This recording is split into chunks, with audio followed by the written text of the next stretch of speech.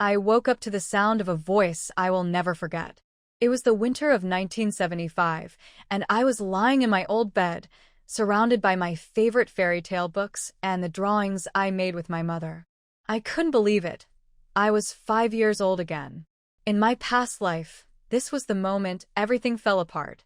My grandfather's adopted brother, Sujinghua, was outside the door, acting like a caring relative.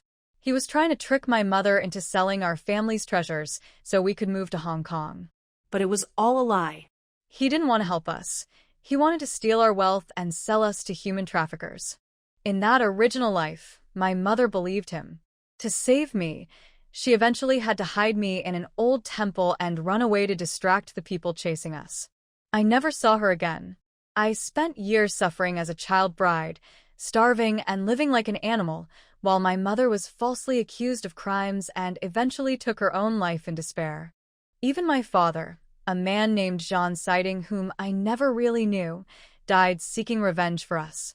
I spent my later years as a mystic, hidden behind a new face, planning the Sioux family's downfall. I eventually died in an explosion just to take them with me. But now I have been given a second chance. I am back in the room with the silk quilts and the crystal chandelier. My mother is still alive, and the tragedy hasn't happened yet. My destiny was supposed to be filled with luck, but it was stolen from me by Su Jinghua's greed. I won't let history repeat itself. I know that Su Jinghua even caused my grandfather's death. I have to stop my mother from trusting him. We cannot go to Hong Kong. Instead, we must find my father at the military district. My grandfather always said he was a trustworthy man. This time, I will protect my family and make sure those who hurt us never get the chance. I held my mother tightly, my small hands shaking. The smell of her skin was so familiar that it made my chest ache.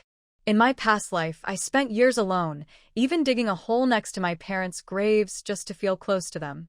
Now, I finally had her back, and I wouldn't let her go. My mother, Su Qingyue, never loved my father, Jean Siding. Their marriage was arranged, and they lived like strangers. She saw him as a rough soldier and wanted a divorce. Because of this, she was planning to trust her brother, Su Jinghua, and flee to Hong Kong. She didn't realize that my uncle was a monster. He had already stolen our family's lucky jade pendant and jewelry to give to his own daughter, Su Shanshan. In my first life, that pendant made Shanshan a star while I became a beggar. My uncle and his wife were lying to my mother. They claimed the military base was too harsh for a little girl like me, but their real plan was to sell us to traffickers and frame my mother for theft. My father was the only one who could truly save us. In the future, I remembered, he gave up everything to avenge my mother's death and asked to be buried beside her. He was a dependable man who truly cared, even if my mother couldn't see it yet. As my mother talked about the pretty dresses she would buy me in Hong Kong, I knew I had to speak up. I told her we couldn't go.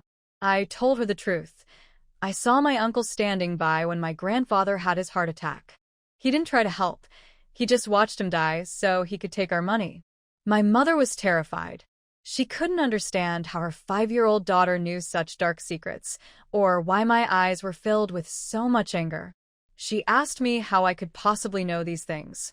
I looked her in the eye, no longer feeling like a child. I told her the truth, that I am actually the 17-year-old version of myself, returned from a life of misery to save us both. I held my mother as she cried, her heart breaking as I described the future I had already lived. I told her how our uncle, Su Jinghua, would drug us on the way to Hong Kong, and how she would eventually lose me in an old temple while trying to save my life. I had to make her see that the people she trusted were actually our greatest enemies. While we were inside, my uncle and his wife, Lin Xiufan, were busy plotting our ruin. They never planned to take us to Hong Kong. Their plan was to steal the wealth my grandfather left for my mother, and then sell us or leave us to be arrested. They wanted to frame my mother for hiding assets so they could escape with the money. But their cruelty went even deeper than money. My uncle had a special bracelet he wanted me to wear. He believed a master who told him that I was born with incredible luck, and he wanted to steal my good fortune to give it to his daughter, Shanshan. He hated my grandfather for kicking him out of the family years ago, and he wanted to take his revenge out on us. He thought my mother was foolish and weak, someone easily tricked into giving up everything. Suddenly, Shanshan started a fight outside my door. She was arrogant and mean, acting as if everything we owned already belonged to her. She even began to brag that her parents were going to leave me behind. Her mother, Lin Xiufan, was so terrified that Shanshan would reveal their secret plan that she rushed out and slapped her own daughter to shut her up. I am no longer the helpless child they remember. I know exactly what they are planning, from the stolen jewelry to the lucky bracelet. I have to stay strong and keep convincing my mother that our only hope is to flee to my father's military base. We are running out of time before the investigation begins, and I won't let these people steal our lives again. I confronted my cousin, Susan, after she tried to claim my things were hers. She accidentally let it slip that her parents planned to leave me and my mother behind during the move to Hong Kong. My aunt, Lin Xiufan, was terrified that my mother would hear the truth and slapped Susan to shut her up. Watching my aunt, I realized how much she had manipulated us. In the past, she pretended to be my mother's best friend while secretly poisoning her mind against my father. She was always jealous of us. This time, I refused to let her lies slide. I demanded that Susan return the jewelry box my grandfather left for me. Susan is 10 years old and already as greedy as her parents. She insisted I gave the jewelry to her, and my aunt tried to play it off as a simple misunderstanding between children. She even tried to make my mother feel guilty for accusing a family member of theft. In my previous life, my mother would have apologized and let it go just to keep the peace. However, things were different this time. Our housekeeper, Madame Wang, spoke up and revealed she had seen Susan sneaking out of my room with a box. My mother, finally seeing the deception, stood her ground and demanded the items back. My aunt reluctantly forced Susan to hand over the box. She even tried to use the upcoming Hong Kong trip as a way to pressure my mother into staying quiet. When I opened the box, I saw the gold and silver, but the most important item was missing: my grandfather's jade pendant. This pendant is the key to the good fortune my uncle wants to steal for Susan. Realizing Susan had already hidden it, I didn't back down. I acted like a frightened, angry child and threatened to call the police. I knew that with the current political tension, the last thing my uncle's family wanted was the police snooping around their house. I will not stop until I have that pendant back. It is my birthright, and I won't let them use it to build their future on my suffering. I stood my ground, clutching the jewelry box in my small, chubby hands. Susan tried to claim she hadn't seen my grandfather's jade pendant, but I knew she was lying. She felt a strange pull toward it, sensing it could change her life, and had hidden it away. In the past, my mother would have avoided the conflict, but I had already warned her about the dark future waiting for us. Following my lead, she firmly threatened to call the police. The idea of the authorities arriving terrified my uncle, Su Jinghua, and his wife. They couldn't afford any legal trouble while they were secretly trying to liquidate our family assets before the government investigation began. My uncle tried to play the kind relative, pretending it was all a simple misunderstanding. I didn't let him off the hook. I acted like a persistent child, insisting he find it immediately. Feeling cornered, he took Susan and his wife back to their room to retrieve it. Behind closed doors, Susan threw a tantrum. She didn't want to give it back, but my uncle promised her he would find a way to steal it again before we left for Hong Kong. He also checked that his wife had secured a packet of hair from my room for a dark ritual to steal my good fortune. What they didn't know is that I had already switched the hair. I was one step ahead of them. When my uncle finally returned the pendant, claiming Susan had accidentally dropped it under the bed, I forced him to make her apologize. My aunt and uncle were unsettled by my mother's newfound coldness and my own sharp insistence. Susan eventually gave a fake apology, but I saw the nasty look in her eyes. She was imagining me with my head shaved, being humiliated in the streets. I smiled back sweetly, hiding the disgust I felt. I finally had my pendant back, and I had successfully protected my mother from their immediate lies. They think they're the ones planning a trap, but I am the one who knows how the story ends. After getting my jade pendant back, my aunt, Lin Xiofan, tried to play the role of the kind relative. She gave me a white Bodhi bracelet, claiming it was a blessed gift from a temple for my safety.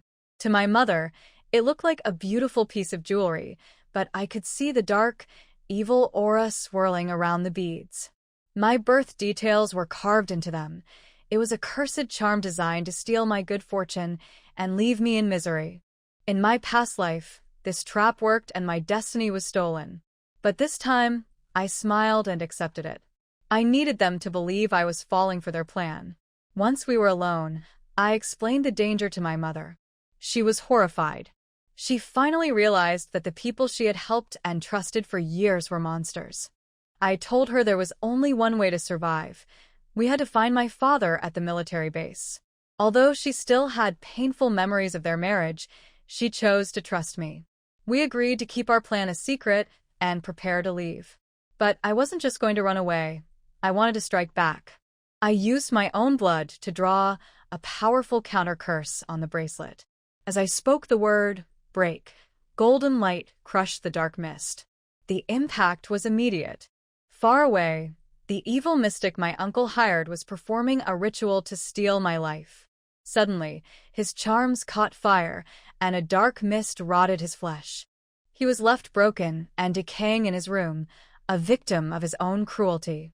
With the curse broken, the bracelet was now harmless. I put it on and pulled out my grandfather's white jade pendant. It felt warm and pure in my hand. I remembered Su Shanshan boasting in my past life that this wasn't just jewelry. It contained a hidden, magical space. With this treasure and my mother by my side, I am finally ready to change our future. I held the white jade pendant and realized it needed to recognize me. Using a drop of my blood, I formed a contract, and suddenly, a bright light pulled me into a hidden world. This was the legendary space that my cousin Shanshan had used for her own success in my past life. I stood among rows of fruit trees and fertile farmland under a sweet-smelling breeze. There was a clear lake filled with koi fish, and when I drank the water, I felt a rush of energy. To my amazement, the cut on my finger healed instantly. This was a spiritual spring. In the center of it all stood a beautiful 3-story villa. Inside, it was filled with modern comforts and a kitchen stocked with delicious food I had only ever seen on TV. With this secret world, protecting my mother would be so much easier. While I explored the space, my mother finally worked up the courage to go to the post office. She was terrified of my uncle, but she was even more nervous about calling my father, Jean Siding. She had spent years being distant and even asking him for a divorce, but for my sake, she dialed the military base and asked to speak to him. At the Nanshan Military District, my father was leading his soldiers through intense training. He is a strong, disciplined man, a true commander. His fellow officers often teased him about his rich, delicate wife, who refused to live at the base. They didn't understand why he stayed married to someone who seemed to want nothing to do with him, but the truth was that my father had loved my mother from the very first moment he saw her. When the orderly told him there was a call from the capital, my father's heart sank.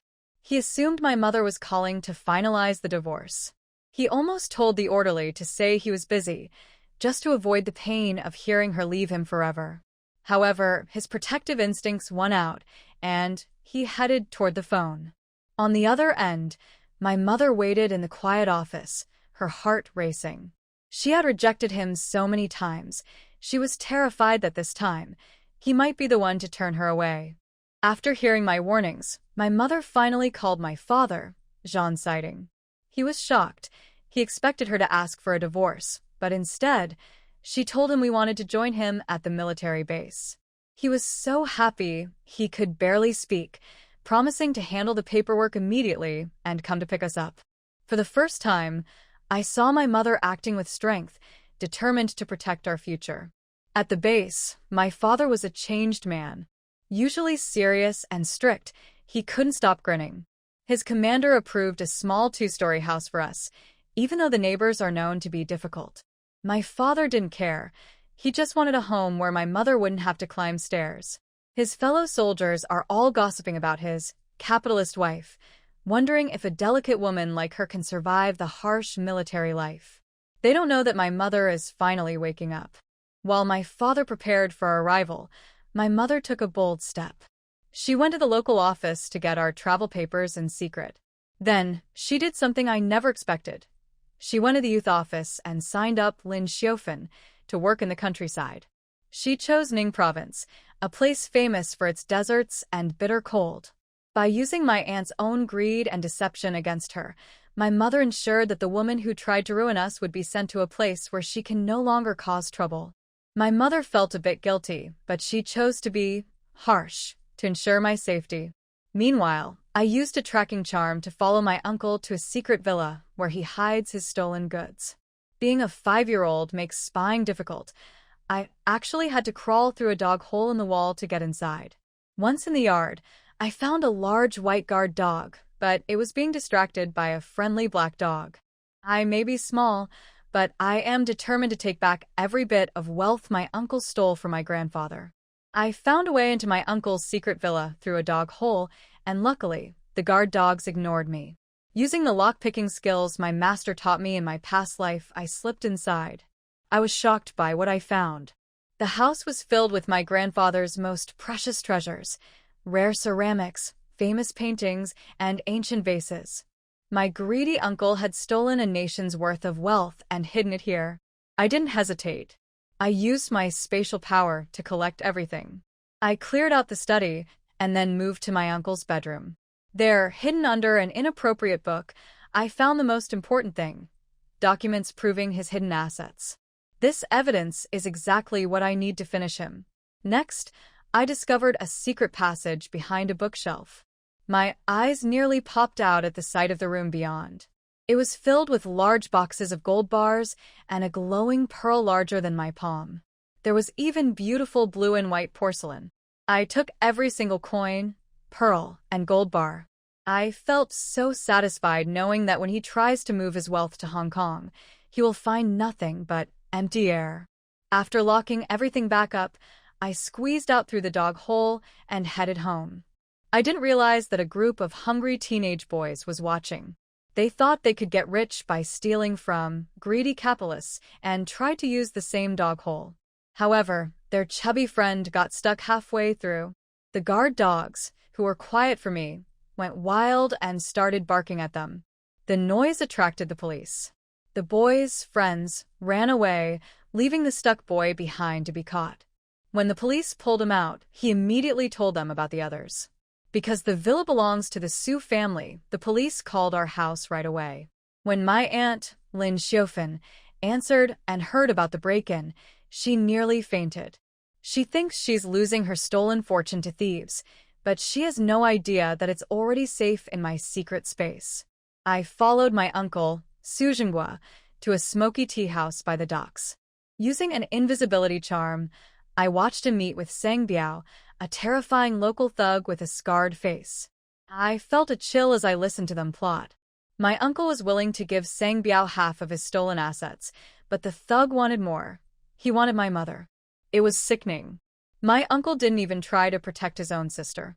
Instead, he encouraged Sang Biao to take her, and then send her away where she would never be found.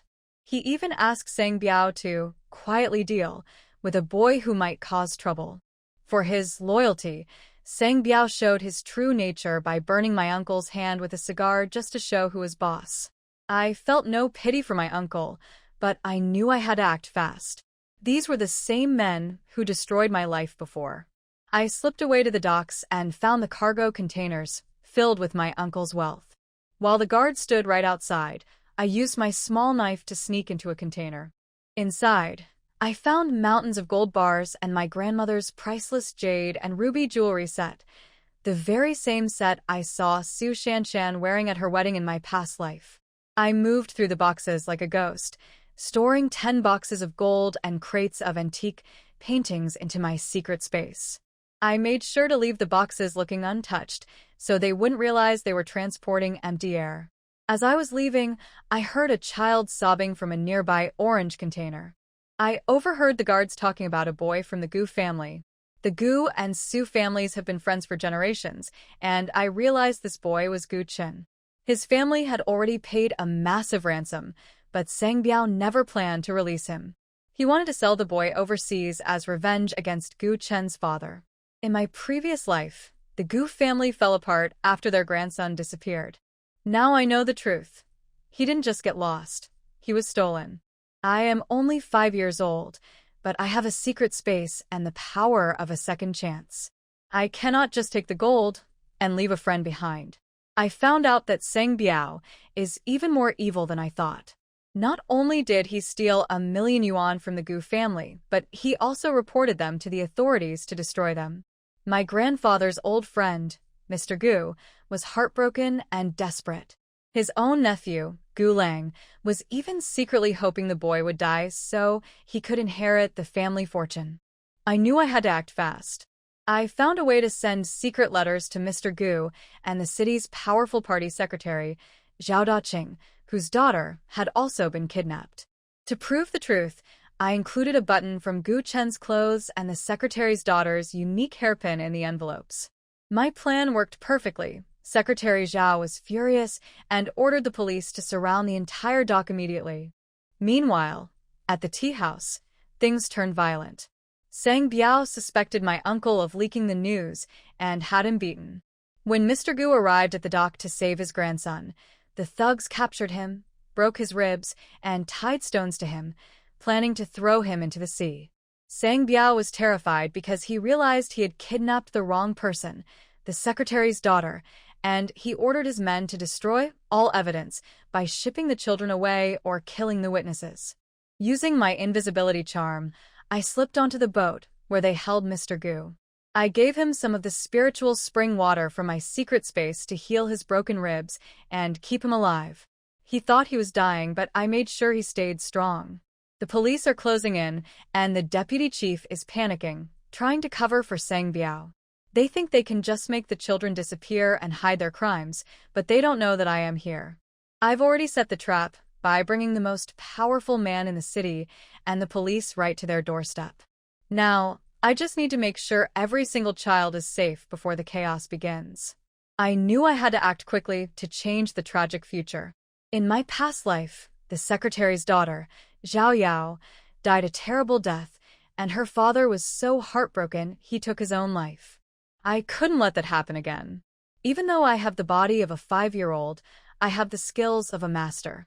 I used stones to knock out the guards and kicked one into the sea. While invisible, I cut the ropes binding the children. The kidnappers were terrified. They couldn't see me, so it looked like the ropes were snapping on their own, and an invisible force was punching them. One guard even fainted from pure fear, thinking he was seeing a ghost. While the children ran towards safety, I stayed behind to deal with Sang Biao. He was acting like a good citizen to Secretary Zhao, but his lies didn't last long. Once the children were found safe, the secretary ordered his arrest. I didn't stop there. I slipped into the room and used my small but strong fists to knock out Sang Biao's teeth as revenge for him targeting my mother. I even stuffed my shoes in his mouth to keep him quiet. The fallout was massive. The corrupt deputy police chief was imprisoned, and Sang Biao was charged with his past murders. He will never hurt anyone again. Even Mr. Gu was saved. The spiritual water I gave him healed his broken ribs, and he was reunited with his grandson, Gu Chen. As for my greedy uncle, Su Jinghua, his luck finally ran out. I had already delivered the evidence of his stolen assets to the Revolutionary Committee. Just as he was trying to comfort himself about his remaining wealth, the committee members grabbed him. He was terrified, wondering how they got proof of everything he had hidden. Now, the committee has arrived at our home, led by a man named Zhou Daqiang. They are shouting about destroying feudal remnants and are ready to tear the house apart. My aunt, Lin Xiufan, has fainted from the shock of my uncle's arrest. My mother and I are the only ones left to face them, but I am not afraid. I have already cleared out the valuables, and I am ready to lead my mother to the safety of the military base. When the Revolutionary Committee burst into our home, my mother stood her ground, but I could see her hand shaking. The leader, Zhou Daqiang, had a disgusting, lecherous look in his eyes. He didn't care about justice. He just wanted to use my uncle's crimes as an excuse to hurt my mother. He tried to claim we were all part of a conspiracy to steal national assets, even though my grandfather had cut ties with Su Jingwa years ago. As things turned violent and porcelain shattered around us, my mother hid a knife behind her back, ready to die protecting me. Just as Zhou Daqiang reached for her, a stone I threw hit him in the head. But the real savior appeared a second later. My father, Zhan Siding, stepped out of the crowd. Seeing him in his cold, serious military uniform was the most beautiful sight. He grabbed Zhou Daqiang with a grip like iron, making the bully squeal in pain. My father didn't just stop him. He crushed his arrogance. He declared loudly that my mother is a military family member and reminded everyone that my grandfather was a red capitalist, honored by the government. He made it clear that my uncle's crimes had nothing to do with us. The committee members, who were so brave when bullying a woman and a child, suddenly turned pale. They realized my father was a high-ranking officer with a limitless future. They quickly started making excuses, calling it all a misunderstanding, before scurrying away. My aunt, Lin Xiufan, tried to beg my father to save her husband, but we stood firm. The evidence against Su Jingwa is undeniable, and his secret villa has already been seized. My father stood like a wall between us and the chaos, finally giving my mother the protection she deserved. I held on to my mother, feeling her heart finally start to slow down. We aren't alone anymore. With my father here, we can finally leave this place and its bitter memories behind. My plan worked. We are a family again, and we are finally safe. Everything finally came to light. My second grandpa, who had once given me all his shares, arrived to reveal the darkest secrets of the Su family. Through the evidence I helped gather, we discovered that my uncle, Su Jingwa, hadn't just stolen the family's wealth. He had actually caused my grandfather's death. He paid off a witness and forged a will to swallow the entire inheritance. My mother was devastated. She had truly loved Su Jingwa as a brother, but the evidence was undeniable. Even as my aunt Lin Xiufan tried to lie and claim they were victims, the truth was out. Su Jingwa wasn't just a thief, he was a murderer. Then something strange happened with my cousin Susan. She began acting wild, screaming that my jade pendant belonged to her. When she looked at me, her eyes were filled with a terrifying, snake-like hatred. In that moment, I realized the truth. Susan had also been reborn. In her previous life, she had watched us suffer while she became a famous star in Hong Kong. She even admitted to me back then that she had pulled the plug on second grandpa's oxygen. She expected to return to a world where my mother was publicly shamed and I had vanished. Instead, she woke up to find my father, Zhan Siding, protecting us and the lucky pendant she craved hanging around my neck. My father made sure they couldn't touch me.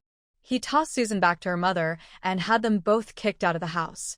As they stood on the street, Susan was panicking. Her perfect future was gone.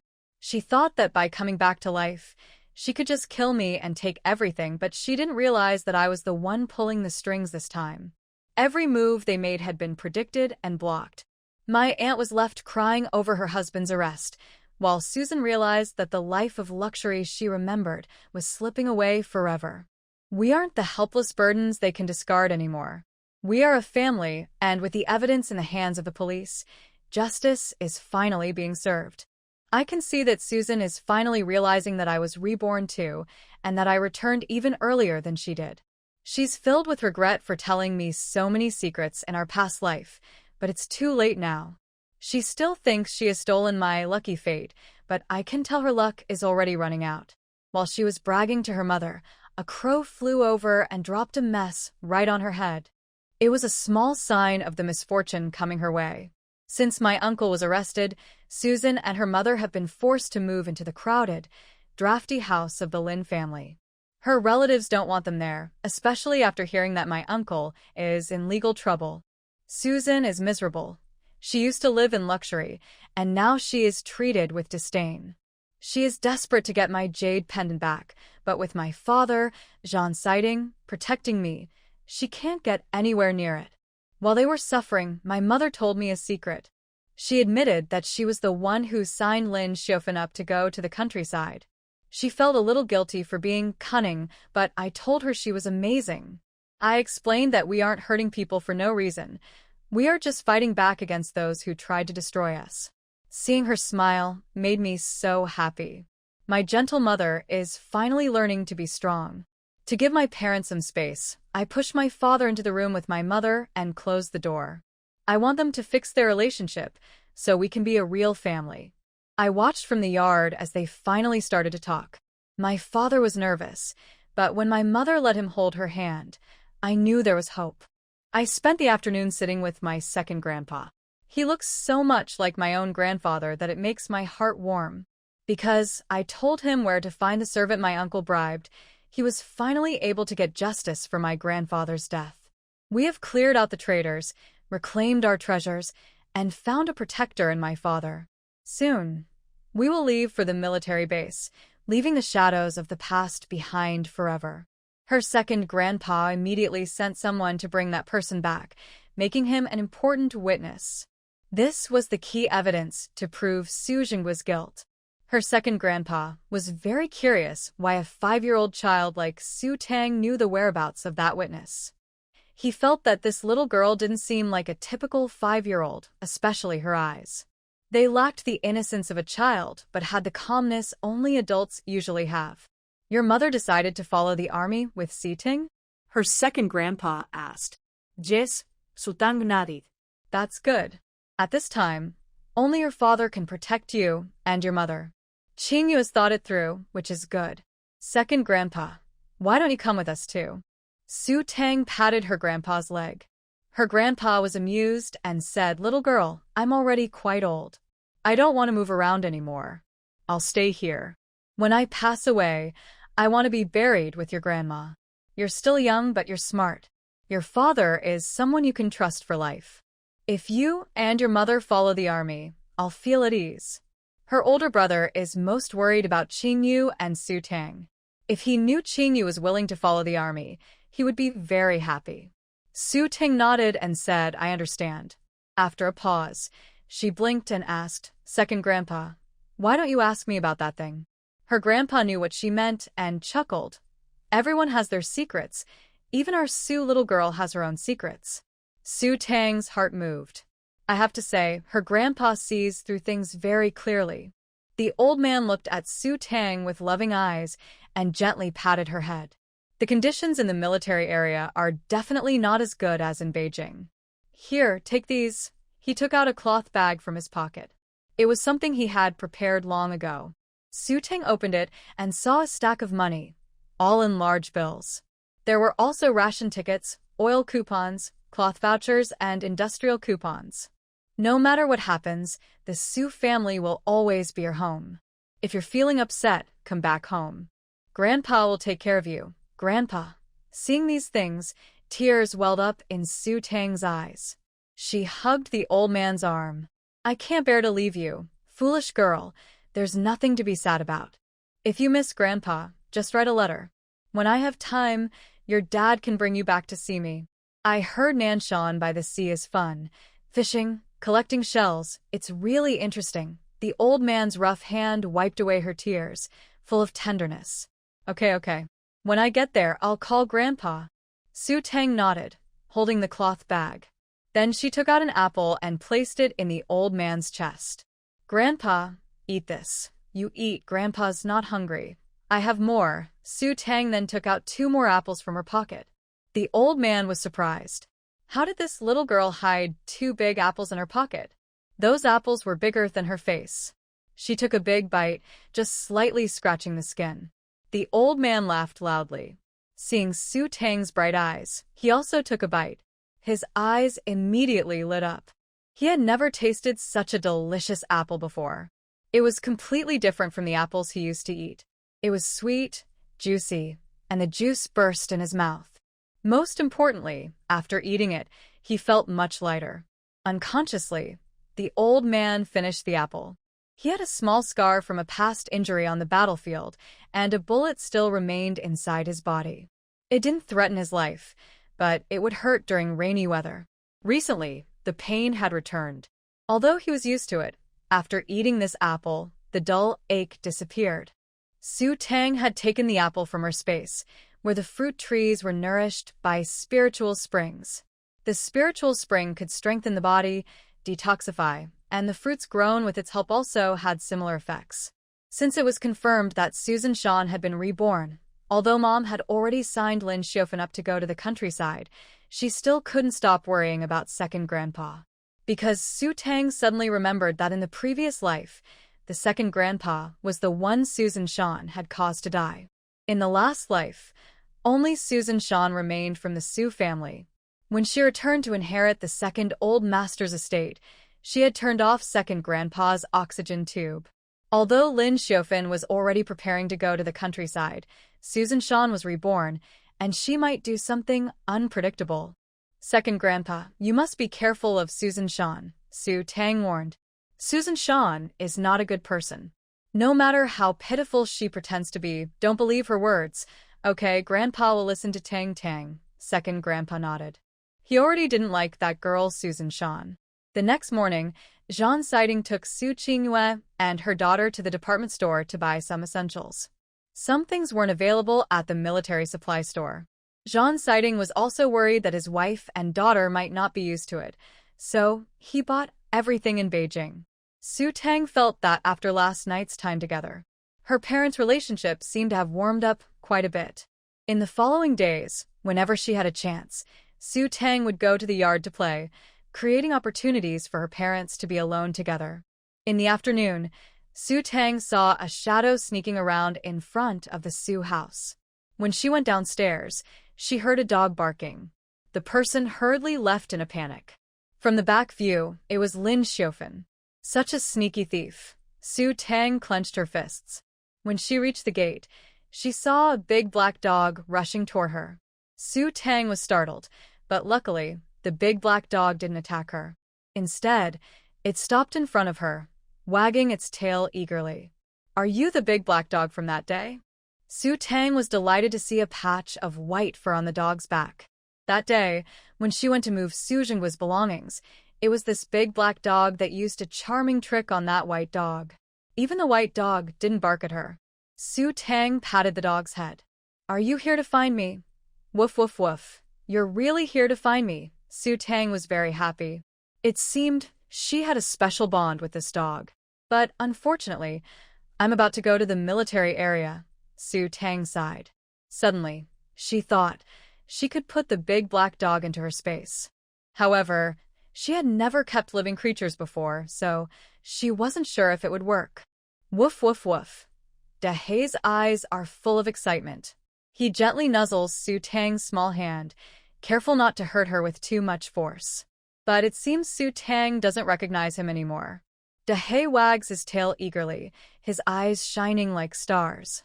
Su Tang feels a special connection with Dahei. When she sees him, she always feels a strange sense of familiarity. After thinking for a moment, Su Tang decides to try putting Dahei into her space. When she confirms no one is around, she uses her mind to make Dahei disappear. She closes her eyes and sees Dahei appear inside her space, happily jumping around. Wow. It really works to keep living animals. On the day of departure, Grandpa Air and Aunt Wang take the mother and daughter to the train station. Aunt Wang has been with the Su family since Su Qingyue was young. She watched Su Qingyue grow up and saw Su Tang born. She considers Su Qingyue her own daughter and reminds Zhan Siding to take good care of them. Call us when you arrive so we know you're safe, Aunt Wang says, handing her luggage to Zhan Siding. She wipes her tears and hugs Su Qingyue. Su Tang sees tears in Grandpa Air's eyes too, and she feels a tug in her heart. She doesn't like these sad goodbyes. Grandpa Air also reminds Su Qingyue to have a good life with Zhan Siding.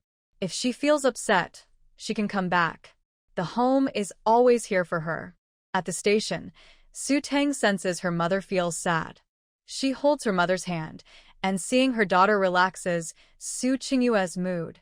Su Tang looks back and sees Grandpa Er and Aunt Wang haven't left yet. She wonders when they will meet again. Zhan Siding has bought train tickets through a friend. Since Su Tang is only 5 years old, she doesn't need her own ticket yet, but Zhan Siding bought an extra seat. The train from Jing City to the military district takes 2 days and 1 night. Zhan Siding has already checked in their luggage. He only carries a change of clothes. He lifts Su Tang into his arms, holding her as she leans on his shoulder. Seeing this, Su Qingyue feels a strange sense of safety. The station is crowded. Zhan Siding is tall, and Su Tang, carried by him, sees many heads around. She notices her father holding her mother's hand. At that moment, she spots someone familiar. It's Lin Xiufan. However, Lin Xiufan probably didn't notice them. She was searching for something among the crowd. Recently, when Su Tang played in the yard, she always felt like someone was watching her. As soon as they left, Lin Xiufan followed behind. It seemed she had been secretly watching her all these days. Lin Xiufan looked much more tired. Su Tang didn't see Su. While waiting for the train, Zhan Siding took out some bread and snacks. Su Tang was also a bit hungry, so she took the bread and started eating. Wenru gently wiped the crumbs from her daughter's mouth. Because she ate so quickly, Su Tang almost choked. Wenru opened a water bottle, and Su Tang drank eagerly. This water was pre-filled from her space. "Mom, drink water." Su Tang knew her mother was a little weak. Traveling by train for a day and night might make her carsick, so she specially packed spiritual spring water. Wenru was also a bit thirsty. She took a sip, and her eyes lit up. This water tasted so good. She took another sip, and a sweet flavor spread through her mouth. Actually, when they entered the station, all kinds of smells made Wenru feel uncomfortable. If Zhan Siding hadn't protected her, she might have been squeezed into a sardine can. But after drinking this water, the nausea suddenly disappeared, and she felt very light and refreshed. "You've been busy all morning. You should drink some water too," Wenru said, handing the water bottle to Zhan Siding. Zhan Siding was also thirsty. Seeing his wife hand him the water, he felt happy inside. His wife cared about him. These days, although he shared a room with Wenru, Zhan Siding had been sleeping on the sofa. He was willing to give Wenru time to accept him. They still had many days ahead. "Dad, drink too," Su Tang said, holding the water bottle and handing it to her father. "Dad, drink water." Zhan Siding rubbed Su Tang's head. He found the water especially sweet, but he didn't think much of it. Maybe it was just his imagination. At this moment, the station announced the ticket check.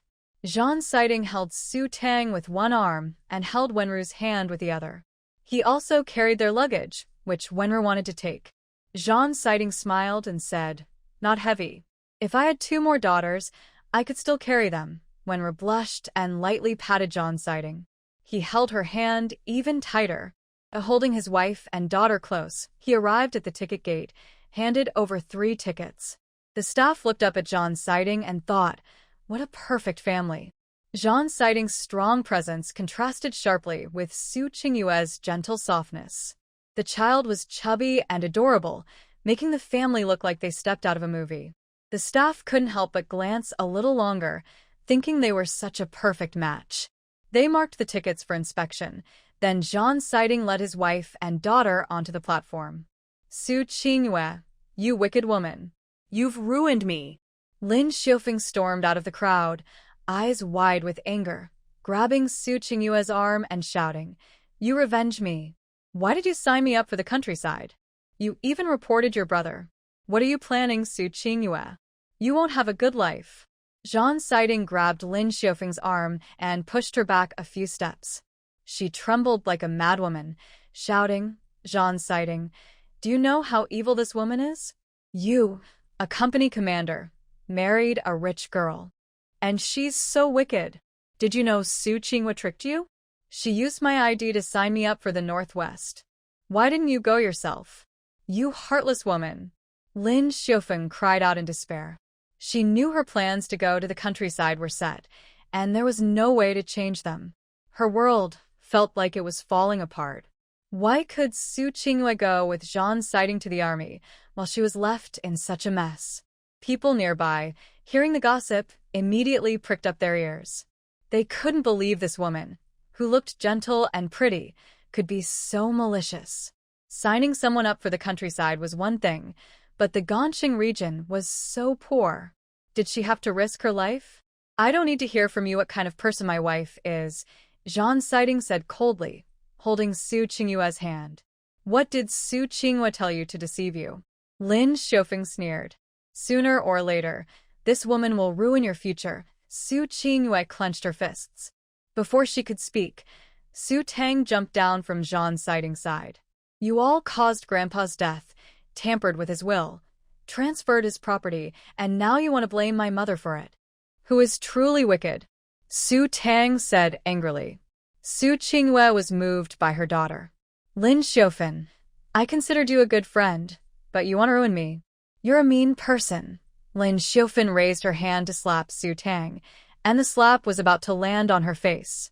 Su Qingyue reached out to block, but Su Tang was faster. She dodged Lin Xiufeng's slap and, like a cannonball, hit Lin Xiufeng's stomach. You hurt my mom and slander her. I will fight you to the end. She swung her fists, hitting Lin Xiufeng twice. She was worried she wouldn't have a chance to hit Lin Xiufeng, but Lin Xiufeng came to her door herself. Everyone else was shocked. How could such a small child have so much strength? She knocked Lin Xiufeng down with 2 punches, making her unable to fight back. However, after hearing what Su Tang said, everyone started to look down on Lin Xiufeng. Even though they didn't know exactly what happened, accusing someone of transferring assets is a serious charge that could ruin lives. Being publicly shamed by the committee, demoted, and sent to labor camp without any rights, these are harsh punishments. I know her. She's Su Qingyue, the only daughter of Mr. Su. Mr. Su is a very kind man.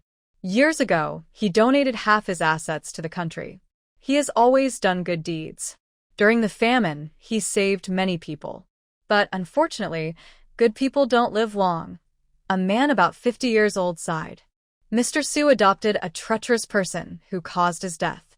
Just a few days ago, it was announced that he forged his will and tried to transfer assets to Hong Kong to live freely. Heaven has eyes, and his crimes were exposed. He's already been arrested. That person is probably the treacherous person's wife. Having benefited from Mr. Su, he couldn't help but stand up when he saw Su Qingyue being targeted. If Mr. Su saw his only daughter being bullied after his death, he would be heartbroken. We can't let good people lose hope. You're talking nonsense, Lin Xiufeng panicked. She thought that a few words would make everyone criticize Su Qingyue. Lin Xiufeng knew Su Qingyue well.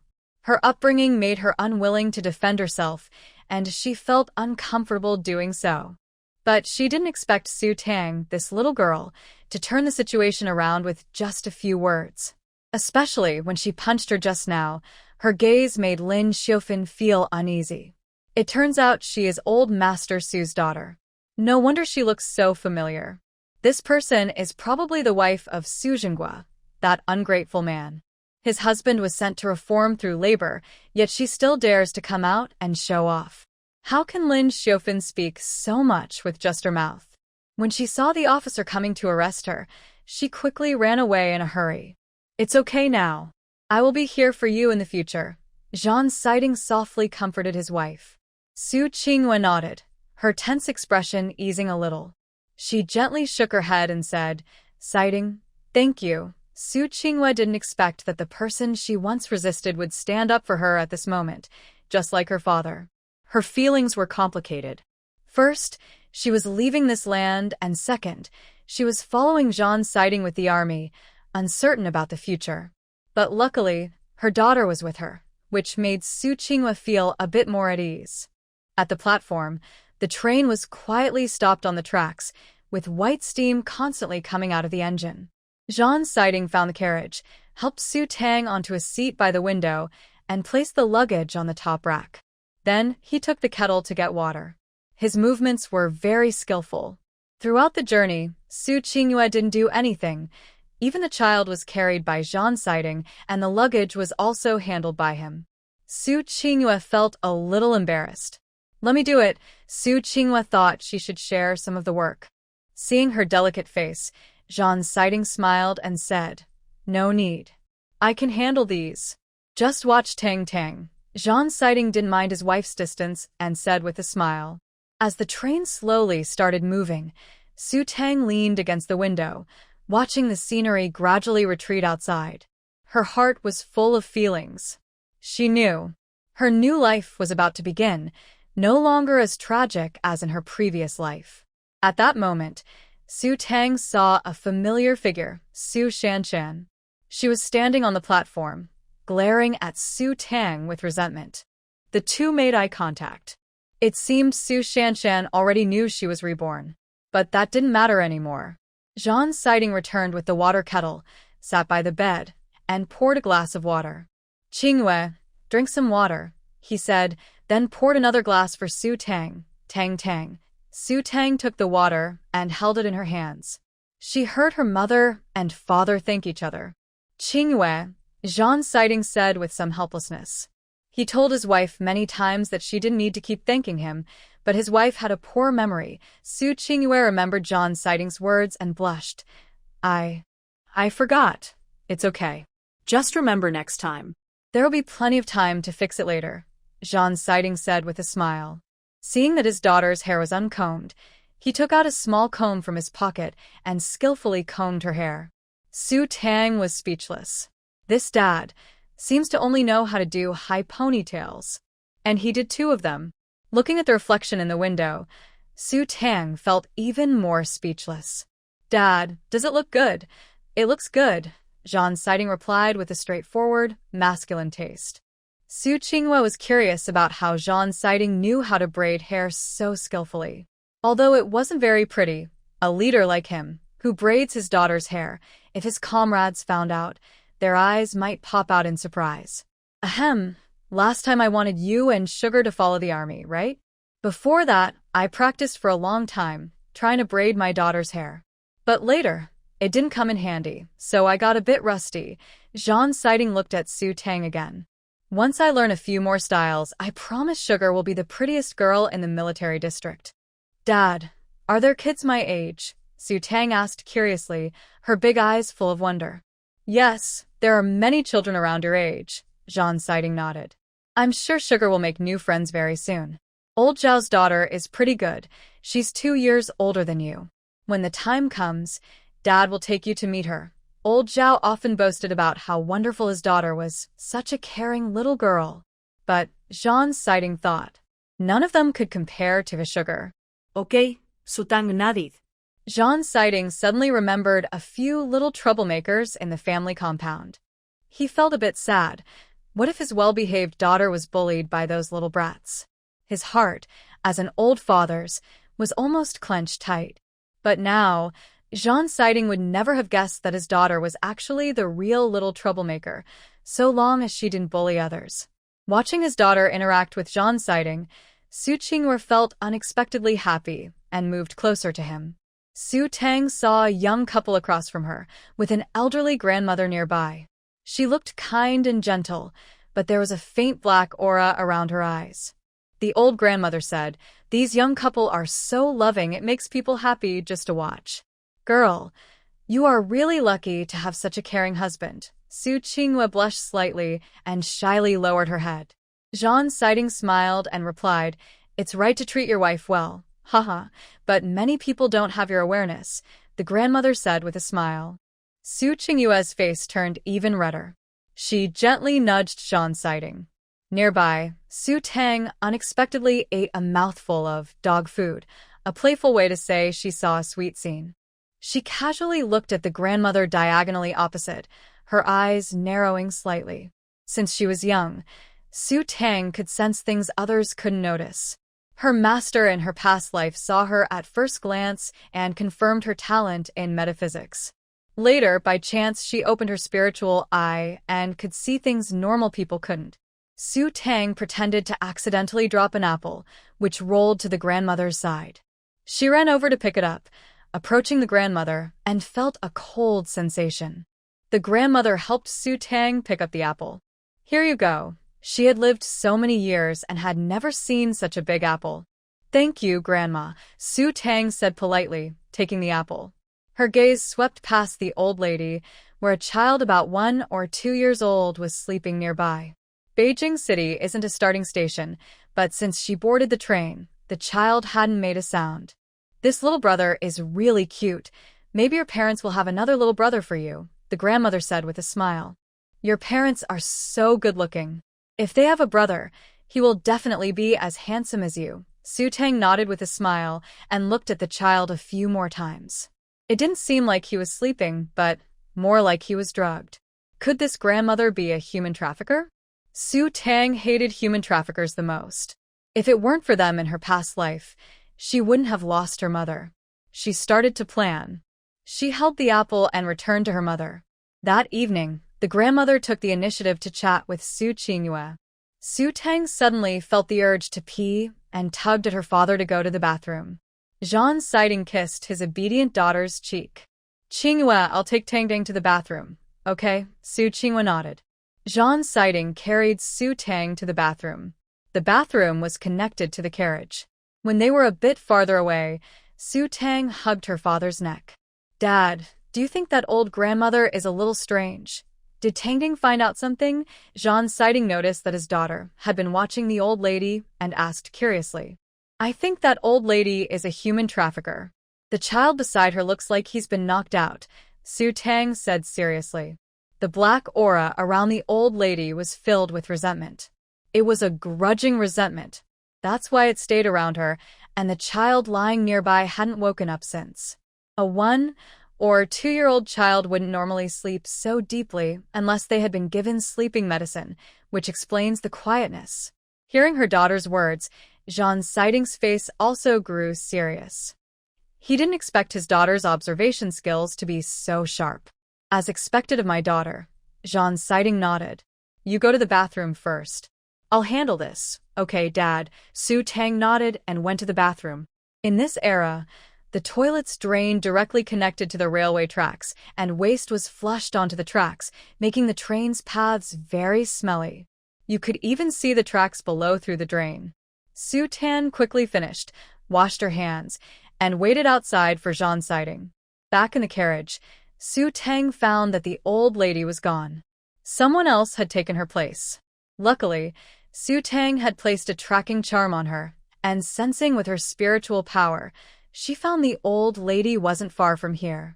Su Tang briefly told her mother that the person might be a human trafficker. Su Qingyue was shocked. "Dad has already gone to find the train security. The old lady is still on the train. That child was probably kidnapped." Su Tang soon spotted the old lady in carriage 6. A little girl with twin braids was happily bouncing and running around. The old lady's eyes lit up instantly. She held out some candies in front of the girl, saying, "Little girl, what's your name? Grandma has some candy for you." The girl was immediately attracted by the candy. She swallowed hard, and the old lady quickly handed the candy to her. "This candy is very sweet. My granddaughter also likes it. You're about the same age as her, so I think you like it too." A 5 or 6-year-old child couldn't resist the temptation of candy. She already imagined the sweet taste, opened her mouth, and ate the candy. It was sweet, and then the girl suddenly collapsed softly. The old lady picked her up. Su Tang felt a tight knot in her stomach and immediately realized that the old lady was really a human trafficker. Without hesitation, she rushed forward, grabbing the old lady's clothes. "You're a trafficker.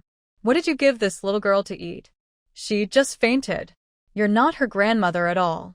When we were in carriage 6, where did the child beside you go?" The old lady saw Su Tang grabbing her clothes, but instead of panicking, she quickly turned her eyes and pulled out a handkerchief from her pocket, trying to cover Su Tang's mouth and nose. At first, the old lady's goal was to target Su Tang, but because Zhan Siding and Su Qingyue kept a close watch on her, she didn't get a chance.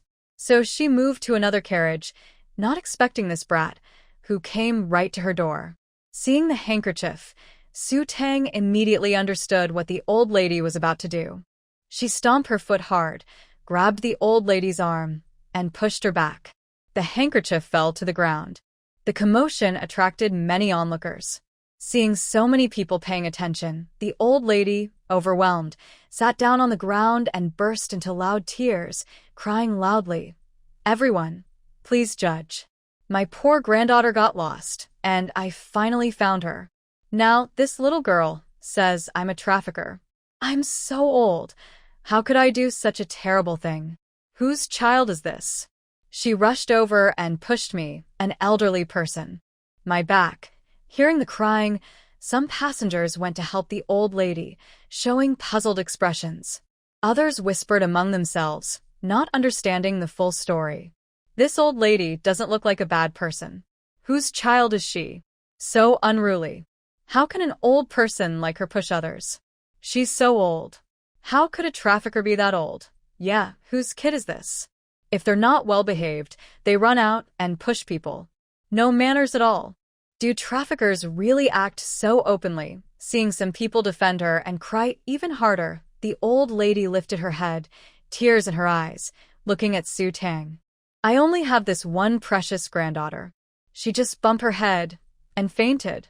And you, accusing me of being a trafficker. I'm so full of bitterness I can't even speak at all." Su Tang watched her pretend to cry and had to admit, her acting was quite good.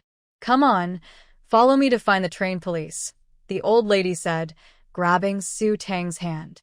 She wanted to take Su Tang somewhere else and make her faint. This girl is so pretty. She must be worth a lot. Su Tang avoided the old lady's grasp, while others began to blame her. "Since you want to find the police officer, just wait here." Trying to run? Dream on. The old lady, holding the child, wanted to escape amid the chaos, but her arm was tightly held by a small hand. How can this brat be so strong? Actually, when they got on the train, the old lady had her eyes on Su Tang.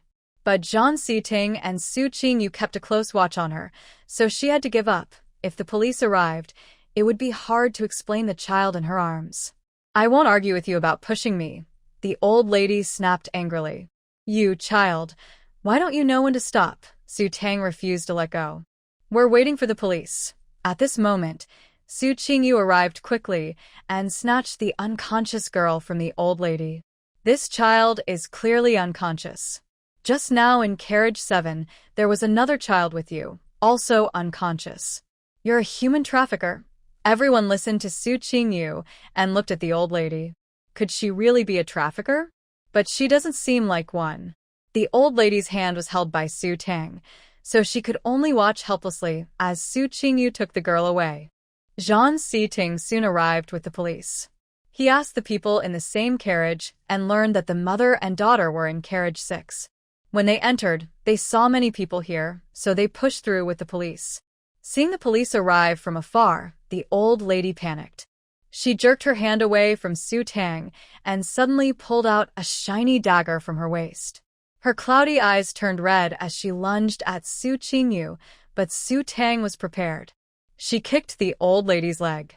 When she saw the dagger in her hand, the shouting people immediately fell silent.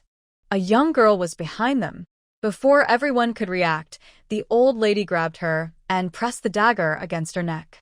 The girl was terrified. She was just passing by, curious. The dagger had already cut her skin, bleeding slightly. "Everyone stay back.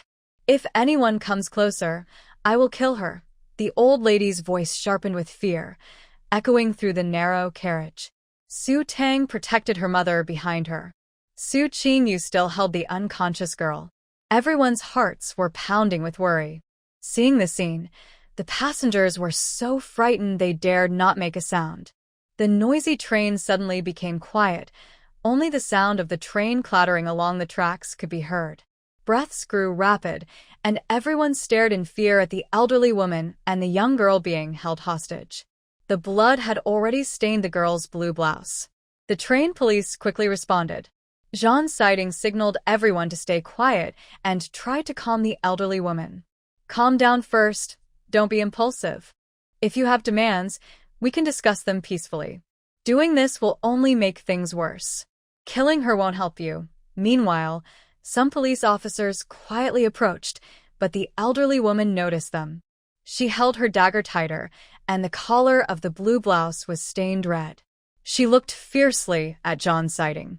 There's no point in talking. If it weren't for your daughter, I wouldn't be caught. I'll let her go if you want, but I want your daughter. Swap her for me. Stop the train now and let me off, or I'll kill her. The young girl was so scared she was frozen, not daring to breathe, her eyes full of terror. The elderly woman's eyes were filled with malice as she stared at Su Tang. Jean Siding, who was likely a soldier, knew that taking hostages was a strong move. Holding Su Tang was a much bigger bargaining chip than just a random passenger. Come at me, but don't hurt my daughter. You just want a hostage, right? I'll be your hostage. Su Qinghua protected her daughter behind her. Su Tang was stunned. She looked at her beautiful but weak-looking mother, her eyes suddenly moist. Su Qinghua looked at Su Tang and said, "Tang Tang, it's okay," then turned to the elderly woman. You just want a hostage, right? I'll go with you. Promise me you won't hurt anyone else. The elderly woman hesitated, thinking about Su Qinghua's military background. Fine, come over. If you try anything funny, I'll kill you all. Su Qinghua walked toward the kidnapper. The young girl was so frightened her legs buckled. Jean Siding's face was serious. He exchanged a glance with his daughter, who was quietly approaching and signaling him with her eyes. Jean Siding immediately understood what his daughter was about to do. The elderly woman loosened her grip on the young girl and grabbed Su Qinghua's arm. At that moment, Su Tang rushed forward, hitting her head hard against the elderly woman's stomach. The woman, holding her dagger downward, instinctively stabbed forward, but Jean Siding held her tightly. One hand protected Su Qinghua behind him, while the other grabbed the elderly woman's arm and suddenly ticked her away. She held her daughter in her arms. The scene happened so quickly that not only the onlookers, but even the police officers didn't react in time. The elderly woman struggled to get up and reach for the dagger on the ground, but was pushed down by the police. Su Qinghua was so scared that her palms were sweating. She tightly protected her daughter and said, "Tang Tang, do you know how dangerous you just were?" Su Qinghua was very angry. She thought that if the kidnapper had been more alert just now, her daughter could have been hurt by the dagger. Su Tang stuck out her tongue and said, "I'm fine, aren't I?" Holding her mother close, tears involuntarily streamed down her face. Commander Jean gently embraced them both. The surrounding passengers burst into warm applause and praised them. Su Tang and Su Qinghua went to the police to give their statements, briefly explaining what happened. The police immediately realized that the elderly woman had accomplices. They sealed off the entire carriage and eventually caught the accomplices, several middle-aged men.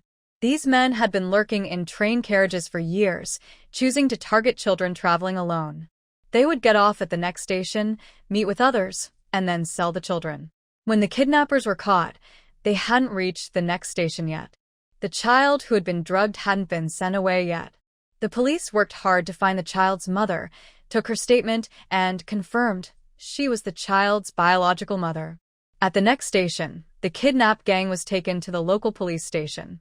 The police were shocked to learn that Su Tang was the first to notice the drugged child and that she had identified the elderly woman as a kidnapper. "Such a clever child," Lin Weidong said with admiration. "I didn't expect that after so many years you have a child and are still so smart. It's hard not to be jealous." Lin Weidong used to be a comrade of Jean Siding. Later, he transferred to the railway department and became an old friend. Haha, of course my daughter is smart. Otherwise, how could she be Jean Siding's daughter? But she also inherited my wife. All right, you're impressive," Lin Weidong said enviously. "Where's your wife from?" "From Beijing," Su Qinghua replied. "How did you two meet?" Lin Weidong asked curiously. "A soldier stationed in Nanshan Military District and another in Beijing. How did the rough and tough Jean Siding end up with such a delicate wife?" "It's a long story, but to be precise, I fell in love at first sight with my wife. I liked her immediately. You can't envy this kind of fate." All right, I don't want to hear more. From what I know about John Siding, if he kept talking, he could go on for 3 days and nights. But I really envy him. I used to think Jean Siding was just a stiff guy, only okay-looking, probably not someone girls would like. But then he married a delicate, charming wife who seems very cultured. Thinking about my own fierce mother-in-law, I feel even more jealous. Su Tang saw the parents of a little girl come over. The girl's mother was crying, saying her daughter almost got kidnapped. She looked very pale with fear. The girl had been drugged.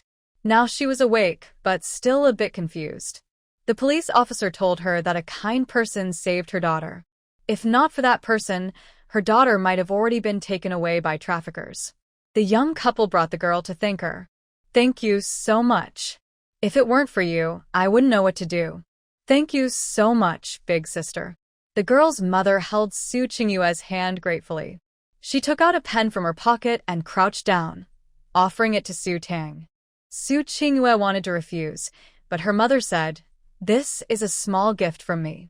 If you refuse, I'll feel even more guilty." Su Tang had never experienced this kind of scene before and felt a bit unsure. Su Tang simply said thank you politely. Then she went over to the little girl. The girl looked a bit dazed, but from Su Tang's perspective, she saw black energy around her. Su Tang reached out and patted her shoulder. The black aura immediately disappeared. The girl's confused eyes suddenly became clear. Su Tang stepped back to stand beside the beautiful lady. The couple again expressed their thanks and left with the girl. Su Tang played with the pen in her hand. Zhan Siding smiled and asked her, "Tang Tang, can you write?" "I can a little," Su Tang nodded. She returned to the carriage, and Zhan Siding took out a notebook to teach her how to write her name. Actually, Su Tang can write, but to avoid hurting her father's confidence, she pretended she couldn't. Zhan Siding taught her twice. When he saw that his daughter could clearly write her own name and even his name, he called her a genius. Su Tang felt helpless. It was too tiring to pretend. At that moment, the sound of a train vendor selling meals rang out. A train attendant wearing an apron pushed a metal food cart over. On the cart, there were several large aluminum lunchboxes. Steam was escaping from the cracks, and the smell of soy sauce and green onions drifted over. Next to them, a young man peeked out and asked, "Comrade, what dishes do you have today?"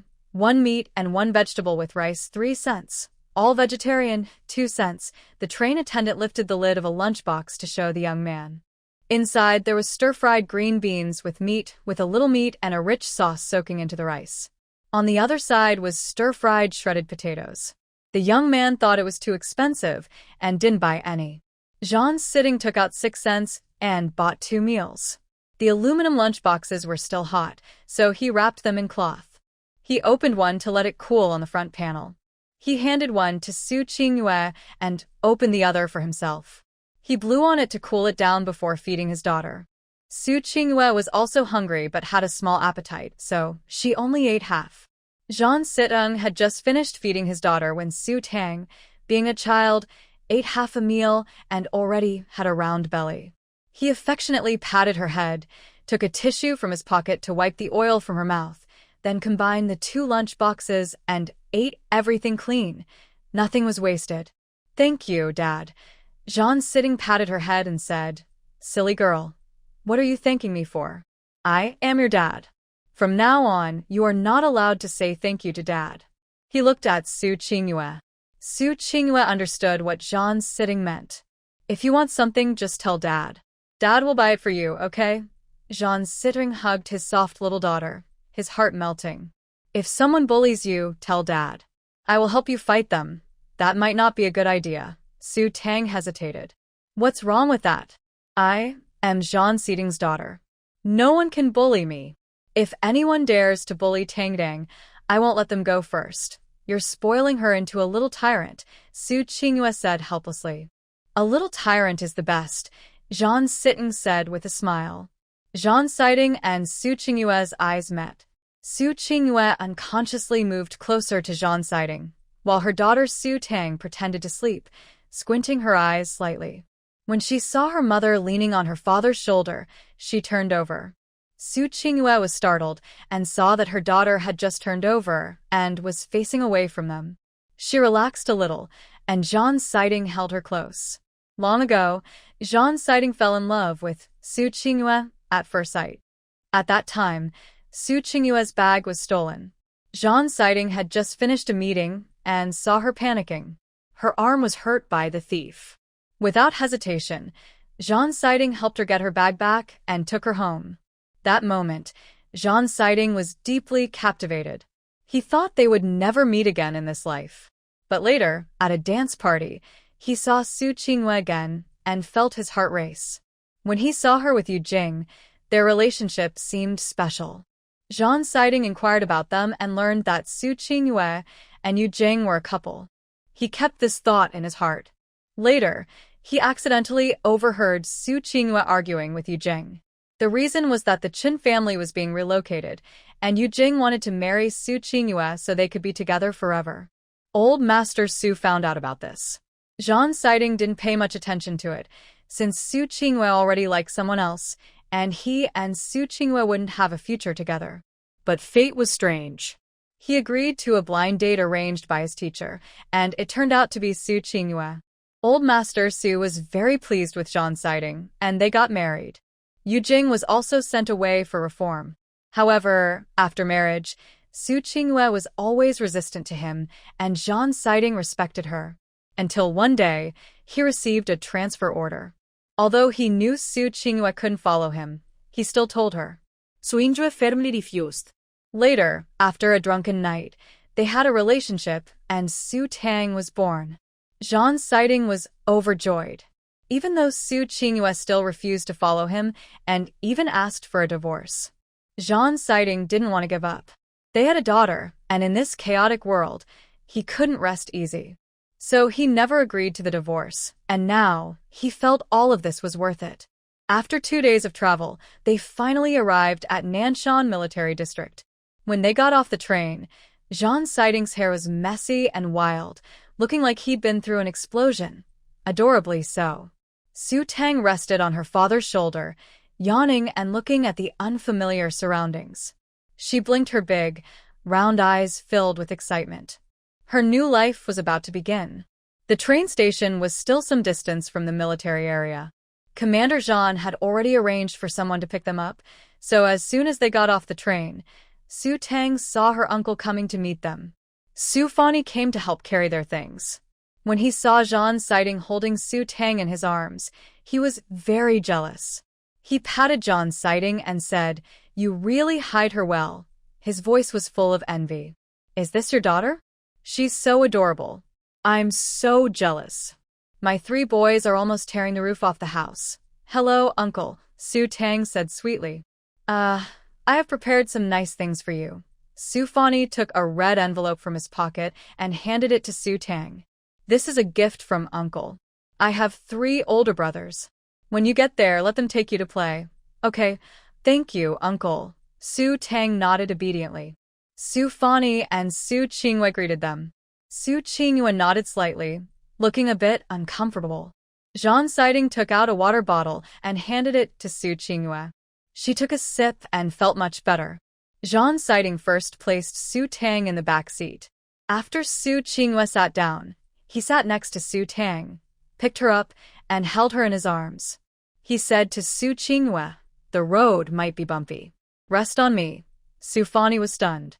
After knowing Jean Siding for so many years, he had never seen such a gentle and caring side of him. Although he already knew Jean Siding was married to a wealthy young lady who had worked hard to get married, there were rumors that Jean Siding and his wife didn't get along well. His wife refused to come with the army, which was understandable. How could a wealthy young lady endure such hardships? Some people even said that Jean Siding wasn't going to pick up his wife and child this time, but was actually going to get a divorce. Chief Advisor Gu's wife also comes from a wealthy family. She has a proud personality and acts like a young lady in the military district, which makes Chief Advisor Gu very stressed. He is often called in for talks by the leaders. Su Fani has a stereotypical impression of wealthy young ladies, thinking that War Commander Ting's wife is just like Chief Advisor Gu's wife, proud and spoiled. But now, she looks gentle and quiet, clearly well-educated. Most importantly, she is very beautiful, like a fairy.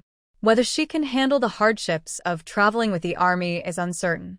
Chief Advisor Gu's wife cannot handle the hardships of traveling with the army and often argues with him. If Su Qinghua were like that wife from the Gu family, old war would have a headache for sure.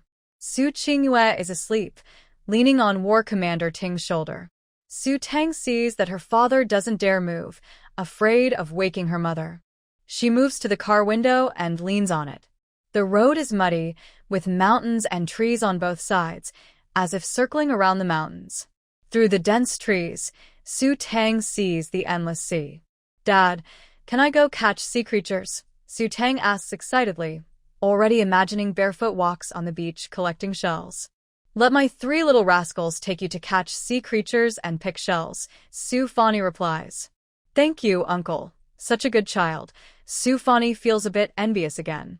He thinks about his own 3 mischievous boys, how they would never be as soft and cute as this. A few days ago, they even tore off the roof of the house, completely lifted it off. And now it's still leaking rain. Soon, Su Tang sees rows of brick houses. In the middle, there is a main road with 2 rows of locust trees on each side. Below the buildings, a piece of land has been cultivated with small cabbages and oilseed greens, full of life. There are women watering plants, and when they see a car coming, they all look over. Turning past the buildings, there are single-story houses with yards, enclosed by fences. But the yards are empty, with only a simple grape trellis, on which a few grapevines grow, hanging with a few poor-quality grapes. The houses are built with blue bricks, and time has left mottled marks on the walls. Entering the house, there was a living room, 2 small rooms nearby, and a kitchen. The living room had tables and chairs that looked quite new. Upstairs was a half-floor with clothes hanging to dry. Jean Siding first carried his daughter out of the car. Su Tang pushed him away and jumped down herself. Because she drank the spiritual spring water, her motion sickness was not as bad. She leaned on John Siding for a while, not knowing how long she slept or how long she stayed close to him. When she woke up, she felt a little shy. Holding her daughter, Jean Siding led her inside. He said, "I used to stay in a dorm. When you called me before, I just found a house assigned by the supervisor. I thought you wouldn't like climbing stairs, so I chose a standalone house." It's a bit simple, though. Jean Siding put his clothes in the room. "It's pretty good," Su Qinghua nodded. It was clear that John Siding had put real effort into this. Although the environment wasn't as good as in Jing City, Su Qinghua was already prepared to adapt to local customs. Jean Siding had already moved to Jing City long ago. Some people said he went there to divorce his city wife. Others said he was bringing his wife and child to join the army. Rumors were everywhere. The family compound was also moved there. When they saw a car coming this way, people came to watch the excitement. Su Qingyue and Su Tang went inside. When Jean Siding came out, these people had already arrived. "Oh, Commander Jean, why are you here alone? Where's your wife? She didn't come, right? I knew that city lady wasn't the type to settle down. I heard your wife is from a wealthy family. How could she live a simple life?" "Yes," another military wife nodded in agreement. "And I heard rumors that you're coming back to pick up your wife and child. The rumors are getting more and more ridiculous. But it's better that you're apart now. I think Xu Hong is a good girl. After you left, she even helped tidy up your house. Did you see the clothes hanging outside? That's all Xu Hong washed. Such a caring woman. She's the real woman for a good life." "Yes, Xu Hong is very capable. Since you and your wife are divorced, maybe you should consider Xu Hong." "Oh, ladies, don't talk nonsense." A woman in a rough blue cloth dress came over, holding a little girl.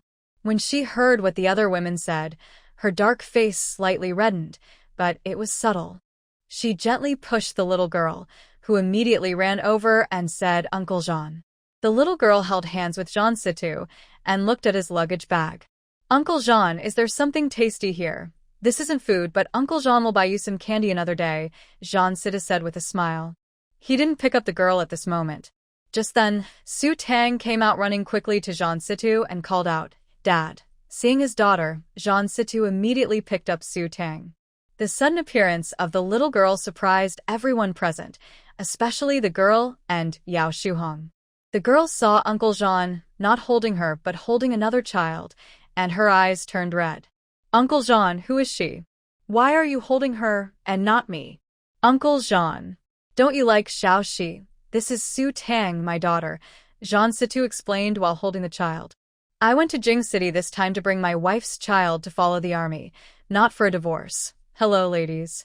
My name is Su Tang. Su Tang declared proudly, hugging her father's neck and greeting the other military wives. At this moment, Su Qinghua also came out.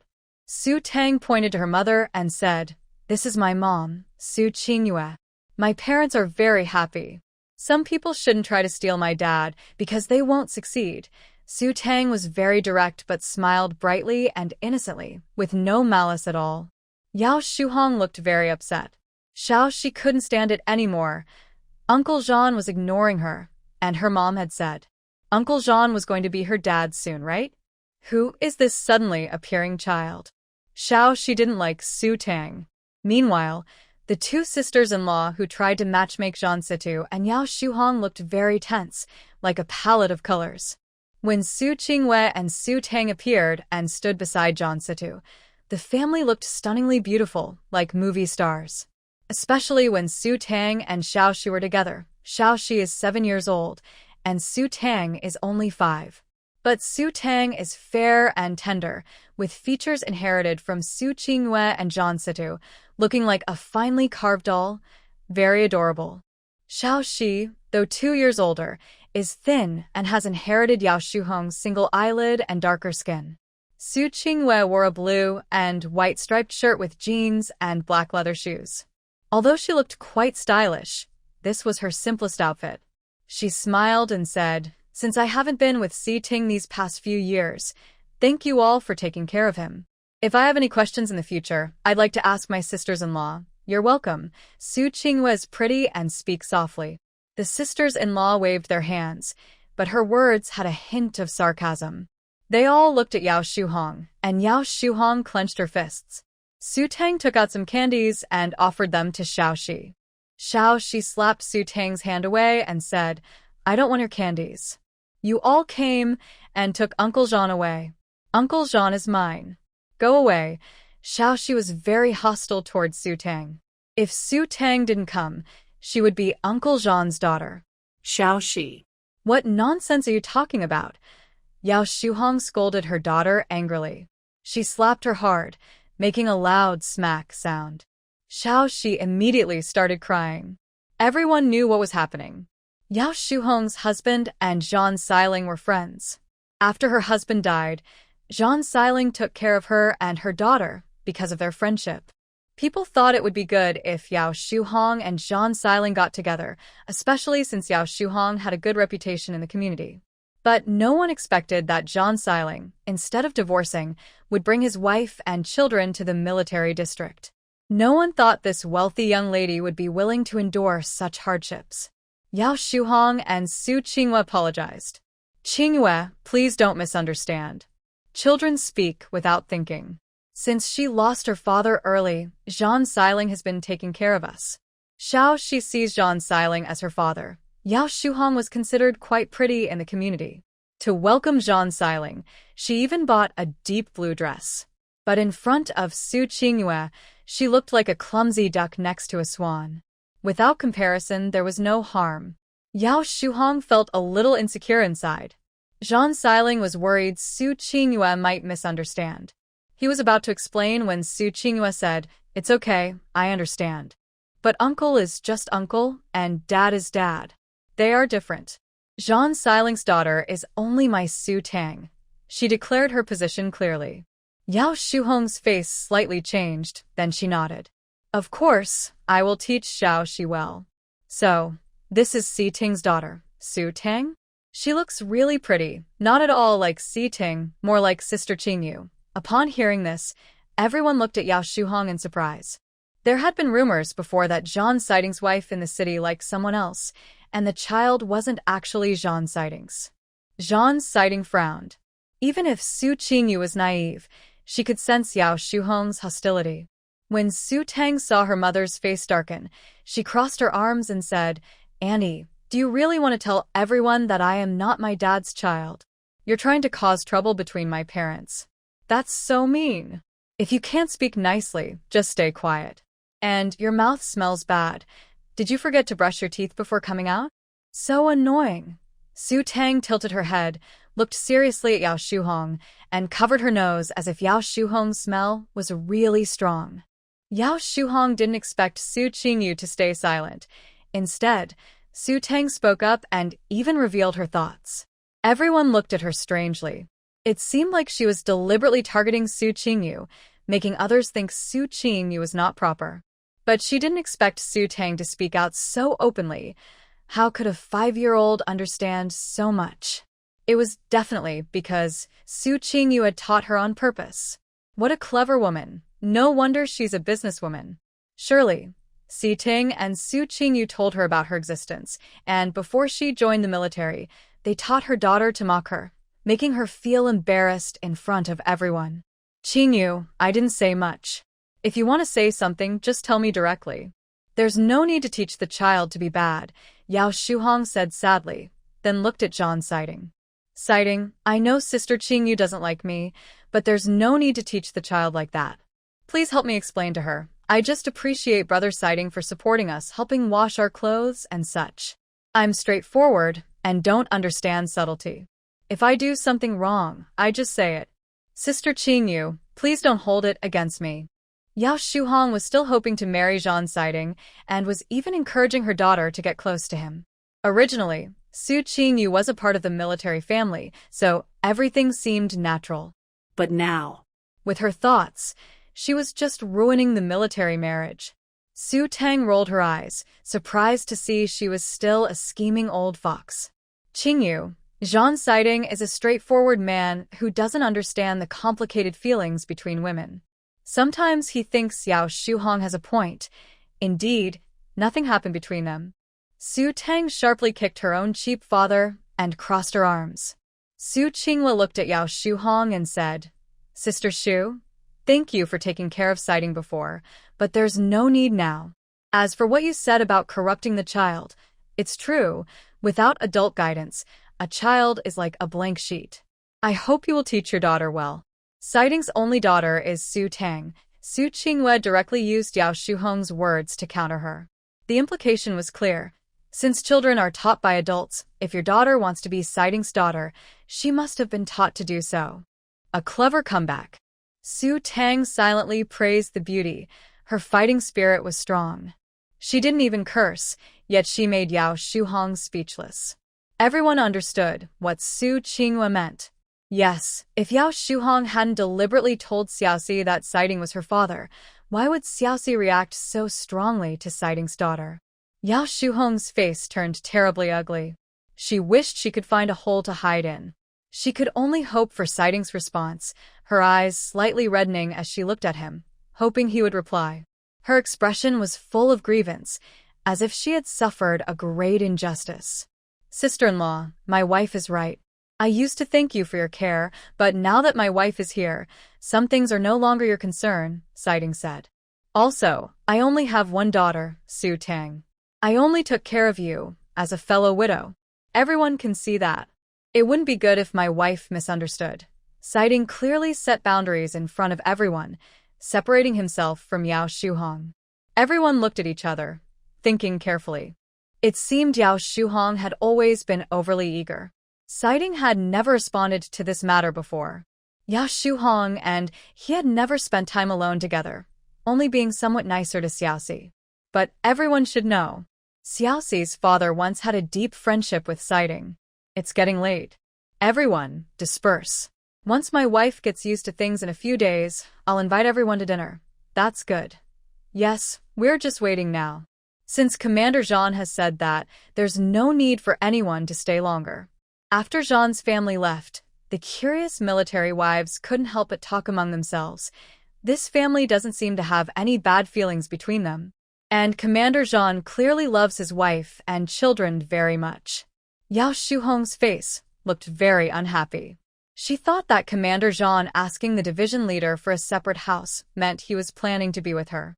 After all, Su Qinghua, a wealthy young lady, wouldn't be able to handle the hardships of being with the troops. If she wanted to be with the army, she would have come earlier. But after all these years of having a child, she still hadn't come to join him. But the life that Su Qinghua disliked was actually what Yao Shuhong dreamed of. Unexpectedly, Su Qingyue, this young lady, really came to join the army with her child. In Yao Shuhong's eyes, Su Qingyue had taken her place. Oh, I thought Commander Zhan wouldn't smile. But he's so happy when he's smiling at his wife and daughter. However, looking at this girl called Su Qingyue, she doesn't seem like someone who can get along well. She's a delicate city girl. I wonder how long she can stay here. Maybe she'll leave in a couple of days. She even said she'd treat us to a meal in a few days. Could it be that Su Qingyue is cooking? Does she know how? And look, the way she just spoke, she doesn't seem easy to get along with. Her child is probably the same way. That's not right. Some people just speak too harshly. Even the children can tell. One military wife disagreed and said. Hearing this, Yao Shuhong's face looked even worse. At this moment, another military wife comforted her. Yao Shuhong sighed. Qingyue is a good girl. I was wrong just now. It's only right that Qingyue is upset. Yao Shuhong's humble attitude made a few other wives feel sympathy for her, but they also grew more dislike for Su Qingyue, the wealthy young lady. I heard that Commander Zhan went through a lot of hardship to be with Su Qingyue. He took on a very dangerous mission and almost lost his life. Sister Shuhong, don't be too upset. There are other talented young men in the military district. One day, I'll introduce you to someone. Thank you, sister-in-law. I'm really fine. I'll take Xiaoxi back for dinner. Yao Shuhong shook her head, then held her child's hand and left. Before leaving, she looked back at the house with the light on. Here, this should be her home, a few sisters-in-law standing nearby side. Commander Zhan and Shu Hong are such a good match. Stop talking nonsense. Commander Zhan and his wife officially registered their marriage. Shu Hong has feelings for him, but after so long, Commander Zhan only sees her as a widow of a comrade. He has no romantic thoughts. Please don't spread false rumors. Wu Lekun, passing by, overheard the military family members talking and couldn't help but say, breaking military marriages is against the law. If the higher-ups hear about this gossip, they might think you men have improper thoughts. Oh, Director Wu, you're overreacting. We were just talking casually. The military wives awkwardly left, worried that their careless words might affect their husbands' futures. Later, at home, Zhan Siding looked at Su Qingyue with some nervousness. Seeing her expressionless face, he felt even more anxious. He set his daughter aside and said to Su Qingyue, Qingyue, Shu Hong, and I really don't have anything going on. It's not what you think. My wife and daughter are only you and Tang Dang. No one else. Shu Hong is the wife of a comrade who sacrificed himself during a mission. I promised him to take care of his wife and daughter, but that's just out of respect for a fallen comrade. I don't understand how Shu Hong could misunderstand this. Zhan Siding quickly took Su Qingyue's hand. What I'm saying is true. I really have no other feelings for Shu Hong, and I don't know how this rumor started. He felt that Yao Shu Hong's words sounded strange, but he couldn't pinpoint what was odd. All he knew was that his wife was angry, and his daughter had even stepped on him. After speaking, he nervously looked at Su Qingyue. Su Qingyue exchanged a glance with Zhan Siding. Zhan Siding shyly scratched his head. I only have you in my heart, really. Su Qingyue blushed slightly and looked down. I know, but I can't be sure what others think. I hope I'm overthinking, but I don't want anyone to hurt our daughter. That girl, Xiaoxi, is clearly unfriendly to Tang Dang. Yes, of course. I won't allow anyone to bully our daughter. My care for them is just fulfilling Brother Zhou's last wish, to look after the widow of a comrade. Zhan Siding was worried that his wife might get angry, so he added, it shouldn't be long before they leave the family compound. I'm not that petty, but I don't want Tang Dang to be upset. You can handle the rest. Su Qingyue shook her head. Zhan Siding held her hand, pulling her into his arms. Su Tang, bored in the living room, heard sounds coming from the bedroom and slightly twitched her lips. Ahem, no dinner tonight? But in this situation, it wouldn't be polite to go in and disturb them. Plus, Dad and Mom should really spend some time together. Thinking this, Su Tang went to the yard, thoughtfully closed the door behind her to give the couple some privacy. Anyway, she wasn't hungry and could handle it for a while. In the yard, Su Tang saw a few children leaning over the fence, looking inside. When they saw Su Tang come out, they exclaimed, "Wow, such a beautiful little sister." But then she remembered that this pretty little sister had been mean to little Shi. Little Shi's father was a hero, and the children in the family compound always took good care of her. Little Shi had just told them that a new kid was bullying her. They came over, but when they saw how pretty Su Tang was, they forgot why they came. The older child kicked a little boy beside him and said, "Do you remember why we're here? To punish evil and promote good." But "This little sister doesn't seem like a bad kid," the little boy said doubtfully. "Because she's little Shi's sister. We should scare her a little. Won't she cry if we scare her?" The little boy frowned. He hated crying children the most. "We want her to cry so she won't bully little Shi anymore." The slightly older child nodded. While they were talking, Su Tang calmly walked out. She drank some spiritual spring water, making her hearing very sharp. She heard everything the kids said clearly. She opened the door and asked, "What are you talking about?" Standing in front of the kids with her hands on her hips, Su Tang's small, fair face was full of a bright smile. do they want to teach her a lesson? "Haha, are you bullying little Shi? Little Shi? Her full name is Zhou Shi and she's Annie Shu Hong's daughter," the slightly older boy said with a sense of justice. "Little sister Xiaoxi is a hero who sacrificed herself. You bullied her. Come with us and apologize to little sister Xiaoxi. We won't trouble you anymore if you do. Otherwise, can you handle a punch from me?" She reached out to grab Su Tang's shoulder. Su Tang moved her wrist. When the little boy touched her shoulder, a soft little hand grabbed his shoulder. Suddenly, with a loud bang, Su Tang knocked the boy to the ground. He let out a loud cry and spread his arms wide. Seeing this, the other mischievous children stepped back in fear. The youngest boy's mouth was so wide it could fit an egg. The boy who was knocked down was angry, got up, and shouted, "You dare hit me!" He tried to grab Su Tang's shoulder again. Seeing this, the other children covered their eyes with their hands. There was another loud bang, and Su Tang knocked the boy down again. This time it was much harder than the first. The boy didn't get up right away. The children looked at this in disbelief and took a step back. How could such a small girl knock down a boy who was a head taller twice? If the first time was a mistake, what about the second? Su Tang raised an eyebrow at the children. She pointed at the boy still on the ground and said firmly, "You scared me. Now, immediately, right now, apologize to me," the children. "I'll fight you." The small boy about Su Tang's size waved his fists at her. Su Tang looked at him. The boy wobbled on his left foot, then suddenly knelt down in front of her, lying flat on the ground. The children. The boy who was knocked down but hadn't gotten up yet. Embarrassing. "Girl villain," the boy got up. "Not going to apologize." Su Tang saw a stone nearby. She walked over. The boy on the ground thought Su Tang was going to hit him. He covered his head, expecting pain, but it didn't come. He lowered his hand from his face and saw Su Tang pick up a stone. She squeezed it in her hand. Miraculously, the stone turned into powder. Everyone was stunned. Such strength. Since her rebirth, whether because of the spiritual spring or the divine power she received, Su Tang's strength was extraordinary.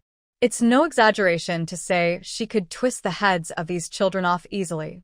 Seeing this, the children knew they couldn't beat this little girl, even if there were 10 more of them. They all hurriedly apologized to Su Tang. The problem is, they didn't really do anything. Admitting mistakes and changing for the better is the greatest virtue. Su Tang nodded with a smile. A few mischievous kids were so frustrated. The slightly taller boy tried to give Su Tang a lesson when she wasn't paying attention, but she kicked him in the knee and grabbed his arm, flipping him over her shoulder. The other kids were completely stunned. Even Su Chen wasn't a match for this little troublemaker, let alone them. Bang! 2 punches. The other children rushed to help Su Chen.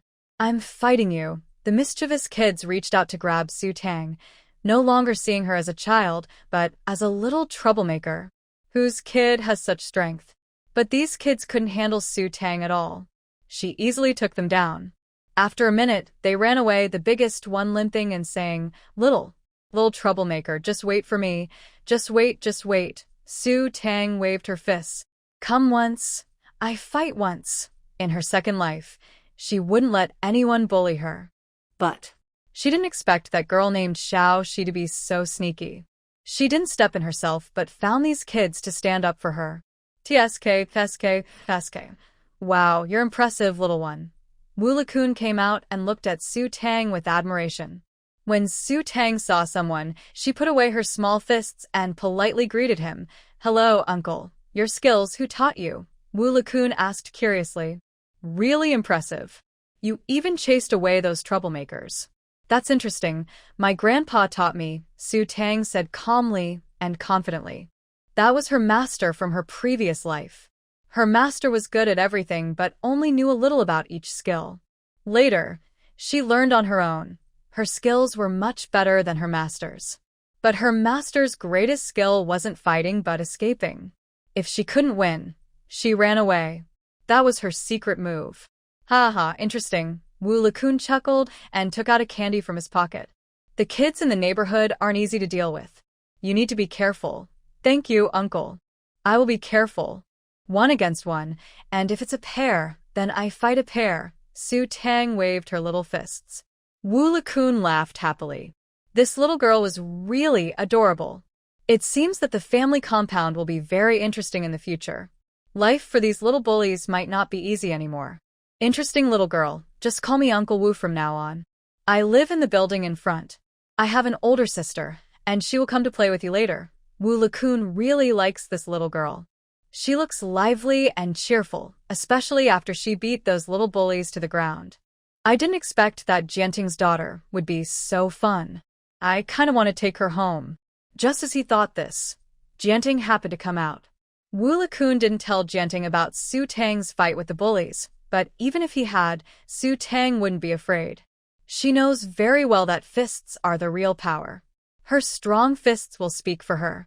When they were at the Su family, Ma Wang was responsible for cooking. Su Qingyue never even went into the kitchen. Jianting didn't want Su Qingyue to do rough work, so he took over the chores himself. During meals, Su Qingyue served Jianting his food, then put 2 small bowls of rice in front of Su Tang. Su Tang ate obediently, feeling the subtle change between her beautiful mother and her cheap father. You don't need to do household chores. I can do it when I come back, every day. In the mornings and at noon, you can take Tang Tang to the cafeteria to eat. The food there isn't as good as at the Su family, but it's okay. I'll cook dinner when I get home. What does Tang Tang like to eat? Jianting asked Su Tang. Suddenly, he felt a bit guilty. His daughter is 5 years old, but he spends very little time with her. He doesn't even know what she likes to eat. braised pork, Sutang loves meat. Okay, tomorrow noon we'll have braised pork. Recently, there haven't been many tasks in the team, so I can come home early. Just tell me in advance what dishes you like. Jianting can only cook simple home-style dishes. For more complicated ones like braised pork, he needs to ask the kitchen staff. No need, I can learn to do some chores myself. Su Qingyue feels she should do something. Seeing Jianting busy and working hard, she feels a little embarrassed. Although the conditions here are tough and not as good as at the Su family, Jianting has been very kind to her and her mother. This makes Su Qingyue feel a bit more at ease. Otherwise, I'd be bored just sitting around, Su Qingyue added. Although I don't know how to do it, I can learn. Si Ting, you don't have to see me as the young lady I used to be. Since I decided to follow you into the army, I am ready to live a good life with you. Su Qingyue spoke very seriously. Zhang Siding's hand holding the chopsticks trembled slightly and he nodded. Okay. Zhang Siding smiled. Su Qingyue shyly lowered her head. The family of 3 was very happy, but on the other side of the courtyard, things were not so peaceful. The 3 brothers of the Su family had been beaten up badly. The eldest, Su Chun, had panda eyes. When Su Fani returned, he saw the 3 little guys standing in a row, looking miserable. Su Fanji laughed loudly. These 3 little rascals had caused a lot of trouble. Tell me, who beat you up like this? Chen Shuzhen saw her sons like this, especially Su Chen, and felt a little sad. But Su Fani stopped her, saying, "You should teach these kids a lesson so they know their limits." Chen Shuzhen couldn't argue with Su Fani. These children were quite mischievous. Most kids in the courtyard were left to their own devices. As long as it didn't threaten their lives, most parents turned a blind eye. Su Chen said nothing. If his father found out he was beaten up by a little girl, he would be laughed at to death. He even asked the person who saw him being beaten not to tell anyone. "It was just an accidental fall," Su Chen said stiffly, with only his mouth still moving. Su Fani didn't expose his eldest son but asked the other two, "What happened?" The two younger brothers looked at their big brother. His panda eyes looked funny, and they couldn't help but laugh. Su Chen glared at them. The two little ones lowered their heads, clenched their fists tightly, and pretended they saw nothing and knew nothing. "That was quite a skillful fall," Su Fani said with a smile. "Those punches were pretty accurate, like pandas." "Now you see, there's always someone better out there." Su Chen didn't say anything. Su Nan and Su Bei lowered their heads. Although they weren't beaten, their clothes were torn. They were scared during the escape, worried that the little troublemaker would catch up and beat them too. It was too fierce.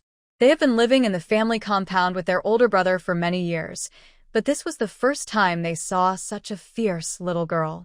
Their main goal was to get Su Tang to apologize to Zhou Shi. "All right, dinner is ready." Chen Shuzhen called everyone to eat. Su Fani didn't ask his eldest son any more questions and told everyone to change clothes and wash their hands. At the table, he said to his sons, "After we finish eating, I will take you to meet a little sister. She just arrived at the family compound today. She's very cute, much cuter than you. When you see her, you'll definitely like her. But I want to tell you, you must not bully her." "A little sister? Is she even younger than me?" asked the youngest, Su Bei, curiously. He is only 6 years old, the youngest son in the family.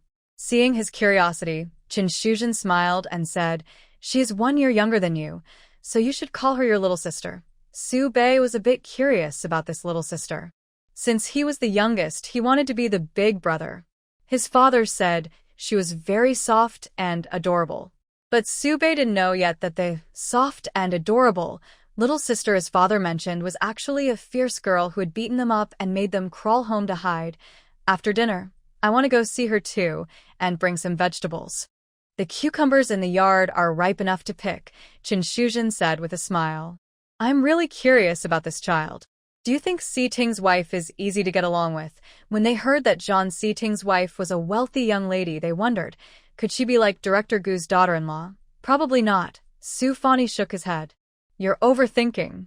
Si Ting's wife is pretty nice and seems easy to talk to. You should be able to get along with her." "Really? But I heard that Si Ting's wife had someone she liked before, even when she was in the city. Can she really be at ease following the army?" These were things Chen Shuzhen overheard in the family compound. "And I also heard that Yao Shuhong went there today, right?" These two, TSK. Everyone in the family compound knew what Yao Shuhong was thinking. She wanted to marry Zhang Siting. Just then, Su Qingwei appeared and blocked Yao Shuhong's way. Yao Shuhong must have been holding back her anger. "Let's not gossip about these things. Siting really cares about his wife. He acts like she's not worth much." Su Fani knows his brother best. In front of Su Qingwei, he is very cautious, not acting like a team leader at all. Chen Shuzhen felt relieved when she heard her husband say this. After dinner, she packed some fruits and vegetables. Su Fani took a few of his sons to visit neighbors.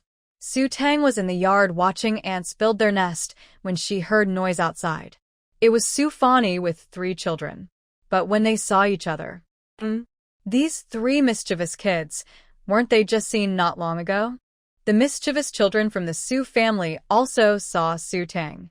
Su Fani smiled and introduced her. "This is brother Su Chen, he's 10 years old. This is brother Su Nan, he's 8. And this is Su Bei. Su Bei, what are you doing? Hiding behind your mom?" Su Bei reluctantly hid behind Chen Shuzhen, holding her clothes and looking at Su Tang. Even though the mischievous kids changed clothes, Su Tang's good memory remembered everything. She smiled and said, "Hello, brother Su Chen. But your eyes. They look just like pandas." Hearing Su Tang's voice, Su Chen shivered. His obedient look made him wonder, could this really be the little troublemaker who beat him up? At this moment, Zhan Sighting and Su Qingyue came out. Chen Shuzhen held a basket of fruits she brought.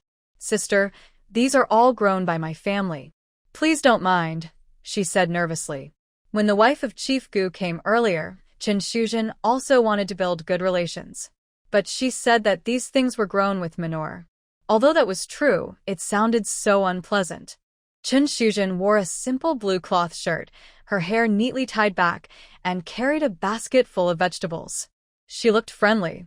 Zhan Sighting felt a little worried.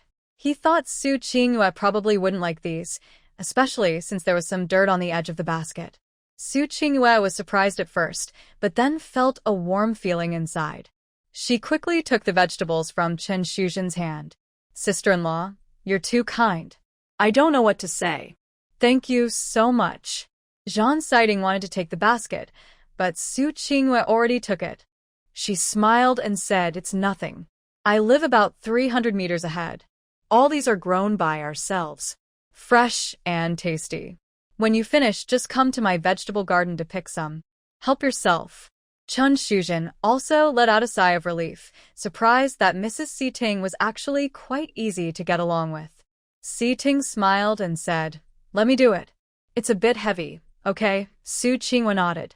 Over there, Su Tang introduced herself politely and sweetly, which melted Su Fanyi's heart.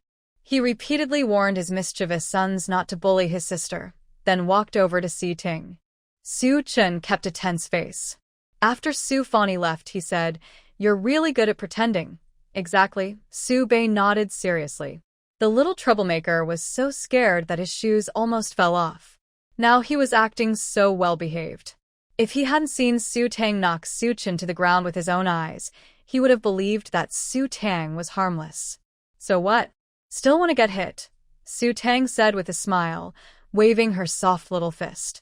The three brothers stepped back one by one. Su Chen said, aren't you afraid I'll tell Dad? Go ahead and tell him. Do you think Uncle Su will believe you? Su Tang blinked mischievously, showing a sly smile. Although she hadn't interacted much with children in her past life, she grew up around kids. These mischievous boys probably wanted to beat her up to get revenge, but unfortunately for them, her fists would speak for her.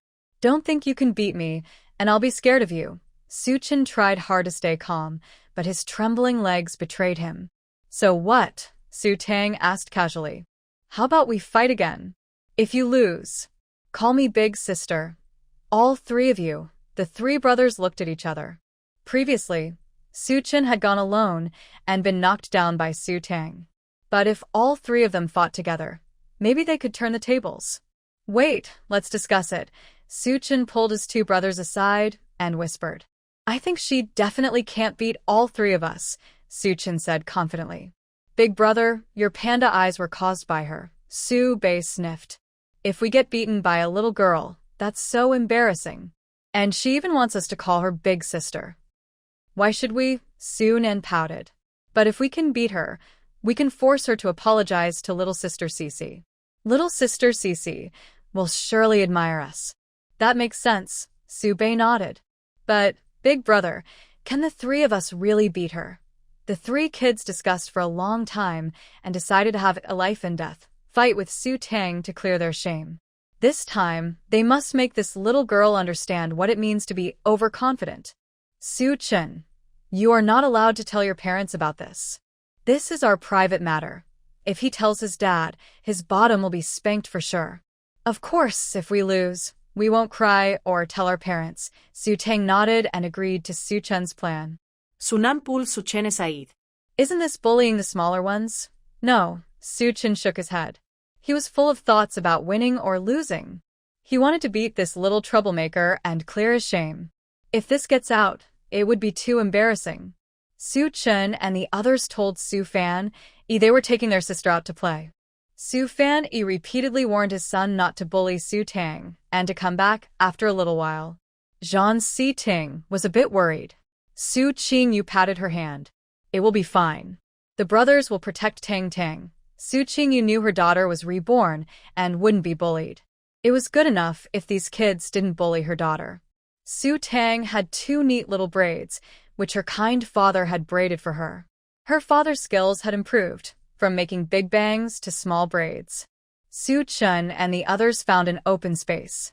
Su Tang stood in the middle, facing Su Chun and the others.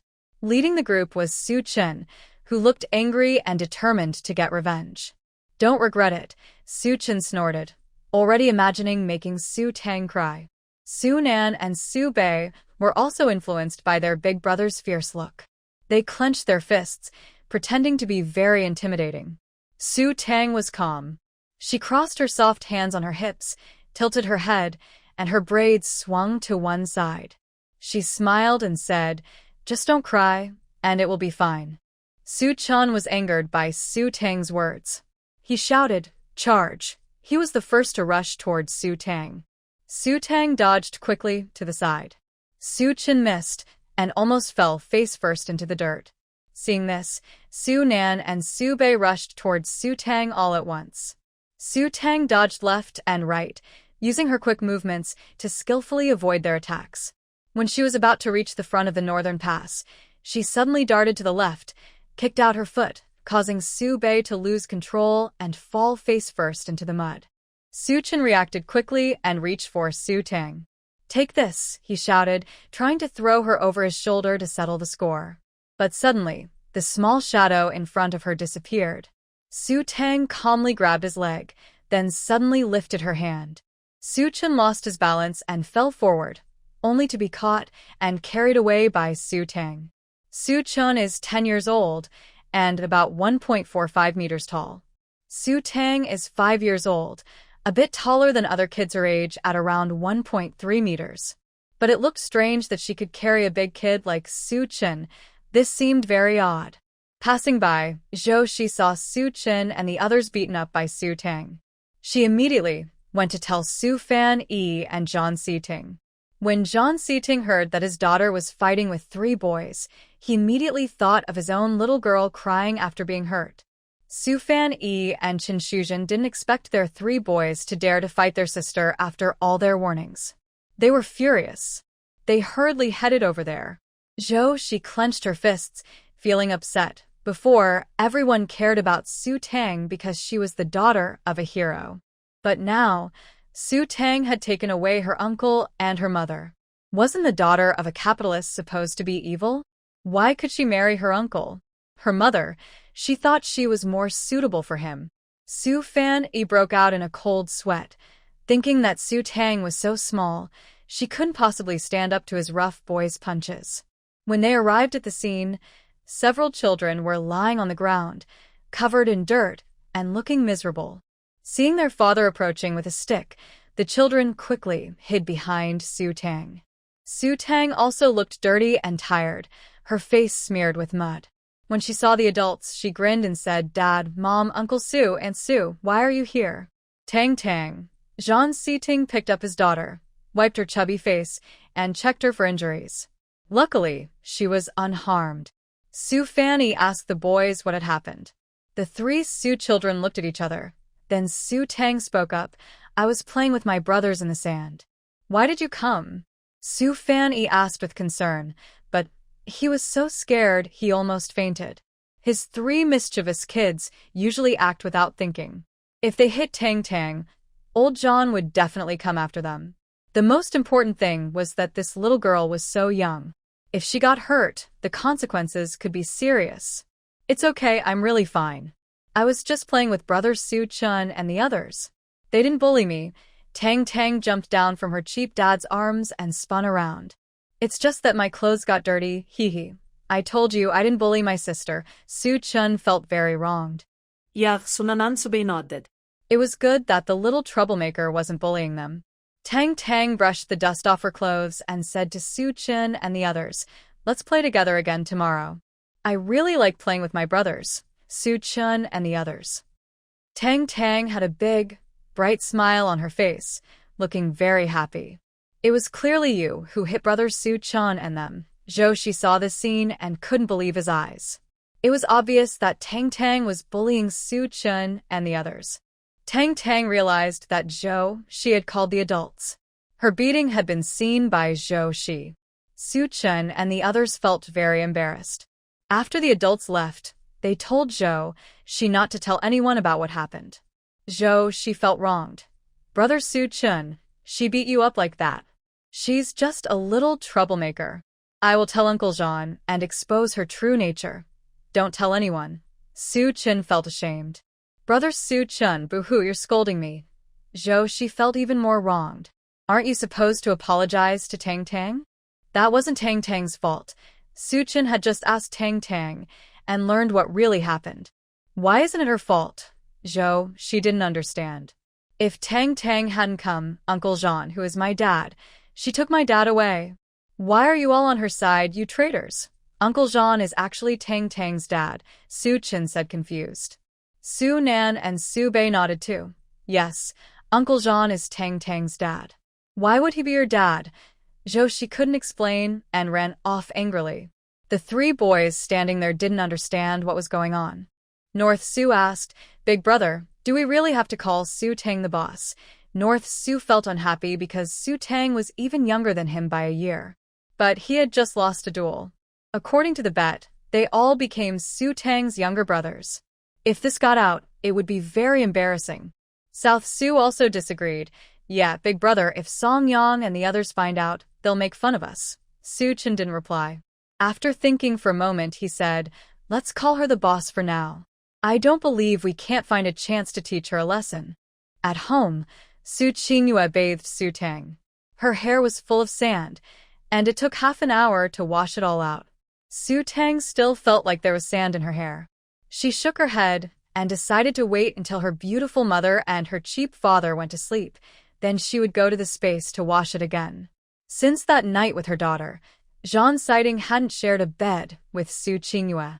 He moved to the room next door and gave the bigger room to the mother and daughter. Su Tang was quicker. She hugged her blanket and went to the next room. Tang Tang is grown up now. I can sleep alone, she said, then went to the neighboring room with her blanket. She closed the door, and Su Qingyue had no choice but to share a room with Zhang Siding. The air became strangely quiet. Su Qingyue tidied up her neatly made bed. Dear wife, is it okay if Tang Tang sleeps alone? Su Qingyue nodded. When we were at the Su family, Tang Tang always slept by herself. Zhang Siding took a deep breath, his breathing becoming rapid. He sat next to Su Qingyue and held her hand. Su Qingyue felt like she was electrocuted. She instinctively wanted to pull back, but seeing Zhang Siding's intense gaze, she stopped. She cleared her throat twice. I'm not ready yet. In these days, Su Qingyue had thought a lot. Since she decided to follow the army and live well with Zhang Siding, she knew she shouldn't act like she used to. It's okay. We'll take it slow. We still have a long life ahead, Zhang Siding said with a smile. Tonight, can I hold you while you sleep? He asked carefully. Suinjue nodded. Yes. There was no rejection from Zhang Siding. It was the first time she slept in the same bed with him. That night, both of them were drunk and didn't remember what happened. The next morning, Su Qingyue woke up feeling confused. By then, they had already registered their marriage and were legally married. However, after that night, they never had any intimate contact again. Unexpectedly, after that, Su Tang was born. That year, Zhang Siding voluntarily let Su Tang take the surname Su because Su Qingyue was the only descendant of the Su family. When they married, it was decided that their first child would carry the Su surname. That's why Su Tang has the surname Su, not Zhang. Soon, gentle breathing sounds came from nearby. Zhang Siding held Su Qingyue in his arms, looking at the woman in his embrace in the faint moonlight outside the window. At that moment, Su Qingyue opened her eyes. Their eyes met. Su Qingyue's face turned red, and she instinctively moved closer to Zhang Siding. The temperature between them rose gradually. Zhang Siding's hand wrapped around her waist. Qingyue, Zhang Siding's voice was husky, asking for her opinion. Is this okay? Be gentle. Tang Tang is just next door, she replied softly. The family courtyard wasn't very soundproof. Next door, Su Tang couldn't sleep. She looked at the stars outside the window, listening to some indescribable sounds from next door. A slight twitch appeared at the corner of her mouth, and she smiled happily. It seemed her beautiful mother had accepted her cheap dad. The sounds from next door continued for a long time.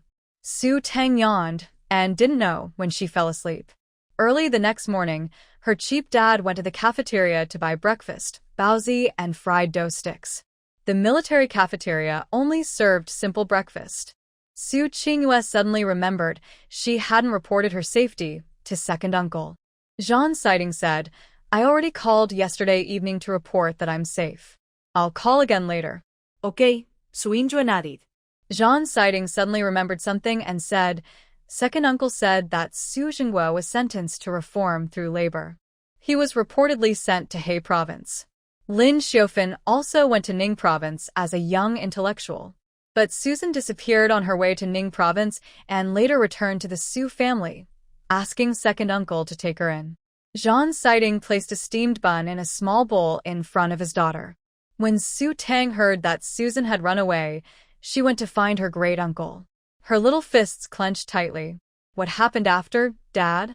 Did great uncle take Susan in? Thinking about past life events, Su Tang's eyes darkened. Before leaving, she specifically told her second grandfather not to get involved with Susan, but her kind-hearted second grandfather might still soften his heart. At the train station, when she and Susan exchanged glances, she was sure Susan had been reborn. However, Susan's rebirth happened after her, and the jade pendant had already been taken by her. Based on her understanding of Susan, she wouldn't give up easily, especially since Susan still carried memories from her previous life. Susan would do anything to achieve her goals. If her second grandfather took Susan in, Su Tang was afraid she might end up repeating the same mistakes. Although Susan was only 10 now, she had the memories of someone in her 20s. No, Zhan Siding shook his head. Second uncle seems to have moved away. After that, no one knew where Susan went. She just disappeared. Hearing that Susan had disappeared, Su Tang clenched her fists tighter. She didn't know what Susan would do next, but given her personality, she definitely wouldn't give up easily. At least, for now, Susan wouldn't come out to bother her. During breakfast, the atmosphere between Su Qingyue and Zhan Siding was very ambiguous. To avoid being the third wheel, Su Tang took her bun and went to eat in the yard. After eating 2 meat buns, her stomach was full, and she let out a big burp. After breakfast, Zhan Siding volunteered to clean up the dishes. Su Qingyue also wanted to learn how to cook. Zhan Siding pressed her shoulder gently. "When I finish cleaning up, you can check if everything's okay, all right?" Zhan Siding behaved very well. Su Qingyue turned her head away, avoiding his flirtatious gaze, and nodded. When he finished cleaning, Zhan Siding dried his hands and came beside Su Qingyue. "Wife, I want a reward." "What kind of reward?" Su Qingyue paused, looking at Zhan Siding's serious eyes. She cleared her throat. His gaze was very obvious about what he wanted. "During the day."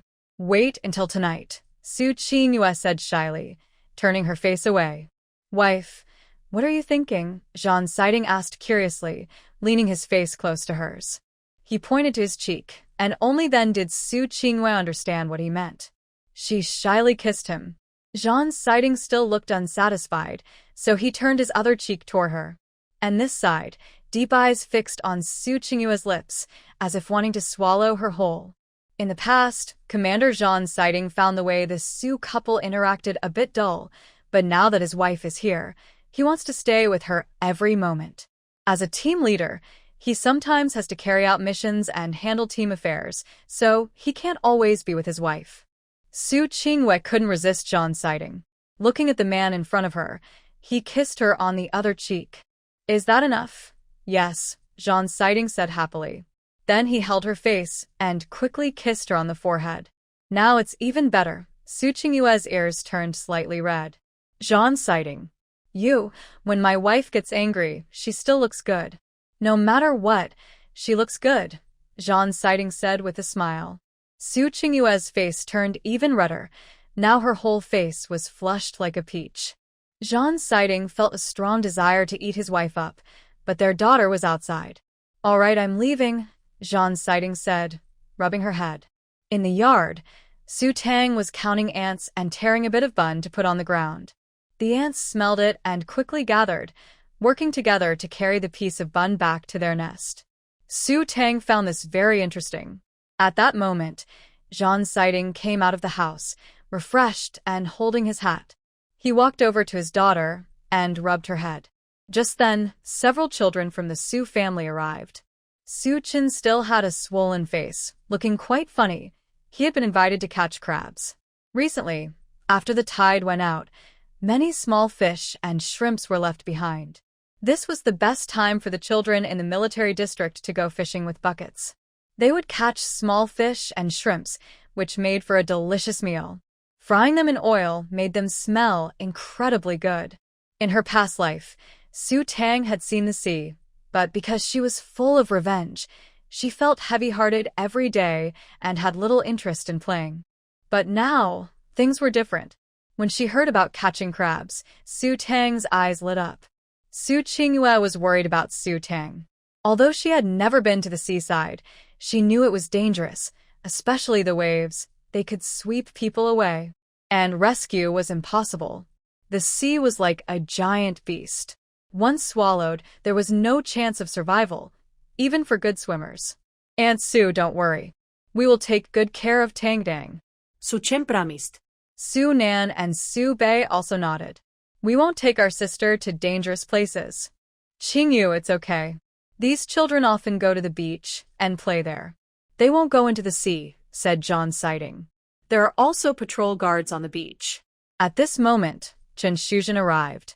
Today, she took a car to the city and wanted to invite Su Qingyue to go along. Since Qingyue just arrived at the military area and is unfamiliar with everything, she wanted to help her settle into the family compound. Today, many military wives also went to the city. Mom, don't worry. I won't get into trouble, said Su Tang with a wink. I will protect myself. You and Aunt Chen go ahead. I want to eat peach cookies. Okay, said Su Qingyue with a nod. Chen Shuzhen reminded her 3 sons to protect their sister well. They must not let her go to dangerous places. They could only catch small fish and shrimp on the beach. The 3 brothers nodded. Don't worry, we will definitely protect our sister. Sister, let's go.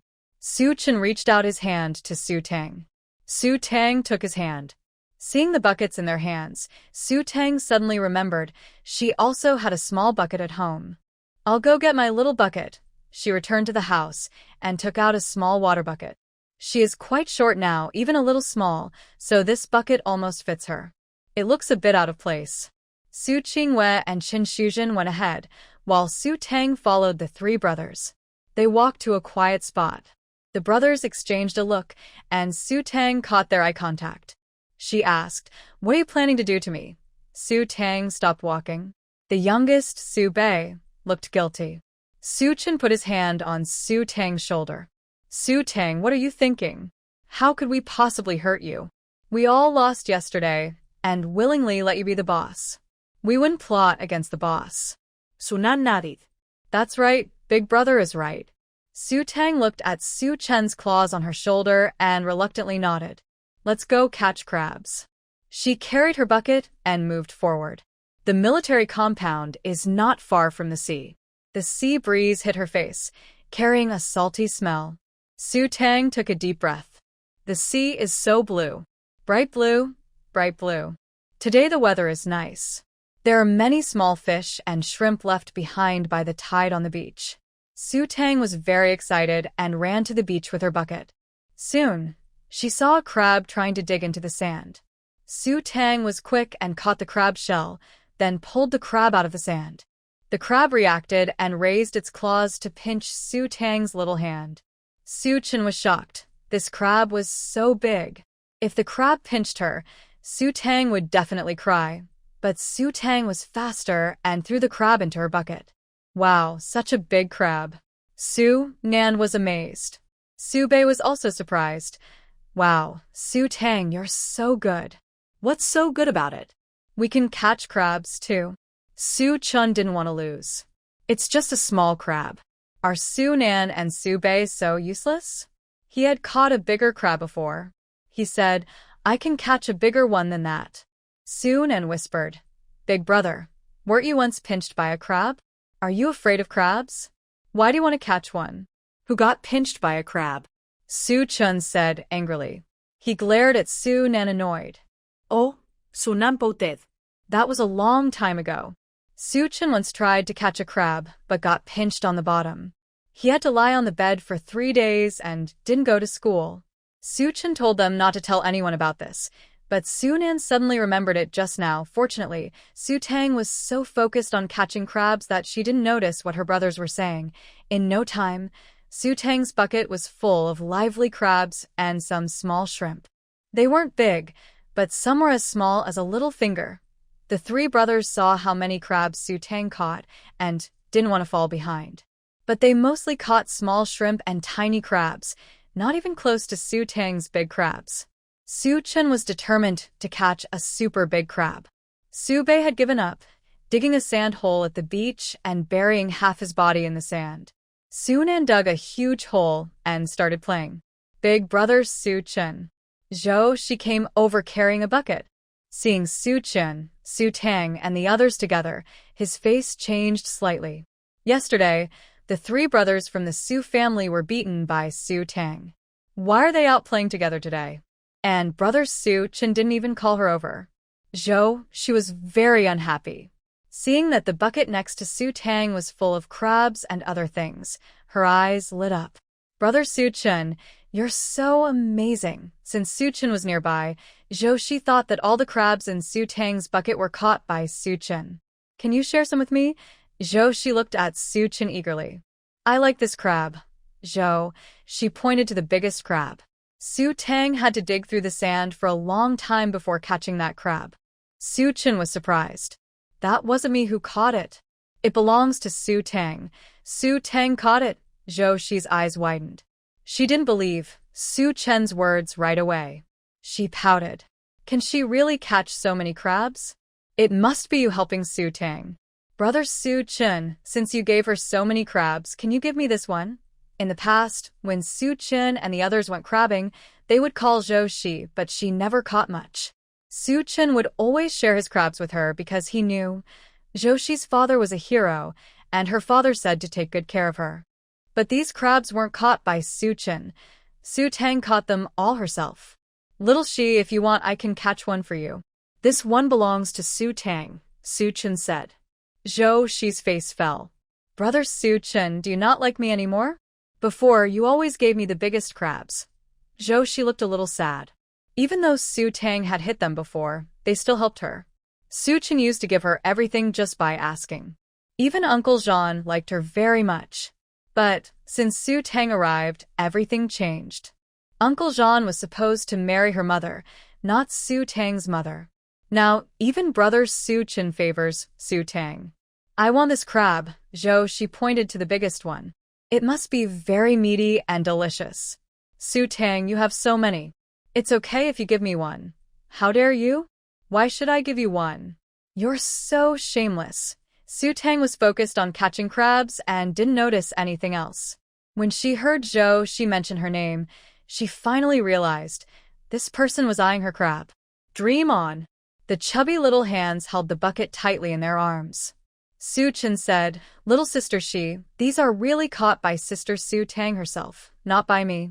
If you want, I'll give you some. Reluctantly, Su-chun handed over her own bucket, which contained small octopuses, flatfish, and other tiny sea creatures. Compared to the crabs in Su-tang's bucket, these were nothing. She just wanted Su-tang's crabs. Sister Su-tang, you still have so many. None of your business. Su-tang rolled her eyes. Stop trying to take my crabs, or I'll punch you into a crab. She waved her fist and carried her bucket to the other side. If she had asked nicely, maybe she would have been kind enough to give her a crab. But Shi's attitude was too confident. Plus, Shi's mother, Yao Shuhong, was still thinking about her own lucky dad. Some people might think children are innocent and without tricks, but in reality, some kids are very clever, like Shi. Su-tang instinctively didn't like Shi. But they didn't have any real conflict, so it was better to stay away. However, if Zhou Shi dared to bother her, Su Tang's fists wouldn't be soft. Zhou Shi didn't expect Su Tang to be so rude, and she felt even more wronged. Su Chen also wanted to give Zhou Shi some of her flatfish, but Zhou Shi didn't care for them at all. What she really wanted was the crabs in Su Tang's hands. But Su Tang refused to give them. Zhou Shi didn't like Su Tang at all. She was the daughter of a hero. After the tide went out, children in the military area would go to catch fish and crabs. There were patrol guards by the seaside to prevent children from being swept away by the waves, but such accidents were rare. Most children grew up by the sea and knew the dangers of the deep ocean. Zhou Shi's eyes lit up. There must be more crabs around the rocks. She also wanted to catch a big crab. What's so special about crabs? She could catch them herself, and she could catch many. No one noticed Zhou Shi running toward the rocks by the sea. The water there was much deeper, but after the tide went out, there were many small fish and shrimps under the rocks. However, children were strictly forbidden from going near the rocks because it was dangerous. Su Tang filled her bucket with crabs, flatfish, and some beautiful shells. She planned to ask her dad to string the shells into wind chimes when she got home. They would look very pretty. At this moment, Zhou Shi was brought over by the patrol team. She almost got swept away by the waves. Zhou Shi said that Su Tang told her to pick shells near the rocks. She listened to Su Tang and ran over there. Yao Shuhong quickly arrived and saw her daughter wet and frightened. Her face turned very pale. When she heard that Su Tang had told her daughter to go to such dangerous rocks, she was very angry. You're only 5 years old, and you have such a deep mind. Don't you know how dangerous the rocks are? My daughter is only 7. How could you be so mean? Are you trying to get my daughter drowned? Yao Shuhong held Zhou Shi in her arms. Su Tang was pushed unexpectedly, and the rain in the bucket spilled all over the ground. Zhou Shi didn't dare look at Su Tang. When Su Tang looked at her, she looked away. Yao Shuhong angrily looked at Su Tang. Everyone look. A 5-year-old with such a deep mind. Who taught you that? No wonder you're from a wealthy family, so sneaky. If the patrol guards hadn't seen what was happening, my daughter might have been swept away by the waves. I've already lost my husband. I can't lose my daughter too. Su Tang looked at the crabs, fish, and shrimps spilled on the ground. She bent down and put them back into the bucket, calmly saying to Zhou Shi, "Did I tell you to go to the rocks?" Zhou Shi didn't dare meet Su Tang's eyes. Yes. Oh, you've grown up on the island and still don't know how dangerous the rocks are? I knew it. Sutanges nered. Who knows if you were told to do that? I heard that wealthy people in the city are very clever. Even though you didn't grow up by the sea, your mind is so wicked. I can't believe a 5-year-old has such a deep plan. Yao Shuhong insisted that Su Tang told her daughter to go to the rocks. At this time, many people from the neighborhood came over. They heard that Su Tang told Zhou Shi to go near the rocks, which almost caused her to be swept away by the waves. But isn't Su Tang from Jing City? Jing City doesn't have a sea. How would she know about the danger of the rocks? But hearing what Yao Shuhong said, they heard that Su Tang's family was famous among wealthy families in Jing City. Su Tang's grandfather owned a factory, and they had many assets. Although Su Tang was only 5, she must have seen and known a lot more than the country bumpkins. But Su Tang is only 5 years old. A 5-year-old with such a deep mind. Shuhong, she's only 5 years old. How could she have such deep thoughts? Someone couldn't help but say. It's really because Su Tang looks too pretty. No one would think she's the kind of child who would do bad things. She's the daughter of a wealthy family. Who knows what tricky ideas she has in her mind? Someone else said. When Su Qingyue and her daughter arrived, Zhang Siding's care for them made some people feel jealous. Not only does he have a high official position, but he also cares for his family. Such a man married a daughter of a wealthy family. Her background isn't very good. Many people felt envy and resentment. Yao Shuhong was the most jealous. She saw the clothes on Su Tang. They were bought by Zhang Siding. These clothes probably were bought for his daughter. Before Su Qingyue and her daughter arrived, Zhang Siding was quite polite to her. Although he didn't do anything inappropriate, he also didn't act overly distant. After what happened yesterday, this morning, Yao Shuhong saw Zhan sighting. He intentionally kept his distance from her. Before, she used to go to Zhan's sighting's dorm every day to get clothes washed. That had become a habit. But today, she heard that Zhan's sighting had moved to the staff housing. Yao Shuhong's face felt hot. She just heard that her daughter almost got caught in a wave, and it was related to Su Tang. I'll say it again. Zhou Shi went to the rocks, and it has nothing to do with me, Su Tang said coldly. It was her trying to steal my crab. I refused, and she went to the rocks to catch crabs herself. Su Chen and the others rinsed off the seawater and saw many people gathered around. They hurried over and heard Zhou Shi say Su Tang told her to go to the rocks. But Su Chen had been right beside Su Tang the whole time. Although Su Tang had scolded him, Su Chen was honest at heart.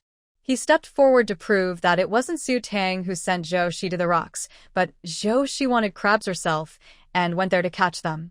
She went secretly. If Su Chen had known, he definitely wouldn't have let Zhou Shi go. Everyone who grew up by the sea knew that children weren't allowed near the rocks. If they got caught in a wave, they could drown. A patrol guard comforted Yao Shuhong, saying Su Tang was just a child and wouldn't do such things. It was probably Zhou Shi being playful. But Yao Shuhong firmly believed Su Tang was taught by Su Qingyue. Everyone knows what Yao Shuhong is thinking, but she hasn't said it openly. When Su Qingyue arrived, the most unhappy person was Yao Shuhong. She now firmly believes it was Su Tang, but in fact, her real target is not Su Tang, but Su Qingyue. She wants Commander Zhan to see that Su Qingyue, the wealthy young lady, is very scheming and not someone easy to get along with. At this moment, Su Chen stepped out of the crowd to explain the situation. He had been with Su Tang the whole time, and Su Tang hadn't spoken to Zhou Shi about anything else. It's also impossible for Zhou Shi to go crab catching near the reef, so Zhou Shi went to a dangerous place himself and falsely accused Su Tang. Yao Shuhong believed her daughter, without question, and falsely accused Su Tang. Zhou Shi didn't dare to lift her head. Yao Shuhong felt extremely embarrassed. The patrol guards saw that the situation was resolved and told Yao Shuhong to go home and teach her children properly. Dangerous places should be avoided, then they left. Yao Shuhong wished she could find a hole to hide in. Thank you, comrades. Everyone understood what Yao Shuhong was thinking, but no one said it aloud. Yao Shuhong harshly slapped Zhou Shi twice. Stop talking nonsense. Stop talking nonsense.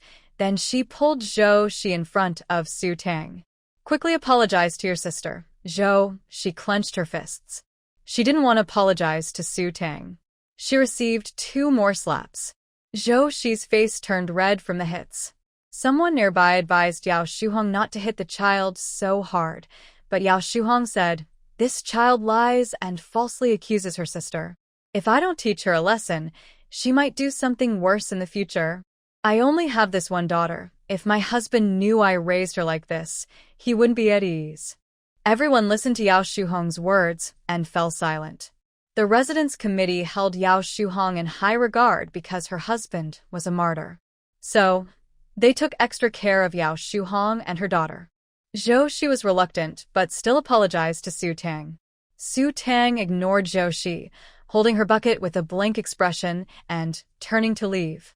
Brother Su Chen, seeing that Su Tang didn't want to associate with her, Zhou Shi felt very wronged.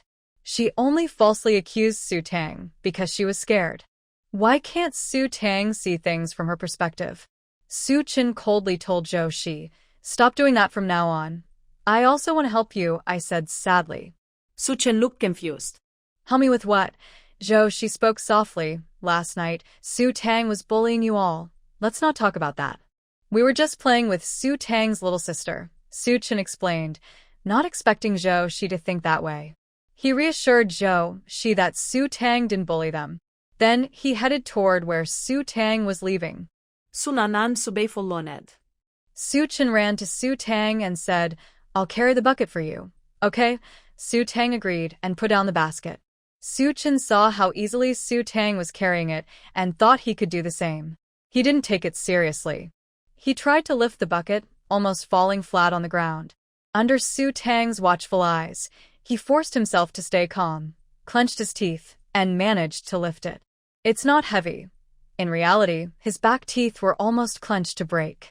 Su Tang didn't say anything about it. Thanks for helping me, Su Tang said. Why are you thanking me? Su Chen asked. Thanks for helping me prove my innocence, Su Tang said straightforwardly. Su Chen sighed in relief. It's no big deal, Su Tang suggested. Let's have a barbecue. Grilling small fish and shrimp should be delicious. Su Nan and Su Bei looked uncertain. Do you know how to do that? Su Tang nodded. She didn't care much about food, and these fish and shrimp were very fresh, not polluted. Just a simple preparation would make them tasty. Su Nan and Su Bei went to find firewood. Although Su Chen said that Su Tang was wasting ingredients, he still helped clean the fish and shrimp. Su Tang thought he didn't do it thoroughly, so she washed them again. She has a bit of OCD, and the black membrane inside the fish's belly must be scraped clean, or it would taste fishy. Su Tang once again felt her hands were too small. After a long time, she finally managed to clean the fish and shrimp. She took out matches, dug a small hole, and placed combustible materials inside. She skewered the fish on bamboo sticks and stuck them into the soft sand. The sand here has little water, so digging a hole wouldn't reach water. Soon, the dry reeds caught fire.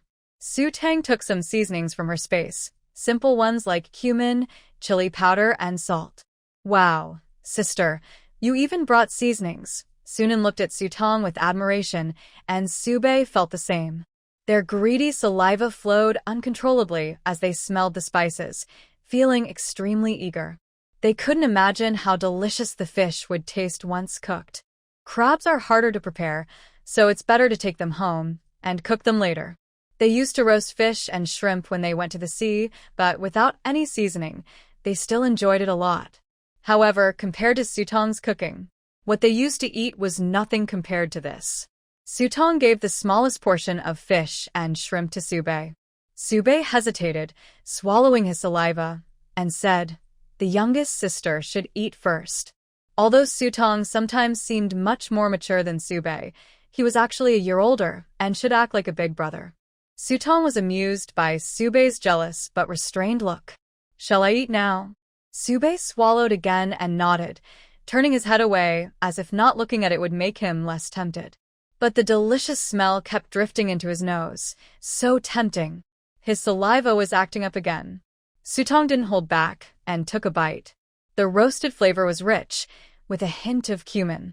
The second skewer was ready quickly, and she shared it with Su Bei, Sunan, and Chen. Just smelling it was already tempting, but eating it was even better. Nothing could be solved with a barbecue. If one wasn't enough, then two.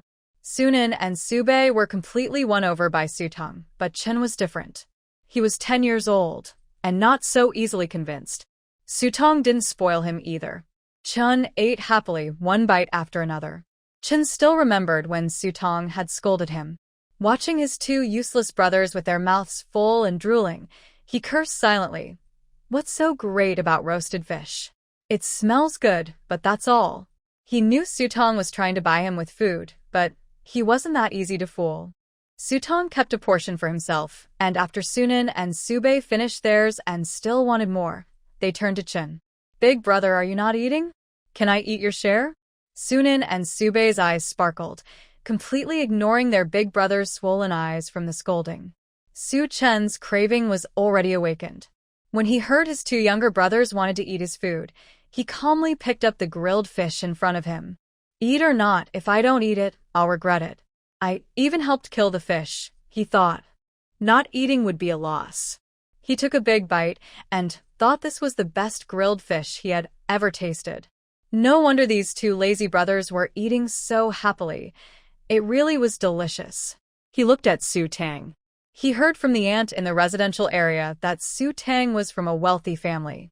Her mother was a rich lady who didn't do chores, so he automatically thought Su Tang was spoiled and arrogant. Plus, Zhou Shi told him about Su Tang's bad behavior and explained what a capitalist was, someone who exploits hardworking people. This made him think poorly of Su Tang.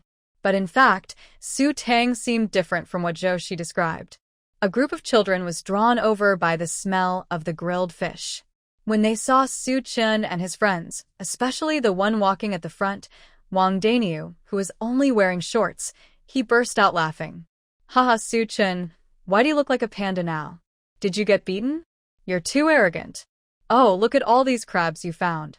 Let's share them. Wang Daniu immediately saw the crabs, small fish, and shrimps in the bucket. Today, luck was really on his side. If he took these to sell, he could get at least 2 yuan. Wang Daniu and his friends had done similar things many times before, so they didn't think it was wrong. He was older and bigger, and in the residential area, few could beat him in a fight. Many kids listened to him. Today, 5 or 6 kids followed Wang Daniu, and their eyes lit up at the sight of the crabs. These kids weren't from the residential area, but from the island. They knew Wang Daniu's father was a battalion commander, so whatever Wang Daniu said, they did. It was okay for these people to bully Su Chun and his friends, but if they targeted her crabs, that was a problem. Just as they were about to make a move, Su Chun stepped in front of her, holding the bucket behind her. She said to Su Tang, "Watch your stuff. Don't let these people steal it. Su Chun, have you grown some skills? Hand over the bucket, or I'll have to do it myself." "You can't beat me," Wang Daniu said. He had fought Su Chun before and knew he wasn't a match. Wang Daniu didn't take Su Chun seriously. What he wanted was the crabs in the bucket. He planned to sell them at the collection station. At least 2 yuan. Su Tang pushed aside Su Chun in front of her, glaring angrily at Wang Daniu and the others. "Who gave you the courage to target my crab? Huh, where did this brat come from?" Earlier, Su Tang was standing behind Su Chun and was shorter, so Wang Daniu and his friends didn't notice her. Now that she stepped forward, they were a bit surprised. They had never seen this little girl before, but she looked different from the children on Manhwa Island. Such a big attitude. Su Chun reminded her, "These people are not easy to deal with. You go ahead, I'll stay here and handle them." Su Tang looked at him in surprise. Su Chun awkwardly said, "My dad told me to protect you." Although Su Tang was strong, when they fought, they held back a little. Wang Daniu was not a good person, and Su Tang might not be his match. Oh, Sultan Gnadid. Wang Daniu signaled to his men. Beat her up. If they didn't, they would just take her stuff. It was clear they had done this kind of thing before. Su Tang said, "Either you leave now, or I'll beat you into submission." Her voice was soft and didn't sound threatening at all. Wang Daniu and his men didn't take Su Tang seriously. They laughed loudly, as if they heard a big joke. "What did you say?" Before he finished speaking, Su Tang walked toward Wang Daniu. "Beat me, and I'll let you take these. But if you lose, you have to leave all the fish and shrimp you caught." Huh? This little girl was actually thinking about their stuff? The island children weren't afraid of the sea, so their buckets were full of fish and shrimp. Su Tang even saw a grouper. "Ha, don't cry if you get hurt," Wang Daniu sneered, clenching his fist. Su Chun and the others looked at Wang Daniu with sympathy. Seeing how confident Su Tang was, they weren't worried she would get hurt. If needed, the 3 of them could help. Su Chun remembered how Su Tang had beaten him last night. Wang Daniu had mocked his black eyes earlier, so he hoped Su Tang would give Wang Daniu a few punches. "How about it? Are you afraid now?" Su Tang held a small shell in her chubby hand, looking harmless and not very intimidating. Wang Daniu never expected that this small hand, which had no real strength, almost knocked him off his feet. At first, Wang Daniu didn't take Su Tang seriously. She looked like a 5 or 6-year-old child. But he was already 13 years old. Was he really afraid of a 5 or 6-year-old? He looked down on Su Chun and the others, thinking it was silly that a little girl was trying to protect them. But very soon, Wang Daniu realized how wrong his thoughts were. Was this little kid made of steel? A seemingly soft punch actually sent Wang Daniu flying. Before he could get up, Su Tang grabbed his leg. Wang Daniu felt himself being lifted off the ground. No, he was actually flying. Su Tang was incredibly strong, tossing Wang Daniu around easily. The only thing that bothered her was that she was too small. But she was careful with her strength, making sure not to hurt Wang Daniu badly.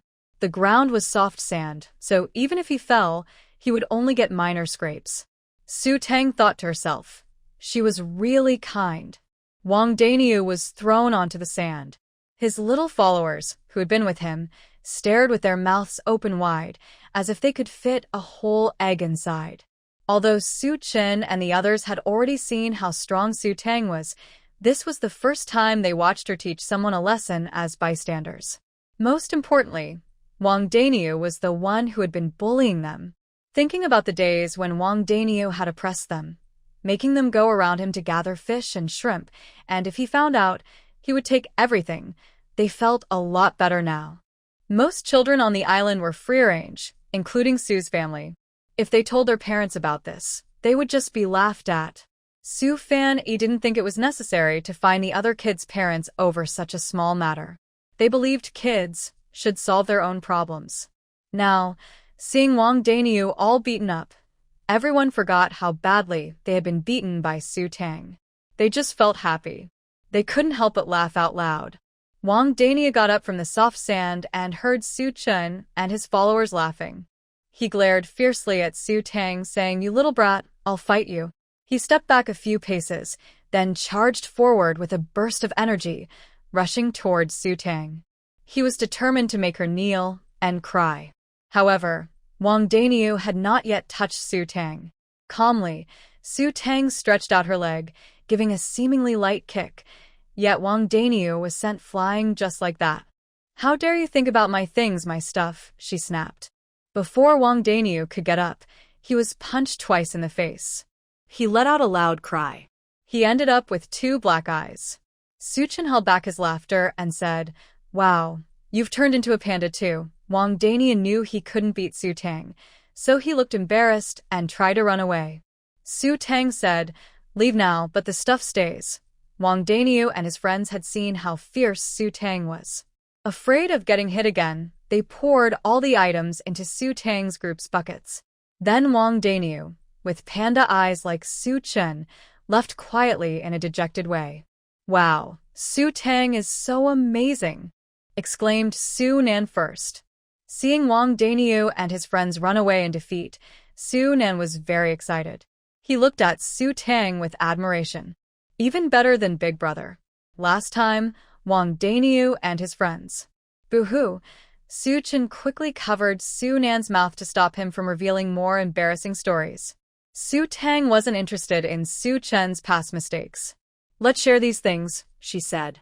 "Share? Yes," Su Tang nodded. "There are so many. She couldn't carry them all alone. But I want that spotted fish. The others, you 3 can share." She wasn't interested in the small fish, shrimps, oranges, or tiny octopuses. The spotted fish, used for making pickled fish, was the best. She just didn't know if her cheap dad could cook pickled fish. If not, she could do it herself. Her cooking skills are pretty good. The 3 brothers from the Su family were very happy. They carried a bucket to the seaside, filled it with water, and put the spotted fish inside. Then they divided the other items, putting all the meatier ones into Su Tang's bucket. Not greedy, which was good. Su Tang was a bit surprised. Su Chen and the others hurriedly sorted everything out. Several children carried full buckets back to the residential area. Although they had arrived at the military district, Su Qingwa still took care of dressing up her daughter. In the morning, Su Tang wore a pink short-sleeved top with puffy sleeves made of soft cotton, paired with white pants and cute butterfly strap sandals. She had 2 small braids, looking very adorable. But because she had fought with Wang Daniu, she looked like she had been pulled out of a muddy puddle. Her hair was messy and tangled like grass, sticking to her sweaty forehead, with some damp strands clinging to her face. Her small face was covered in dirt marks, making her look as dirty as a little kitten. Seeing Su Tang like this, Su Chen and the others burst into laughter. "Little sister looks like a kitten. Ha ha, so cute." Su Bei wiped Su Tang's chubby face with his sleeve. Sutang pouted angrily. "I should have hit him a few more times. If the beauty saw her like this, she'd think she'd been hit by a cannon. Go wash in the sea. I'll take you," Su Chen said confidently, acting like a big brother. He took Su Tang to the beach to wash up. Although she was still dirty and wet, she looked much better than before. Su Chen saw Su Tang's messy hair, but since he didn't know how to style hair, he ended up giving her a big, spiky hairstyle. Su Tang's attention was all on the mud on her body. If the beauty saw her like this, she'd probably scrub her 300 times. The beauty's obsession with cleanliness. It was really hard to understand. Su Tang carefully washed herself clean, unaware that she was sporting a tall, spiky hairstyle. A few people carried buckets back to the residential area. Originally, the three brothers wanted to help Su Tang carry the buckets, but they found that these buckets were so heavy that they couldn't walk more than 2 meters with them. Su Tang couldn't stand it anymore. She decided she had to do it herself. The heavy bucket filled with oranges, fish, and shrimp felt as light as cotton in her hands. Wow, Su Tang's strength really could open someone's head, Su Bei exclaimed in amazement. Su Chen shivered slightly, feeling somewhat relieved that he hadn't said anything too harsh. He was still a bit cautious about how he had treated Su Tang. If he had used all his strength, he still didn't know where he was right now. A few aunties, who had been chatting, saw the children walking over from the beach. They noticed Su Tang was carrying a full basket of seafood. Wow, so much. Where did you find all this? They had also gone clam digging but had never collected so many good things, especially this spotted grouper. If sold at the market, it would easily fetch a yuan. This was a wild fish, rare and hard to find. Most importantly, the fish was very fat. There are also so many crabs and such big ones, they must have a lot of meat. Little girl, how about selling this fish to me? I'll give you 20 cents. One auntie, carrying a basket, reached out towards Su Tang's bucket. Su Tang stepped back with her bucket. Sorry, I don't want to sell. I'm not asking for free. 20 cents, you can buy lots of candies with that. The auntie put down her basket and reached for a fish again. This fish isn't for sale. Su Tang blocked her hand. I want to take it home. No matter how much you pay, I won't sell it. Don't touch it randomly. If the fish die, I'll hold you responsible. You'll have to compensate. Su Tang crossed her arms and looked at the auntie. The auntie, whose hand was blocked, said, "Oh, little girl, why are you so rude? I'm not asking for free. Which family are you from? Who are your parents? Who taught you to be so disrespectful?" Someone recognized Su Tang. Hey, isn't this the daughter of the battalion commander? She just arrived at the family compound yesterday. Why does she look like this now? That person had been watching the fun yesterday, but Su Tang was so beautiful, completely different from the island children, fair and clear-skinned. It was hard not to remember her. Although Su Tang was now wet, looking like she had just been pulled out of the water, she was still easily recognizable. The daughter of the battalion commander? Isn't she the daughter of that capitalist's daughter? There were rumors that a capitalist's daughter had come to join the army, and everyone in the family compound was talking about it. Also, the battalion commander was very kind to this capitalist's daughter. So she's the daughter of a capitalist, the auntie with the basket sneered. No wonder she's so rude. Looks like you and your capitalist mother look down on my little money. The top is crooked, and the bottom is crooked too. She looked at Su Tang with disdain. Someone told her not to speak that way about a child. Although Su Qingyue is a wealthy young lady, Su Tang is the blood relative of Su Qingyue and Zhang Siding. She is a descendant of soldiers. If her words reached the political officer, who knows what impact it might have. This fish belongs to me, and I won't sell it. Are you trying to force me to sell? Besides, 2 mao cents is too little. This fish would at least sell for 1 yuan at the market. Exploiting a child is not a good thing. You're old and still bullying a kid. Don't you have any shame? Su Tang crossed her arms and refused to back down, fighting back fiercely. When everyone heard Su Tang's words, they realized Lu Tsuehua actually wanted to buy such a big fish for only 2 mao. What? Does she think her money is made of gold? It's so valuable. People looked at Lu Tsuehua with strange eyes. Lu Tsuehua's reputation in the community has never been good. She likes to take small advantages and often causes trouble. Most people didn't like her, but they still kept up appearances. However, when they saw Lu Tsuehua bullying a child, they couldn't help but look at her differently, feeling everyone's gaze, Lu Tsuehua didn't think she had done anything wrong.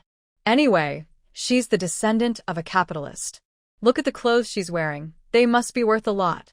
I wonder how much money the Su family has extorted from the people. Who knows where she got that fish? At such a young age, she already knows how to cheat. Lu Tsuehua sneered at Su Tang. Before she finished speaking, something hit her lower back, causing sharp pain and interrupting her words. She let out a scream of pain. This fish was caught by Sister Su Tang herself. It has nothing to do with us. Su Chun and the others, carrying buckets, were a step behind and saw Su Tang surrounded by people. These people are so annoying. Lu Tsuehua rubbed her sore back, feeling terrible pain. Who threw a stone at me? Was it you? Tell me. Lu Tsuehua glared fiercely at Su Tang. You wild girl, your mother didn't teach you right. I'll teach you properly as your aunt, Lu Tsuehua said, raising her hand to slap Su Tang. She was broad-shouldered and strong, and her slap swept through the air with wind. The onlookers around gasped and instinctively stepped forward to stop her, but they were a moment too late. Su Tang took a step back, her face full of coldness. She moved to the left and heard a yelp. Turns out Lu Tsuehua had tripped over her basket and fallen hard, hurting herself so much that tears came to her eyes. Suddenly, everything went quiet. An old lady nearby, who was relaxing in the shade, stopped fanning herself. Su Chan was stunned, standing still with his hand still reaching out as if to pull Su Tang away. Lu Tsuehua, regaining her strength, sat up, clutching her bleeding forehead. Seeing everyone's gaze on her, she couldn't hold her pride and shouted loudly, "This is too much.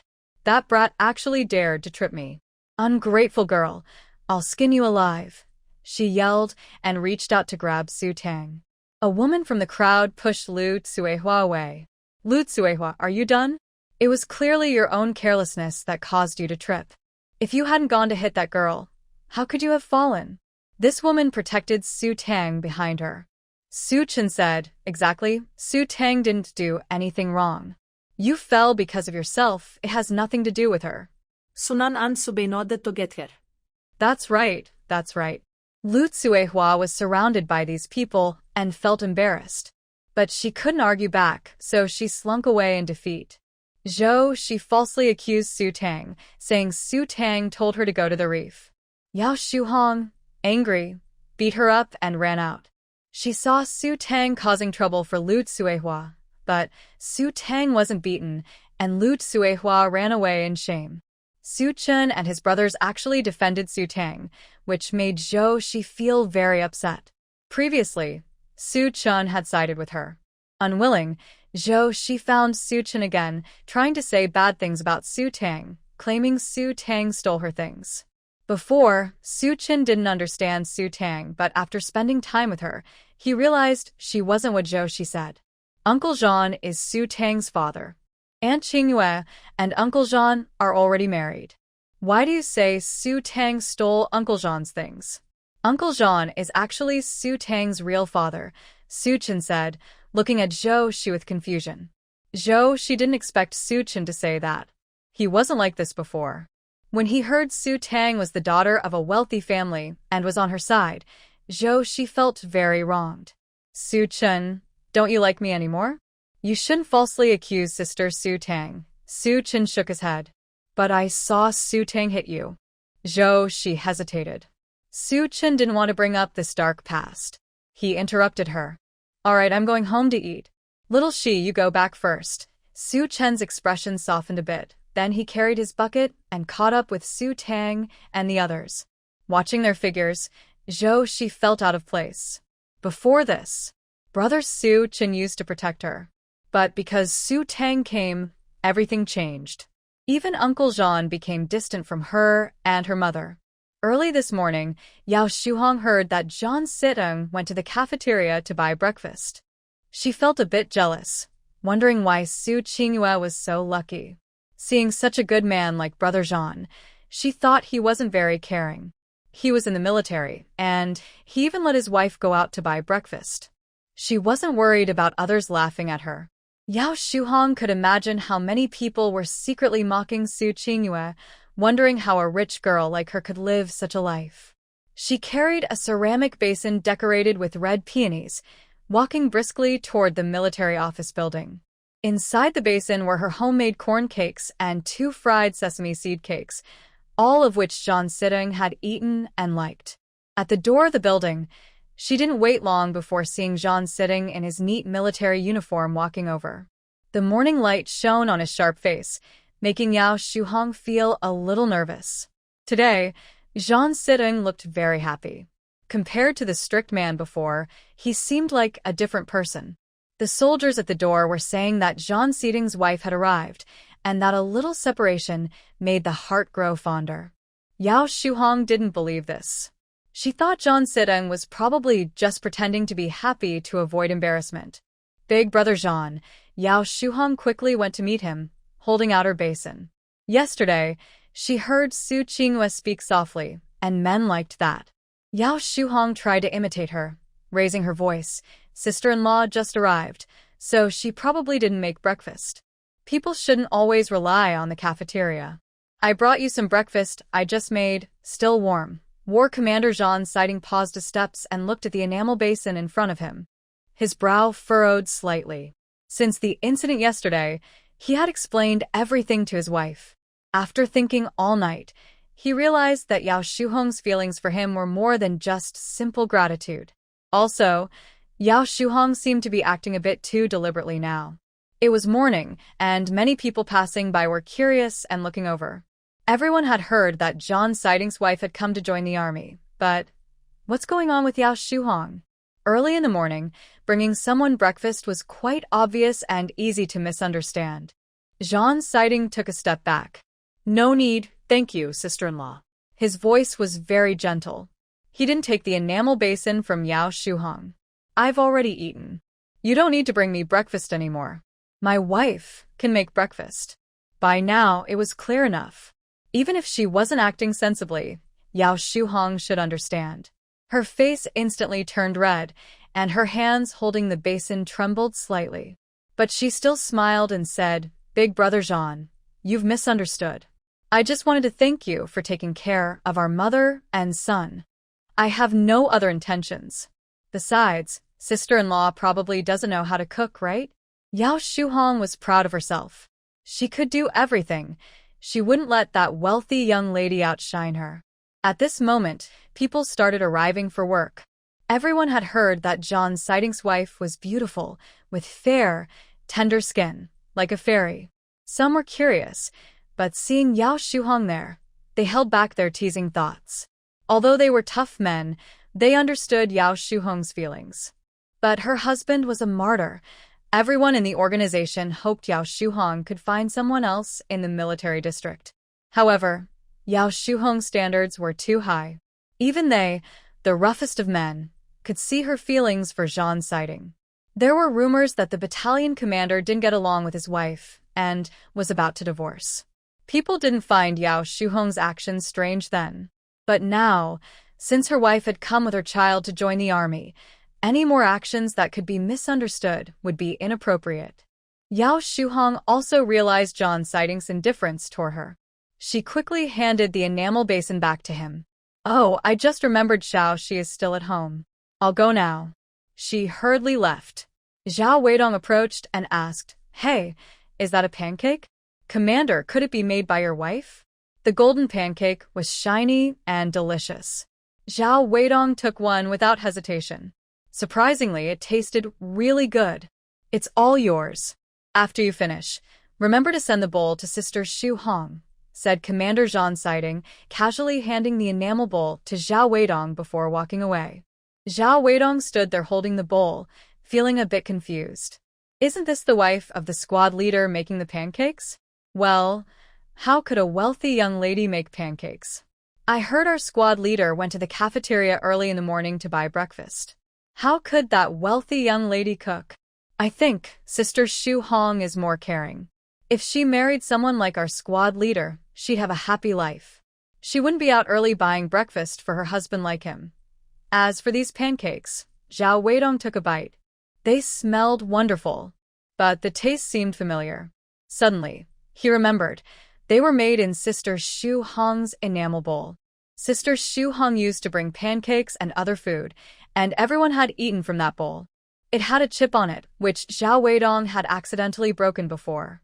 Wow, it looks like our squad leader has quite a lot of luck, Zhao Weidong said, taking another bite. The pancake was fragrant. Don't you think this pancake was made by that wealthy young lady? To marry well, you need someone caring. Only our squad leader gets up early to buy breakfast for his wife. The city's wealthy young ladies are impressive. Look at how our squad leader has changed. But I wonder how long this will last. I heard that the squad leader's wife looks like an angel. An angel? How pretty can she be? She's not as pretty as Captain Zhao's cousin. Zhao Weidong's cousin works at the communications unit. She's famous for being very beautiful, not at all like a girl from the island. She looks more like a city girl. Talking about his cousin, Zhao Weidong felt a bit troubled. When Su Qinghua didn't come to join the army and wanted a divorce, Zhao Weidong had thought about introducing his cousin to Commander Zhan's sighting. But now, since his wife was here, that would be breaking military rules. Yao Shuhong happily handed the enamel bowl to Commander Zhan's sighting and left. This woman knew how to take care of people. When some military wives found out that Yao Shuhong had brought breakfast to the squad leader, they all nodded in approval. After complimenting Yao Shuhong a few times and she left, they gathered and whispered, "Isn't the squad leader's wife here to join the army?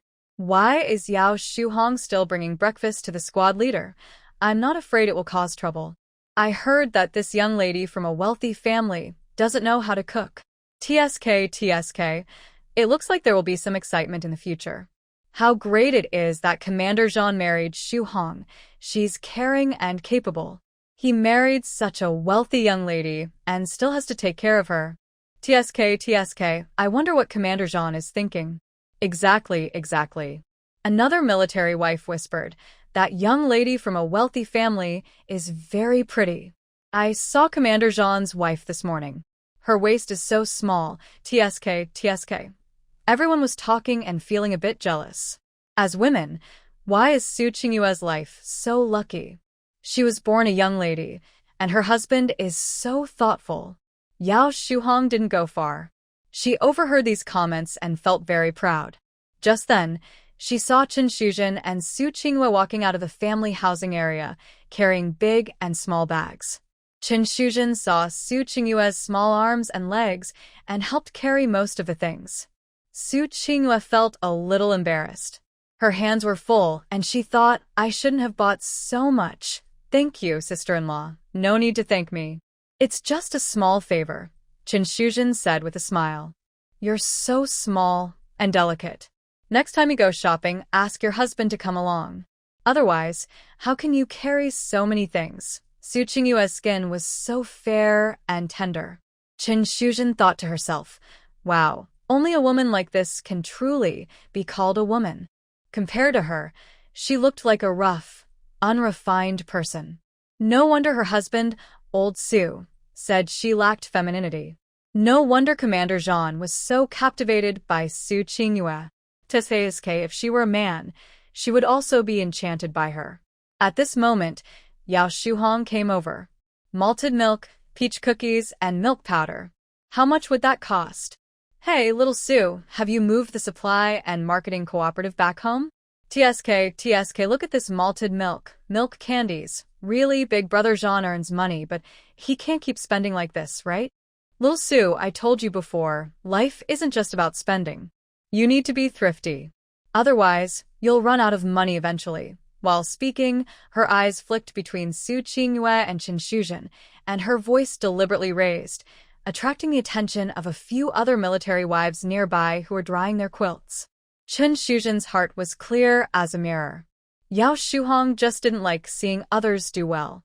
She especially thought that Zhan Sitting would divorce little Su, thinking she could take advantage of the situation. But now that little Su has come to accompany the army, it shattered Yao Shuhong's dream. Yao Shuhong felt very upset when she saw Su Qinghua spending so much money. If Su Qinghua hadn't come to join the army, all that money would have been hers. Yao Shuhong thought confidently, "What does that have to do with you? Just meddling like a busybody." Chen Shuzhen has a quick temper. Yao Shuhong smiled and said, "People who don't know better might think you're just a maidservant for this young lady. You're defending her, but she won't appreciate it." With Zhan's sighting not here, Yao Shuhong stopped pretending and said with a smile, "This isn't the city.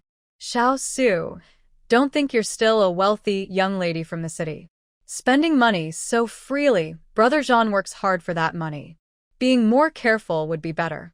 Buying so many things just to show off isn't very good, right?" Chun Shuzhen was about to speak, but Su Qinghua pulled her back.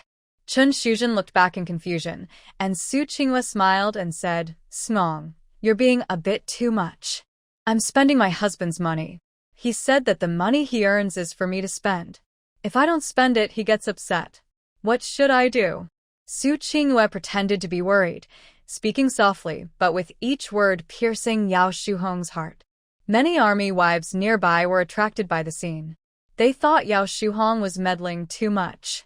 Although Su Qinghua was indeed spending a lot, the money wasn't coming from unknown sources. Who knows where your money comes from? Yao Shuhong saw the looks from others and didn't want to lose face in front of Su Qinghua. Her implication was that Su Qinghua's money was dirty, stolen by capitalists. "Suang, you're saying that? My husband gave me all the savings he had. He earns honest money. Are you implying that my money isn't clean?" Su Qinghua said innocently. Chun Shuzhen saw Yao Shuhong's expression and almost couldn't hold back her laughter. This little Su seemed harmless, like a fairy, but inside, she was a little cunning. In just a few words, she had put Yao Shuhong in her place. "If you think my money isn't clean, then show proof. Otherwise, I'll report you for slander," Su Qinghua said coldly. She was a bit angry, and her pretty face flushed with a faint red. Some of the wives looked on and thought, "Wow, the wife of Commander Zhan is so charming and lovely." Chun Shuzhen, "Xiao Su is right. Why are you so possessive about other people's money? Xiao Su spent her own husband's money. If you say these things, people might think you have other intentions. Yao Shuhong does have other thoughts. She feels that the money Su Qinghua spends should be hers. She even imagines that once Zhan Sidong and Su Qinghua divorce, she can move into that big house with her daughter. Her late husband was a battalion commander and only got a small apartment on the first floor, which is cold and damp. If she could live in a big yard instead, that would be great. But that yard was taken over by Su Qinghua and her child." "Xiao Su, you misunderstood. I didn't mean it that way. I just think Brother Zhan works hard. As the wife of the battalion commander, you should understand this." Yao Shuhong rubbed her hands and changed the subject. Suddenly, she remembered something. Women should learn to cook. Who goes to the cafeteria early in the morning to buy breakfast? Women should focus on the home. Buying snacks all the time is useless. When the man comes back, he shouldn't even get a hot meal. If people find out, they'll laugh. I only tell you this because I see you as my own sister. Su Qinghua looked up at her when she heard this. Yao Shuhong felt a little guilty under her gaze. Chun Shuzhen, is it obvious that it's her family matter? Even Brother Zhan doesn't think there's a problem. Why do you have opinions? If you don't know, people might think you're Xiao Su's mother-in-law. Su Qinghua chuckled softly. Yao Shuhong, I'm just trying to help. I just gave Brother Zhan some pancakes. He liked them very much. Women should learn to cook, or the kids will suffer with you. Yao Shuhong's words became more and more over the top. Everyone looked like they were watching a show. Su Qinghua was a bit angry. Last night, Zhan Sidong promised her he had nothing to do with Yao Shuhong. Yet, this morning, she ate the pancakes Yao Shuhong made. Today, she and Tangting ate little for breakfast. Most of it went into Zhan Sidong's stomach. Su Qinghua thought, even though Zhan Sidong is tall and strong, he should be full. But then she remembered he ate Yao Shuhong's pancakes at the office. Eating so much, how could she not be full? Su Qinghua was angry, not with Jianxi Ting, but with Yao Shuhong. She didn't want to talk to her and said to Chun Shuzhen, "Sister-in-law, let's go home." Chun Shuzhen also sensed that Su Qinghua was upset. She looked at Yao Shuhong, who was full of pride. As she passed Yao Shuhong, she warned her, "Be careful about your behavior. Damaging a military marriage can land you in jail." Yao Shuhong's face changed. Because Chen Shuzhen's husband is a political officer, she didn't dare offend Chen Shuzhen. After Yao Shuhong walked away, she muttered, "Those who don't know might think Chen Shuzhen is just a servant to this wealthy young lady. Shuhong, that's too much. Look how upset little Su is," Sister Li, holding her son, said to Yao Shuhong while rocking her child. "I was just trying to help." Who knew this wealthy young lady couldn't handle the blow? Just because she looks good doesn't mean she's complete. A woman who can't cook isn't a full woman. Seeing Su Qingyue earlier, Yao Shuhong deeply felt what it means to be ashamed. Su Qingyue is pretty, but her background isn't good. She also can't cook, and marrying her is like having a mascot. When it comes to cooking, she completely outshines Su Qingyue. She believed Brother Zhan would see her good qualities someday. Some military wives didn't agree with Yao Shuhong's ideas. They understood that Yao Shuhong wanted a better future. The battalion leader's allowance was high, but he already had a wife. What was Yao Shuhong doing?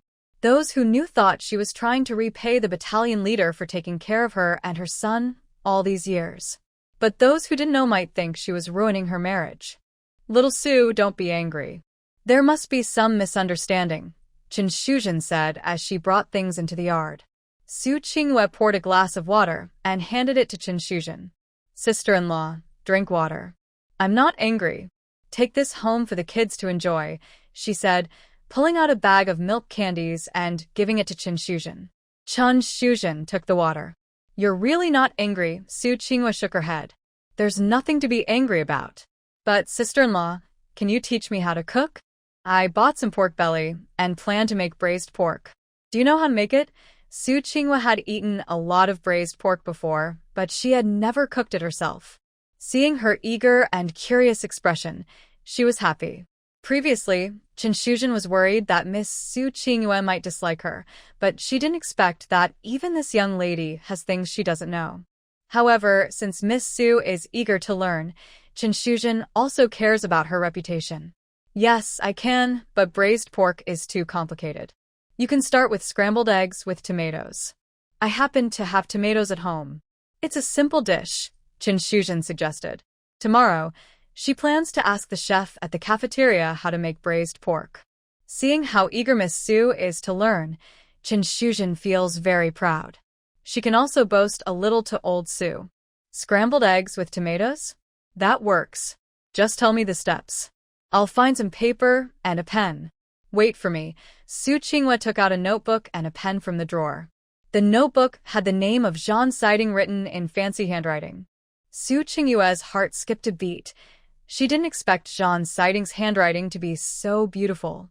This dish is simple and goes well with rice. Kids love it.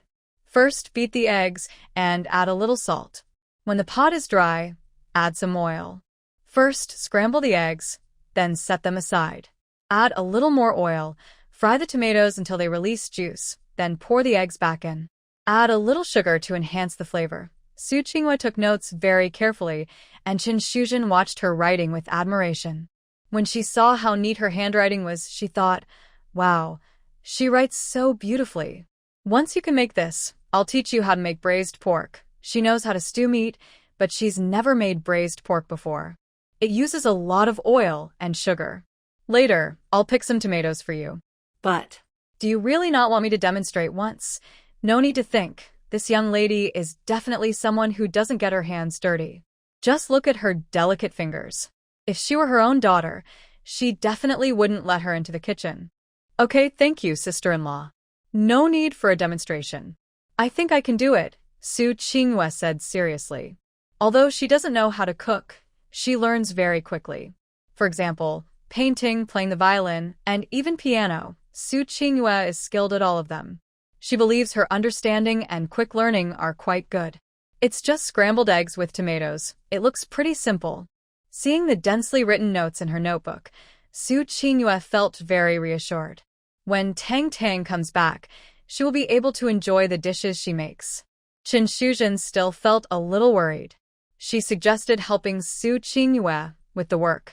Su Qingyue waved her hand confidently and promised there was no problem. Chen Shuzhen then went to find a few young boys.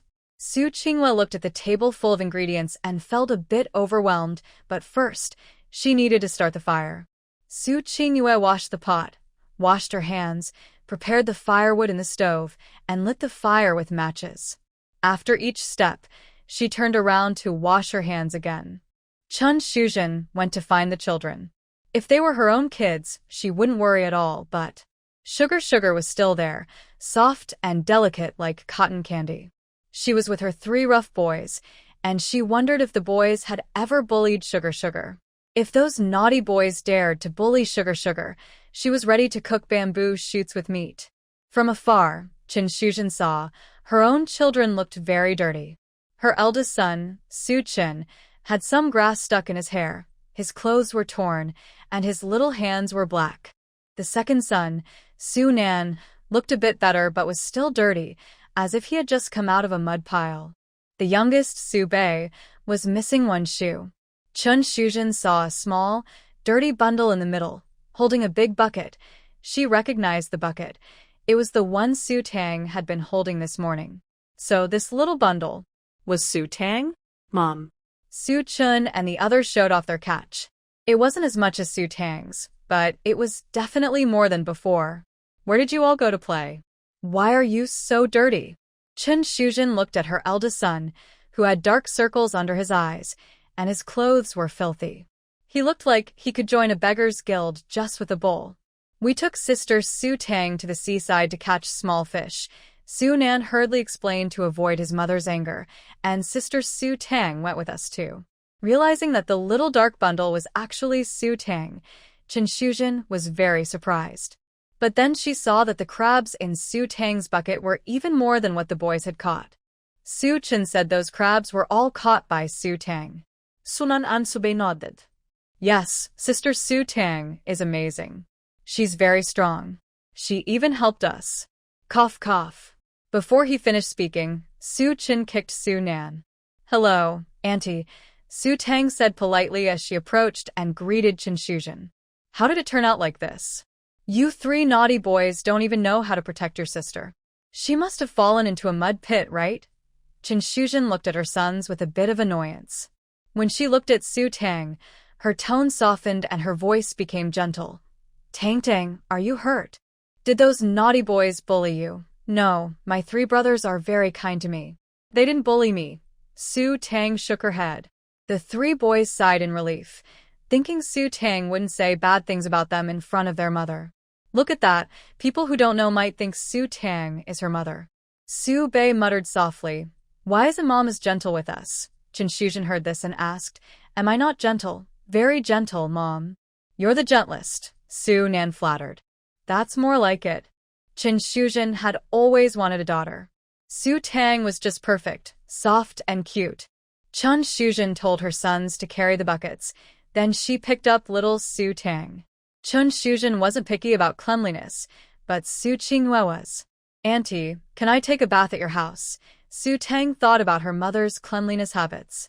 If her mother saw her like this, she might get upset. Chun Shuzhen also thought about it and said, Yes, your mom has that thing, cleanliness. Go wash up at her place first. Chun Shuzhen was almost melted by Su Tang's soft and cute voice. This little girl was so obedient. She told the boys to carry the things back.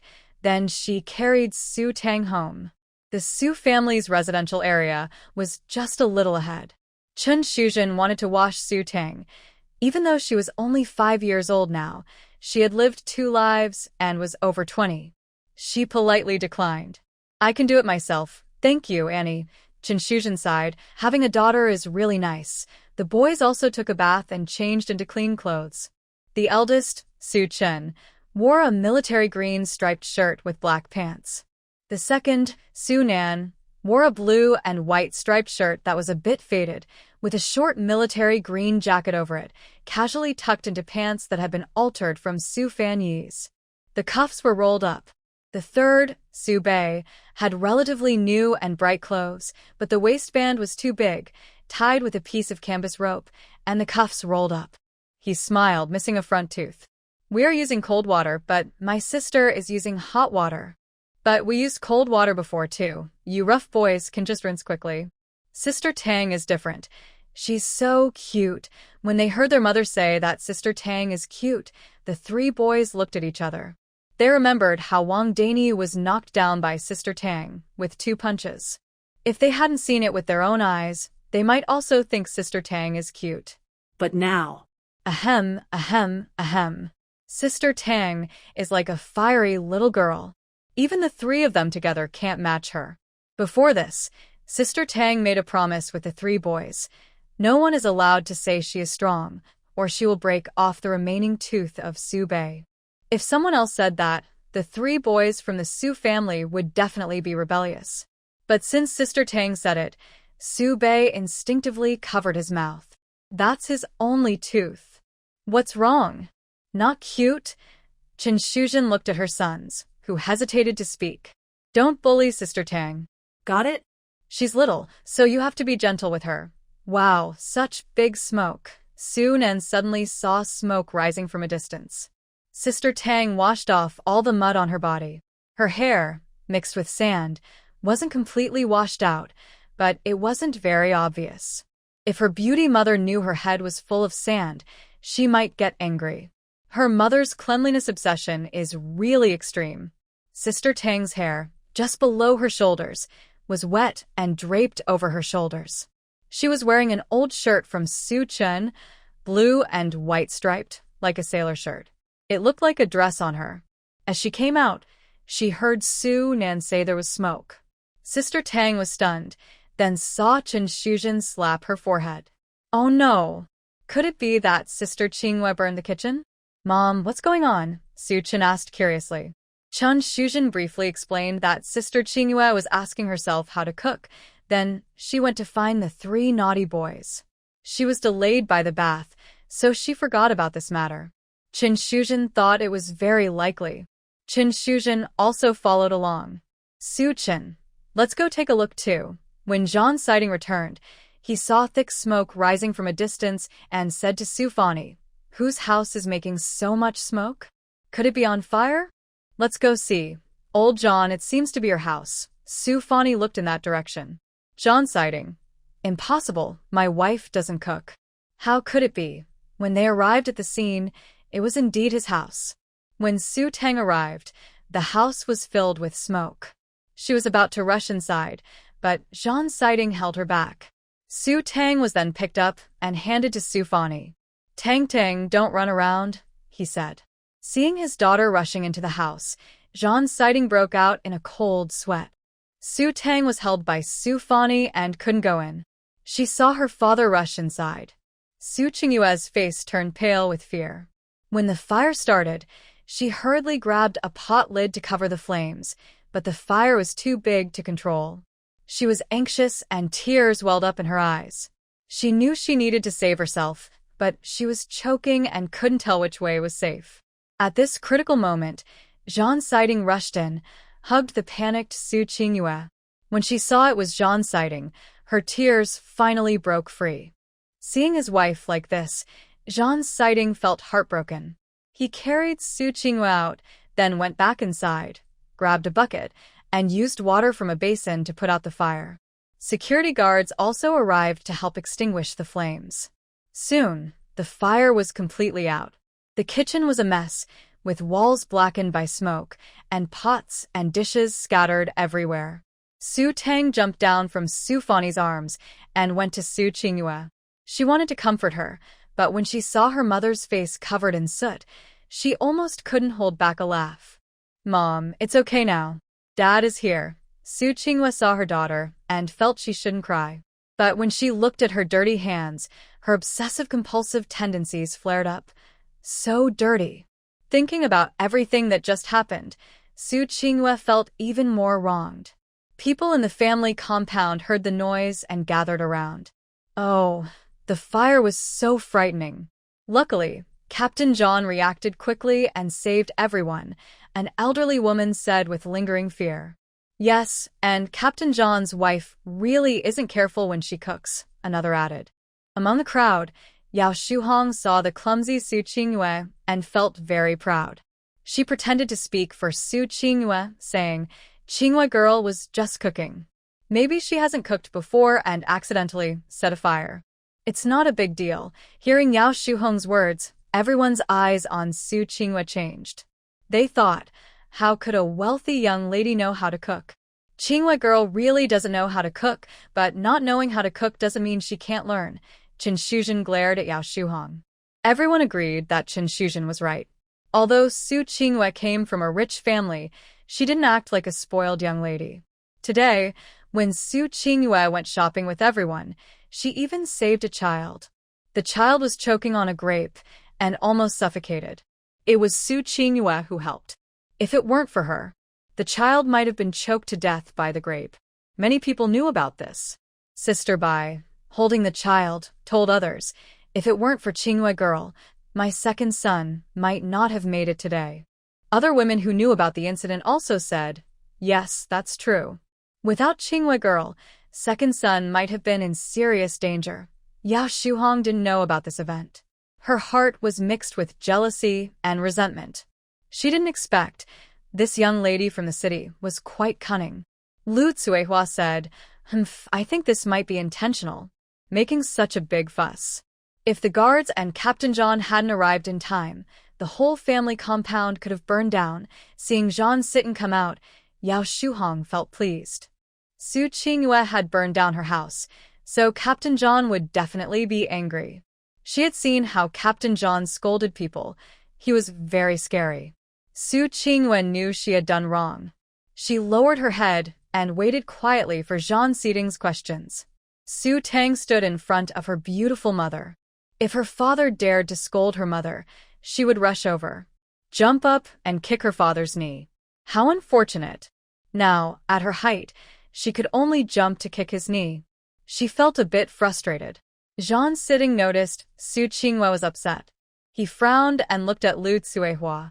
You say my wife did this on purpose. Do you have any proof? If not, you're falsely accusing my wife. Li Tsuehua was flustered by Jean Siting's scolding, turning red and white alternately, but she still refused to give up. She argued, I'm not blaming you. It's right that you protect your wife, but your wife, as she spoke, she shook her head with a complicated expression. She has bad intentions. Many sisters-in-law thought Li Tsuehua's words were too harsh.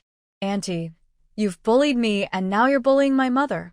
You're the one with bad intentions. Su Tang was angry. At this moment, the brothers from the Su family arrived. Jean Siting asked his daughter what happened. Su Tang explained everything clearly. Brother Su Chen can testify, and many pretty aunts saw it too. She even tried to hit me. If I hadn't reacted quickly, I would have been slapped. Little Tuanchuan looked sad, and Su Chun and the others nodded in agreement, confirming what happened. Some others also saw it. Li Tsuehua wanted to buy the spotted fish Su Tang caught with 2 cents, but that fish was worth at least a yuan. Wasn't she bullying a child?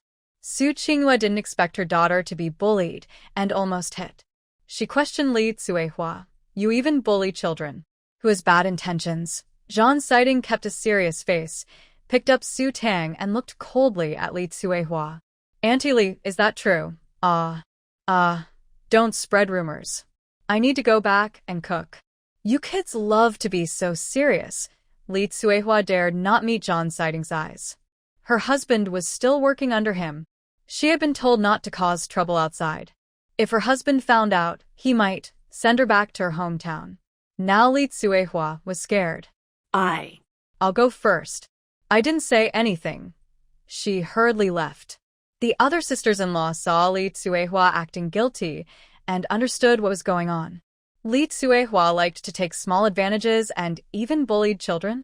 Thanks everyone for today. You can all go now, Jean Siting said. Seeing there was no more excitement, everyone left. Yao Shuhong saw Jean Siting holding Su Qinghua's hand and felt very upset. Su Tang noticed the resentment in Yao Shuhong's eyes. But with her here, Yao Shuhong wouldn't be able to cause trouble. She took a small stone from her pocket and threw it. It hit Yu Shuhong's heel, causing her to cry out and fall face first into the mud. She clumsily got up and turned around to see Jean Siting and Su Qinghua going into the house. Jealousy was almost twisting her inside. Chen Shuzhen and Su Fani wanted to stay and help clean up, but Jean Siting refused. I only cooked a little. It's no problem. I'll clean up. Chen Shuzhen whispered, sighing. You must not hurt Qingyue. She just wanted to cook for you. It's all my fault. If I hadn't been watching, Qingyue wouldn't have burned the house. Mom, what are you saying? Zhan's sighting felt a surge of anger.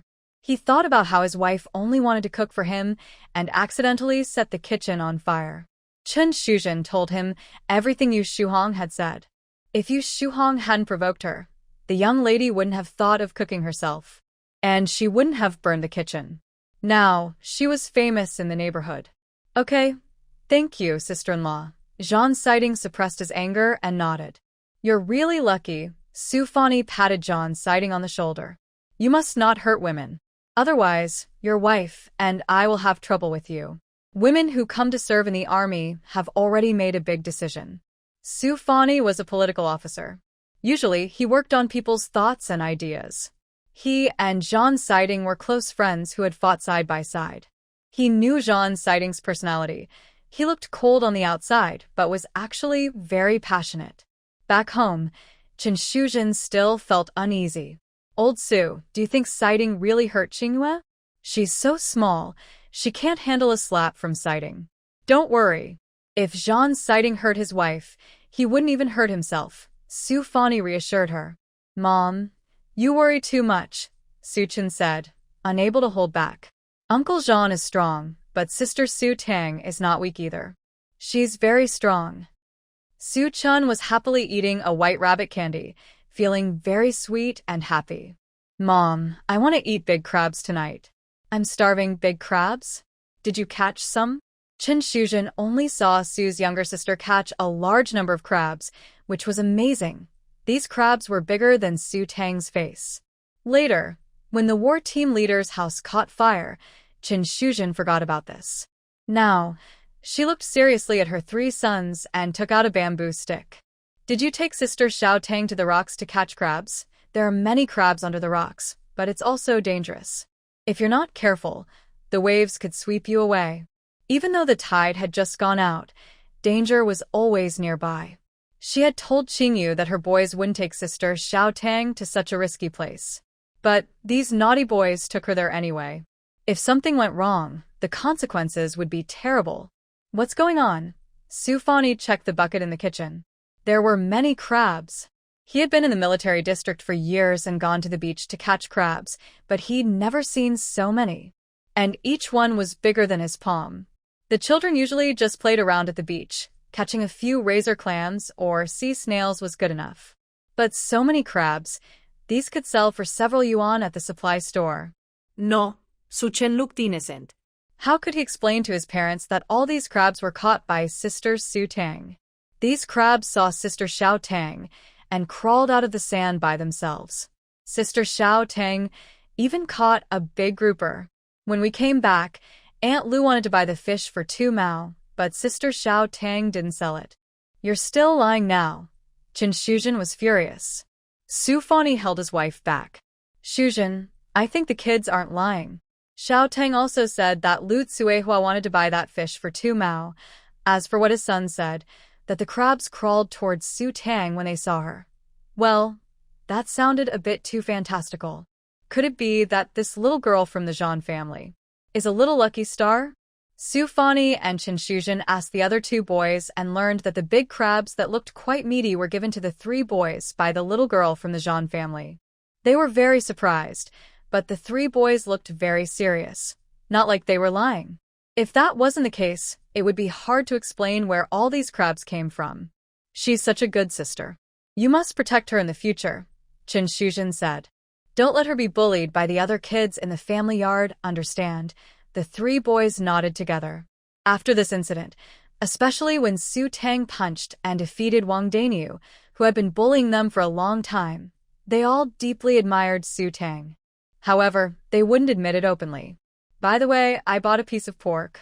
You guys should deliver it. Chen Shuzhen thought that sending back crabs wouldn't be appropriate, so she decided to give them some pork instead. The pork wasn't big, but it was enough for their family of 3. They had planned to make twice-cooked pork tonight, but now that they had crabs, they decided to add them as a side dish. The pork would be a gift. Can I have the biggest crab tonight? Su Bei asked shyly. Yes. Chen Shuzhen smiled. Hurry up and deliver it to Uncle Jean's house. We'll eat together later. After you're done, come back quickly. Okay? The three boys were sent to deliver the meat. On the way, Su Bei curiously asked, if Aunt Qinghua burns the kitchen and we go over now, will she see Uncle Jean hitting her? Su Nan replied, probably not. Su Chen said, if Su Tang gets lifted up and spanked by Uncle Jean. Su Bei asked curiously, is it like how Su Tang hits her brother? Su Chen rolled his eyes at his younger brother. If you don't speak, no one will think you're mute. Su Nan said, that's right. Don't say anything more next time. After delivering the meat, the boys ran back faster than rabbits. Su Tang hadn't said anything yet, but it was as if she was a fierce beast. Su Qinghua asked her daughter Lu Tsuehua if she had been hit. Su Tang nodded. Yes, I was touched, but I reacted quickly and wasn't hit. If I had been a little slower, I might have been slapped. Su Qinghua hurriedly squatted down, hugged her daughter, and saw the injury on her knee. She felt heartbroken and applied red medicine. The wound was actually caused when Su Tang was playing on the beach and bumped into something. Su Qinghua was very distressed, and a flash of anger crossed her eyes. Although Su Qinghua was a bit soft-hearted, she became very firm when it came to her daughter. Su Tang didn't say anything, but Su Qinghua knew. Her daughter must have suffered a lot in her past life. Her daughter said she was 17 years old, which meant her daughter only lived until 17. Her daughter had endured so much suffering in her past life. If she didn't stand up now, would she have to watch her daughter be bullied again? If you're afraid of offending your comrades, you don't need to step in, Su Qinghua said, holding her daughter with a worried heart. Zhang Siding took the daughter from Su Qinghua's arms. How can I watch my daughter be bullied? This matter won't be settled so easily. Su Qinghua stood up, surprised, and looked at Zhang Siding with a firm voice. It's okay if I get bullied, but my daughter can't. My daughter can't be bullied, and neither can you, Zhang Siding corrected her. His eyes showed firm determination. Captain Wang's wife has caused a lot of trouble before. I didn't expect even children to be bullied. Our Tangnang is so great. She caught such a big fish. If she dares to bully our Tangdang, she must apologize. Yes, she must apologize. This matter can't be just let go, Su Qinghua said firmly. Su Tang was held in Zhang Siding's arms, feeling warm inside. In her past life, when she was bullied, she could only hide and run very fast. Because no one protected her, she had to rely on herself. But now it's different. Heaven has given her a second chance. Her parents are here, treating her like a treasure. It's so good. Sometimes, Su Tang is afraid this is just a beautiful dream. If she's not careful, she'll wake up and find herself back in those dull, dark days. Lu Tsuehua was known for being difficult in the family compound. She had caused a lot of trouble for Captain Wang before, and often tried to get small benefits. She even bullied the children in the neighborhood. At first, Lu Tsuehua and her husband said these were rumors. Captain Wang was mostly in the military camp. It wasn't until several military family members came to complain that Captain Wang found out what his wife had done. After a fight, Lu Tsuehua calmed down a lot. But recently, she had a dispute over sun-dried beans, and Captain Wang planned to send her to the countryside. Lu Tsuehua was very distressed but promised she wouldn't do it again. If she did, she would be sent back to her hometown directly. Lu Tsuehua and Captain Wang had known each other since they were young, like childhood sweethearts. Their relationship was different from arranged marriages, and she was soft-hearted. Today, when Captain Wang returned home, he heard some gossip again. He went back home. Lu Tsuehua felt a bit guilty, but seeing her husband didn't say anything, she relaxed. She knew that Commander Zhang wouldn't be so bored. Today, because of Su Tang's disgrace, Yao Shuhong told her that Su Tang was so difficult to deal with because she was taught by Su Qinghua. Su Qinghua was from a wealthy family. Even though Su Tang was related to Commander Zhang, she had lived with capitalists for 5 years and looked down on families like theirs. Yao Shuhong said, "Sister-in-law, you're kind-hearted. Why bother with a fish that costs only 2 cents? Su Tang was spoiled by her mother and doesn't respect elders at all. If it were my little Xia, she wouldn't be so difficult." Lu Tsuehua, already angry, listened and thought. She was right. She held Yao Shuhong's hand. Shuhong, you're my true friend. Yao Shuhong thought to herself, Su Tang is just lucky. She didn't spend any money. What's wrong with giving her and a fish? Lu Tsuehua replied, yes, even gave her 2 cents. Yao Shuhong said, that girl is pitiful, but Brother Jean and Su Qinghua have been separated for so many years. What about this child? Lu Tsuehua was surprised. Shuhong, do you mean this kid is a wild child? Yao Shuhong quickly looked around and lowered her voice.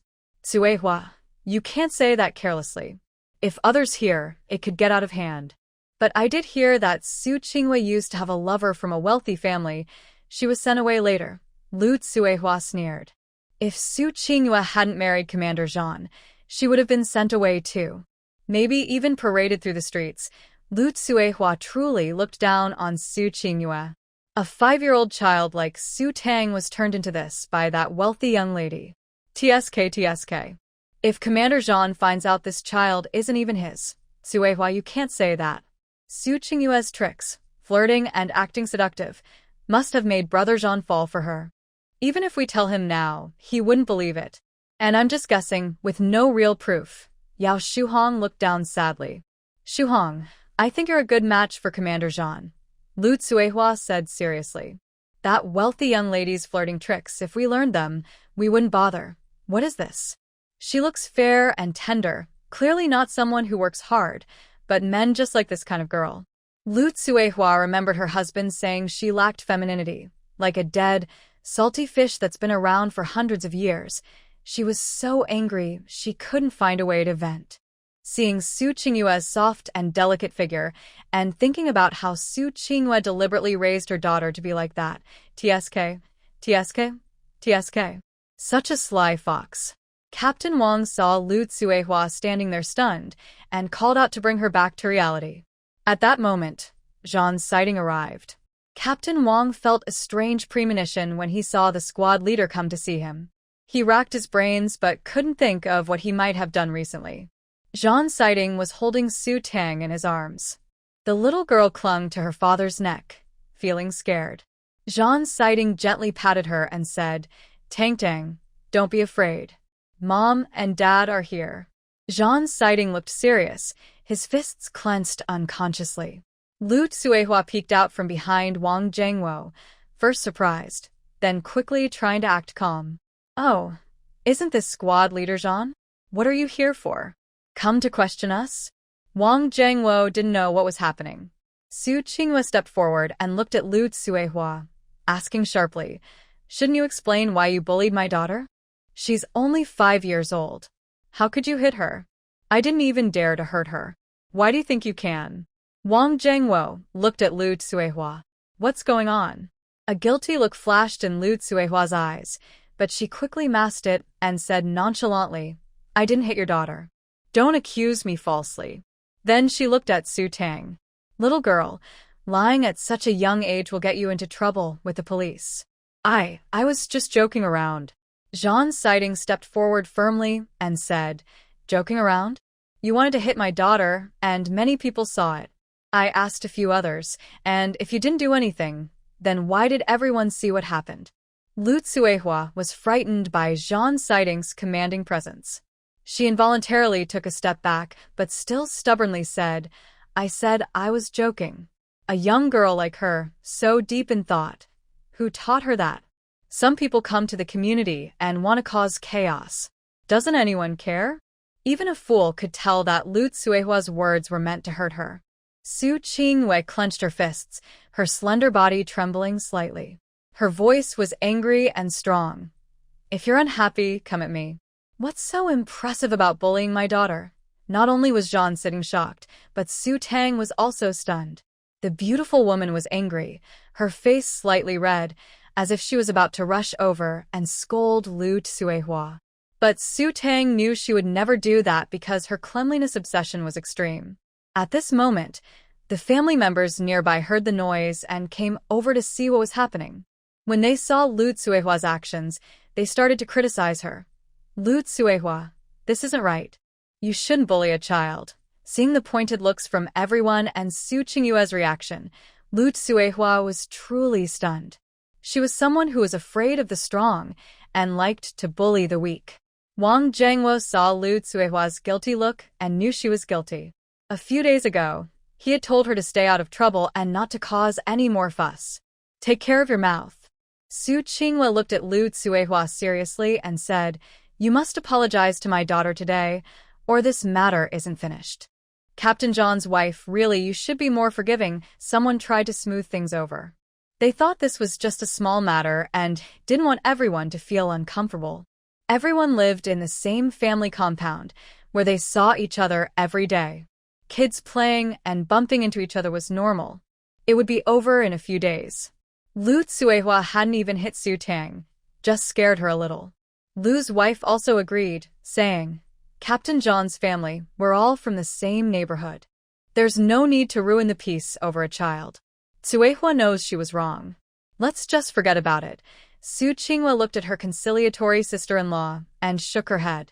She said firmly, Sisters-in-law, this isn't a small matter. As adults, how can we bully a 5-year-old? If Tang Deng is too scared to tell her parents she was bullied, she'll carry that hurt inside. It will affect her a lot. Lu's wife looked a bit embarrassed and glanced at Zhang Siting, hoping he would control his daughter, the city girl. Commander Zhang Siting said, Captain Wang, I hope you can give me an explanation. It's not good for an adult to bully a 5-year-old child, especially if it gets to the higher-ups. Zhang Siting did not back down at all. The couple firmly protected their daughter under their wings. Most people didn't agree with how they argued over a small child, but they understood that Commander Zhang loved his wife very much. However, it must be said that Su Qingyue's figure and appearance are indeed beautiful. No wonder Commander Zhang is so captivated by his wife. Even their child inherited the best qualities from both parents. Lu Tsuehua didn't want to apologize. As an adult, why should she apologize to a child? But if she didn't, based on Su Qingyue's attitude, she knew it wouldn't end there. Wang Zhengwo said, Hurry up and apologize. Wang Zhengwo apologized to Zhang Siting, looking sorry. Lu Tsuehua also had to apologize, but she was very angry inside. Seeing Su Sugar protected by Su Qingyue and Zhang Siting, her envy was obvious. Everyone dispersed. The Wang family closed the door. Wang Zhengwo took 2 pieces of cured meat to the Zhang family. It was very embarrassing for him. Lu Tsuehua packed her things and decided to go back to the countryside. She thought she wouldn't have to do anything at home, just take care of 3 meals a day. But going back to the farm meant planting fields and working hard under the sun. Lu Tsuehua, who enjoyed a leisurely life in their residential compound, absolutely refused to leave. At this moment, the second daughter started crying. Under Lu Tsuehua's coaxing, she clung to Wang Zhengwo's leg and sobbed, Dad, I don't want Mom to leave. Boo-hoo. Wang Zhengwo looked at Lu Tsuehua with disappointment and said, If you cause trouble again, there won't be a next time. Then he took the 2 pieces of cured meat and left. The second daughter was still crying. Lu Tsuehua slapped her. The girl was only 4 years old but looked pale and thin, like she was only 2 or 3. She curled up in pain. Lu Tsuehua only dared to hit her when Wang Zhengwo was not home, taking her anger out on her daughter. It's all your fault. If you were a boy, your father wouldn't treat me like this. Why aren't you a boy? The more Lu Tsuehua thought about it, the angrier she became. She watched Su Sugar being protected by Su Qingyue and Zhang Siting and spat, Bah. A useless girl still thinks she's a treasure. Throughout the journey, Su Qingyue didn't speak. When they got home, she seemed to lose all her energy. War Minister Zhang quickly caught her worried.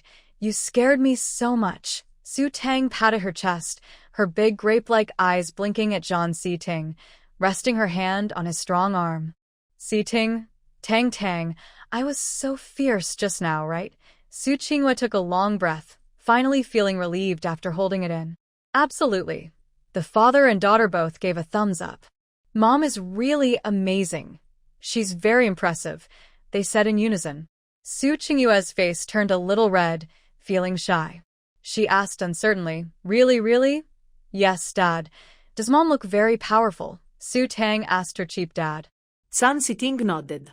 very powerful, like swallowing 3 bowls. His eyes shone with warmth. In the past, Su Qingyue was gentle and quiet. Even when angry, she never blushed because her family had always taught her to be a refined lady. Although she was smart, she didn't argue with others and was simple by nature.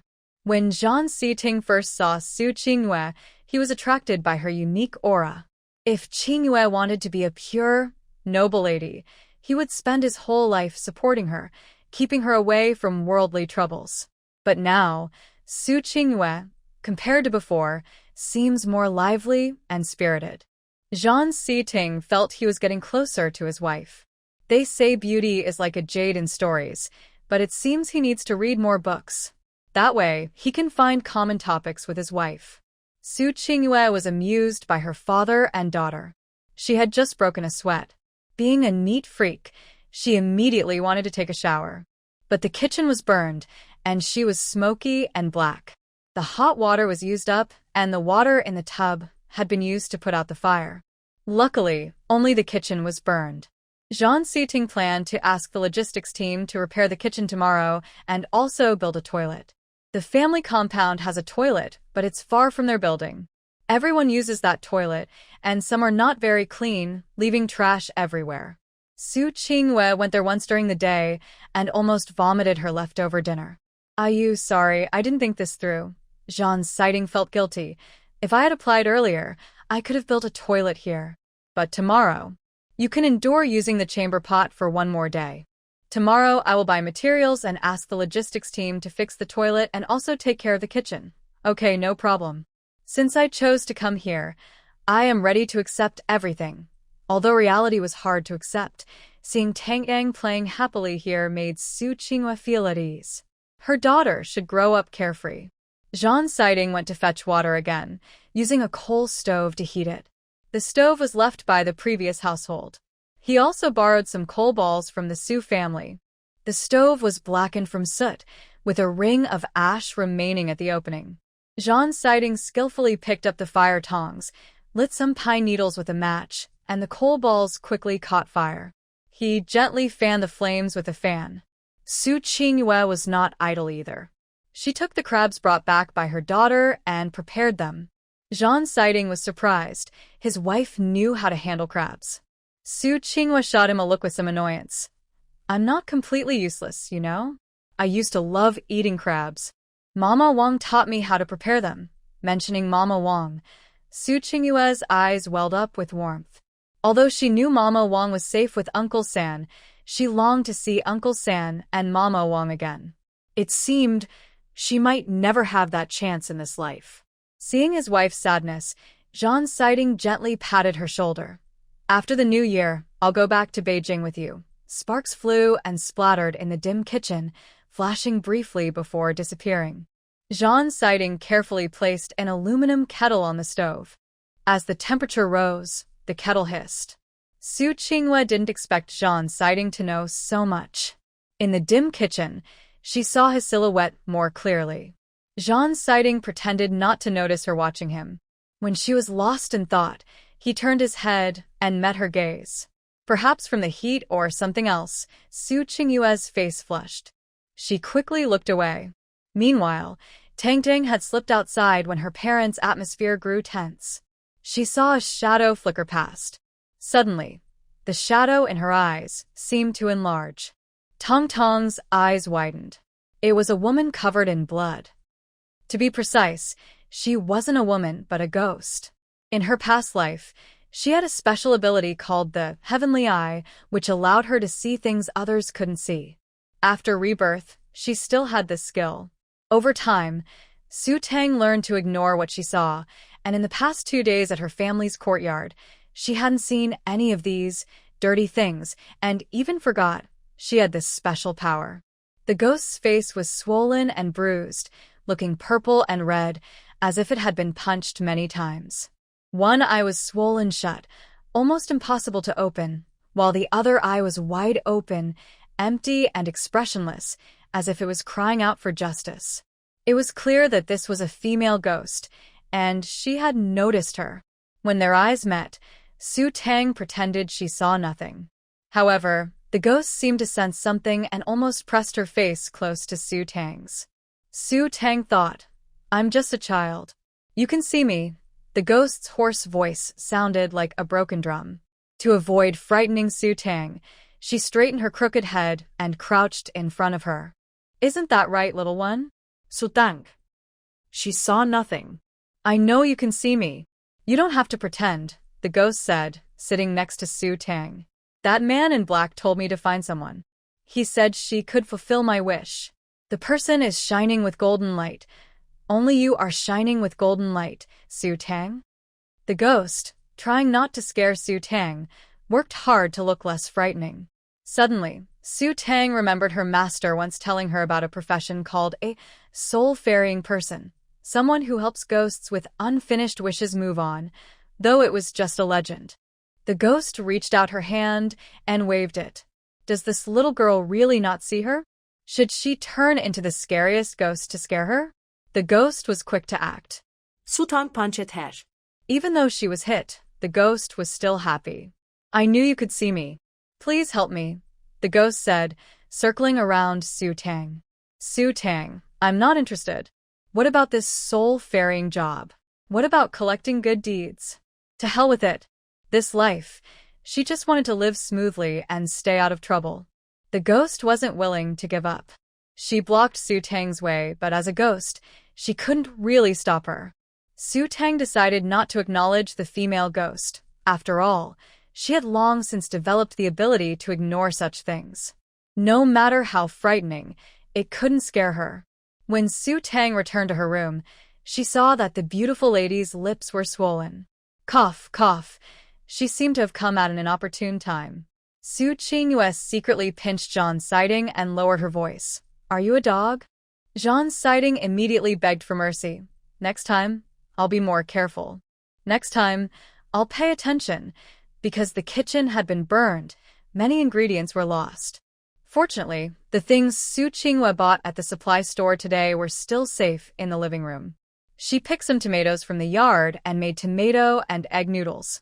Su Tang's small bowl was filled with eggs, and the beautiful lady's bowl also had eggs. Zhan's siding's bowl mostly contained tomatoes. Su Qingyue divided half of the eggs into Zhan's siding's bowl. Their breathing grew warmer. During this meal, Su Tang ate happily, her belly round and full. After eating, Zhan's siding took the initiative to wash the dishes. There were only 3 bowls left, one for each of them, and they finished washing quickly. Zhan's siding and Su Qingyue discussed inviting everyone to dinner. Their wedding was in Jing City, and they only invited some relatives from the Su family. Zhan's relatives lived in Yunnan Province, 10,000 miles away from Jing City. After so many years of marriage, Su Qingyue had never met Zhan's family in person, only spoke to her in a phone call once. "I'll try to learn," Su Qingyue decided firmly. She was determined to learn how to cook. Although the sisters-in-law in the family compound hadn't said anything to her openly, she knew they secretly thought she was a delicate young lady who couldn't do anything. Su Qingyue was delicate, but deep inside, she had a fighting spirit that refused to give up. Zhan's siding was charmed by his wife's proud and confident look. He smiled and said, "Honey, just eat at the cafeteria. We can arrange 10 tables, which will be enough." Zhan's siding had already made plans. He intended to fix the kitchen tomorrow and set up a separate toilet in the yard. Once everything was ready, he would invite everyone over to meet his wife. Su Qingyue didn't expect Zhan's siding to do so much for her. It's impossible not to feel touched, but she has a little bit of pride. When Zhan's siding held her hand, she gasped and instinctively pulled it back. There was a blister on her hand, and Zhan's siding frowned. The blister on her fair hand was very obvious, along with some burn marks. "You got burned? Why didn't you tell me?" Zhan's siding stood up helplessly. "I remember I bought some burn ointment." He took out a small box from the bedroom, which contained burn ointment. "Luckily, I bought it. How do you have everything?" Su Qingyue once again marveled at how thoughtful this man was. When her father asked her to marry Zhan's siding, she wasn't willing. Back then, Zhan's siding was not only dark-skinned, but also had a scruffy beard. Although he was handsome, he didn't care much about his appearance. Su Qinghua thought that she would spend her life with such a man, and she felt her life was over. But now, Zhang's sighting seemed to have changed. However, Su Qinghua could sense that Zhang's sighting was being very careful. He was carefully applying medicine to her. Next to them, Su Tang was smiling like a caring aunt, enjoying the love between her parents. At this moment, Wang Zhengwo arrived, carrying 2 pieces of cured meat to apologize. These days, buying meat requires a ration ticket, and fresh meat turns into cured meat with some shrinkage, especially Sichuan-style cured meat, which is famous. Wang Zhengwo was from Sichuan. Captain John, I'm really sorry. I don't know how my wife ended up like this. Sigh. She even bullied the kids. I already told her, so please accept this. Otherwise, I'll feel really embarrassed, Wang Zhengwo said, blushing. It's that troublesome wife of his. She made him so ashamed. This matter is over. Zhang's sighting shook his head.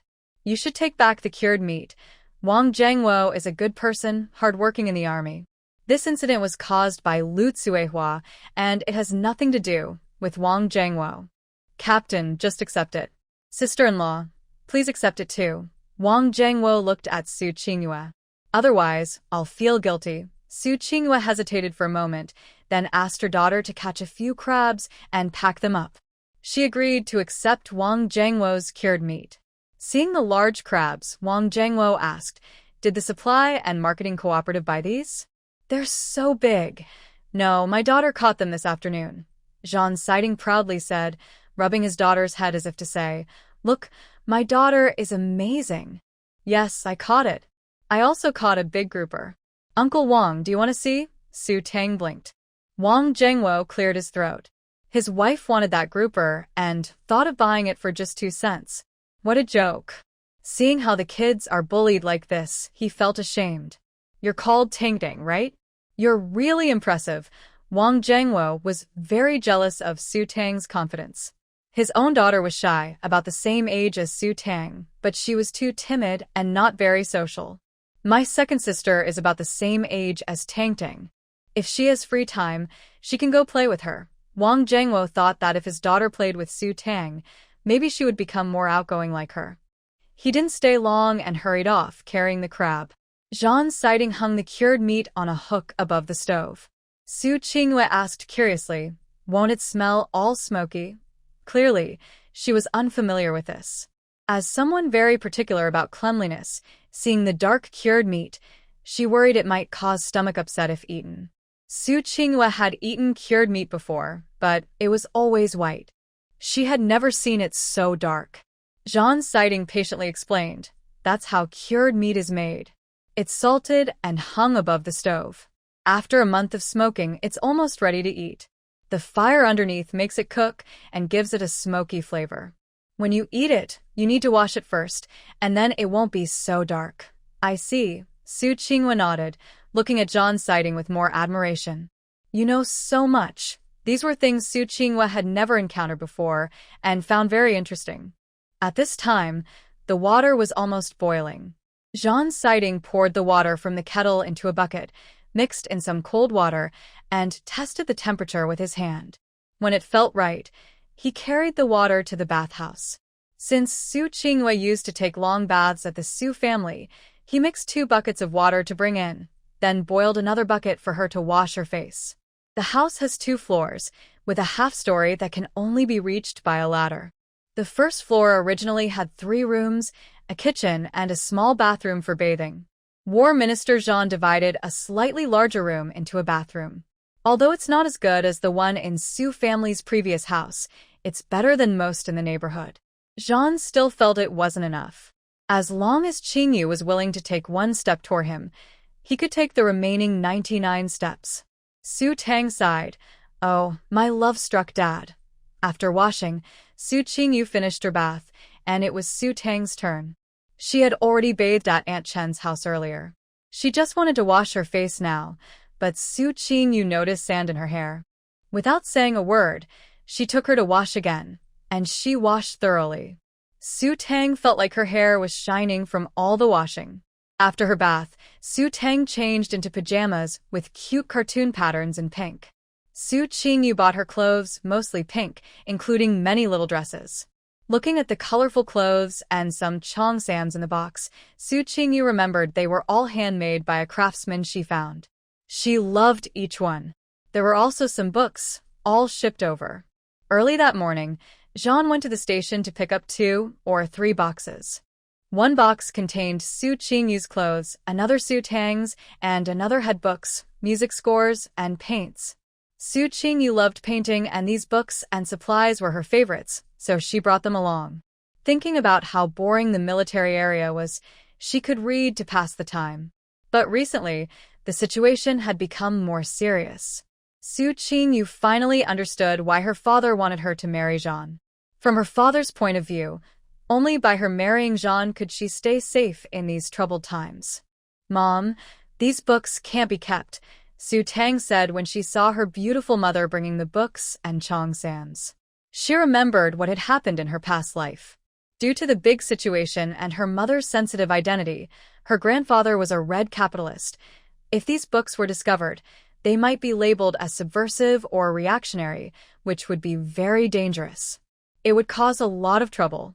Su Qingyu nodded in agreement with her daughter's opinion and told Jean, "Let's burn all these tomorrow."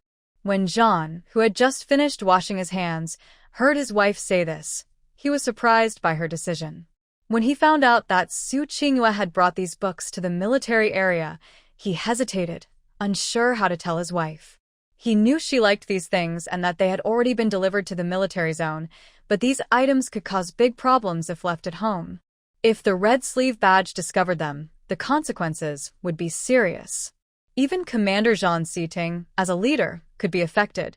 He might not be able to protect Su Qingyu, especially given how tense the situation is now.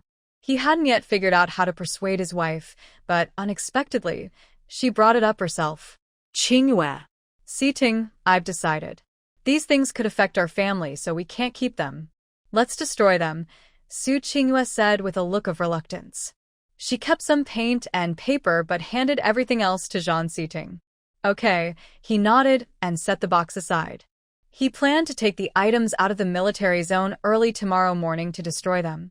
That night, Su Tang chose to sleep alone, taking her blanket to the next room. Last night, she had slept alone, but tonight, she had a bed partner. That ghost. The ghost was annoyed. How could this little girl ignore her presence? No matter what ghostly faces she made, the girl remained unfazed, as if she couldn't see her.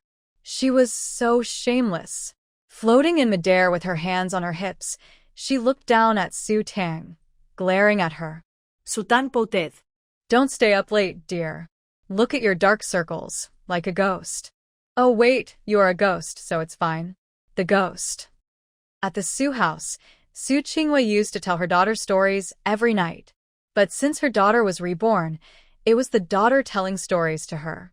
They shared stories from their past lives.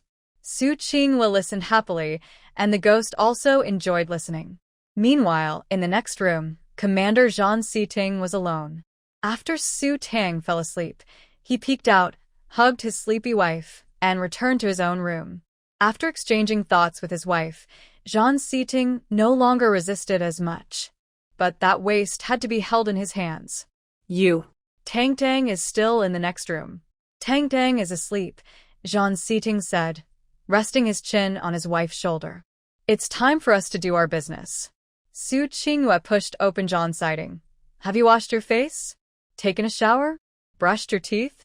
"Taken a shower," a series of questions, and Zhang Siting replied, "Report to the leader. All tasks are completed successfully." Before marrying Su Qingyu, Zhang Siting didn't have these hygiene habits. Especially brushing his teeth. Once a day was already the limit. Brushing twice a day. "Impossible." But after living with Su Qingyu in Beijing for a year, Zhang Siting developed the habit of brushing his teeth regularly. Still not enough. Su Qingyu shook her head. Zhang Siting asked, "Why? I don't want to get pregnant right now." Su Qingyu looked seriously at Zhang Siting. "Tang Tang is only 5 years old, and giving birth is very painful. Maybe you should buy that thing." "What?" Zhang Siting asked, confused. Before, when they lived together, they only had intimacy once when he was drunk. After that, Su Qinghua got pregnant, and he wasn't allowed to touch her. Later, they didn't even sleep in the same bed. It's a contraceptive device. Don't you know? Su Qinghua blushed and said. It was Mama Wang who told her. If she didn't want a child, she had to use contraception. Mama Wang's words were, "Your husband is so healthy. If you don't use contraception, you'll keep having babies one after another. Giving birth is the hardest for women." Mama Wang cared for Su Qinghua. But Tangdang has the surname Su. You still need to have a child for your husband, to keep his heart. When you go to the island, you're not in the Su family anymore. Miss, you must not let any outside flirtations steal your husband's heart. You need to work hard on this. Mama Wang's earnest advice, Su Qinghua never forgot. She was also ready to have a child for Zhan Siding, but she wasn't ready yet. Zhan Siding sighed and lay on his side. This really touched his knowledge blind spot. But his wife was right. Tangdang is only 5. His wife was still adjusting to life in the military district. If she got pregnant now, how difficult would that be for her? Zhan Siding quickly cheered himself up. That little bit of unhappiness was swept away, leaving nothing behind. Su Qinghua thought Zhan Siding was angry. After all, which man doesn't want more children? They only have one daughter now. Just as she was about to explain something, Zhan Siding turned over, holding his soft wife in his arms. Then, I'll ask about that thing tomorrow. Do you really not know what that thing is? Su Qinghua asked in surprise. Honey, you're accusing me unfairly. I've only met you, and I know what that thing is for. Zhan Siding gently rubbed his wife's soft waist, smelling her unique scent. Even though they used the same soap to wash, his wife's body had a special fragrance that he loved. It made him completely captivated. I don't know. Su Qinghua pouted. You and that sister Yao. Honey, you're wrong about me. The cake she sent wasn't for me. Zhao Weidong ate it, Zhan Siding explained, feeling more wronged than Do Yi herself. Then did you accept her kindness before? Su Qinghua haughtily lifted her chin. Everyone says Sister Yao's cakes are delicious. Next time she brings one, bring me a piece to try. Do you really want to eat it? Of course. Why not? Can I eat it? Su Qinghua thought Zhan Siding was reluctant and turned her head in a bit of anger. Zhan Siding gently held his wife's soft hand. Are you sure? Most of the wives in the military area don't have good hygiene habits. Sometimes. After using the bathroom, they go straight to cook, talking while they cook, with spit flying around. But it's okay. The cakes are cooked at high temperatures, killing all bacteria. No worries. Su Qinghua's imagination was very vivid. She pictured Yao Shuhong not washing her hands before kneading dough, then wiping her face, lighting a fire, making pancakes, grabbing firewood, and cooking again. Maybe she just came from the bathroom. The scene was so beautiful that Su Qinghua shivered. Stop talking. I won't eat it anymore, okay? Seeing her face full of mixed feelings, Zhan Siding was amused. He said to Su Qinghua, eat it. I'll bring you some tomorrow. Su Qinghua asked, you mean she'll send it again? Before I came, how many cakes did you eat from her? Zhan Siding replied, Honey, are you jealous? Hearing this, Zhan Siding became very alert. Jealousy means caring. Why would I be jealous? What are you thinking? The proud young lady would never admit she is jealous. I don't like people who are interested in me. That's all. And you actually went to her for comfort. Aren't you afraid of getting sick? It's just a little comfort food. Tomorrow. As she spoke, Su Qinghua suddenly remembered that her kitchen seemed to have been burned. She pouted. Are crabs caught by my little sister tasty? Tomorrow morning, we'll have seafood noodles at home. You make them. Got it. Of course not. Zhan Siding shook his head. Seafood noodles are good, but my wife is even better. Zhan Siding leaned close to Su Qinghua's ear, softly blowing air. All right, no more of that. No more of that stuff. No way. Su Qinghua knew this was a bit selfish, but she didn't want to have a baby with Zhan Siding before she was fully used to her environment. When she gave birth to Tangdang, she didn't suffer much, but just thinking about it still makes her feel scared. And the environment here isn't as good as in Jing City. Zhan Siding respected his wife's wishes. Then I'll hold her. Just hold her. And stay still, okay? Su Qinghua trusted Zhang Siding. But it turned out she was still too young. Men's words can be very tricky. At the last moment, Zhang Siding used his strong willpower to stop the car. He went out for a cold shower. Only then did he calm down. Late at night, Zhang Siding went to cover Su Tang with a blanket. He saw that his little sister was sleeping near the edge of the bed, almost falling off. He shook his head helplessly and kissed her soft little face. Looking closely, his sister still resembled Zhang Siding a bit. She seemed to have inherited both parents' good qualities. Her baby fat hadn't gone away, and she looked soft and adorable. Zhang Siding couldn't help but pinch her face. His usually stern face softened with a gentle smile, and his whole aura became much gentler. He brushed her hair and looked around the simple room. Because it was a temporary assigned room, Zhang Siding only managed to buy a wardrobe and a bed. The room was plain and simple. He knew what his daughter's room in Jing City looked like, but even though she was new to this humble place, she didn't seem upset. Zhang Siding thought his daughter was too sensible. This room is a bit plain. Zhang Siding thought for a moment, looking at his sleeping sister, and suddenly lost all his sleepiness. He remembered that his sister not only caught many crabs and a grouper, but also brought back some sea snails and shells. Zhang Siding planned to make a string of sea snail wind chimes to hang in front of the bed. When the wind blows, they will make a tinkling sound. He took out a bucket and carefully washed each sea snail, making sure there was no mud or sand. His wife likes cleanliness, and Zhang Siding had also developed this habit. Then he found a red string from the drawer. Zhang Siding had held guns and cannons before, but he had never done such delicate work. Still, he didn't find it troublesome, especially since he wasn't tired at all now. His heart was full of warmth as he imagined his wife and sister's bright smiles when they saw the sea snail wind chimes. For some reason, Zhang Siding always felt a little uneasy, as if someone was watching him. But he couldn't see the ghost girl. At this moment, she was looking at Zhang Siding with a resentful expression. Su Tang had moved to the side earlier because the ghost girl was occupying most of the bed. After Zhang Siding shifted, the ghost girl had no space.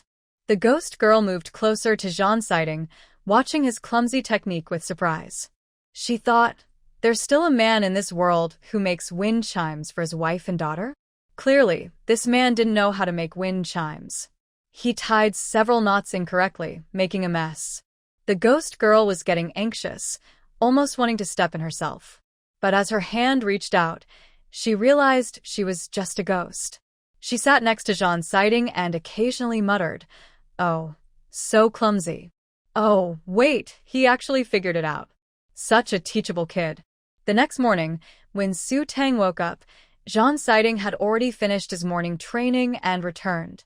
He had even changed out of his sweaty clothes, placing them in a special laundry basin. He used soap nuts to scrub them and also washed his wife's and sister's clothes. His wife said that sister's clothes shouldn't be washed with the adult's clothes.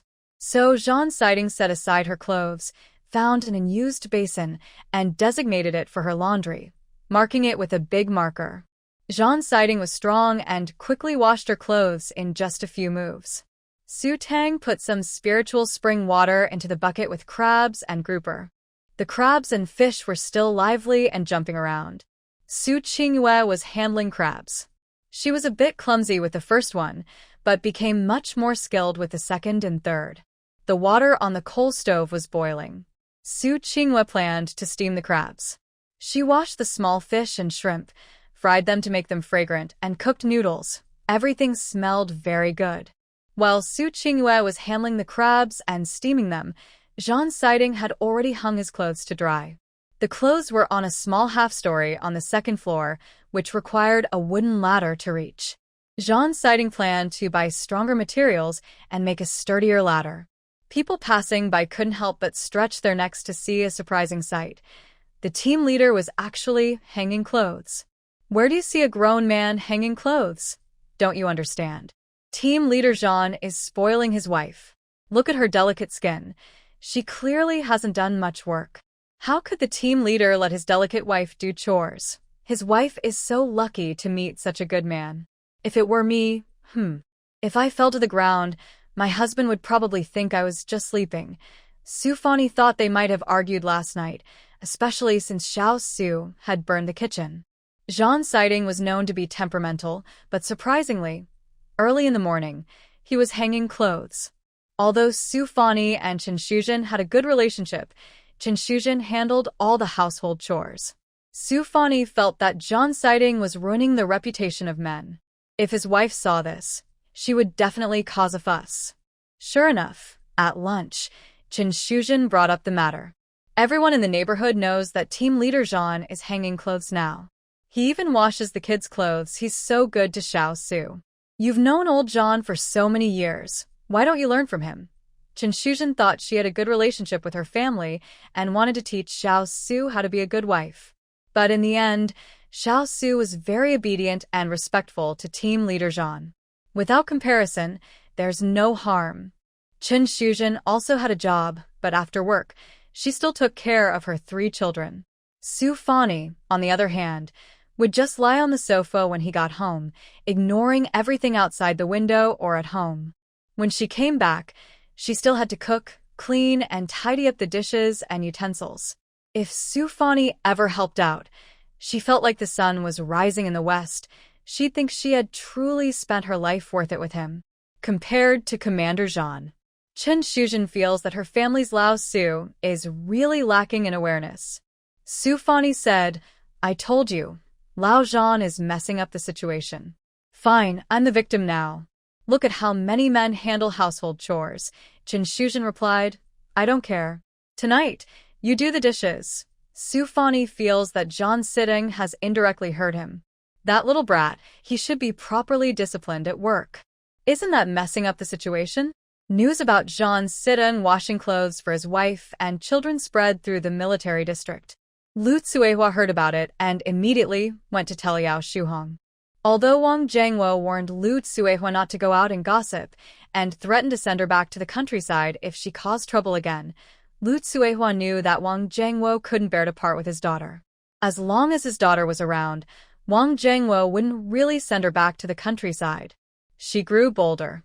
Yao Shuhong thought Zhan Siding had eaten the cake she sent him, feeling she had outdone that wealthy young lady. But the next day, the person returning the ceramic basin was Zhao Weidong. Zhao Weidong even said to her, "Shuhong, don't misunderstand. Actually, we all ate the cakes you sent to the commander. From now on, don't send him any more. We're all tired of them. If you want, try something different, corn cakes, sweet potato cakes, anything." Eating potato cakes every day is a bit much. Yao Shuhong asked, "What did you say? Has Brother Zhan never eaten them?" Zhao Weidong shook his head. "No, the commander always eats in the canteen. Maybe he doesn't like potato cakes." Yao Shuhong couldn't accept this. Then why does he always accept them? Zhao Weidong looked puzzled. "Isn't it because you put them in his office? The commander just shares them with us." Yao Shuhong tightly clutched the porcelain basin. She had sent so many breakfasts, but Zhan Siding had never accepted them. He hadn't even eaten them at all. Seeing Yao Shuhong's changing expression, Zhao Weidong felt he had been too blunt and said, "It's not really your fault. It's just that." "What do you mean?" Yao Shuhong felt a flicker of hope, but in the next second, she was almost ready to hit Zhao Weidong with a ceramic basin. Zhao Weidong explained, the commander used to live in Beijing with his wife for a while. He had to wash his hands every day. The cookies you sent had a hair in them. Ahem, but that's okay. We don't mind. Hee hee. Zhao Weidong thinks he's really good at reading the situation. Maybe this way, Yao Shuhong won't feel sad anymore.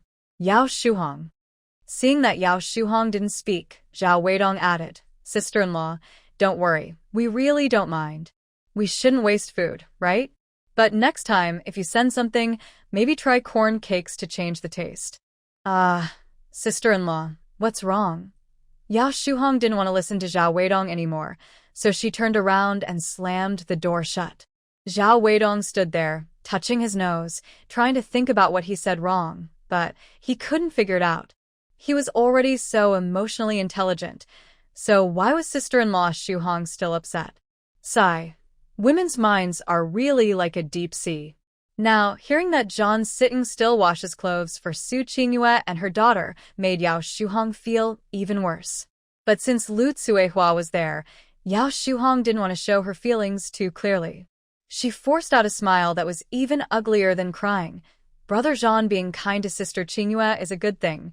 You don't even know how fierce that city girl is. She thought about what happened that night. Although Su Qingyue looks delicate and fair, when she gets angry, she really acts like she means business.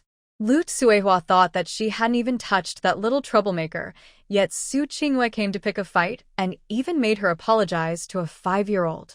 The most important thing was, Commander Jean also supported Su Qingyue.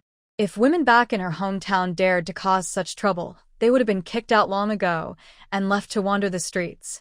But Jean Commander protected her fiercely. And that was not all. Her husband didn't defend her at all. He even took 2 pieces of cured meat to apologize. Although he got a few crabs in return, Lu Tsuehua felt, probably Jean Commander was overwhelmed by that city girl and realized his mistake afterward, so he gave her crabs as a way of apology. It was a kind of creative apology. If Su Qingyue knew what Lu Tsuehua was thinking right now, she might think, even if I throw it away, I wouldn't let you eat. Lu Tsuehua didn't care and was lost in her own thoughts, convinced she had uncovered the truth. So, what if Su Qingyue looks good? If she can't have children and relies on her looks to flirt with men, she will eventually get tired of it. When that time comes, without a man, how will Su Qingyue still act so arrogantly? Lu Tsuehua held Yao Shuhong's hand and said, "If you ask me, you're the best woman to be the leader of the battle team. If you two were together, life would be so lively and happy. That woman, besides being pretty, what else is she good for?" These words touched Yao Shuhong's heart. She stood in front of Su Qingyue and felt ashamed, but besides her looks, what does Su Qingyue have that she doesn't? Lu Tsuehua was right. Brother Jean would eventually grow tired of Su Qingyue, and then he would realize her good qualities. Men are like that, aren't they? They only realize who is the best after losing them. Thinking about how Jean Siding treated Su Qingyue and her daughter, if she married Jean Siding, Su Qingyue would be enjoying everything she is now. She and her daughter could live a good life. It was Su Qingyue and her daughter who took their place. Su Tang really liked the conch wind chime Jean Siding made for her. When the wind blows, it makes a tinkling sound. Jean Siding also made bracelets for his wife and daughter from the remaining conchs. Both of them have very fair skin, and they look beautiful wearing them. For lunch, they had pickled fish, which Su Tang suggested. Jean Siding remembered Aunt Chen's excellent pickled vegetables and asked Su Tang to borrow some. Su Qingyue took a small piece of cured meat in exchange for the pickled vegetables. Jean Siding said, "Wife, old Su and I are good brothers who have been through thick and thin. No need to be so polite." Su Qingyue insisted. "Aunt Chen is a very nice person. I can't always take advantage of her. Even with close relationships, if you keep asking for things, it might not last long." "You're so thoughtful, wife," Jean Siding nodded. "I thought you might dislike Aunt Chen." Su Qingyue was speechless. "Why would I dislike Aunt Chen? That's..." Cough cough, Jean Siding hesitated. Previously, Su Qingyue seemed to dislike everyone equally. Su Qingyue glared at him and said irritably, "I was the one who disliked you, with all your bad habits." When Su Tang arrived at the Su family, the 3 brothers were doing their homework. Usually they were mischievous, but their studies were terrible. The summer break was almost over, yet their homework still looked brand new. Chen Shuzhen lost her temper and told them they couldn't go out to play until they finished their homework. However, the words were scattered and mixed together, so they didn't understand what they meant. While cooking, Chen Shuzhen saw Su Tang come in and smiled brightly. "Tang Tang is here. Do you want to eat at Annie's house?" "Thank you, Annie, but no need. I'm here to borrow some pickled vegetables." The room was simply furnished, with a table, a small desk for the children to do their homework, and a cabinet. Su Tang placed the cured meat on top of the cabinet. In the kitchen, Chen Shuzhen poured 2 pieces of pickled vegetables and some pickled peppers into bowls. Seeing the cured meat Su Tang brought, she immediately told Su Tang to take it back. "Your mother is too polite. It's just 2 cheap pickled vegetables." There's no need to exchange them for meat. Meat is expensive these days, especially cured meat. That girl Qing Yu really doesn't know how to manage her money. My mom asked me to bring it. If Andy doesn't want it, my mom will be upset, Su Tang said helplessly. She's not very good at handling these things. If Andy Chen doesn't want it, should she take it back or not? Tell your mom that if you're exchanging cured meat for pickled vegetables, I won't trade, Chen Shuzhen said, stuffing the cured meat into Su Tang's arms. She pinched the chubby face of her little girl and smiled. Just give me a little squeeze. Su Tang, you're so adorable. In the blink of an eye, she saw her 3 children doing their homework. Her eyes darkened. All children are the same, but she liked this particular child from the Zhanduan family more and more. If only she had a daughter too. Su Tang had no choice but to take the cured meat back home. Su Qinghua also felt helpless. Zhan Siding smiled and changed the pickled vegetables into another bowl, asking Su Tang to return the bowl. Su Tang hurried back to deliver the bowl. The round trip made her sweat. On the way, she met a few women from the community who were amazed at how cute this child looked and wanted to pinch her little face. Her little girl ran away quickly. Why do these people always want to pinch her face? When she returned the bowl, Su Chun and the others were still doing their homework. They bit their pens, twisted their bodies, and kept glancing at their notebooks and the window. The math problems on the pages looked like fierce little monsters, making it hard for him to start. He chewed on the pencil tip, leaving marks, but had no idea how to solve the problems. Why are these questions so hard? Their mother told them they couldn't go out to play until they finished their homework, so the 3 brothers had been very quiet these past few days. Su Nan's eyebrows were tightly furrowed, like 2 tangled caterpillars. His eyes looked distant as he lay on the table, staring at the problem. There are 36 cows in the production team, which is 4 times more than twice the number of sheep. How many sheep are there? Su Nan drew a bunch of crooked sheep in his notebook. He couldn't fit all the sheep on one page. Drawing had become more fun than solving the math problem. He thought drawing was much more interesting. Hey, it would be great if we could go out and play, said Su Bei, who was in 1st grade. His homework was very easy, mostly copying, which made his paws sore. The 3 brothers imagined going to the sea, picking mushrooms in the mountains, or kicking a shuttlecock, such wonderful things. But sadly, their evil homework kept them from having fun. Suddenly, Su Bei had a bold idea. Brother, do you think the school might explode for no reason? Then we wouldn't have to do homework. Su Nan nodded. Yes, it would be great if the school could just explode. This problem is too hard. Su Tang came over and saw the worried looks on the brothers' faces. She rested her chin on her hand and looked at Su Nan's homework. Su Tang, can you do it? Su Nan's eyes lit up. Su Chen said, Su Nan, you're just talking nonsense. She only went to kindergarten. Su Nan's smile faded. Yeah, you're right. Su Tang raised an eyebrow. Isn't this just a simple math problem? She picked up Su Nan's pen, a bit annoyed, and wrote down the answer. Su Chen looked at it and was surprised to see it was correct. Su Tang then looked at Su Chen's homework and explained her solution. It's probably like this. The difficult problem that had puzzled Su Chen all morning was solved in just a few words by Su Tang. The 3 brothers looked at her with admiration, their eyes shining. How do you do this problem? Do you know? I've been thinking about it for a long time, but I can't figure out the answer. Can you? Su Chen asked, pushing his homework over to Su Tang. Su Tang took the book and carefully read the problem. She smiled and said, This problem isn't hard. She picked up her pencil and wrote the answer quickly on a scrap of paper, patiently explaining her thinking to Su Chen. Su Chen listened carefully. It was similar to what his math teacher explained, but when the teacher talked, he just wanted to fall asleep. The more Su Tang explained, the more energized she felt. Su Nan also came over, pointing at the questions in her homework book. Tang Tang, little sister, look at this question. How do I do it? Su Nan, wait a moment. Tang Tang, little sister, you first tell me how to solve this one. Once she finished her homework, she could go out to play. Now, Su Chun had no bias against Tang Tang at all. Instead, she admired her. How is Tang Tang, little sister, so amazing?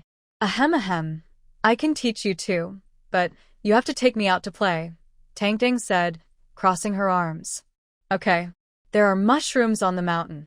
Let's go pick mushrooms this afternoon, Su Nan suggested. Picking mushrooms? That sounds fun. She nodded happily. All right. Actually, some questions Tangting didn't know how to do. In her previous life, she was illiterate, and she was lucky to have her kind master who insisted on teaching her to read after finding her. Otherwise, she would still be illiterate now. But she knew how to do some questions, and some she didn't. The female ghost who was bothering her was also a knowledgeable ghost. To her, these questions were very easy. Tangdang repeated the problem-solving ideas the ghost explained, and Su Chen immediately understood. After a whole morning of not touching her homework, with Tong Tong's help, only a few questions remained. At this moment, Zhan Siding came to call her for dinner. Su Chen could do all the remaining questions now. They had agreed to go to the mountain to pick mushrooms in the afternoon. During dinner, Tangding told her parents about the plan.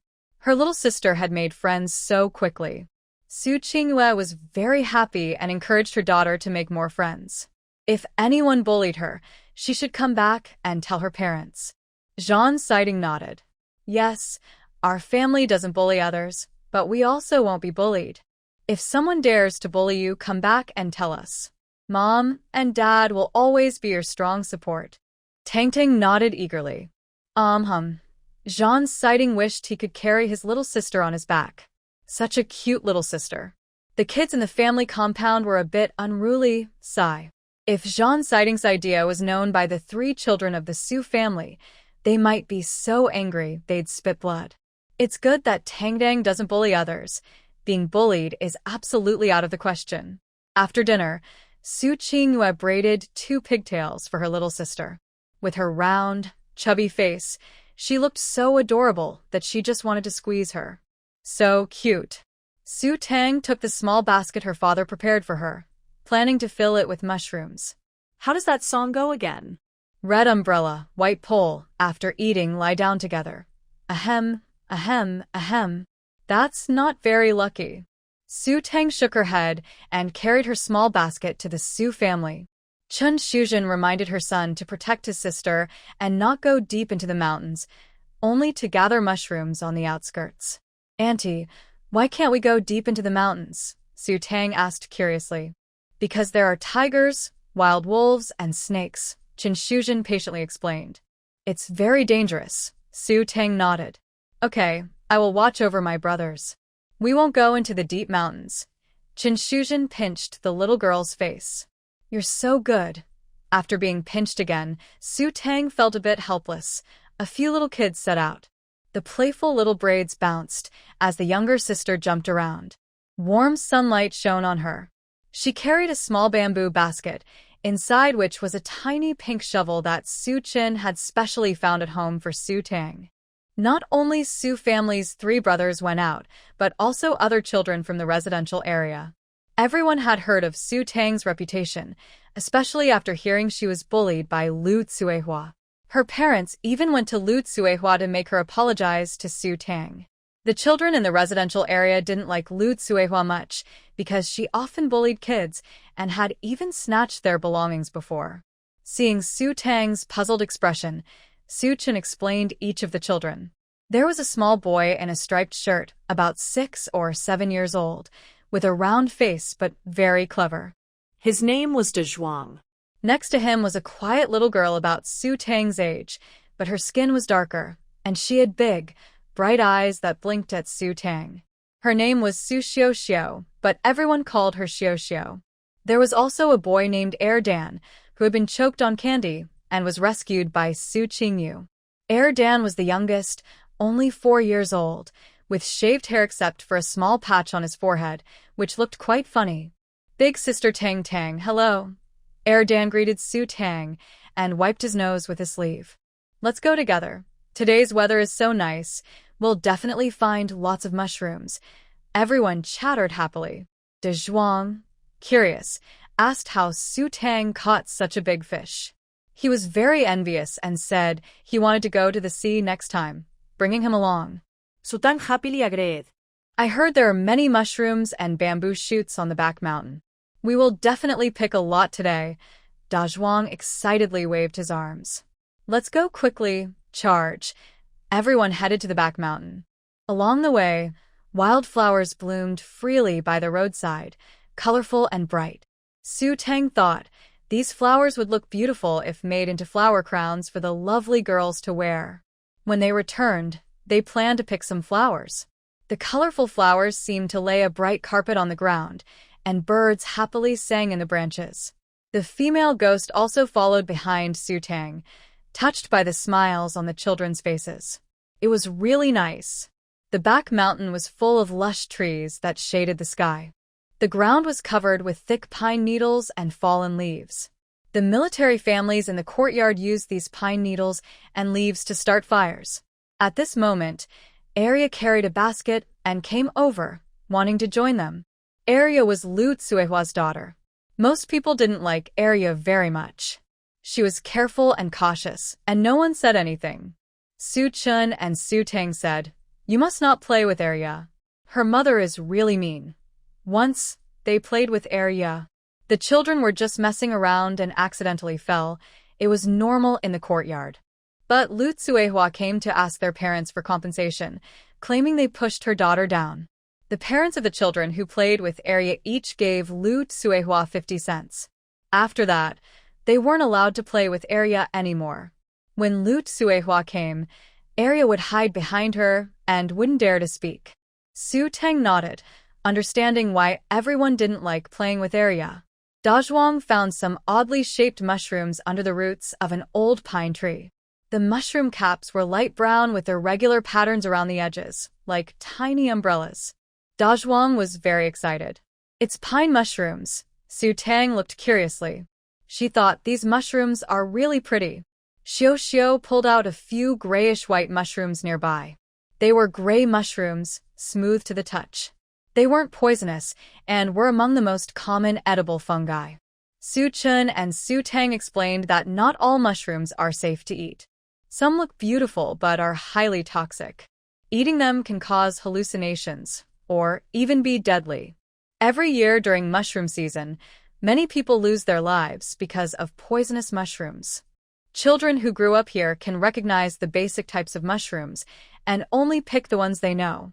Su Nen found a few shiitake mushrooms, and Su Bei also discovered a bunch of edible gray mushrooms. Everyone carefully used small shovels to dig out the mushrooms.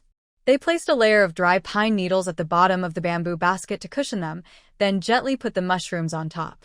Su Teng also found a mushroom, which was bright red and very beautiful. It was exactly her kind of mushroom. It looked delicious. The sunlight shone like scattered gold through the forest. Su Teng put her small backpack on the ground, holding her little shovel, and carefully dug up a mushroom. The cap looked like a delicate little umbrella, bright and eye-catching, decorated with white spots. The stem was pure white like jade. Su Teng brushed off the dirt and exclaimed in amazement, as if she saw a beautiful mushroom in a cartoon. She happily showed the mushroom to Su Chun. "Look, isn't it pretty?" She was very proud. Her mushroom must be the prettiest. "Wow, such a beautiful mushroom. Come look, Sister Tang found a really pretty one," Xiao said. Su Chen looked closely. "This one is poisonous." "Huh." The little sister's face fell. "Such a pretty mushroom is poisonous." She looked a bit disappointed. She thought that the more beautiful the mushroom, the tastier it would be. She didn't expect it to be poisonous. I remember a lady in the community used to pick a basket of mushrooms, and among them was this kind. After eating it, she started seeing hallucinations, kept saying there were ghosts chasing her. She was taken to the hospital and almost didn't make it, Su Chun, the oldest, explained. Tang, you must never eat raw mushrooms. No matter what kind they are, you shouldn't eat them raw." Seeing Su Tang almost reaching out to bite the mushroom, Su Chun was startled and quickly stopped her. "I'm not that silly," Su Tang pouted, feeling a little disappointed. She thought the mushroom was so pretty. "It's really beautiful. Let's take it back and look at it," she said. The little sister had no resistance to anything pretty. Su Chun patiently explained, Tang, we can't be fooled by its appearance. If we accidentally touch or eat it, it could be very dangerous. The other kids listened to Su Chun and nodded in agreement. Although Su Tang was a bit reluctant, seeing how serious Su Chun was, she finally threw the mushroom on the ground. Then her younger sister jumped up happily and stomped the mushroom into pieces. She crossed her arms and said, "All right, now I won't be fooled anymore." Since all the mushrooms were smashed, they couldn't tempt her anymore. Su Chun was charmed by her cute look. His mother was right. Sister Tang really is adorable. Of course, he had to ignore the fact that she had just been scolded. She really is a fiery little girl. Su Chun thought Su Tang could do anything, especially since she managed even the hardest homework. But she couldn't tell which mushrooms were poisonous, and Su Chun felt a little proud about that. Su Tang knew that the brighter and more colorful a mushroom was, the more likely it was to be poisonous. She remembered this and kept it in mind. Soon, she found another patch of mushrooms. The ghost girl had been following Su Tang for days, but hadn't convinced her to help.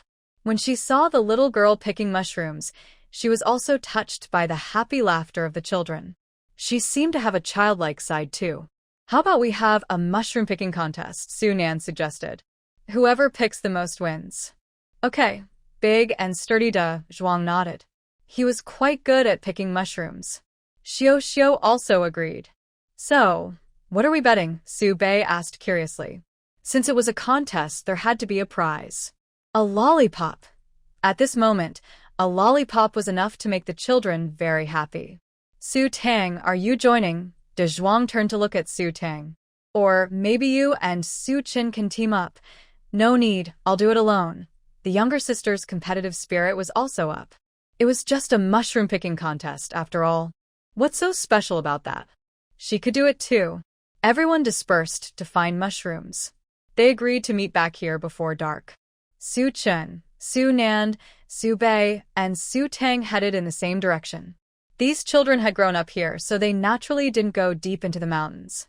Su Tang found patch after patch of mushrooms. She only picked the biggest, fattest ones. The crooked, ugly ones she left behind.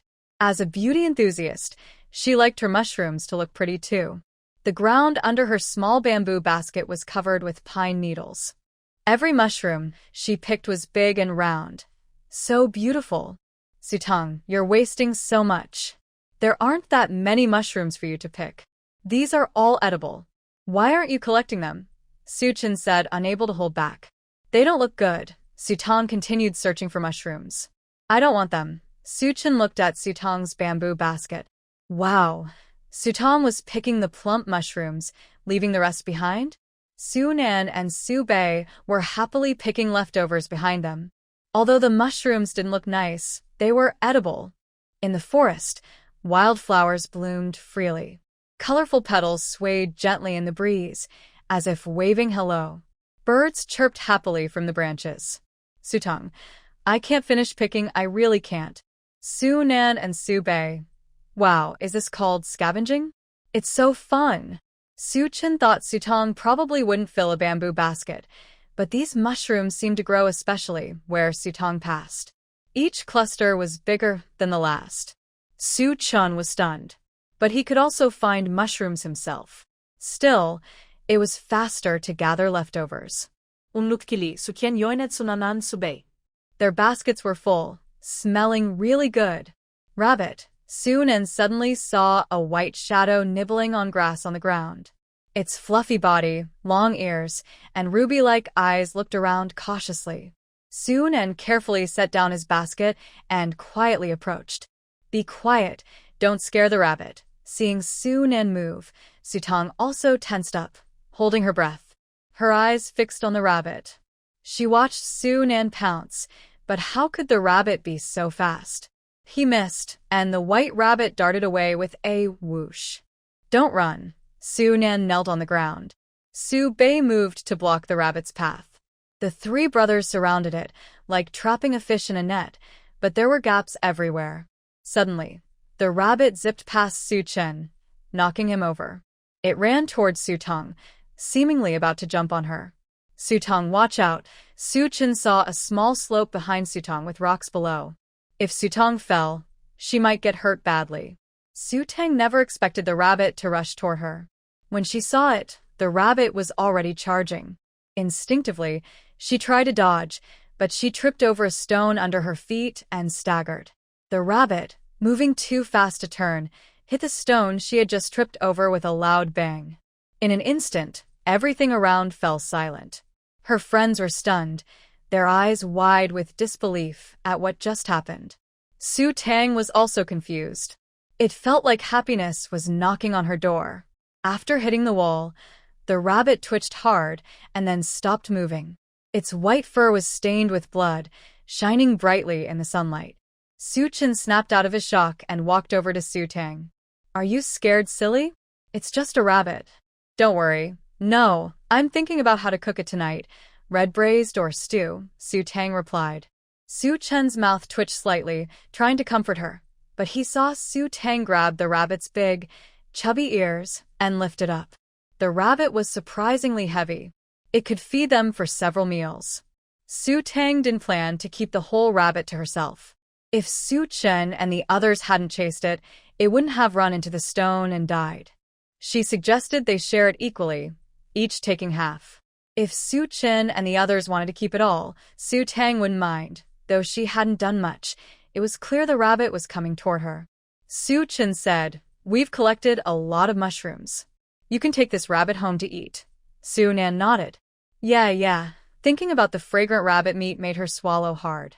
"We agreed to split it equally, and that's what we'll do. But you'll have to carry it." "I'm too weak to carry it," Su Tang said, handing the rabbit to Su Chen confidently. The three brothers from the Su family thought this was just nonsense. Su Tang's strength could probably crush their heads. Su Chen took the rabbit and put it in his basket. Everyone's baskets were full, a true harvest. They were heading deeper into the mountains. Just then, a low growl came from the distant mountains. Everyone was startled. That sound was a bear. But judging by the distance, it didn't seem threatening. When they were going down the mountain, Su Tang saw some wild fruit growing on a small hill. They turned out to be wild kiwis. Everyone picked a whole bag full. Su Chen and the others had never gathered so much from the back mountain before, but this time, with Su Tang along, they not only found wild fruit and filled their baskets with mushrooms, but even caught a rabbit. Su Chen, Su Nan, and Su Bei all thought Su Tang must be their lucky star. Otherwise, how could it be that after they had tried so hard to catch the rabbit, it suddenly ran into a tree and fell right in front of Su Tang? "Hey, what's this?" Su Bei found a wooden sign while his mouth was still full of kiwi. There are words on it too. He took another bite of the sweet fruit. Being only in first grade, he didn't know many characters. He only recognized the word of. Su Nan stammered and pointed. "Oh, look, this tree is growing on a grave." Everyone turned to look in the direction he pointed. At the foot of the small hill stood a tombstone. The smiles on their faces froze instantly. Su Nan, who had already eaten 2 of the fruits, was so frightened that he dropped the ones in his hands. Trembling, he said, "What should we do? We ate fruit that grew on a grave." Su Chen was also scared but tried to stay calm. "Don't worry. It's fine. It's still fruit. It's not poisonous." "Yeah, as long as it's safe to eat," Su Tang said. She had only eaten one and thought it tasted good. She had planned to bring some home for her mother, but after learning where they came from, she decided not to. Instead, she quietly put them away to feed the dog later. If her timid mother found out the fruit grew on a grave, she would probably have nightmares. Su Nan and the others reluctantly threw away the rest of the fruit, sighing that it was a pity. But when they remembered they would have rabbit meat for dinner, their mood quickly brightened again. Suddenly, a rustling sound came from nearby, as if something large was moving through the grass. Su Tang tensed up and looked toward the sound. A huge wild boar slowly emerged from the tall grass. Its body was covered in coarse, dark bristles that shone faintly in the sunlight. Its ears were small, unlike those of a domestic pig, and its eyes glinted with a fierce light as it stared coldly at the 4 children. They had a meeting point with De Zhuang and others, but there was still some distance to go. Everyone was distracted by wild fruits, which delayed their progress. Unexpectedly, they encountered a large creature. Su Chen's father had told him recently that wild boars were damaging the crops. At night, they would go into the fields to cause trouble. Could this be the wild boar? Su Chin was seeing a wild boar for the first time. His father had said before that wild boars are very scary, with thick skin that's even stronger than city walls, and they can accidentally hurt people. He forced himself to stay calm and protected his younger siblings behind him. You guys should go down the mountain and find the adults. On their way up the mountain, they saw some military personnel also gathering mushrooms. Su Tang's heart was pounding fast. She told Su Nan and Su Bei to go find the adults first, while she stayed behind to face the wild boar with Su Chin. Su Chin looked at Su Tang, wanting her to hide behind him or go down with Su Bei and the others. But he saw that Su Tang had already moved ahead of him, thinking about her strength. But it was just a wild boar. Even if Su Tang was strong, she couldn't fight a wild boar. Su Chen's hands trembled as he tried to pull Su Tang back, but he realized his hands were trembling from fear. The wild boar, seeing Su Nan and Su Bei run away, glared with red eyes and let out a furious roar. Its huge body charged forward, knocking over bushes in its path. Su Chen's face turned pale instantly.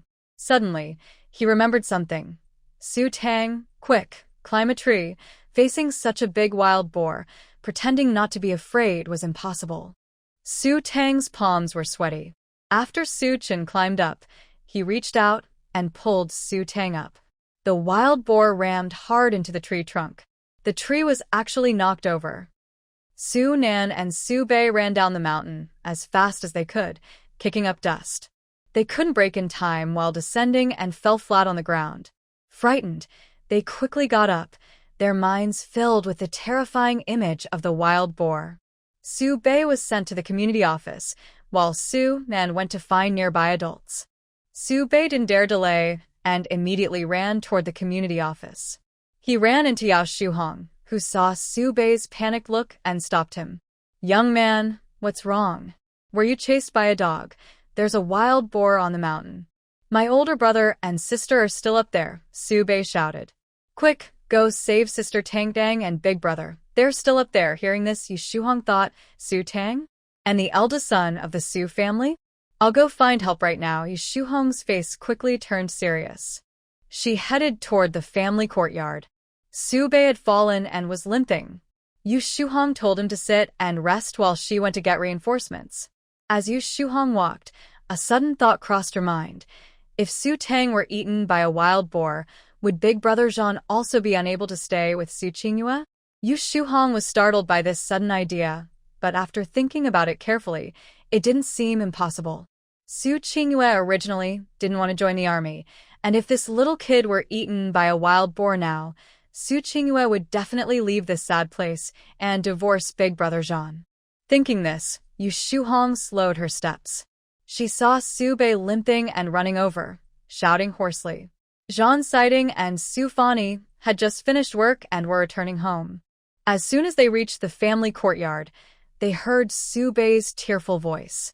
They hurried over and, upon hearing what Su Bei said, their faces instantly turned pale. The drawing book Jean Siding had bought for his daughter today fell to the ground with a loud bang. Su Fani looked at his son in shock, almost unable to recognize him. His face and clothes were covered in mud. "Third brother, what did you just say? What happened? Did you say Tang Dang and Su Chin encountered a wild boar on the mountain? Where exactly?" Jean Siding asked quickly. Su Bei, crying and gasping for breath, said, "We went to pick mushrooms on the mountain and ran into a big wild boar. Big Brother and Sister Tang Ding told me and Su Nan to come down and get help. They stayed on the mountain. Uncle, please go save them." Boo-hoo, thinking of the terrifying wild boar, Su Bei cried even harder. Without hesitation, Jean Siding immediately ordered someone to notify the military personnel from the security department. The soldiers in the family courtyard heard the news and hurried up the mountain to rescue the children. They also encountered the wild boar. It was probably very dangerous. He grabbed some tools nearby, a pole, a hoe, a sickle, and so on. Jean Siding carried Su Bei on his shoulders, with Su Bei leading the way. Although young, Su Bei had grown up here and knew the mountain paths well. He also roughly knew where the wild boar was. All the soldiers in the family compound went up the mountain with Jean's sighting to rescue people. Everyone grabbed tools like hoes and poles. Yao Shuhong saw Jean's sighting leading a large group up the mountain and instinctively wanted to follow. Her eyes suddenly widened as she remembered something and headed toward the Jean family's house. News about wild boars on the mountain spread quickly through the family compound. Many children had already gone up to pick mushrooms, and adults were also on the mountain. When Su Qinghua heard this, her heart skipped a beat. She paused her clothes collecting, feeling a bad premonition. Without thinking much, she hurriedly placed her clothes on a chair and quickly left the yard to find Qin Shuzhen. At that moment, Qinghua, where are you going?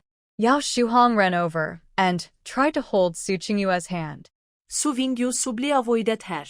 Aunt Yao, is there something you need? Yao Shuhong patted her thigh. Where's your daughter? Is she at home?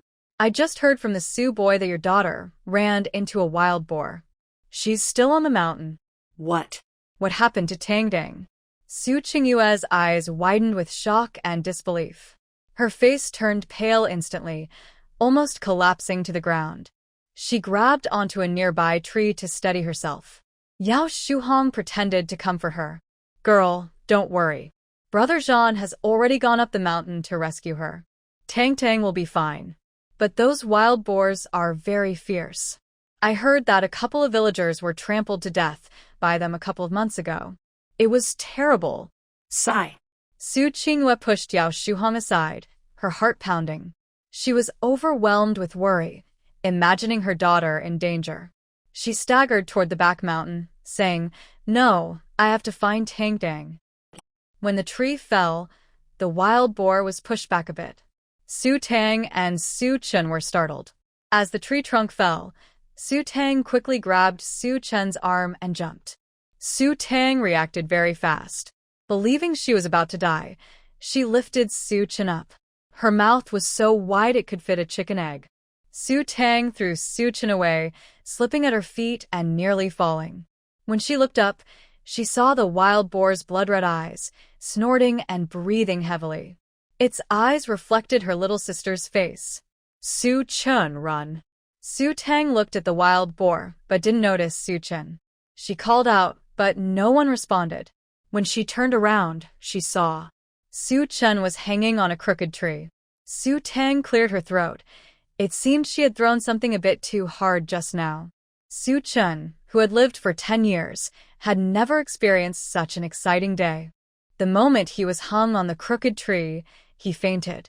Su Tang faced the wild boar and took a step back. The boar moved forward. She was thinking about how likely it was to run away at this moment. As for Su Chen, he probably wouldn't be noticed by the boar so quickly. But Su Tang quickly dismissed this idea. The boar seemed to have become almost magical, staring at her intently as if she were some delicious treat. Girl, you're finished, said the female ghost, who was always with Su Tang but had no body of her own. She could only say coldly, You will become like me very soon. Su Tang replied, Very well. Next time, don't say that. The boar seemed a little impatient. Its red eyes glared fiercely at Su Tang, and its rough black hair stood up. Its fierce eyes made people shiver. Suddenly, Su Tang remembered something. She moved her mind and released the big black dog from her space. She placed her left hand on her hip and pointed at the boar with her right hand. Big Black, attack it! Big Black had been stored in Su Tang's space since they were in Beijing. He had a good few days there. When summoned out, he was confused. You little girl, after eating a few of your fruits, you want me to risk my life? After drinking this spiritual spring, Big Black's intelligence rapidly increased. He looked at Su Tang awkwardly, speechless. Big Black thought, Is my life not really my life? Su Tang replied, We're about to lose our lives soon, Big Black. Suddenly, Big Black appeared, startling the wild boar. The dog turned its head and barked fiercely at the boar, its fur standing up and eyes looking fierce. The boar, angered by this sudden opponent, lunged at Big Black. Big Black dodged nimbly and then charged at the boar, biting its ear. The boar, in pain, roared angrily and frantically shook its head, trying to break free from Big Black. Unlike domestic pigs, wild boars are very intelligent. After shaking off Big Black, they took advantage of the opportunity and chased after him. The boar bit Big Black's rear end. Black tightly bit the wild boar's tail. A pig and a dog locked in a fierce struggle, neither willing to let go. Seeing the danger, Sister Zai was anxious and looked around for help. She spotted a large stone, ran over, clenched her teeth, and lifted it up, then charged at the wild boar. The stone was almost as big as Sister Zai herself, and she managed to lift it high.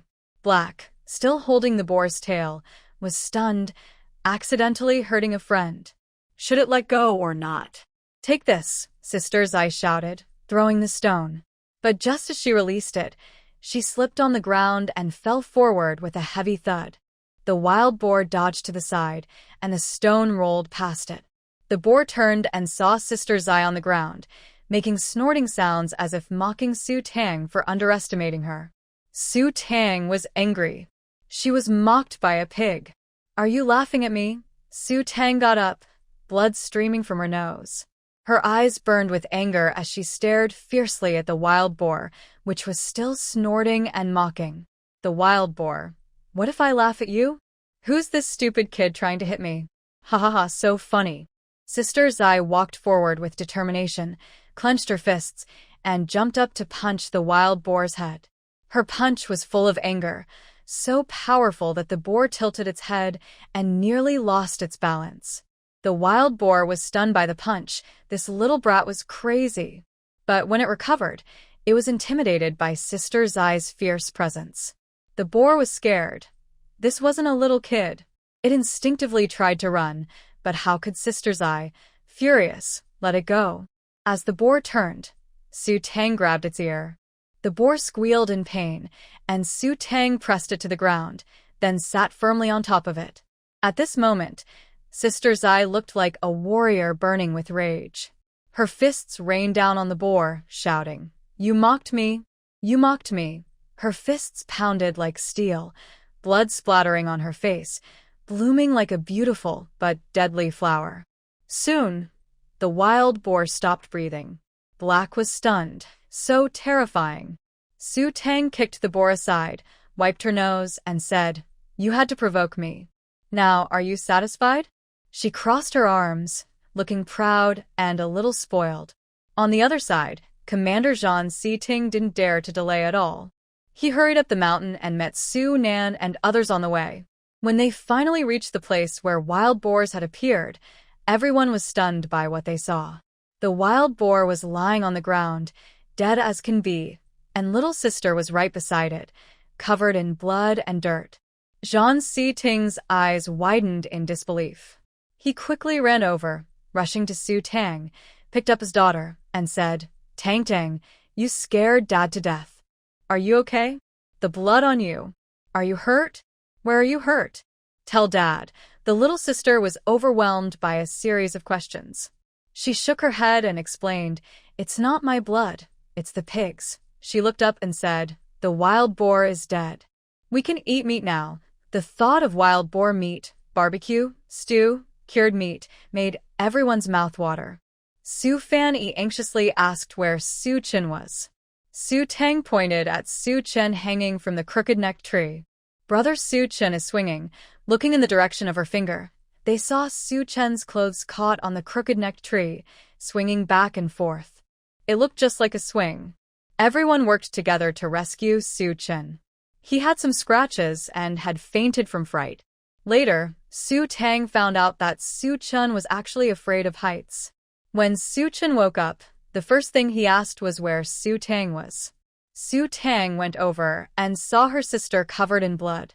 She immediately asked if she was hurt, but Su Tang shook her head. "Where's the wild boar?" "It's dead," the little sister said. Su Chen. Once they confirmed the two children were uninjured, Zhang Siting and Su Fan-yi let out a sigh of relief. Zhang Siting looked at his daughter, who was covered in dirt and mess, feeling very guilty. When they first arrived at the family compound, she was just a soft, white ball. Now she looked all dirty and messy. Zhang Siting thought that if they were in Beijing, maybe his daughter wouldn't have faced such danger. The little sister didn't know what her father was thinking. She was full of excitement about the wild boar meat. Dad, lift the pig. I want to eat wild boar ribs. Sweet and sour ribs. She was so happy. She had defeated a wild boar. That was so impressive. Zhang Siting regained his senses, and everyone was curious about how the wild boar died. Su Tang explained that the boar had tried to chase her and accidentally hit a rock. Its head also struck the rock, but of course, she had punched it repeatedly until its bones were shattered. Everyone wondered why the boar was so stupid. Su Chen helped Su Tang explain, and the two children exchanged glances, secretly keeping this secret together. Su Tang silently pressed Su Chen.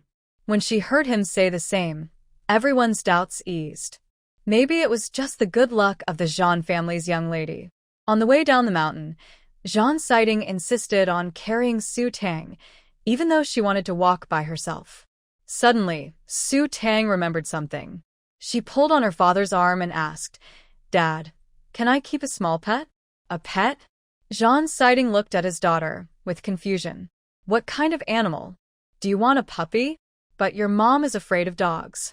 Otherwise, I could ask Uncle Fu for a military dog puppy." Zhang Siting understood his daughter's wish to have a pet, but his wife was very afraid of dogs. Su Tang knew her mother was afraid of dogs. She rested her chin on her hand, remembering that her mother had been bitten by a dog before, which left her with a psychological shadow. "Dad, it's this one." "It just saved me." Su Tang jumped out of Zhang Siting's arms and ran to the big black dog, looking at her father with anticipation. "Dad, can I keep it?" "Big Black." "Woof, woof, woof." Just then, Zhang Siting's attention was on his daughter. Big Black was lying in the bushes. When it heard Su Tang's voice, it limped out and barked twice. Su Tang hugged its head. "Big Black just saved me. Look at that wild boar's ears. They're all bitten by Big Black," she said. Zhang Siting suddenly remembered that the wild boar seemed to have dog bite marks on its ears. If it weren't for Big Black, his daughter might have been eaten by the boar just now. Thinking about this, Zhang Siting looked at Big Black. "But your mom. Let's keep it a secret for now. Don't tell Mom. If Dad agrees, it's fine." His daughter's face was full of a bright smile. "Tang Tang, did this big black dog just save you? Can I pet it?" Su Chen saw Su Tang holding Big Black, and his eyes lit up. "Such a mighty dog." Big Black grunted twice. Su Tang patted its head. "Just pet it a little." "All right." Who else but the fiery little girl could speak up? The big black dog lowered its head. Su Chen petted the dog happily, forgetting about the scare that made him faint just now. Zhang Siting couldn't refuse his daughter and decided to go back and talk to his wife about this matter. If his wife refused, he would think of other ways. He couldn't bear to see his daughter disappointed. With her father's approval, the little girl clapped happily and kissed Zhang Siting. "Dad is the best. He's the best dad in the world." They carried the wild boar back to the residential area. The news spread quickly. Everyone gathered around to see the big wild boar that had been killed. Zhang Siting cleared his throat and told everyone that Su Chen, his daughter, and the big black dog had worked together to kill the boar. Zhang Siting kept half of the boar meat for himself and his family and shared the other half with the Su family. He also gave a half of a pig's leg to the uncles who had gone up the mountain to rescue people, so everyone could taste it. People were surprised at first, then very happy. These days, buying meat requires a ticket, and people can only eat meat during festivals. But now, they could enjoy wild boar meat anytime, even outside of festivals. Everyone thought that John's little girl was like a little lucky star. Among the crowd, Lu Tsuehua felt very jealous. Her husband, Wang Jiangwo, was supposed to go up the mountain to help rescue people too. She was worried the wild boar might hurt someone, so she stopped Wang Jiangwo from going. But then Zhang Siting and his group really did kill the boar. If her husband had gone too, she might have gotten a piece of the meat. That was meat. Thinking about this, Lu Tsuehua walked over, looked at how they were dividing the meat, and sneered sarcastically, "Captain John, you're dividing it like this. Isn't that a bit unfair? Captain of the battle team, you shouldn't be so biased. Besides, Isn't the daughter of the battle team leader's family safe? When you went up the mountain to rescue people, you didn't really make a difference either. Her voice was sharp and high, causing everyone around to look at her. The young girl listened and felt very angry. She stepped forward and loudly said, "Auntie, I caught this wild boar. I can share the meat with whoever I want, and I won't share it with you." Suchennarit. That's right. We won't share it with you. We just won't. The neighbors nearby agreed. Exactly. You stopped Captain Wang earlier, and now you're asking for meat? That's really unfair. Lu Tsuehua didn't back down. Instead, she sat on the ground and said, "You're just bullying us. If you don't share this meat with our family today, I'm not leaving." She looked upset and pounded her hand on the ground. Woof woof. Da He barked loudly at Lu Tsuehua, standing protectively beside the girl, like a loyal guard. Lu Tsuehua was startled. You're actually going to let the dog bite me? Everyone come see. Captain, don't you care about your daughter? Look at what your daughter has become, being taught by that young lady. She was just lucky to meet a silly pig, or who knows how she might have died. Shut up. The stern voice made everyone present tremble. Commander Zhan had fought on the battlefield before. Lu Tsuehua was so frightened she stopped speaking and froze in place. Commander Zhan looked cold and angry. My daughter, at such a young age, faced a wild boar bravely. She risked her life and fought to take it down. That's courage. That's responsibility. And what about you? While everyone was thinking of going up the mountain to save people, you stopped your husband, afraid of danger. Now that there's something good, you come out causing trouble and slandering my daughter. Do you have any conscience? My daughter is only 5 years old. Do you think it's okay to say such cruel things? Aren't you afraid of being struck by lightning? He continued, if it weren't for my daughter today, who knows how many people that wild boar could have hurt. She's a little hero for saving the community. She's even willing to share the wild boar meat with the uncles and aunts going up the mountain to rescue people. My daughter knows gratitude.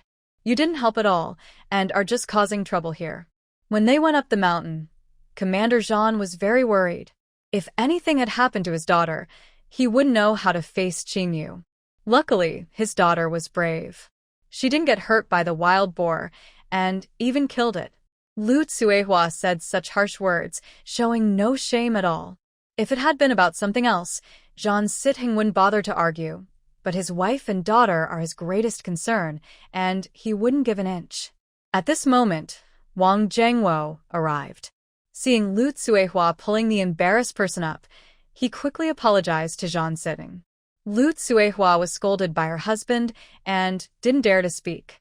Just then, Xiao and Dazhuang hurried over in a panic, followed by Erden, who was slower because he was just a kid. Xiao saw Su Chun, Su Nan, Su Bei, and Su Tang were all there, but Arya was missing.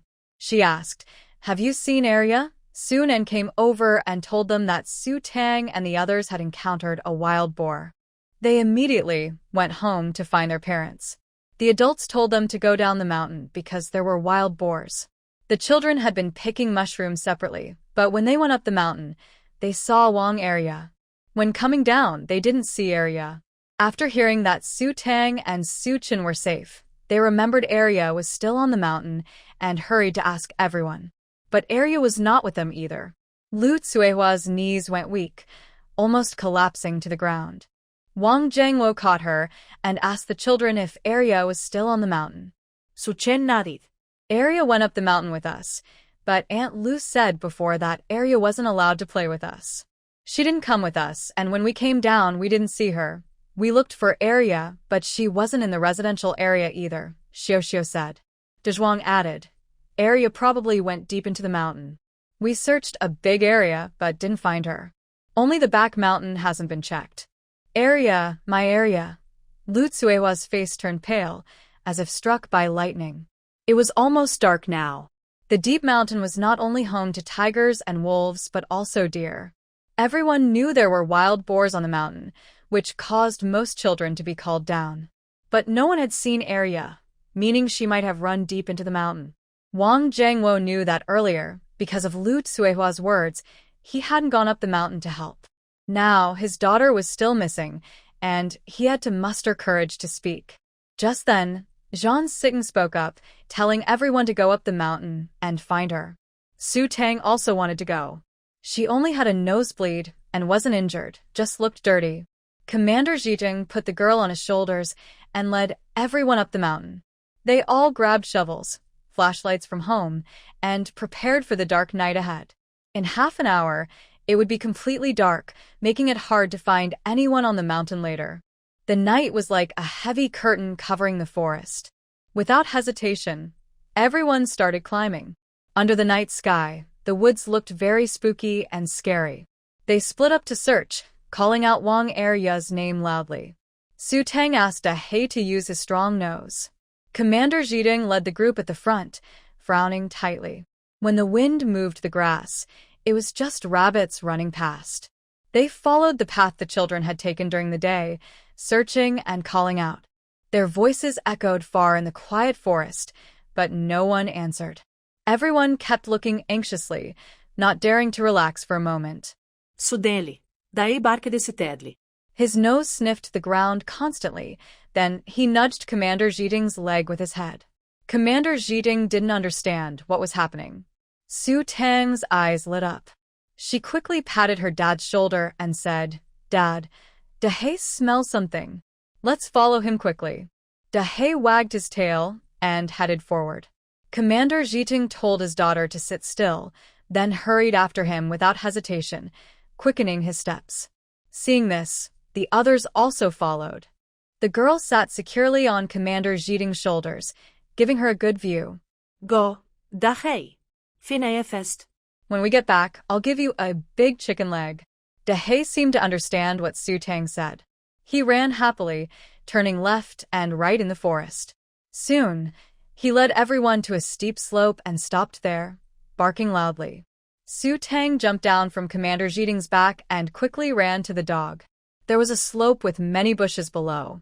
He stared at the bushes. Su Tang immediately saw signs of movement in the bushes. Dad. Commander Zhiding looked in the direction her eyes pointed.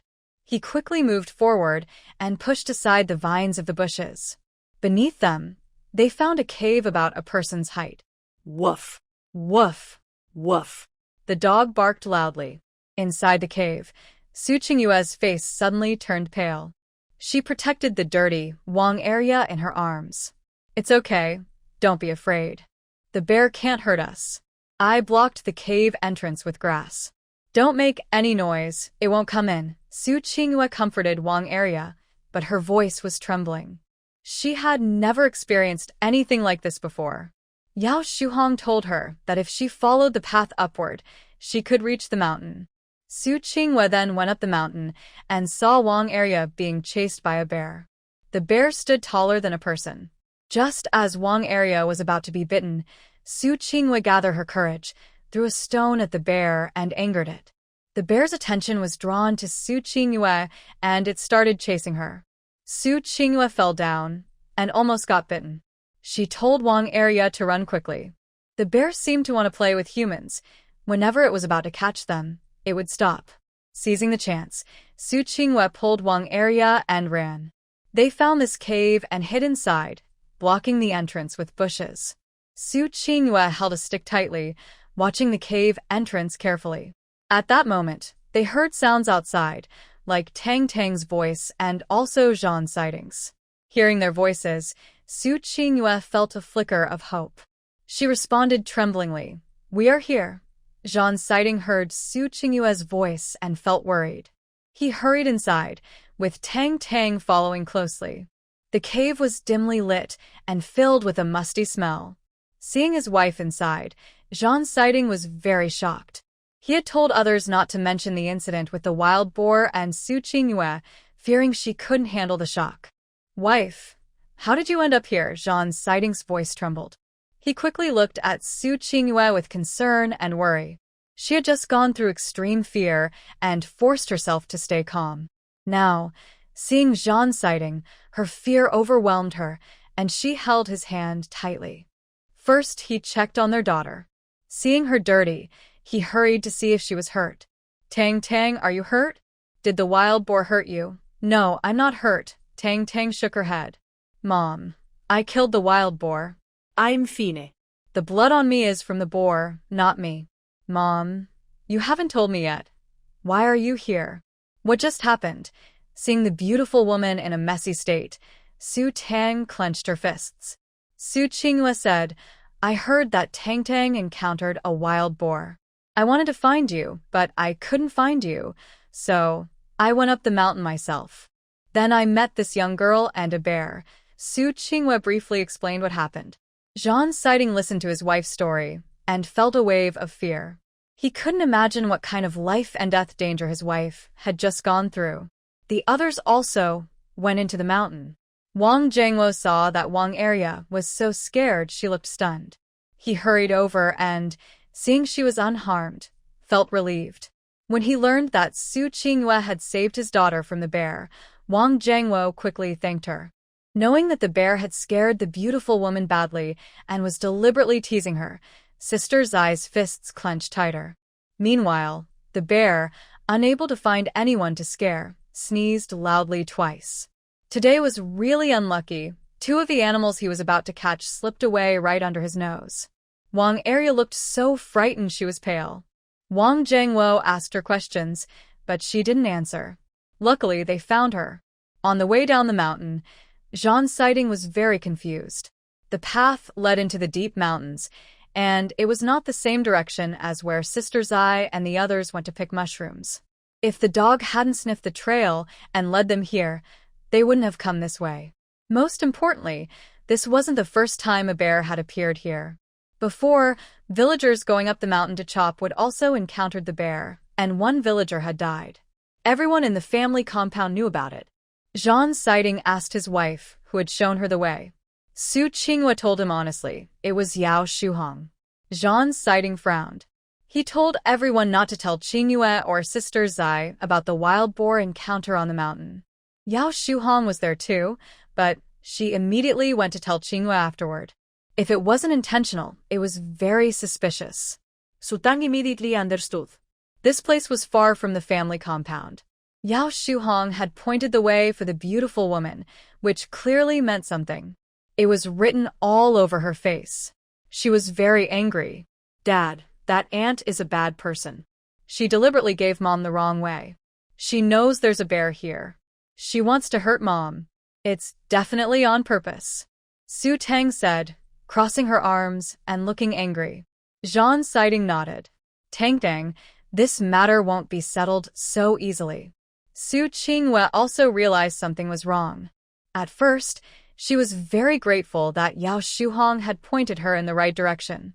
But in fact, the path Yao Shuhong showed her was not the correct one. Yao Shuhong had lived in the residential area for many years, and everyone knew that bears and wild animals often appeared on that mountain road. How could Yao Shuhong not know this? A cold wind blew, making Su Qinghua feel a chill down her back. The situation was very dangerous at the time. Her mind was full of worries about her daughter, whether she had been hurt by wild boars. She didn't have time to think about these details then. Now, looking back, she realizes how terrifying it was to think carefully. After all this chaos, it was already dark. The women in the residential area did not go up the mountain, but they also didn't go home. They waited at the foot of the mountain. Yao Shuhong was among them. She felt anxious inside. The path she showed Su Qinghua was a place where bears and wild animals often appeared. If a city girl like Su Qinghua encountered a bear, the outcome would be predictable. Everyone's attention was on Wang Area and the children. No one had noticed that Su Qinghua was missing. It was already dark, and Su Qinghua had been going up the mountain for over an hour without returning. Most likely, she had encountered a bear. Thinking of this, Yao Shuhong felt a flicker of relief, but the next second, she couldn't feel happy anymore. Su Qinghua had gone down the mountain with Zhang Siding, and Wang Area was being held by Wang Zhengwo. Yao Shuhong looked up and met Su Tang's sharp gaze. Her heart skipped a beat. Why did this girl's eyes look so frightening? Then she saw Su Tang rush toward her, followed by the black dog that had bitten a wild boar. Yao Shuhong was startled. Everyone's attention was on Wang Area. Lu Tsuehua saw her daughter safe and sound. Instead of feeling happy or comforting her, she snatched her daughter from Wang Jiangwo and was about to hit her. Running around like that. Didn't I tell you not to go into the deep mountains? Stupid girl. Today I'll teach you a lesson. Lu Tsuehua was stopped by someone. Wang Area was so frightened she froze, trembling as she hid behind Wang Jiangwo. Everyone tried to calm Lu Tsuehua down. Su Tang stepped in front of Yao Shuhong. Yao Shuhong avoided her gaze. Su Tang asked sharply, "My father told everyone not to tell me about the wild boar encounter. Why did you secretly go and tell my mother? And why did you show her a path you knew had bears and wild animals? My mother ended up encountering a bear. Do you know how dangerous that was? What were you thinking?" Su Tang's voice was full of anger, causing the people around to look over in surprise, their eyes falling on Yao Shuhong. Yao Shuhong's face instantly turned pale. She lowered her head, instinctively clasping her hands together, and stammered, I was just trying to help. I didn't think it through at the time, just worried that you, a young girl, might run into a wild boar." She believed that was dangerous, so she told Su Qingyue. Her goal was to get Su Qingyue to go up the mountain. She knew there were bears around that path. If Su Qingyue was unlucky and got eaten or scared and fell off a cliff, no one would know what happened. But Su Qingyue came back alive and even saved a young girl from the Wang family. People's opinions of her changed. Yao Shuhong's plan backfired this time. Yes, everyone knows there are bears on that path. You even pointed it out to Auntie Qingyue. Su Qin nodded. Someone had already encountered a bear there before and fallen off a cliff, breaking a leg. Yao Shuhong knew about this. I didn't do it on purpose, Yao Shuhong said forcefully, trying to stay calm. Then she said to Su Qingyue, "Qingyue, I'm really sorry. I was just too anxious. Isn't it okay now that nothing happened? I've apologized, haven't I? If my mother had been hurt by a bear, would your apology mean anything?" Su Tang was even angrier after hearing Yao Shuhong's words. "You just wanted to harm my mother. Who knows what you were thinking?" Everyone looked at Yao Shuhong, knowing her intentions. They thought she was trying to marry the battalion leader. Before, she had been kind and caring to the battalion leader, but after Su Qingyue arrived, she started causing trouble. But those were small issues. Today's matter was serious. It was unclear whether Yao Shuhong did this on purpose or by accident. "You're such a malicious child." Yao Shuhong looked at Su Tang with hidden resentment. She wondered how Su Qingyue had taught her child, speaking such harsh words. Why wasn't battalion leader Zhang helping?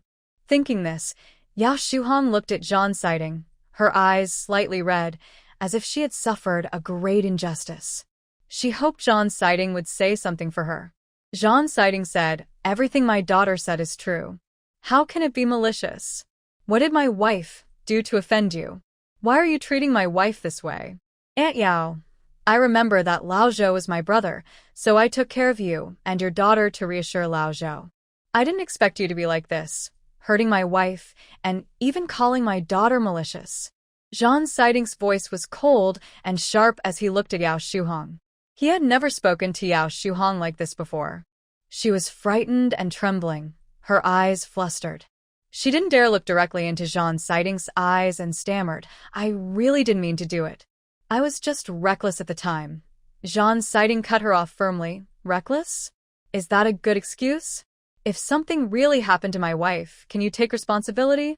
I will report this truthfully." His attitude was very firm, with no room for negotiation. Yao Shuhong didn't expect things to get so serious. "Brother Zhang, are you trying to push us to the limit?" She sank to the ground, unable to stand. Everyone thought Yao Shuhong had gone too far, but Zhang Siding. Was he being too cold? After all, Yao Shuhong's husband was a hero, and the organization had allowed her and her daughter to stay in the housing area to take care of them. When they got home, Su Qingyue was a bit worried. "Siding, could this affect you? After all, Aunt Yao is a hero's family. This matter. Isn't that serious?" "I'm fine, aren't I?" Although Su Qingyue was angry, she knew that if this affected Zhang Siding's future, it would be a big loss. She thought Zhang Siding had already been very good to her. The environment and facilities on the island weren't great, but he tried to give her a good life. She didn't want her own issues to cause him trouble. Jean's sighting shook his head. It won't affect me. Leave this matter to me. It's partly my fault too, he sighed. After Lao Zhou sacrificed himself, the organization gave Yao Shuhong a condolence payment. Lao Zhou had been on good terms with him, so he also gave money to help care for Yao Shuhong and her daughter. His original intention was to make their lives better. Since then, Yao Shuhong had been going to the dorms to clean and bring breakfast under various pretexts. Jean's sighting didn't pay much attention at first. But later, after his wife and daughter came to the military camp, he realized something was wrong, especially when his daughter said that Yao Shuhong liked him and wanted to replace her mother. Jean's sighting was greatly startled. After this incident, he was sure that everything his daughter said was true. Yao Shuhong had such a mind, even planning to set a trap to put Qingyue in danger. If Qingyue hadn't been clever and had not saved Wang area, she probably wouldn't have come back this time. Thinking of this, Jean's sighting felt very scared. While applying medicine to his wife, he was full of concern. He sincerely admitted his mistakes to his wife.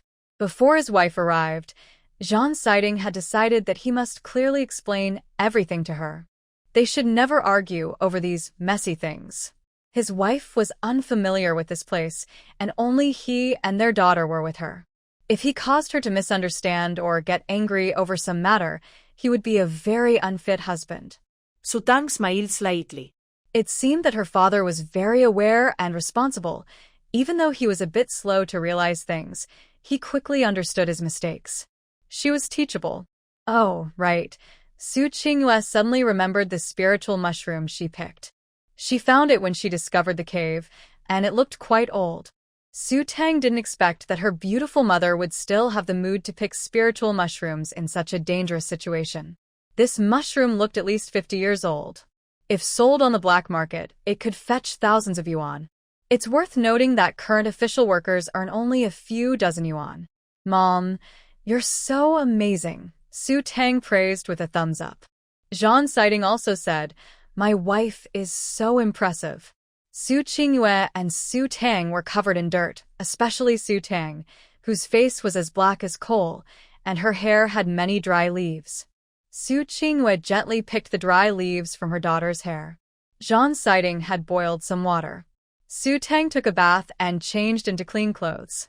After a day of sun, her little face was very dry. Su Qingyue applied snow cream to her daughter and then wanted to wash her clothes. She found a hole in the back of her daughter's pants. She slightly twitched her mouth. Her daughter was becoming more wild, but she could feel that her daughter was much happier than before. She soaked the clothes in water while Jean's sighting went to cook noodles. The wild boar meat was chopped into small pieces. When the water boiled, he added the meat, choosing the tenderest part. Jean's sighting shared the wild boar meat with everyone. The Jean family and the Su family each kept a quarter, and the remaining half of the pig was divided among the rescue team members who went up the mountain today. This wild boar had been causing trouble nearby for many years, destroying crops every night, making life difficult for the villagers. Now that it was finally dead, it was a relief for everyone. Everyone was curious about how a 5-year-old girl could have killed a wild boar. Jean's sighting was also puzzled. He sensed there might be a secret about his daughter. During dinner, Jean's sighting asked her about it. Su Tang didn't want to hide anything from her father and asked him to try to arm wrestle her. Jean's sighting was a bit confused. He was very strong from his military training, so why would a 5-year-old girl challenge him? He smiled affectionately and said, Dad, do you believe you're stronger than me? Su Qingyue suggested that Jean's sighting and his daughter try. Jean's sighting believed in being obedient. Whatever his wife said, he would do. He thought he could just let his daughter win this time. Seeing how confident she was, he didn't want to hurt her confidence. Although his daughter seemed a bit stronger, she was still a child. She couldn't compare to an adult. Jean's sighting didn't take Su Tang's words seriously at first, but he was quickly proven wrong. In less than a second, his hand was pressed down onto the table by his sister. His hand went numb. Was this his sister? She was so strong. It was only a moment, but Jean's sighting used some force too. Try again. I wasn't ready just now, he said. This time, he prepared himself fully. Yet, in less than a second, his hand was again pressed down by Su Tang's small hand, and his hand felt numb. He started to doubt himself. Was his daughter too strong? Or was he too weak? His sister snorted softly. Dad, I told you I'm stronger than you. Su Qingwei realized that Zhan Siding hadn't let her daughter win, and was surprised. Tang Dang, your strength, it's really that much. Su Tang giggled and shyly told her parents the truth. It wasn't that the wild boar had died by hitting a rock on its own. She had punched it to death, one punch after another. The wild boar had mocked her earlier, so she fought back fiercely. Her sister had a grudge. Su Qingwei was stunned, not expecting her daughter's small body to unleash such great strength. Zhan Siding was also surprised. Then he laughed loudly. No wonder my daughter is so amazing. I'm proud of you, Dad. Being able to kill a wild boar with her bare hands, his daughter was simply too strong. If she grows up and joins the army, she will be incredibly powerful. Su Qingyu was still worried. Even though you're strong, you should stay away from wild animals, understand? Yes, I understand. Su Tang nodded obediently, but she was secretly thinking about how to find that bear and teach it a lesson. At this moment, the bear didn't realize it was being watched. It just felt a cold sensation on its back, a very strange feeling. The next day, Yan Huaijuan called Zhan Siding to his office. The office was simply decorated, with a desk, a few chairs, and a picture of Chairman Mao on the wall.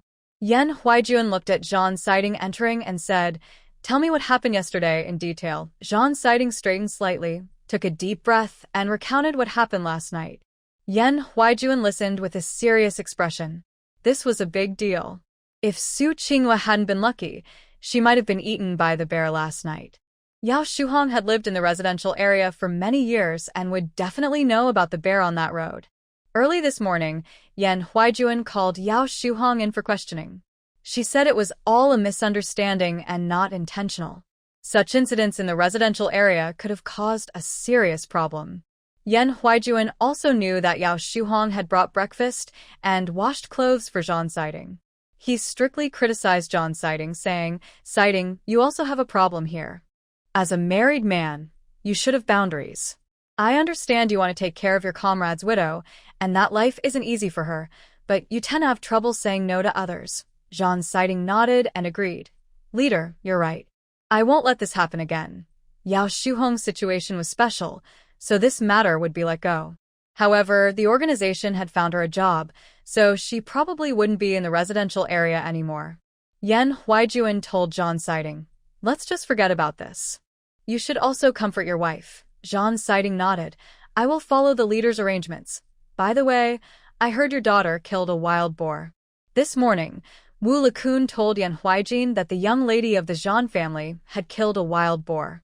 The boar was very big, and the people in the compound shared some of the meat. Everyone initially thought that Zhan's young lady and the son of the Su family would be eaten by the wild boar. They took their tools and went up the mountain to rescue them.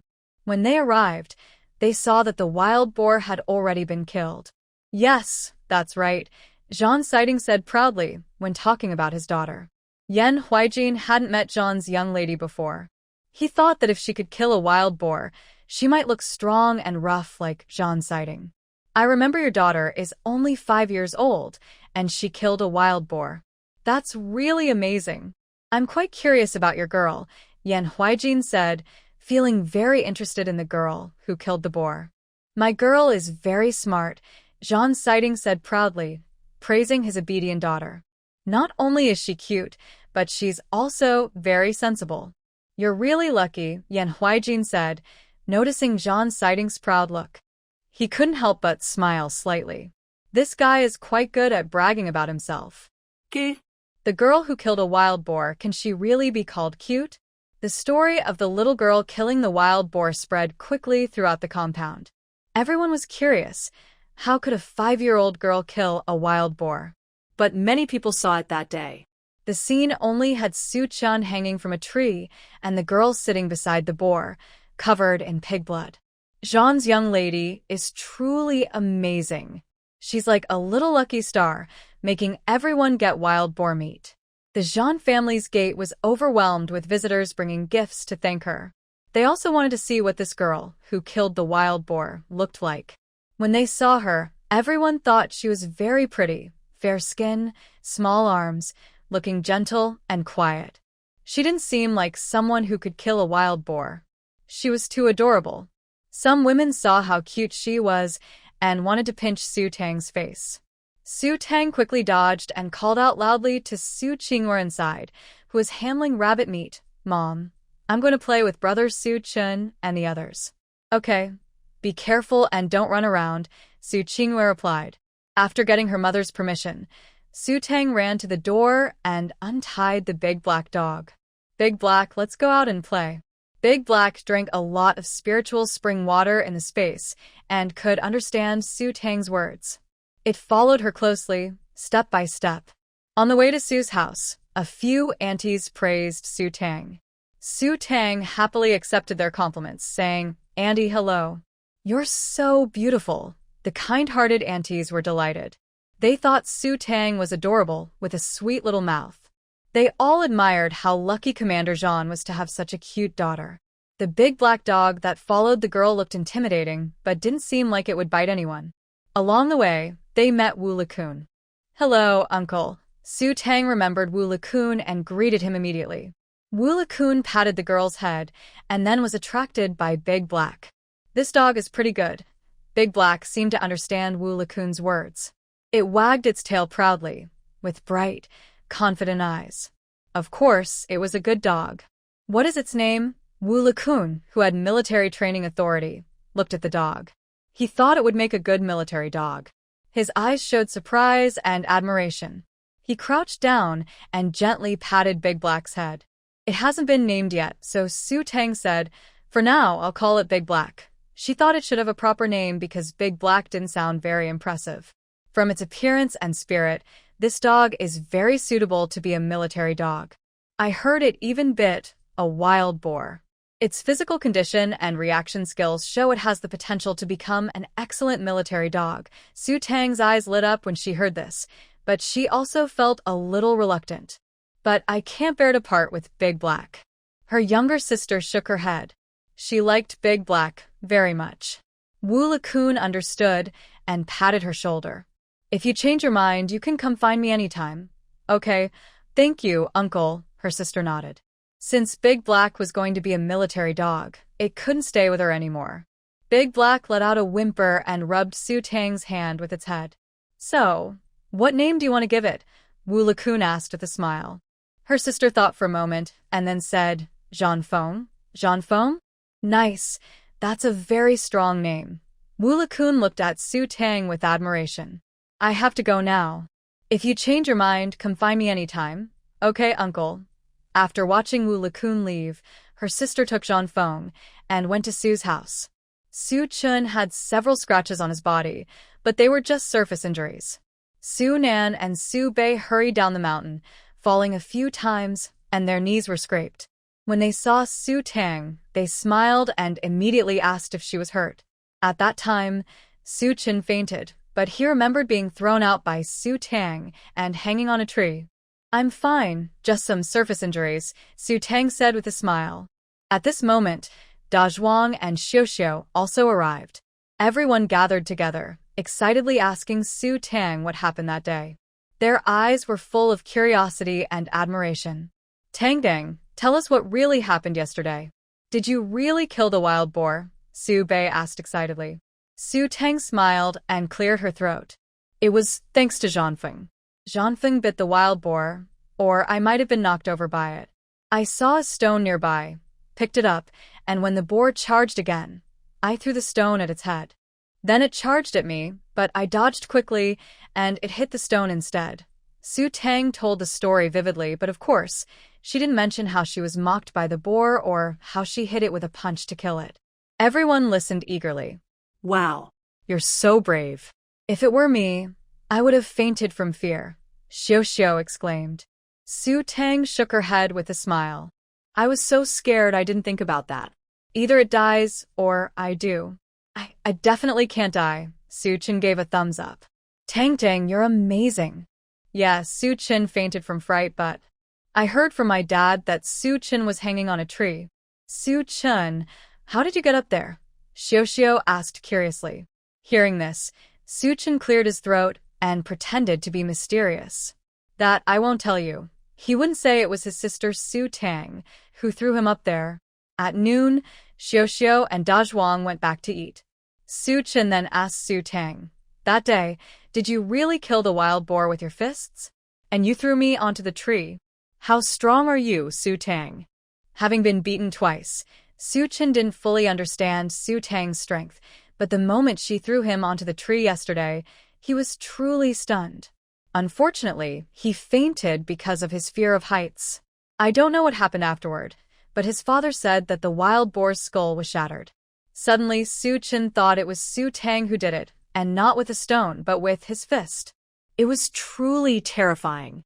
Su Tang nodded and Su Chin asked, "How strong are you exactly?" Su Tang thought for a moment and said, "Maybe even my dad isn't as strong as me?" Su Tang didn't know her own strength very well. When she first was reborn, her strength wasn't much, but after drinking the spiritual spring, her power kept growing. Su Chin was amazed. Su Tang took out a small bottle and handed it to him, telling him to drink it. It was the spiritual spring, but she had mixed in some water to help his injuries heal faster. Su Chin didn't know what it was, but since Su Tang gave it to him, it probably wouldn't poison him, right? He gulped down half the bottle. Wow. It's so sweet. It was even sweeter than sugar water, and most importantly, after drinking it, his pain disappeared quickly. Su Tang told Su Chin not to tell anyone. Su Chin nodded. "Don't worry, do you think I still don't trust you? I promise to keep it a secret and not tell anyone." "Okay." Su Tang nodded, then took out another bottle of water and gave it to Su Nan and Su Bei. Su Chin said, "Thank you, little sister. This water could relieve pain, so it must be good." Seeing his sister so generous to share made Su Chin very touched. Before going home, Su Tang and Su Chin agreed to go to the back mountain early tomorrow morning. Su Chin happily agreed. That evening, they ate rabbit meat. Su Tang searched her space and found a cookbook with a recipe for cooking rabbit. Su Qingyue spent the afternoon processing the rabbits, finally cleaning all the fur. Originally, they planned to give half a rabbit to the Su family, but Chen Shuzhen refused to take it. She said they had already shared so much pork, and this half rabbit was left for Tang to eat. Su Qingyue finally finished cleaning the rabbit and cooked it according to the recipe. After the last experience, she learned how to start a fire. When Zhan Siding returned home, he saw smoke coming from the chimney. He thought his wife might have burned the house again, so he quickened his pace. When he arrived, Su Qingyue had already prepared the meal, a rabbit dish stir-fried with green peppers, a small bok choy and wild boar meat soup, and another stir-fried wild boar meat dish. All three dishes were made following recipes. Su Qingyue didn't understand why they looked so dark. She had clearly followed the steps carefully. Fortunately, they looked edible. Su Qingyue has a bit of OCD. She arranged each dish very neatly. When Zhan Siding came back, he immediately smelled the delicious aroma. "Wow, it smells so good," her son exclaimed, taking a big breath. He jumped down from his father's arms. "Mom, you're amazing. Wash your hands quickly and come eat," Su Qingyue said affectionately, her eyes full of love.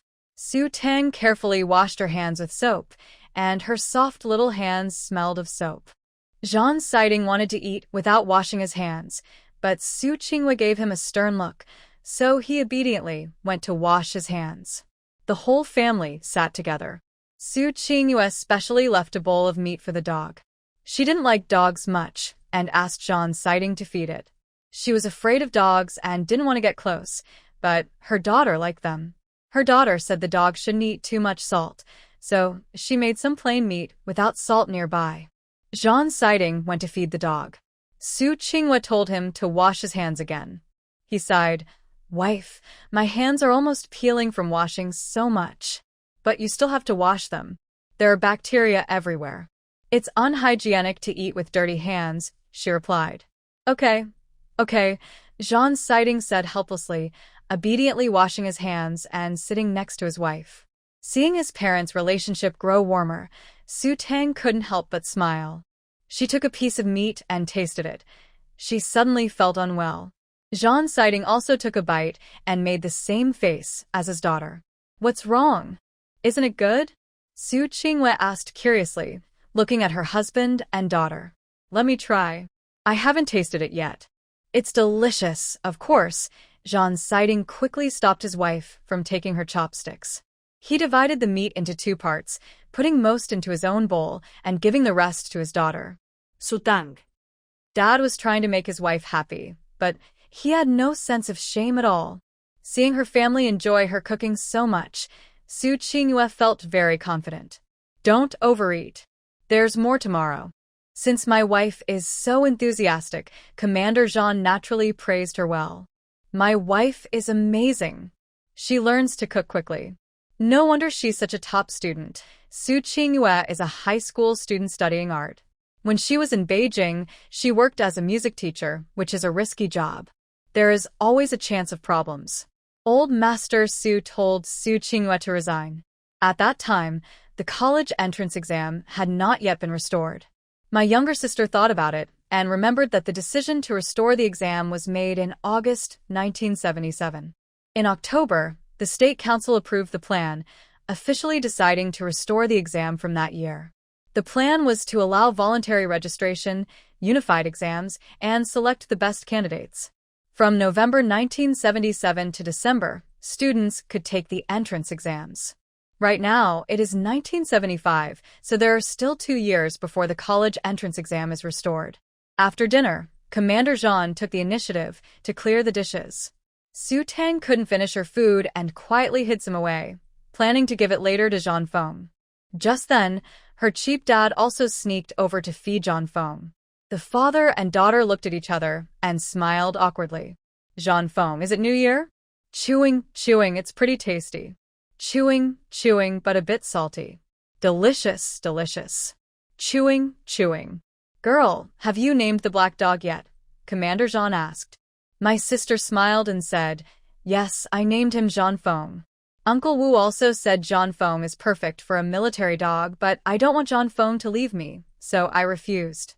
Commander Jean was slightly surprised, then laughed and pretended to be helpless, saying, "Oh, so I suddenly have a dog son for no reason." My sister giggled, patted Jean Feng's head, and said, "Jean Feng is very smart. From now on, we are a family, okay?" Commander Jean said affectionately, "If you don't want Jean Feng to be a military dog, just refuse Uncle Wu. There are many military dogs, and we don't lack Jean Feng." Most importantly, her daughter liked Jean Feng. My sister thought the same and nodded. Yes. Thank you, Dad." The next morning, my sister got up early. For breakfast, she had noodles made by Su Qinghue. She thought recipes were really useful. Plus, her mom was clever and learned well. The noodles weren't perfect, but they were pretty good. Father and daughter ate all the noodles obediently. At this moment, Yao Shuhong arrived. Yesterday, Yan Huijin told her to report to the radio station within a week. The radio station had arranged a place for her to stay. This meant she had to leave the family compound because of that incident. Her reputation there quickly worsened, and everyone avoided her. This made Yao Shuhong very upset. Most importantly, Su Qinghue gained a good reputation because she saved Wang area. People said that although Su Qinghue was a wealthy young lady from the city, she was kind-hearted. Normal people would be too scared of a bear to help others. They would run away. But Su Qinghue, a weak woman, saved Wang area and calmly led her to hide from the bear. Yao Shuhong believed that Su Qinghue's good reputation was thanks to her. If she hadn't shown Su Qinghue the way, Su Qinghue wouldn't have had the chance to save Wang area. She thought this changed everyone's opinion of her. Today, she came specifically to apologize to Su Qinghue. Su Qinghue didn't want much contact with Yao Shuhong, especially after learning that Yao Shuhong's real intention was to harm her. Yao Shuhong was dismissed by Su Qinghue. Su Sugar gave her mother a thumbs up. "Mom is so amazing. That's how you deal with people like her." Was I a little harsh just now? Suinjue felt nervous. She had never acted like that before. Her father had taught her to use reason and kindness to solve problems. No, it's right to fight back against those who hurt us. We should pay them back in kind. Sue Sugar shook her head to comfort her mother. You did very well just now. If you had shown her kindness, she would have taken advantage of you. Hearing her daughter's praise, Su Qingwei relaxed and nodded. I'll listen to my girl. Mom is the best, Su Sugar said, giving a thumbs up. I'm going to find Brother Su Chun and play with them. Be careful and come back early for dinner. Since Su Sugar gave Su Qingwei a recipe, Su Qingwei suddenly became very interested in cooking. Seeing her husband and daughter finish the food she made her feel very proud. Meanwhile, Su Sugar arrived at the meeting spot with Su Chun and the others. Su Nan and Su Bei also came. They knew that the wild boar was killed by their sister, and they were very excited. When they heard their sister was going up the mountain, they forgot their fear of the wild boar and came without hesitation. After drinking that mysterious water, the brothers from the Su family felt much better. Su Chun brought a few cornmeal buns, made from coarsely ground corn flour and dough. The buns are golden yellow when steamed, but they feel rough and have a natural grainy corn aroma. They taste a bit coarse and can make you choke, but Chen Shuzhen likes to add some white sugar inside, nibbling small bites that are a little sweet. She also brought some for sister Su Tang. Although a bit rough, they are sweet and taste pretty good. Su Tang took out a few bright yellow pears from her space. Under the sunlight, they emitted a fresh, sweet smell. Subesayas videnet. Sister, where did you hide the pears? They're a secret, Su Tang said. She shared the pears with everyone. They couldn't wait to take some. Su Nan took a bite, and juice burst in his mouth. His eyes lit up. So delicious. Crispy and sweet.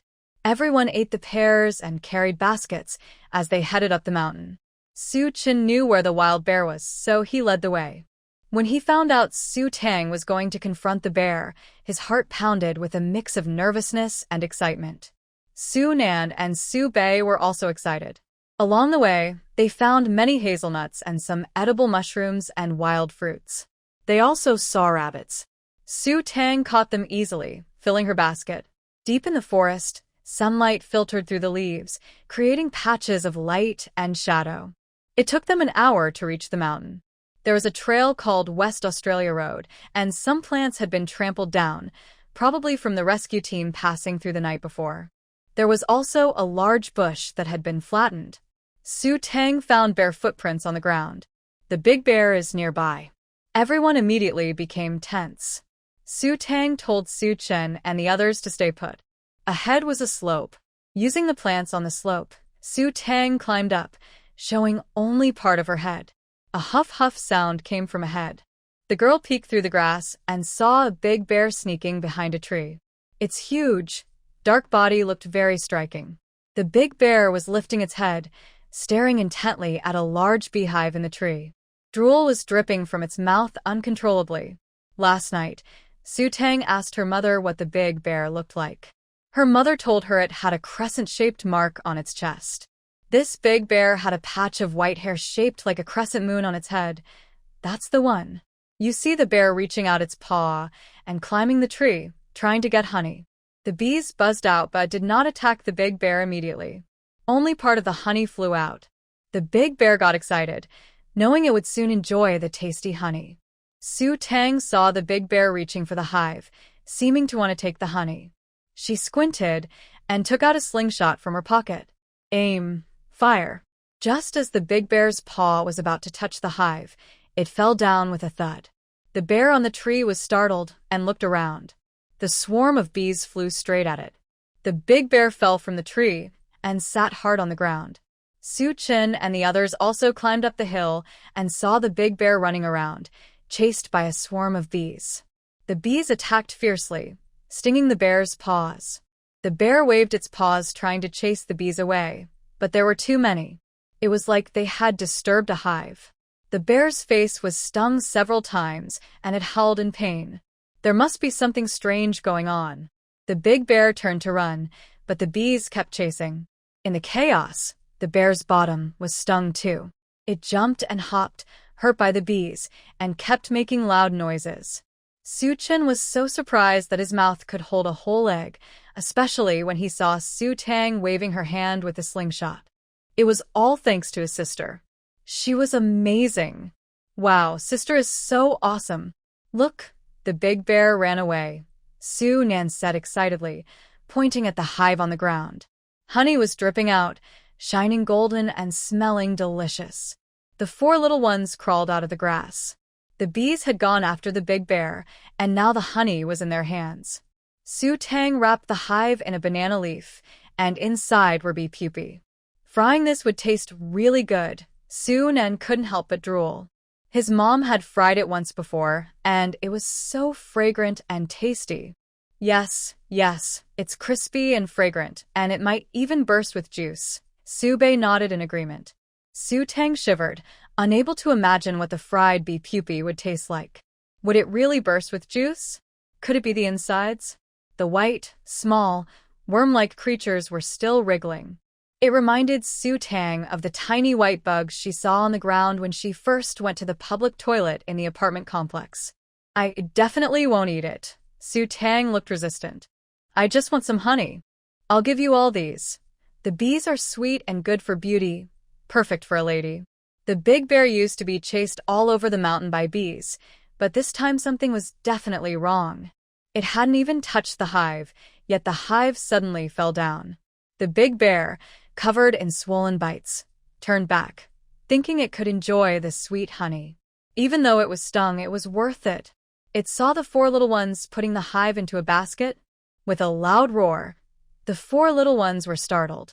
The big bear saw the 2-legged creature holding a slingshot, something the bear recognized. It was the 2-legged creature's doing. The big bear's face was swollen with bites, its backside was puffy, and it was soaked all over. It had just jumped into the river to escape the bee swarm. It was clear that the 2-legged creature was responsible. It caused the bear to be chased by bees and looked so helpless. Its backside hurt badly, and its anger was at the maximum. This was the first time Su Chen faced the big bear directly. He felt a bit nervous now, but Su Tang kept them calm. The big bear's eyes turned red. 2-legged creatures. That's too much. It roared loudly, shaking the ground as if venting its anger. It raised its huge paw and swung at Su Tang. Su Tang dodged quickly, avoiding the strike. The big bear's paw slammed into the tree trunk, making the tree shake and wobble. While the big bear's attack missed, Su Tang swiftly shoved the hive from the basket into the bear's chest. The big bear looked at the hive in its arms. Humph. Do these 2-legged creatures think they can buy me with bees? Dream on. How could the mighty bear be so easily bought? It shook its head and prepared to attack Su Tang again. Just then, a buzzing sound came. Those bees had returned. Seeing the hive in the bear's arms, a dark cloud of buzzing bees rushed toward it. With a loud cry, the big bear threw the hive away and ran off quickly. A swarm of bees followed closely behind.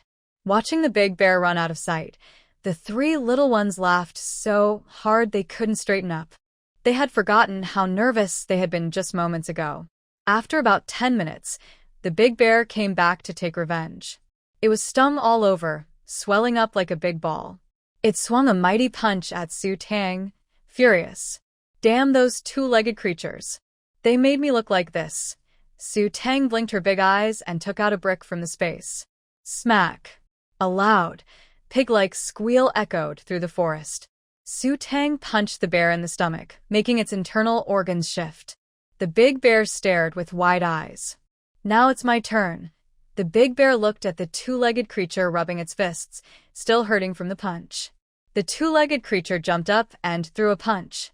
Bang! Bang! The big bear was knocked down. How could a bear be beaten by a little 2-legged creature? How embarrassing. No, how shameful for the bear. The little 2-legged creature's fists were strong. After a few punches, the big bear's eyes spun. Su Chen and the others watched in shock. Su Chen rubbed his eyes in disbelief. Did I see that right? Su Nan shook his head. You're not seeing things. I saw it too. My sister beat the big bear into submission. Su Bei didn't blink, and her mouth was wide open as if she could fit a duck egg. The big bear was confused, but the pain was real. After a few more punches, the bear wanted to push away the little two-legged creature, but they were too strong. His face was bruised and swollen. "How dare you bully my lady?" Su Tang shouted, punching again. The big bear let out a loud growl, taking a breath, curling into a ball, with a dark face that looked like panda eyes. If this was a zoo cosplay, no one would doubt it. The big bear, the two-legged creatures, so unfair. Seeing the big bear lying on the ground, Su Chun was stunned. It looked like the bear was surrendering. Their minds only had one thought: my sister is amazing. They even saw a flattering, pleading expression on the bear's face. Su Tang was tired from fighting. She sat down on a rock and looked at the big bear. "If you want my forgiveness, that's fine. Bring me something in exchange, like a wild boar or a rabbit. If I don't like it, I'll beat you every time I see you." The big bear let out a whimper. These two-legged creatures, so hateful. The big bear obediently went to catch a wild boar. It only gave it to Su Tang after killing it, trying to flatter the two-legged cubs. The wild boar, an unexpected disaster. This wild boar wasn't as big as the last one, but it was enough to eat. Su Tang remembered. Her father was inviting everyone to dinner, and this would come in handy. My little sister was still satisfied, fiddling with her wrist. The big bear was so startled that it ran away quickly. The two-legged beast cubs are too scary. It wanted to go out and hide from the trouble. When they returned to the treehouse, they immediately told the mother bear and her cubs to leave with them. They needed to go somewhere safe because the two-legged beast was too frightening. Seeing the wild boar, Su Chun and the others were stunned. They had been shocked many times today. "My sister is so strong." Suddenly, Su Chun remembered that he had previously challenged sister Su Tang. Although he got a good beating, it was quite painful. But looking at the miserable state of the big bear, sister probably only used a third of her strength. At 3 p.m., Su Tang dragged the wild boar back to the community yard. She tied it up with a rope. "Oh my God, whose child is this? This wild boar is even bigger than a person." A few military wives saw this and widened their eyes, thinking they must be seeing things. One of the women in her 30s even pinched herself, feeling the pain. She knew she wasn't dreaming. Su Tang's clothes were dirty, and Su Chun and the others weren't much better. After the big bear ran away, everyone found a fruit tree. Remembering what happened last time, they made sure the tree wasn't growing on someone's grave before happily filling a bag with fruit. "My goodness, is that a wild boar?" Wang Dachui stared in shock, and everyone gathered around. "Whose little girl is this?" someone asked, dragging such a big wild boar. "Miss, did you catch this?" The wild boar still had bite marks on it. Even if this little girl didn't kill the boar herself, it's impressive that she managed to drag such a big animal down the mountain. Yes, Sultan nodded. The crowd suddenly burst into noise. "Wow, how brave is she? This seems to be the daughter of the battle team leader's family." The wild boar from 2 days ago was also caught by the battle team's girl. "My goodness, you're so amazing." Aunt Zhang gave a thumbs up. "This girl is so fierce." At this moment, Zhang's sighting returned. Seeing his dirty, girl-like daughter dragging a wild boar and surrounded by people, he was stunned. "Tang Tang, this wild boar." He thought he was imagining things. Su Tang said, "I'm so strong, right? Now we have wild boar meat to eat. This one is smaller and more tender than the last one. It will be delicious when cooked." War Commander Zhang Ting was stunned, and Yan Huijin was also amazed. This was the first time he saw Zhang family's young daughter, and he never expected such a shocking scene. The little girl stood in front of a wild boar, her clothes dirty, but her bright eyes were full of life and very adorable. Yan Huijin finally realized that Zhang Ting was not bragging. His daughter really was very cute. Moreover, she looked very much like Zhang Ting, brave. Seeing Su Tang's innocent smile, Yan Huijin's face also lit up with happiness. He patted Zhang Ting's shoulder and said, "Kid, you have a good daughter." "Amazing, really amazing," Su Chen quickly said. "Not just that, there's also a rabbit and honey. Sister Tang is so impressive. Humph, let's see who still says the sister is from the city, that she doesn't know anything and is useless, just crying all the time. Suchin thought his sister was much better than the other little girls in the residential area. Most importantly, she didn't cry when facing a big bear and even chased it away. Everyone was surprised again and looked at Jean Ting with envy. Wow, Commander Jean's luck is just too good. They heard that Jean Ting's daughter was raised in the city and had the strength to kill a wild boar. Jean Ting was concerned about his daughter's injuries, but Su Tang shook her head. I've fine, Dad. Don't worry. I have strength and skills. Dad, let's take this wild boar to the cafeteria. Isn't it for the uncles and aunts to eat? It just happens to be useful. Yan Huijin praised Su Tang endlessly, envying Jean Ting for having such a cute daughter. Everyone was shocked and envious when they heard that Su Tang had dragged a wild boar down from the back mountain. If the first time was just luck, then the second time showed real strength. The wild boar was taken to the cafeteria.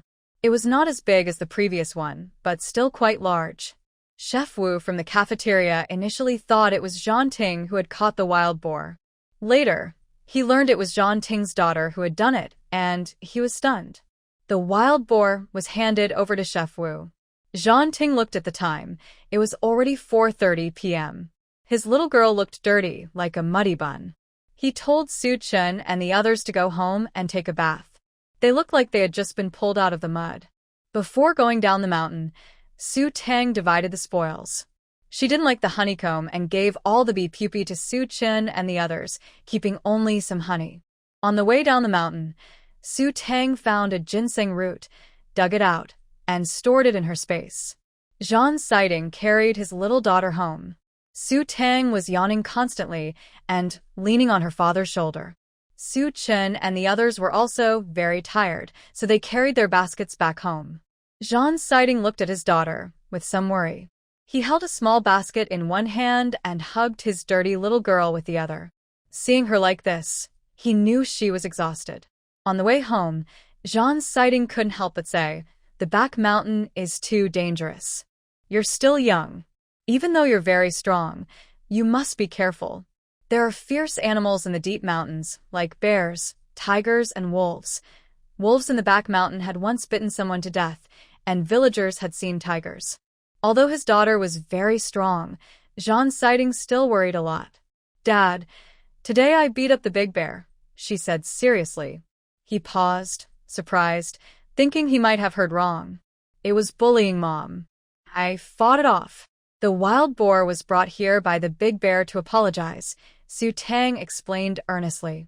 "Really? Really?" Su Tang nodded. Jean Siding let out a breath of relief. He knew his daughter was formidable, but he didn't expect her to be so powerful. Even the big bear was afraid of her. Wow, how strong is his daughter really? He had long sensed there was a secret about his daughter, but he didn't ask. If she wanted to tell him, she would. Although the big bear wouldn't hurt her, Jean Siding couldn't help but worry. "No matter what happens, you must stay safe." "I understand, Dad." His daughter nodded obediently. Back home, Su Tang went to take a bath because she was dirty and uncomfortable. Hearing the noise, Su Qingyue came out. "Siding, where's Tang Tang?" She went to take a bath. "She played all day." Jean Siding put down the basket. When Su Qingyue looked closer, she saw it was a beehive wrapped in banana leaves, along with a rabbit. These, Su Qingyue looked at Jean Siding with confusion. Jean Siding said, "They are all today's spoils from our daughter." Su Qingyue was stunned. Tang Tang went to the back mountain again? This girl. She's getting more and more mischievous. She thought her daughter would take some time to get used to following the army, but she adapted quickly and was very happy. Seeing her daughter happy made Su Qingyue happy too. But the back mountain was dangerous. Su Qingyue had been chased by a bear before and still felt uneasy. Jean Siding saw his wife's worry and said, "Qingyue, don't worry. Tang Tang is fine. She's very strong." Su Qingyue glared at him. "I know my daughter is strong, but the back mountain is too dangerous. She should go there less." Jean Siding touched her hair. "Don't worry. Tang Tang knows her limits. Although she's only 5, I think she's smarter than most children." Hearing this, Su Qingyue's heart skipped a beat. She looked at John's sighting and nodded. That's true. Remembering that her daughter was reborn, Su Qinghua felt a little relieved, but still wanted to remind her daughter to stay safe. I'm going to cook. Tonight, we'll have rabbit meat. Su Qinghua shook her head. Let me do it. I've improved my cooking skills. I can make rabbit meat. You've been busy at the army all day. You should rest first. It's fine, I'm not tired, Jean Siding said with a smile. Tonight I won't be tired either. Hearing this, Su Qinghua's cheeks turned slightly red. She playfully hit him. Jean Siding, can you be serious? If our daughter hears you, it would be so embarrassing. After taking a shower, Su Tang said quietly, I didn't hear or see anything. Jean Siding happily went to prepare the rabbit. First, he boiled water. Holding the drooping, soft rabbit, he used scissors to cut a small opening and carefully peeled off the fur. The fur could be used to make a small warm pouch for Tangdang. Knowing his wife's cleanliness obsession, Jean Siding cleaned everything thoroughly. Tonight, they ate rabbit meat. During dinner, Su Tang took out a ginseng root. The Su family used to have a pharmacy, and Su Qinghua knew many herbs. She immediately recognized that this ginseng was at least several decades old. Last time, Su Qinghua found a lingji mushroom. Now, her daughter brought back a ginseng root. According to current market prices, it could sell for a lot of money. Jean Siding marveled at his wife and daughter's good luck, especially his daughter, who was like a little lucky star. After dinner, Jean Siding volunteered to wash the dishes. Su Qinghua and her daughter said, Tangdang, the back mountain is too dangerous. Mom won't stop you from going, but you need to be careful. Knowing her daughter was no longer a 5-year-old child, Su Qinghua still couldn't help but worry. Mom, don't worry. Su Tang nodded and said, I am friends with that big bear. It won't hurt me. That big bear that chased me. Su Qinghua still feels scared when she thinks about that day. Yes, it has a white patch shaped like a crescent moon on its chest, Su Tang confirmed. Su Qinghua exclaimed, Oh my goodness, you're so brave. At this moment, Su Chen arrived with a bowl of fried bee pupae. Qin Shuzhen saw a few boys bringing back a bunch of bee pupae. She knew they were good food. When she learned it was brought by the young lady of the Zhan family, she told the boys to take it back. Su Chen said, Sister Su Tang doesn't want it. Qin Shuzhen felt helpless. Such good food and she didn't want it? But since she knew Su Tang grew up in the city and might not know how tasty it is, she fried all the bee pupae and asked her son to send half to the Zhan family. Su Tang and her mother looked at the fried bee pupae with surprise. Su Chen said, This is really delicious. Sister, you should try it. Aunt Qinghua, this is very tasty. You should try it. You'll like it. Su Nan said, Yes, this is very tasty. My mom cleaned it up. Su Bei added, Delicious, delicious. Jean Siding finished washing the dishes, shook off the water, and saw the boys from the Su family bringing the fried bee pupae. Seeing his daughter and wife look hesitant, he took a plate, poured the bee pupae onto his own plate, and handed a bowl to Su Chen. Su Chen said, Sister, you must try this. My mom says it's very nutritious. Eating it will help you grow tall. Su Tang's lips twitched slightly. Actually, she didn't need to grow that tall. After the 3 brothers from the Su family left, Su Qinghua and Su Tang still didn't move. Jean Siding tried one, and it was crispy and fragrant. He asked his wife and daughter to try some too. Su Qinghua said, This looks a bit like the bugs in the toilet. Su Tang agreed. Exactly the same. Jean Siding hesitated. No, this is tasty and nutritious. Aunt Chen cleaned it very well. Wife, try it. Su Qinghua looked very resistant. Su Tang shook her head and said, Dad, I'm very sleepy. I want to go to bed now. There was no way she would eat bugs, especially since it really looked like the white bugs from the toilet. Last time, if she hadn't reacted quickly, a white bug would have crawled onto her leg. My little sister shows signs of emotional trauma. Warrior Si Ting noticed his wife and daughter's resistance and didn't force them. Then I'll just let myself be taken advantage of. Late at night, the big bear took his wife and cub to move house. The more he thought about it, the angrier he became. Those 2-legged creatures are so annoying. The bear has been bullying them for years, but has never been bullied in return. With panda eyes, The big bear looked at the brightly lit family courtyard and headed toward it. Inside the courtyard, Su Tang took out an apple from her space and bit into it. She gave one to her mother. Su Qingyue knew her daughter was hiding a secret, but when she saw the sudden apple, she was a bit confused. Still, she didn't ask much. Su Tang told her mother that she would take the college entrance exam again in 2 years. Su Qingyue was very surprised when she heard this. If someone else had said it, she would doubt it, but she knew her daughter had been reborn. Su Qingyue planned to go to the city tomorrow to see if she could find any materials to sell. However, the island was remote, and it might be hard to buy study materials. But there was no rush. 2 years was enough time. Tang Tang, you must keep your rebirth a secret, okay? Su Qingyue held her daughter's hand seriously. Su Tang nodded. I know. In this life, she only trusted her dad and mom. Her dad didn't know she was reborn yet, but he was so smart he probably sensed something. He just hadn't said anything. Suinjue felt relieved. Night fell. Su Tang went back to her room to rest. As soon as she lay down, she heard some rustling sounds from the yard. Your good friend is here to see you, said the ghost girl mischievously, sitting on the windowsill. Su Tang jumped out of bed, crawled to the window, and saw a few white eggs in the yard.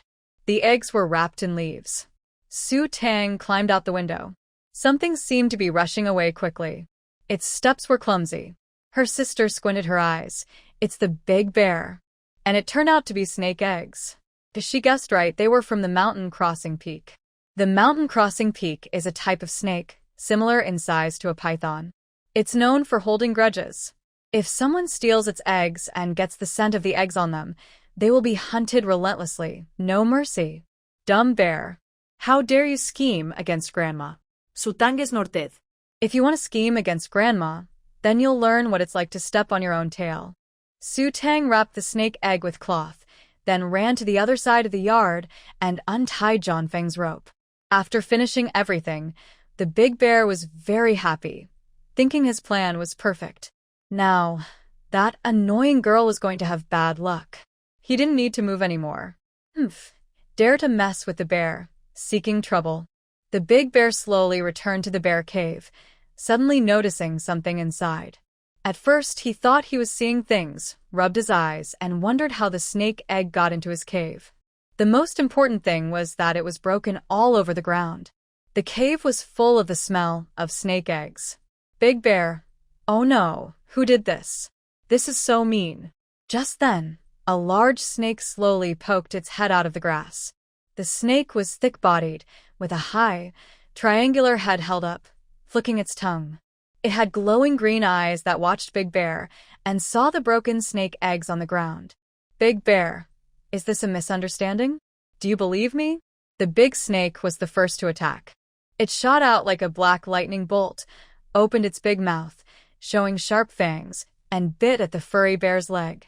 Big Bear was startled and slapped the snake's head with his huge paw.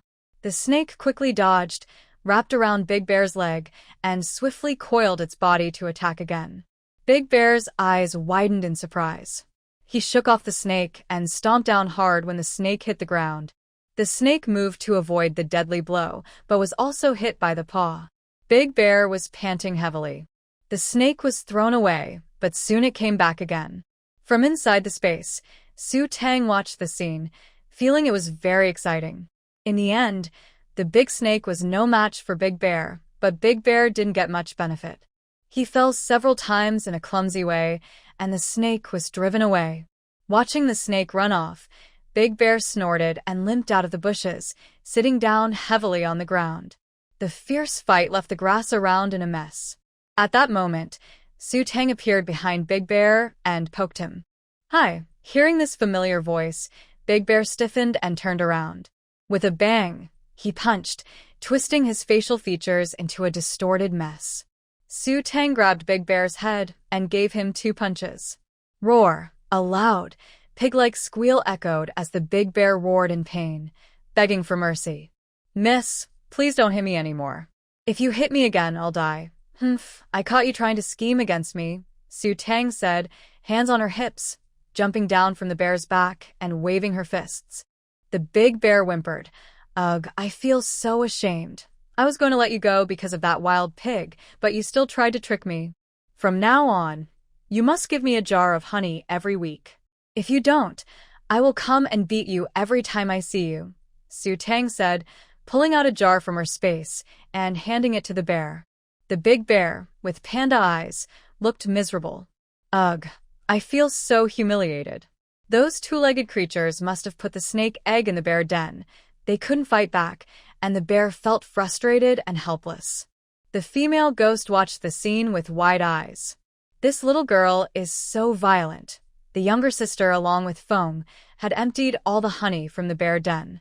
The mother bear and her cubs curled up in the corner. The mother bear saw her husband, who was beaten up and bruised, and protected her little cub. The little cub was brave. When the mother wasn't paying attention, it ran up to the younger sister. The cub stood up, about the same height as her, fluffy and adorable. The younger sister patted the cub and said, "So cute." She took out an apple from her space. The cub took the apple, took a bite, and its eyes lit up. Just as the mother bear and the big bear wanted to stop her, it was too late. The smell of the apple attracted their attention, and they looked at Su Tang. Two-legged creatures also liked this good stuff. The big bear and the mother bear looked at Su Tang expectantly. If they had this good thing, why didn't they take it out earlier? It caused a misunderstanding. The big bear, with panda eyes, smiled awkwardly, looking very funny. Su Tang looked at them and asked, "Do you want to eat too?" The big bear nodded eagerly. "Yes, want to eat. Want to eat. Then trade something for it," Su Tang said. The younger sister wouldn't suffer any loss. The big bear looked around. All the items had been robbed by the little bandit, so there was nothing left to trade. The little cub had eaten 2 bites of the apple and then handed it to the mother bear. It then trotted to the corner, took out an egg, and held it out to Su Tang.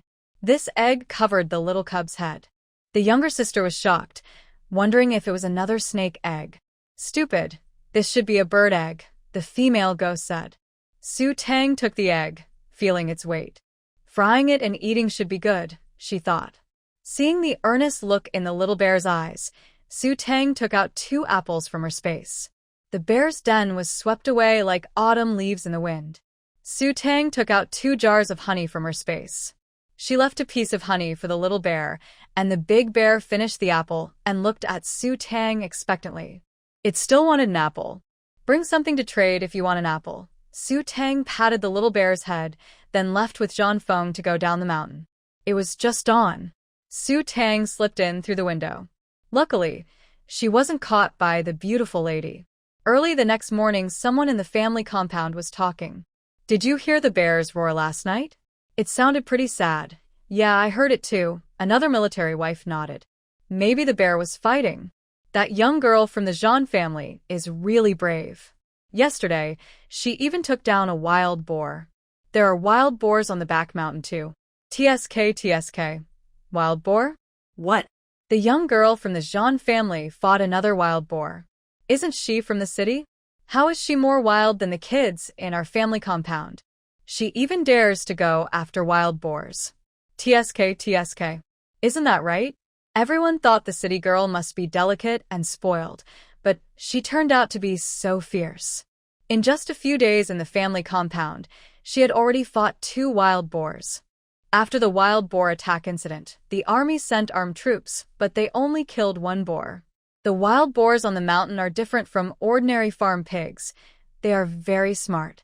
They hide at the slightest sign of danger and run faster than rabbits. There was an incident where children from nearby villages were eaten by wild boars. But this young girl from the Zhang family was different. Not only was she not afraid, but she also hunted down 2 boars. TSK. Zhang Tuan's wife is also impressive. She went up the mountain and even saved a young girl from the Wang family. I thought Zhang Tuan's wife was just a delicate city girl. Before Su Qingyue came to accompany the troops, everyone knew that Tuanzhan married a city girl, a daughter of a capitalist family. People generally didn't have a good impression of capitalists. But after Su Qingyue saved Wang area, everyone's view of her changed a bit. Yao Shuhong came over. When she heard them talking about Su Qingyue, she thought they would criticize her, but surprisingly, they were praising her. Everyone saw Yao Shuhong come and quickly left, feeling awkward. Yao Shuhong felt very sad inside. Her good reputation from before was all ruined by Su Qingyue. Yesterday, she went to apologize to Su Qingyue, but unexpectedly, Su Qingyue didn't accept her apology at all. In a few days, she would go to the radio station for her new job. She thought the organization would give her a good position, but after asking carefully, she found out it was just a minor helper role.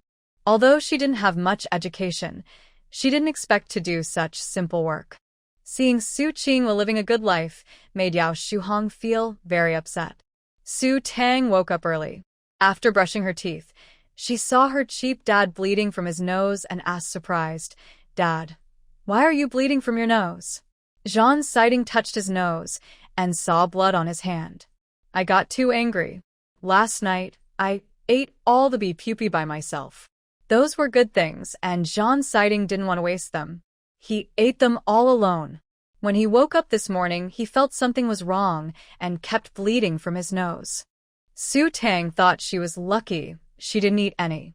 She used a cup from her space to fill with spiritual spring water, added some honey, and handed it to Zhan Siding. "Dad, drink this. It's tasty." "Oh, my daughter is so thoughtful," Zhan Siding said happily, took the cup, and took a sip. It tasted like honey and was sweet. He finished it all in one go. "My daughter really cares about Dad." Zhan Siding felt warm inside. He went to wash the cup. For breakfast, they had noodles. Zhan Siding cut some wild boar meat into small pieces, boiled the noodles, added the meat, and finally sprinkled some scallions on top. He also kept a bowl for Zhan Feng. His daughter said Zhan Feng couldn't eat very salty food, so Zhan Siding prepared a bowl without salt for Zhan Feng. His daughter's bowl was small, and Su Qingyue didn't eat much either, so she also had a small bowl. The rest of the noodles Zhan Siding poured into a big bowl. Su Qingyue used a warm towel to wipe her sister's face and applied some fragrant lotion. "It smells nice." Her sister took a deep breath and hugged Su Qingyue's waist. "Mom also smells nice." "How nice." "Let me smell." Zhan Siding put down his noodles, leaned next to Su Qingyue, and took a deep breath. "My wife smells so good. And our daughter does too." Ha! Su Qingyue rolled her eyes and lightly hit Zhan Siding. You're so silly. My little sister pretended not to see anything and ate her noodles quietly. At noon, Zhan Siding hosted a meal to welcome his wife and daughter. When Zhan Siding married Su Qingyue, only close relatives gathered for a meal. This time was also to introduce his wife and daughter to everyone. Recently, there has been a lot of talk in the community about how Zhan's little girl can kill a wild boar. No, not just one, two. Everyone was very curious about Zhan's daughter. Could she be like Captain Zhan, big and strong? She can kill wild boars, and she's only 5. Captain Zhan is tall and strong, but he's also quite good-looking. She probably doesn't look like a rough girl, right? Hearing these comments, everyone just found it funny. Some people thought Zhan Siding was too kind to his wife, even inviting everyone to dinner. It showed how much he valued his wife. Who once said that Zhan Siding and his wife didn't get along? I heard Zhan Siding even helps his wife wash clothes. Without comparison, some military wives felt their husbands were less caring than Captain Zhan. The men said Zhan Siding was ruining the reputation. Among them, Su Fani, who was closest to him, was most affected. He used to just lie on the sofa at night listening to the radio. Now, he also has to wash dishes and sweep the floor. Before Su Qingyue arrived, Su Fani thought Zhan Siding, a rough man, wouldn't know how to be gentle with his wife. He considered himself a good man in the community, at least not going out drinking after work. But since Su Qingyue came, Zhan Siding seemed like a different person. Thinking of this, Su Fani couldn't help but sigh. Everyone couldn't understand how Captain Zhan seemed to have changed until they saw Zhan Siding and Su Qingyue together, and then they seemed to understand. Today, Su Qingyue was wearing a light blue dress. Zhan Siding looked like a real person. Holding a pink doll, he looked a bit out of place, but this little girl, she was truly beautiful. "Captain Zhan, where did you find this little girl? She's so adorable. Zhao Weidong joked. He couldn't help but look at Su Qingyue a couple more times. His sister-in-law was really beautiful. Even more beautiful than actresses in movies. This is my daughter, Su Tang. Zhan Siding looked at Zhao Weidong and said, What? Do I look different from you? Aren't we made from the same mold? Su Qingyue couldn't help but laugh. Hello everyone. I am Siding's wife, Su Qingyue. She was confident and poised, not at all shy. All the comrades were stunned. No wonder Captain John is so fond of his wife. Turns out he married a fairy. Yes, you look very much alike, Zhao Weidong said awkwardly, lowering his gaze and glancing at Song Shui beside him. He whispered, You can give up now, right? Song Shui looked away and said nothing. Song Shui is Zhao Weidong's cousin. She is a communications officer and liked Zhan Siding a long time ago. When Zhan Siding and Su Qingyue argued about divorce, it was Song Shui who leaked the news. She overheard their phone calls. Isn't Su Qingyue planning to divorce Zhan Siding? Why is she back with the army now? Song Shui thought there must be something strange going on. It's probably because the Su family is a business family that got into trouble with the authorities. Su Qingyue had nowhere to go, so she thought of Zhan Siding. Su Qingyue noticed Song Shui's unfriendly gaze and smiled politely, acting confident and proper. Song Shui felt very uncomfortable inside. Su Tang didn't notice any of this. She sat at a table with Su Chun and others. Curious, Su Nan asked Su Tang, Did you see when Dad and Mom got married? Auntie was so beautiful, and she wore a wedding dress. That must have looked even better. Su Chun said, Fool, Auntie and Uncle Jean got married when you weren't even born. Why? Did she run away from home? Su Nan became even more curious. Hearing this, Su Chun couldn't help but laugh out loud. Su Tang's mouth twitched slightly. Because I wasn't born yet. Su Nan looked thoughtful. Oh, I see. No wonder you're last in class, Su Chun said. Sunampoteth. You're not much better, second to last. The two brothers started teasing each other. Since Su Tang was helping the Su brothers with their homework, she knew that all three brothers had similar grades, mostly at the bottom, with some fluctuation between first and second last. Little sister, after summer vacation, you'll start school too, right? Join my class, Su Bei said. Su Bei is 1 year older than Su Tang. This year, Su Tang is 6 years old. She has attended kindergarten in Beijing and should be starting first grade now. But Su Tang doesn't want to start first grade. She thinks she might be able to skip a grade. Little sister Tang is so smart. She definitely won't be in the same class as you, Su Chun said. Exactly. She even knows how to do my homework, Su Nan said, admiring his sister. She's strong, smart, and can even fight big bears. Yan Huijin brought good news. After Su Qingyue saved Wang area last time, the army rewarded her with 200 yuan and some food coupons for her bravery. Everyone had wondered how a delicate young lady like Su Qingyue could rescue a child from a big bear. Now Yan confirmed it, there's no doubt. Su Qingyue was surprised. She doesn't need money. Her brother Zhan Siding sends her money every month. Since she joined the military district, Zhan Siding has given her all the savings he accumulated over the years, about 10,000 yuan. This money came from his mission rewards and allowances. He spends very little each month. Even though she doesn't need money, the 200 yuan was very meaningful. Everyone now knew that although Su Qingyue was a wealthy young lady, she had a kind heart. Most people would have run away if they saw a big bear nearby. But she stayed brave and saved someone. When Yao Shuhong arrived with her daughter, she saw Yan Huijin praising Su Qingyue. It made her feel even worse than if she had been scolded. Interestingly, today Yao Shuhong was also wearing a blue dress. The style was very similar, and she had a gentle smile on her face. Everyone was surprised and kept glancing between Su Qingyue and Yao Shuhong. One straightforward soldier whispered, Sister Shuhong's dress looks a lot like Sister Qingyue's. This caused quiet chatter among the crowd. Su Qingyue was a little surprised but quickly smiled calmly. She said to Yao Shuhong, What a coincidence.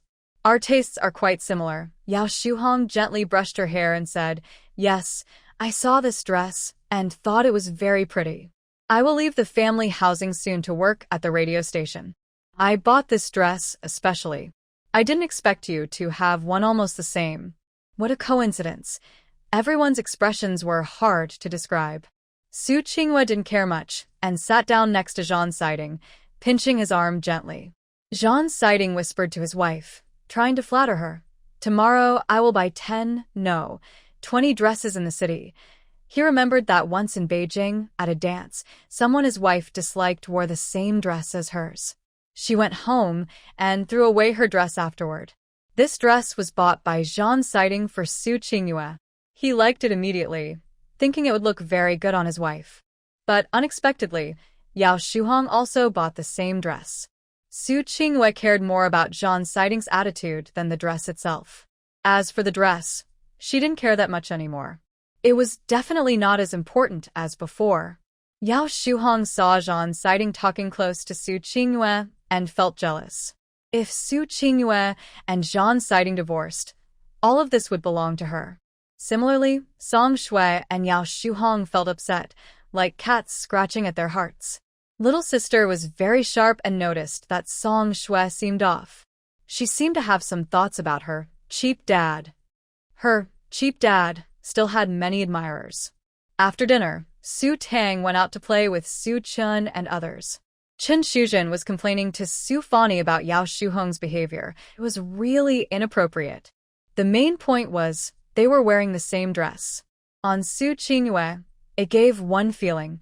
On Yao Shuhong, it gave another. What do you call that?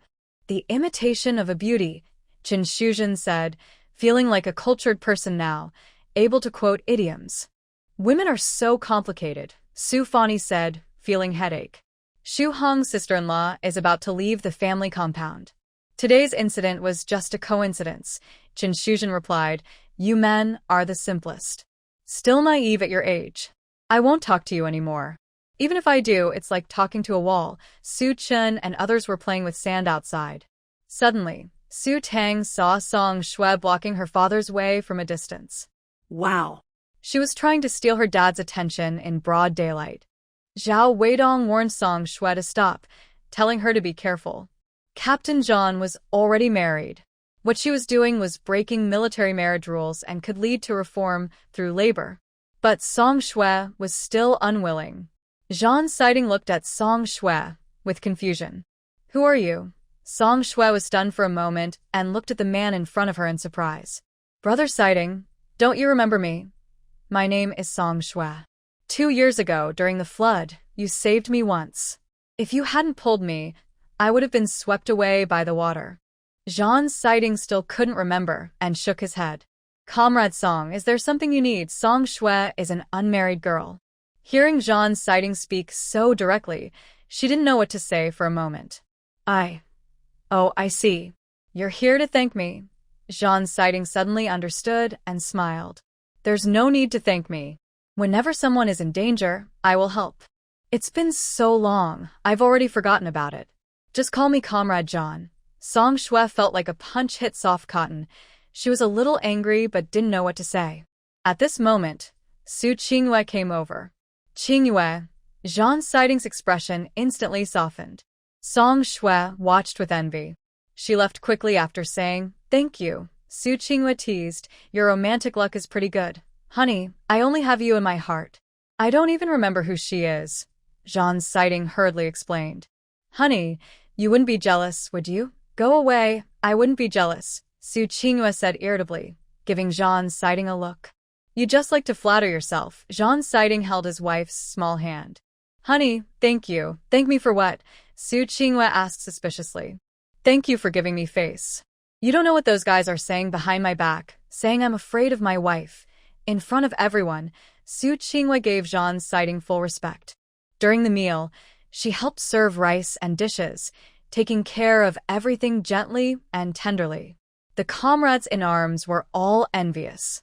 Silly smile, Su Qinghua looked in the direction Song Shui left, pouting her lips. Thinking back to her days in Beijing, she didn't really like Zhang Siding and never really understood him. But after traveling with the army, her interactions made her willing to get to know him better. Zhang Siding gently put his arm around her shoulder. Honey, you're so good to me. Su Qinghua rolled her eyes. Are you easily satisfied? Can I be even better to you, honey? Jean's sighting grinned mischievously. I bought something. Let's try it tonight. Upon hearing this, Su Qinghua blushed and said, I'm not in the mood to talk to you. Meanwhile, on the other side, Song Shui didn't expect that Jean Sighting would forget her name. When Jean Sighting saved her before, she even told him her name specifically. Suddenly, Song Shui saw Su Tang. Is this Su Qinghua and Brother Sighting's daughter? She doesn't look anything like Brother Sighting. Although Jean Sighting was a bit tanned from the sun, his features were still quite handsome. Su Qinghua has fair skin, and her daughter inherited her fair complexion. Her facial features also have a bit of a heroic look. Could she be a wild child? Who knows who Su Qinghua's real parents are? She looks nothing like Brother Sighting. Song Shui kept talking more and more excitedly. The military wives nearby heard her and said, Who does the daughter of Commander Jean look like? Could she look like you? Little girl, you're still young, but your words are so harsh. Saying that someone else's child isn't related, not only mean but also dark-hearted. How can you say such things? Exactly. She looks young, but her words are so vicious. Anyone can see that this girl looks just like Commander Jean, only a bit like Sister Qinghua. So, what if she doesn't look like him? What's your real intention? You seem to be Zhao Weidong's cousin, right?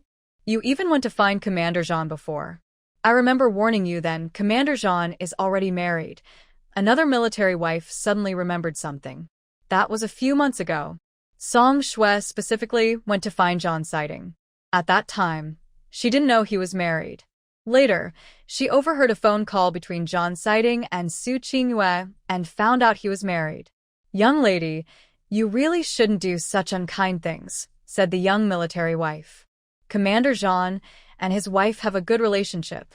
You should stop this idea. Everyone could see what Song Shui was thinking. She was deliberately gossiping around them, saying that Su Tang didn't look like Commander Jean. It was almost written all over her face. In the past, people only thought of Su Qinghua as a rich girl from a wealthy family. But after she saved Wang area right under the nose of the bear, everyone's impression of Su Qinghua changed. Moreover, her daughter had shot a wild boar, and most of the residents in the family compound shared the meat. You really are just a bootlicker for the capitalists. Song Shui wanted to share her opinion and guide public opinion, making everyone believe that Su Tang and Jean Sighting did not look alike. Once the seed of doubt was planted, people would surely look down on Su Qinghua. Over time, she believed Jean Sighting would be influenced by these rumors. However, these military wives, who looked like busybodies, didn't follow Song Shui's plan. After she said a few words, they started criticizing her loudly. Caught off guard, Song Shui blushed and said, I was just speaking honestly. And Su Qinghua has a good life in the city. She had overheard Jean Sighting and Su Qinghua talking. Jean Sighting, feeling jealous, asked Su Qinghua if she still had someone in the city after their divorce. Although Su Qinghua clearly denied it, Song Shui was convinced Su Qinghua must have someone in the city. Otherwise, why did she only come to join the military life when her child was 5? Wasn't it because she couldn't stay in the city anymore and was seeking refuge? What? Everyone looked at each other after hearing this. As soon as she spoke, Song Shui regretted it. If everyone found out she eavesdropped on a phone call. But it was too late to take back her words. Ma'am, do you not brush your teeth before leaving the house? Why does your breath smell so bad? The young girl angrily looked at Song Shui. Mom? Song Shui felt like she was a young girl, and this rude girl was calling her ma'am? What did you call me? Song Shui said angrily. You've got crow's feet around your eyes that could kill a fly. If not ma'am, then what? You're just jealous of my mom's beauty and are trying to gossip about her. The girl said angrily.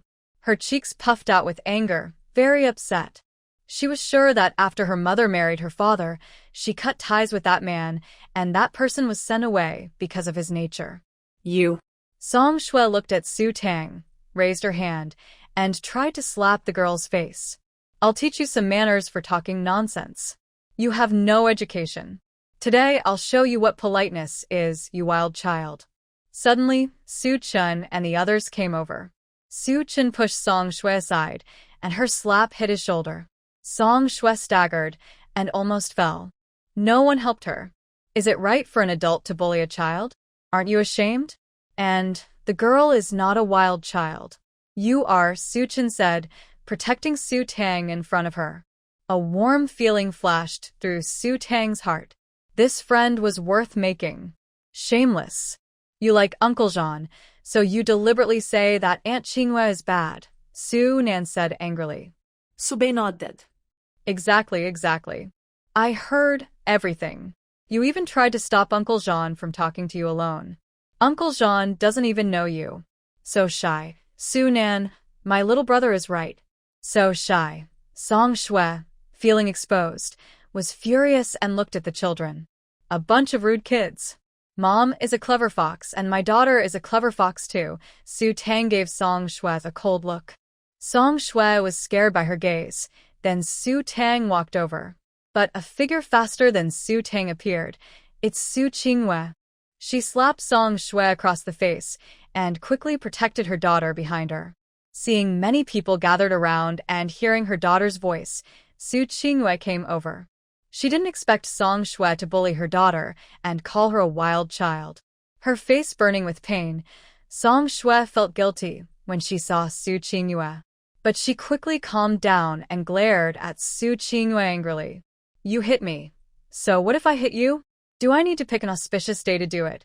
Su Qinghua's face flushed with anger. Song Shui couldn't swallow her anger. She rushed forward to hit Su Qinghua. If it had been the old Su Qinghua, she probably couldn't beat Song Shui. But recently, Su Tang had been secretly giving her mother's spiritual spring water, making Su Qinghua feel much stronger. As Song Shui rushed over, Su Qinghua grabbed her hair. She quickly slapped her. Everyone was stunned. They didn't expect the seemingly gentle Su Qinghua to have such strength. Song Shui, caught by Su Qinghua's grip on her hair, immediately tried to grab Su Qinghua's hair back. Her arm was caught, and she lost her footing, falling to the ground. Apologize to my daughter. Su Qinghua pressed down on Song Shui. For some reason, she felt an endless surge of strength inside her. Song Shui couldn't move.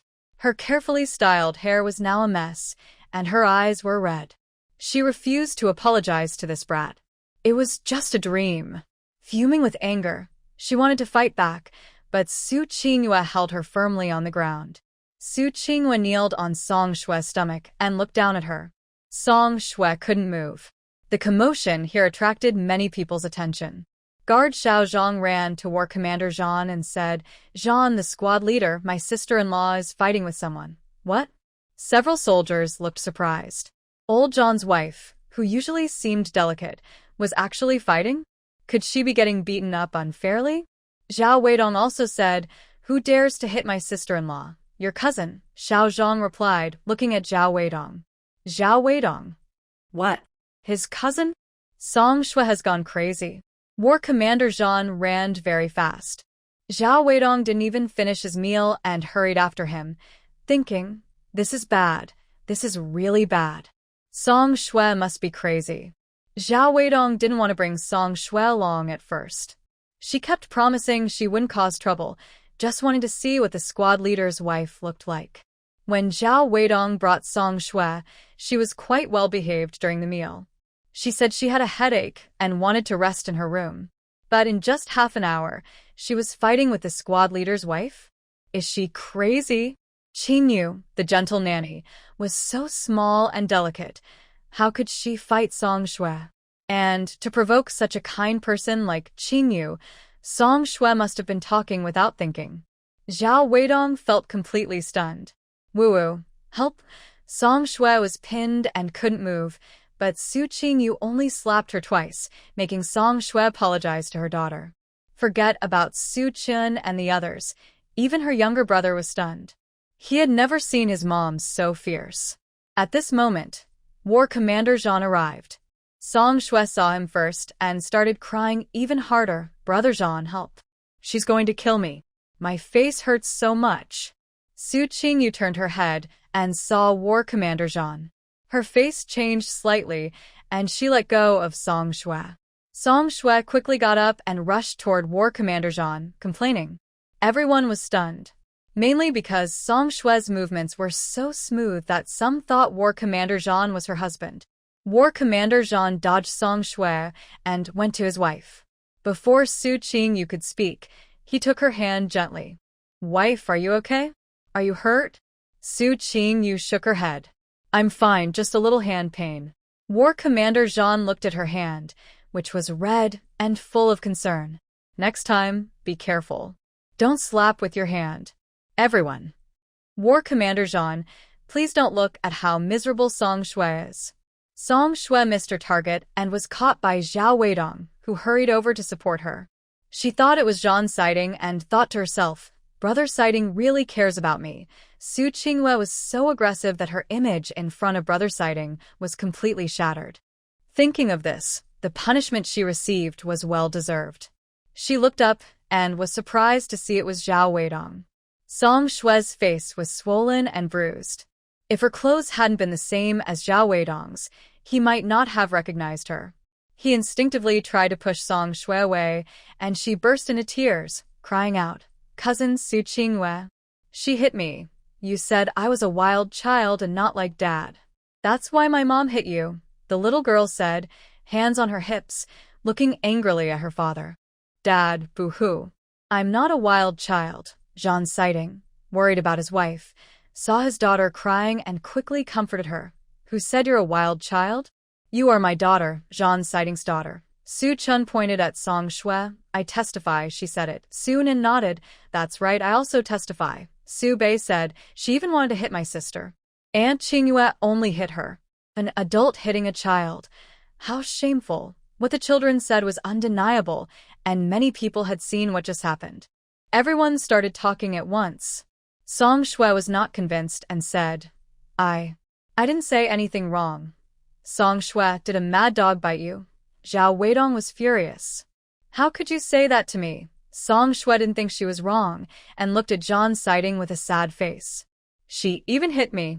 Even if I said something a bit harsh, what right does she have to hit me? Your words were more than harsh. They called Su Tang a wild child. How could you say that? One sister-in-law couldn't stand it and said, exactly, isn't this just stirring up trouble and causing problems between the couple?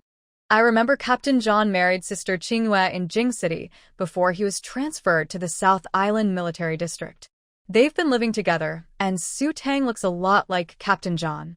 Just one word, and she's spreading rumors. She's young but has a sharp tongue. Song Shui felt utterly ashamed. Zhan Siding was very angry. He was defaming his wife and even wanted to hit his daughter. Comrade Song, I won't let this go easily. Also, I had a little argument with my wife earlier, and it was you who spread the news, saying that my wife and I are about to get divorced. This matter was widely talked about before. Even when he went to pick up his wife and daughter, it was rumored that he was going to divorce. Zhan Siding was always confused about where the rumors came from. After thinking it over, he suspected it might be related to communication. Coincidentally, Song Shui was in the communications unit. He ordered someone to investigate, and just now, Xiao Zhang found out it was Song Shui who did it. Hearing Zhan Siding's words, Song Shui's heart skipped a beat, and her face went pale. Su Qingyu looked at Zhan Siding with doubt. Song Shui dared not meet Zhan Siding's eyes. It wasn't me, she instinctively denied. She didn't want to lose her job. But if this matter is confirmed, she won't be able to continue working. On a larger scale, it would be considered damaging military marriages and slandering military family members. Using baseless rumors to hurt military families. Do you know that it doesn't matter? I will report this. And the fact that you slandered my wife and daughter today won't just be ignored, Zhan Siding said, holding his daughter with one arm and taking his wife's hand with the other. Let's go home. Everyone looked at Song Shui with scrutiny. Some military wives even spoke up. Young girl, don't be so scheming. Even if you ruin someone's family, the battalion commander might not like you. Exactly. Qingyue is so beautiful. Who would want to ruin her? Better to leave the fairy at home. Although they didn't name her directly, everyone knew they were talking about Song Shui. Zhao Weidong pulled Song Shui to apologize. Song Shui refused. Why should I apologize to Su Qinghua? I even got hit. Look at my face. Are you Su Qinghua's cousin or mine? You're not helping me at all. Oh my goodness. I'm just trying to help you. Do you think the battalion commander is joking? What you did today, slandering military family members, eavesdropping on phone calls, you did all that and spread it around. You're hopeless. Forget it. I don't want to deal with you, Zhao Weidong said, feeling overwhelmed and too tired to care about Song Shui. Looking toward where Su Qinghua had left, Song Shui's eyes filled with resentment. I won't just let this go. After saying this, she stormed back to her dorm angrily. Her roommate saw Song Shui's swollen face and asked, "What happened to you?" Song Shui was the most beautiful girl in the communication unit, but now she looked so beaten up. It's all because of that rich girl, who's the wife of the battle group leader. She beat me up like this. How could there be no justice? Boo-hoo, Song Shui sobbed, leaning on the table. I only said a few words, and she hit me. She has no manners at all. How could Brother Si Ting marry someone like her? One of her roommates looked surprised. That's too much. What did you say? For someone to beat you like this, I heard the battle group leader's wife was on the mountain saving a kid. She probably isn't a bad person. Another roommate nodded. Yeah, I heard that too. Song Shui, what did you say? How did you make her so angry? You wouldn't, cough cough. The roommate hesitated, knowing Song Shui's feelings. They respected her, but didn't understand her actions. Since they all shared a dorm, talking too much could disturb harmony. But they never expected Song Shui to actually confront her husband's first wife directly. That was really bold, almost like breaking a military marriage. Song Shui was crying sadly. You don't know how fierce Su Qinghua is. She doesn't deserve Brother Si Ting. And her daughter is too much, calling me auntie. I can't be happy about that. She kept talking, and suddenly a roommate exclaimed, Song Shui, why do you have so many red rashes on your body? Another roommate saw it too. The red rashes covered one of Song Shui's arms. She was wearing a dress, and her exposed skin was covered in red spots. Her face was also affected. Song Shui grabbed a mirror, looked at herself, and screamed. Ah, she shouted. How did she get so many rashes? It itched so badly. She couldn't help but scratch. Could it be contagious? Both roommates stepped back and kept their distance from Song Shui. Ah, it itches so much. It must be Su Qinghua's fault. Song Shui immediately thought of her. She believed Su Qinghua was jealous of her beauty, so she must have done something to her. Otherwise, how could she have so many rashes? Song Shui couldn't take it anymore. She went to the military hospital.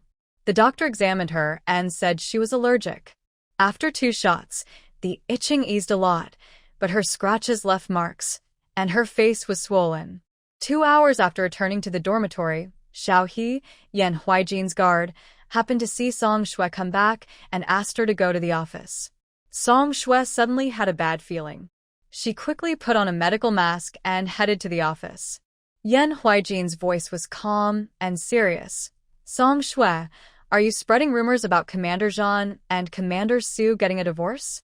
Is that true? Song Shui felt nervous, but still hoped for the best. She stammered, I didn't. I don't know who is trying to slander me. Is it Su Qinghua? I was beaten so badly. Yan Huijin interrupted her. No need to explain. I already know the whole story. You eavesdropped on Commander Su and Commander Zhan's phone calls and spread the rumors. Song Shui, is that correct? Do I need to call someone from the communication unit to testify? The military district is like a big family. We should help each other and trust one another, not hurt others behind their backs. When a couple has a disagreement, you go out and spread rumors, even maliciously slandering Commander Su. Song Shui, what are you thinking? If this gets worse, it could be considered defamation of military personnel. Song Shui lowered her head, afraid to meet Yan Huijin's eyes. She unconsciously clenched her clothes. Cold sweat ran down her forehead. At this moment, she deeply regretted her actions. Leader, did Su Qinghua say this? Song Shui asked desperately. It was Commander Zhan who said it, and he demands strict punishment for anyone spreading rumors, Yan Huijin replied without showing any mercy. I know I was wrong. I won't do it again. I was just worried about Brother Si-ting. I didn't mean any harm. Brother Si-ting saved me back then. If it weren't for him, I might have been swept away by the flood. Is that how you repay kindness with evil? Zhang Si-ting stepped out, his face dark as he looked at Song Shui. No wonder many people thought he was going to divorce his wife. At first, the women in the family compound were hostile to his wife, but it turned out that Song Shui was the one spreading rumors. It was funny. He even forgot who Song Shui was, yet she insulted his wife and even called his child a bastard. When it comes to his wife and daughter, no matter what Song Shui says, he cannot forgive this. Brother Si-ting, please call me Commander Zhan. We're not that close, Zhang Si-ting said coldly, giving Song Shui a sharp look. Song Xuexin's heart was about to break. She was born so beautiful and delicate, yet Zhang Si-ting didn't seem to feel anything. To be honest, Song Shui was too confident. Even her usual appearance was not as pretty as Su Qingyue's, especially now that she was bruised and swollen. Zhang Si-ting and Yan Huijin insisted that this matter be punished severely. Song Shui not only defamed my wife but also openly insulted my daughter as a wild child. This has seriously affected my daughter's mental health. I demand strict punishment. Otherwise, anyone could bully my daughter in the future. What is the point of me being a leader? Yan Huijin agreed. What Song Shui did was indeed too much. As someone experienced, Yan Huijin knew what Song Shui's true intentions were. Although Zhang Si-ting was a bit dark in appearance, he was still quite handsome. Plus, he held a high position and many female soldiers liked him. But Zhang Si-ting only liked Su Qingyue, this gentle flower. Yan Huijin decided to dismiss Song Shui for violating discipline and having a bad influence, and publicly apologized to Su Qingyue and her daughter. Song Shui was struck like lightning. She couldn't believe that one wrong decision could lead to such serious consequences. No, this isn't fair, Song Shui said unwillingly. Su Qingyue even beat me up and did something to me. I suddenly developed so many rashes. It must be her doing. Su Qingyue, being from a wealthy family, has a malicious mind. Why aren't you punishing her? Calling her a wealthy family member again, Yan Huijin said coldly. My wife is a descendant of a red capitalist. She donated her assets to the country for national development. Her contributions are no less than anyone else's. Song Shui clenched her lips and knelt before Yan Huijin. Leader, I really didn't expect such consequences. I apologize to Suinge. I know I was wrong. Please give me another chance. I truly understand my mistake. Yan Huijin looked at her with a mix of disappointment and pity. When you spread rumors and cause trouble, you should have thought of today's result. And it's already good that Comrade Su didn't pursue charges for defaming a military family member. The army values discipline and unity, and it can't tolerate someone like you damaging the atmosphere. Song Shui left the office in a daze. Are you satisfied with this decision? Yan Huijin sighed. Comrade Su's identity is indeed sensitive. If you had married Comrade Su in the first place, after completing that task, you might have been able to get a promotion. Zhang Si-ting is 28 years old, already a regiment-level officer, and the youngest regimental commander in the entire military district. Yan Huijin used to think this guy was all about missions, but it turns out he's also a romantic. I have never regretted the choices I made, Zhang Si-ting said seriously.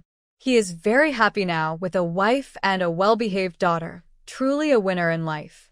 My daughter is adorable, right? Last time, you said I was bragging, but my daughter is so cute, I don't need to boast at all, Zhang Si-ting said proudly when talking about his daughter. She is much cuter than you. Unexpectedly, Zhang Si-ting, who is usually so serious, has such a cute daughter. By the way, what is your daughter's surname? Does she share your surname or hers? Yes. Zhang Si-ting nodded. Yan Huijin said, the situation is tense now. Since Comrade Su's family background is complicated, it would be better to change her surname to avoid unnecessary trouble. The situation will only get more complicated in the future. If those people find out, it could cause big problems.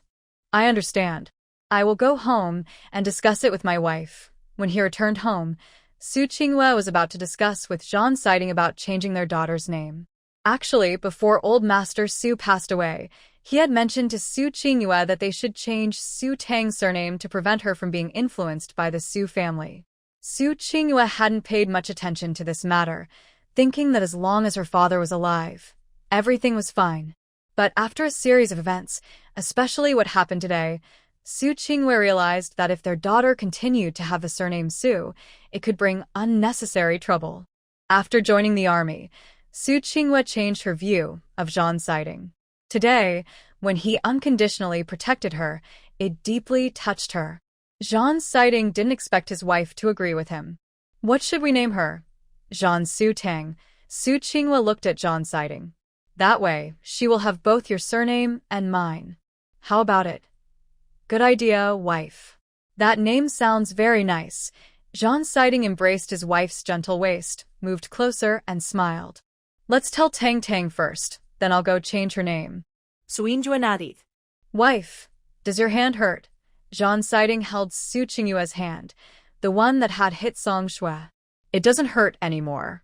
Do you think I was too angry? I really didn't think much at the time. Hearing Song Shui call her daughter a wild child, Su Qinghua's heart almost broke. She just wanted to scold Song Shui, and nothing could stop her, not even the heavens. She didn't know how she suddenly exerted so much strength. The only thought in her mind was to make Song Shui apologize to her daughter. My wife is the gentlest person. How could she be angry? Zhan Siding shook his head. She's the most adorable. She should have been the one to hit. But next time, don't use your hand. It hurts and it's not worth it. It's also because you caused trouble with those bad influences. Sister Chen told me that during the flood years ago, you saved her, Su Qinghua said. Honey, I can't even remember her name, Zhan Siding said innocently. So next time I won't save people randomly. Su Qinghua shook her head. That's not good. Not everyone is like Song Shui. Ha ha ha. Zhan Siding was amused by his wife's cute look. My wife is the cutest girl. Why didn't I see how adorable you are before? As he spoke, he picked up Su Qinghua. Wife, I want to use that. In broad daylight, Su Qinghua said annoyed, patting Zhan Siding. Tang Tang should be back soon. It won't be. Tang Tang is playing with Su Chen and the others. I'll be back quickly, Zhan Siding coaxed patiently. 2 hours later, Su Qinghua kicked Zhan Siding onto the bed. Tang Tang had already returned. Hearing the noise inside, her face turned red. She seemed to realize she shouldn't have come back so early. Zhan Feng was about to bark, but his little sister quickly covered his mouth. Sister is taking you out to play. Zhan Feng whined softly and was carried out by Tang Tang. Yes, carried out. Her strength was getting stronger and stronger. That evening, Zhan Siding and his little sister discussed changing her name. Zhan Sutang? She had no objections. Whether she was called Su Tang or Zhan Sutang, she liked both names very much. For dinner, they had wild boar meat, rabbit meat, and a small plate of green vegetables. Many of these vegetables were sent by the sisters-in-law from the family compound over the past few days, though some were a bit wilted. The younger sister found a small rabbit on the mountain. It was not dead or injured, so Su Qinghua took care of it. She also fed it the wilted vegetables. Su Qinghua plans to grow some vegetables, like cherry tomatoes, in the yard. Sister Chen said some nearby farmers sell seedlings. I'll go see with her tomorrow. Su Qinghua has never grown vegetables before. Mom, can you grow vegetables? Have you ever eaten pork or seen a pig run? Su Qinghua replied simply. Growing vegetables is easy. She can handle it. Since my wife is so smart, she will succeed at anything, Zhan Siding said, giving a thumbs up. The younger sister was speechless. Her cheap dad is truly a loyal follower of his beautiful wife. We won't eat that rabbit. Siding, I saw there are some leftover planks from building the toilet. Can you make a rabbit house? Su Qinghua wants to raise the rabbit, but isn't sure if it's a boy or girl. Mom, I'll go to the mountain and catch another one someday, Su Qinghua nodded. That's fine, but be careful. Tonight, Zhan Siding cooked the vegetables and Su Qinghua fried some small green vegetables. They were a bit burnt, but still edible. The three of them didn't eat much, and the leftovers went to Zhan Feng. In just a few days, Zhang Feng had become chubby. The wounds from fighting the wild boar, after drinking the spiritual spring water, surprisingly healed. After dinner, Zhang Siding washed the dishes voluntarily, and Su Qingyue arranged for the younger sister to take a bath. She washed happily and smelled nice. The toilet in the yard was finished.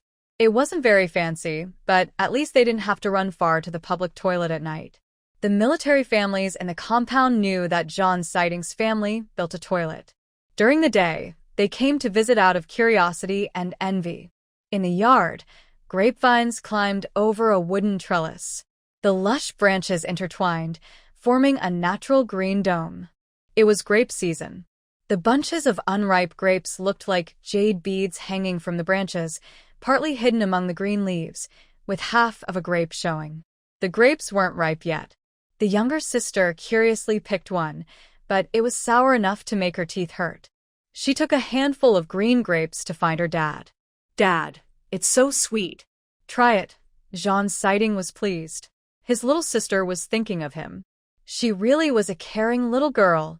Without thinking, I reached for the grapes and put them in my mouth.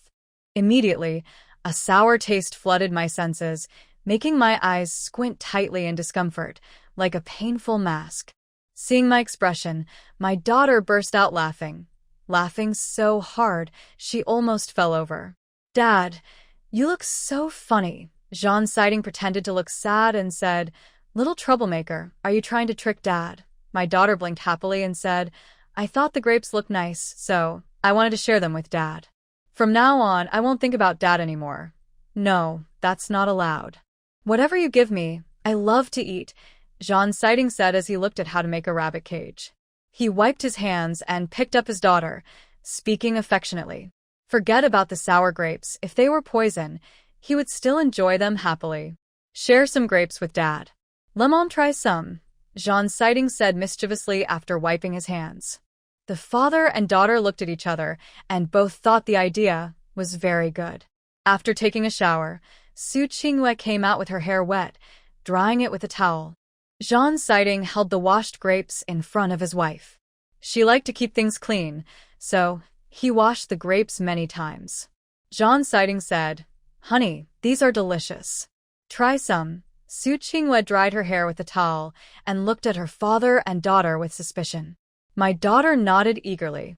They're really tasty. Su Qingyue shook her head, not believing it, and told Zhang Siding to try one. There was no doubt that this father and daughter had no good intentions. Zhang Siding looked at his daughter, thinking about how sour the grapes were, and took a deep breath. His wife was tricky. With no choice, he clenched his teeth and ate 2 grapes. Sweetie, you try one too. Su Qingyue leaned against the doorframe, wearing a loose nightgown, smiling as she watched her father and daughter. Zhang Siding gave his daughter a look. My daughter also ate one and exclaimed, Oh, so sour. Mom, you try one. It's really delicious, my daughter said, feeling like her teeth might be about to fall out from the sourness. It must be very sour. Su Qingyue shook her head. You two are terrible actors. So sour, huh? Haha. Now it was Su Qingyue's turn to laugh uncontrollably. When the father and daughter finished drinking water and came out, Su Qingyue leaned lazily on a cool chair under the grape arbor. Her hair hung straight behind her, gently flowing in the breeze. Warrior Si Ting was stunned. He sat next to his wife and gently brushed her hair. How do you know that grape is sour? My wife is so amazing. His daughter nodded obediently. Yes, Mom is so clever. But Mom, how do you know grapes are sour? Oh, I get it. You must have tasted it. Su Qingyue's mouth twitched slightly. She was surprised that her daughter saw through her. In the afternoon, she saw the grapes growing beautifully and wanted to try them. But they were so sour that her teeth almost hurt.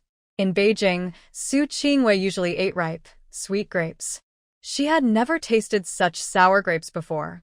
Haha, I just wish I saw. See what? Su Qingyue shot him a look annoyed. See my wife's face when her teeth got sour. Warrior Si Ting gently brushed her hair as the wind picked up, carrying a faint, fresh scent. Both his wife and daughter had long hair. Suddenly, Warrior Si Ting remembered. Old Gu had bought a hair-drying device for his wife, something called a hairdryer. Back then, Old Gu's wife insisted on buying it and even caused a fuss.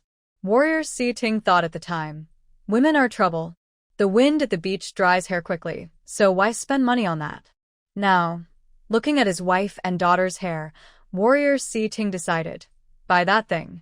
He would ask Old Gu about it tomorrow. The next day, at lunch, Warrior Si Ting asked Gu Yen about the hairdryer. Gu Yen teased him. Old War, weren't you saying that thing was useless? Tsk, your wife is quite something. He managed to persuade Warrior Si Ting. Gu Yen had gone to the city yesterday, so he didn't join the meal and hadn't seen Su Qingyue.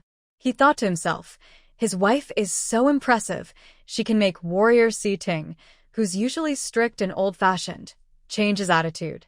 Stop talking nonsense. Where did you buy that thing? Warrior Si Ting coughed. It needs an industrial ticket, but you can find it at a department store. Gu Yen thought Warrior Si Ting was being stingy. Over the years, he must have saved a lot of money, so he probably had enough industrial tickets. In the afternoon, Su Chun came to visit Su Tang. Seeing her staring blankly at a giant egg, he realized it was the egg that the little bear gave her that day. She still hadn't figured out which bird it belonged to. Su Chun was seeing such a big egg for the first time. Curious, she asked, Sister, where did this come from? Such a big egg. I've never seen such a large egg before. It must be delicious when cooked. I like making dumplings with chives and eggs, Su Nan said, almost drooling. The second egg nodded in agreement. Yummy, yummy. I don't know what kind of egg this is. The younger sister shook her head. An idea popped into her mind. Could this egg hatch something? Such a big egg, and the bird that hatches from it would probably be very large. Thinking about it, Su Tang's eyes lit up. Mom, let's stop studying the egg and go to the beach to play, Su Chen suggested. The weather was nice today and the sun wasn't too strong, so they could go to the beach to collect shells. Sounds good. I also want to make a wind chime, Su Tang said. She really liked the wind chime her dad made last time and wanted to find some special shells. The kids agreed happily. While Su Chen and the others went home to get their toys, Su Tang put the big egg into her space. She placed it on the soft grass near the spirit spring, washed her face with some water from a small bucket she liked. Her dad bought her a pink one after the last one broke. Suddenly, she saw some dirt on the egg and used a cloth dipped in spirit spring water to wipe it clean. The egg looked perfect and spotless. Su Tang left the space, grabbed a small bucket. Her old one was broken, and, feeling happy, she greeted her mom and took her battle wind dog to meet Su Chen and the others. When the second egg saw the impressive battle wind, it asked carefully, Sister Tang Dang, can I touch Battle Wind's head? He's so handsome. Everyone looked at the dog with envy. Battle Wind was a big black dog, very distinctive. Su Tang always shared her spirit spring water with him, so his fur was shiny and smooth. Su Tang thought Battle Wind was much smarter than most dogs. It seemed like Battle Wind could understand human speech. When the second egg reached out its hand, he snorted and turned his head away. You're very rude. The second egg was a little afraid Battle Wind might bite him. Su Tang said, Battle Wind isn't familiar with you yet. He doesn't like being petted on the head. The second egg looked disappointed. He really wanted to pet Battle Wind. Sister, how can I become friends with the second egg? The curious little one asked. Well, I think if you feed him something tasty, Battle Wind will like you very much, Su Tang thought for a moment and said. Two eggs nodded and said, I know about the bird. On the way to the beach, they met a few military wives. Seeing the adorable little girl, they couldn't help but want to pinch her. Her small round face was very cute. Su Tang smoothly dodged and politely said, Hello, ladies. Where are you headed? One young military wife looked at the obedient little girl and felt her heart melt. We're going to the beach to catch crabs. Be careful at the beach. Don't go into the deep sea, okay? The wife warned. Thank you, ma'am. We know, Su Tang replied. She felt a little annoyed inside. Why do people always want to pinch her cheeks? Yes, we will take good care of Sister Su Tang, Su Chen said. The military wives watched the children leave. The young wife sighed and said, "The little girl from the battalion commander's family is so cute. It makes me want to have a girl too, but I already have 3 sons." Thinking about her 3 sons, the young wife felt unhappy. She was almost overwhelmed. Her first child was a boy. She thought a girl for the second child would be perfect, but it was another boy. Then she thought, the third must be a girl, right? But turns out it was another boy. If only they had a TV to watch at night, they wouldn't have had 3 boys. Raising boys cost as much as a TV set. It was so painful, just too painful. By the way, it seems that Sister Song from the communication team is going to publicly apologize to the battalion commander's wife. We should go see. One military wife suddenly remembered something her husband told her that evening. Song Shui had been too reckless, which alarmed the leaders. The battalion commander didn't plan to let this slide. Not only did Song Shui have to apologize, but she was also dismissed. Some people thought the battalion commander was being too harsh.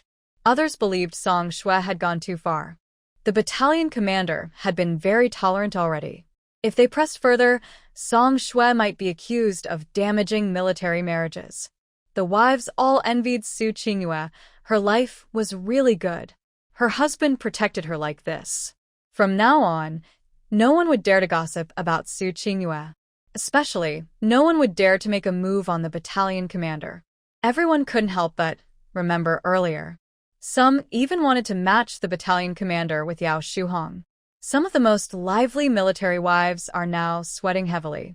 If the squad leader finds out, they could be considered to be damaging military marriages. Even if they won't be punished, their husbands are in the army, and this could harm their futures. Now, looking back, they feel very regretful. However, Sister Shu Hong has been transferred away. Although the radio station is not far from the military district, I heard the unit assigned her a new apartment, so she probably won't come to the family housing area anymore. The squad leader probably won't mind this matter. Everyone feels nervous. The young military wife laughs at them, saying, "You just like to watch the fun and cause trouble. The squad leader and his wife haven't divorced yet, but you're already encouraging Yao Shu Hong and the squad leader." I heard that the rumor about the squad leader's divorce was spread by Song Shui. If I hadn't heard that, would we be matchmaking? That Song Shui has really caused us trouble. She ended up like this. She deserves it. By the seaside, Erden remembers what Su Tang said. He feeds food to Zhang Feng, who then pats his head. Erden puts a stone in Zhang Feng's paw and asks, "This. Do you want it or not, Zhang Feng?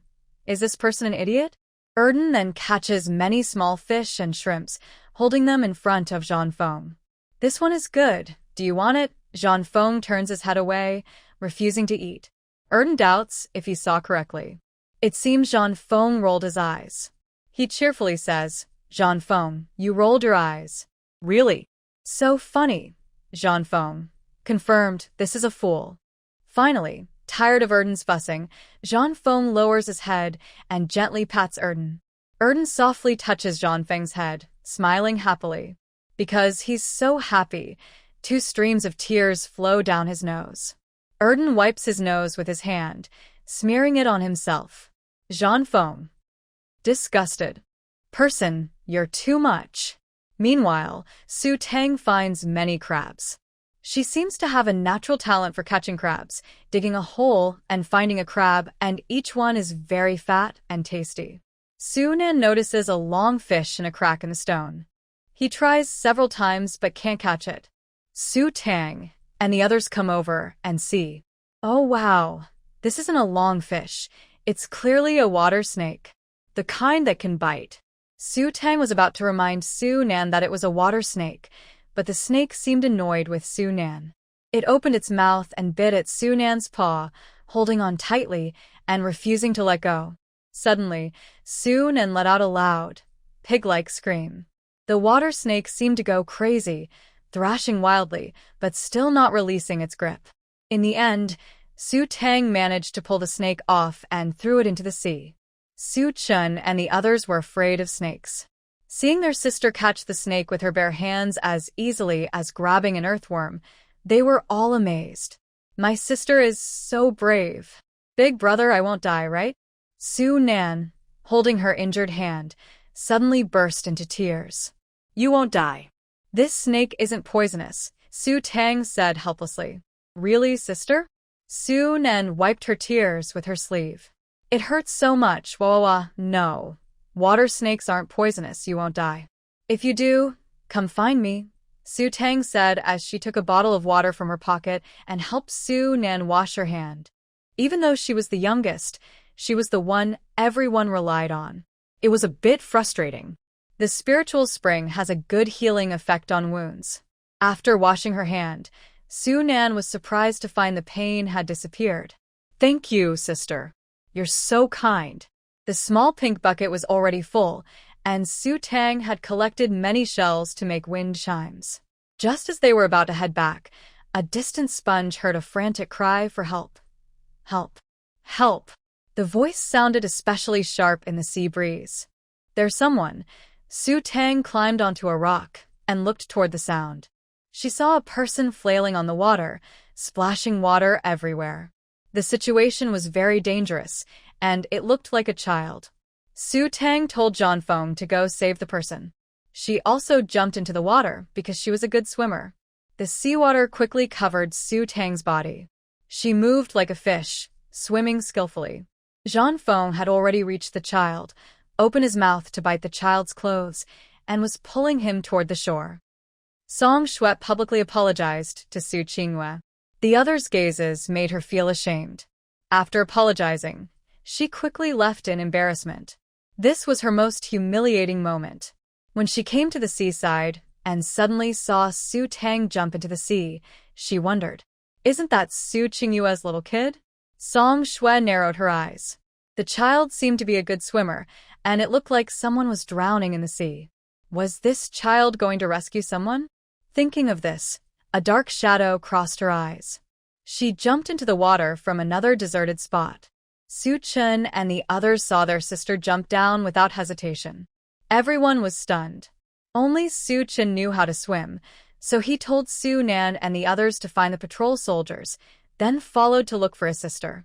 Meanwhile, Jean Feng was pulling the drowning child. The child seemed exhausted and instinctively grabbed Jean Feng's ear. Seeing Jean Feng about to be pulled underwater by the little girl, Su Tang swam over, pulled the girl away from Jean Feng, and helped him surface. The seawater stung Su Tang's eyes. Drowning people instinctively grab whatever they can to survive. Su Tang tightly held the girl's arm. She was thin but taller than Su Tang. If Su Tang weren't strong, she wouldn't be able to hold her. Jean Feng swam back to the girl's side. Su Tang grabbed the girl's clothes and told Jean Feng to bite her, then pulled her ashore. The distance from here to the beach was at least 6 or 7 meters, and the water was very deep. Su Tang stuck her head out of the water to breathe. She was a good swimmer. Last time, she almost drowned, so she learned to swim and could hold her breath for 2 or 3 minutes. At that moment, Su Tang saw a shadow nearby and twitched her eyelids. Su Chen followed Su Tang closely. When he saw her go into the water, he thought she was crazy. Luckily, he soon saw Jean Feng dragging the girl. His sister must be ahead. Sure enough, after swimming a little further, he saw his sister's head pop out of the water. Was she a good swimmer? But the area was too dangerous, so he had to bring her ashore. Thinking this, Su Chen swam towards Su Tang. He didn't notice a dark shadow under his feet. Suddenly, a hand grabbed his calf. Su Chen shook it several times, realizing it was a human hand, an adult's hand. He thought, could I be so unlucky to meet a water ghost? In the family courtyard, an old lady was the best storyteller. She once told them stories about water ghosts. Once you encounter one, it's hard to escape. Su Chen couldn't break free. His leg cramped, and his breathing grew more rapid. Song Shui used to be in the Navy but was later transferred to the Army Communications Unit. Song Shui hated how Su Qinghua looked so proud. Her proud face was now disfigured, and she had lost everything. She wanted to ruin everything about Su Qinghua. In the sea, after drowning Su Tang, no one would know she had been there. When the time comes, she will see how Su Qinghua manages to live a good life. Song Shui saw a small figure and thought it was Su Tang, so she grabbed his ankle, only to realize she had caught the wrong person. But Su Chen had already seen Song Shui's face. Isn't that the bad woman? It turns out this bad woman is a water ghost. No wonder she's so vicious. Su Chen's calf cramped, and he couldn't move. Song Shui didn't care about anything else now. She thought this brat was unlucky. Just as Su Chen was about to drown, Song Shui was kicked by Su Tang. Su Tang grabbed Su Chen's arm and pulled him toward the surface. Finally, they breathed in fresh air. Su Chen gasped loudly, catching his breath. "Little sister, there's a water ghost. Let's go quickly." Regaining her senses, Su Chen grabbed Su Tang's arm. Su Tang looked back and saw that it was not a water ghost but a real person. Below, Song Shui saw these two kids trying to escape and flashed a fierce look in her eyes. If they got away, she would be doomed. These two children must die. Song Shui swam toward them. Because Su Chen had just been drowning, he was out of breath and swam slowly. When Su Tang saw Song Shui, she was a bit stunned but quickly realized that Song Shui wanted to harm them. Such a wicked woman. In the past, Su Tang had met many cruel and cunning people, but there were very few like Song Shui. She was truly crazy. De Foam pulled the little girl onto the shore. As soon as Su Nan and the others saw Su Tang go into the water, they went to call for help. Now, many soldiers arrived at the beach. The little girl had fainted, and rescue efforts began. Soldiers who were good swimmers heard there were two children in the sea and immediately jumped in to save them. The vast blue sea looked calm, but many lives had been lost here. The patrol soldiers were so scared they jumped into the water to rescue. The little girl spat out several mouthfuls of seawater and, with the help of a medic, finally started breathing again. Su Tang and Su Chen didn't know how long they had been swimming. Song Shui was like a ghost behind them. Just as she was about to grab Su Tang's ankle, Su Tang suddenly kicked out. She stomped right on Song Shui's face. "Damn wicked woman. I'll crush you." Song Shui didn't expect Su Tang to kick her face. Several kicks left her dizzy and coughing up water. "Brother Su Chen, let's go quickly." Su Tang didn't want to get involved with this crazy person. She twitched her finger, and something merged into the seawater. Then she grabbed Su Chen and swam toward the shore. Soon, they saw a reef, and the two children climbed onto it. The reef was a little hot from the sun, so Su Chen and Su Tang lay on top of it.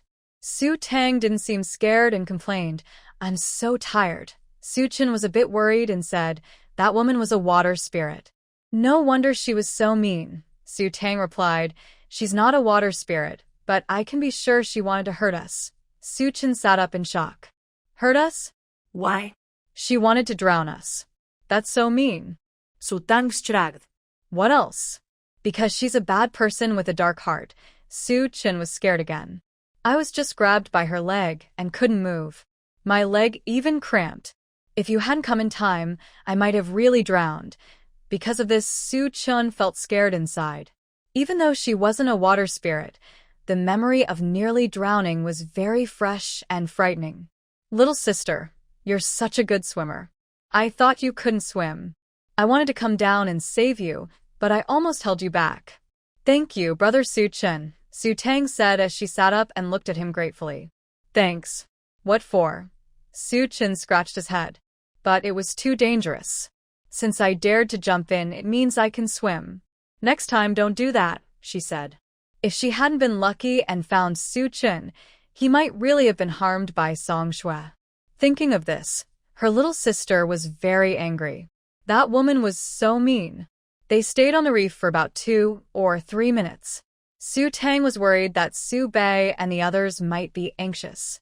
She had wanted to catch some fish to bring up, but decided against it. She and Su Chen swam toward the shore. Walking on the soft sand, they saw many people gathered there. A few soldiers went down but couldn't find Su Chen and Su Tang. "Oh my, the sea is so deep. I don't know where the waves took them," said an older soldier's wife. "This girl is the same.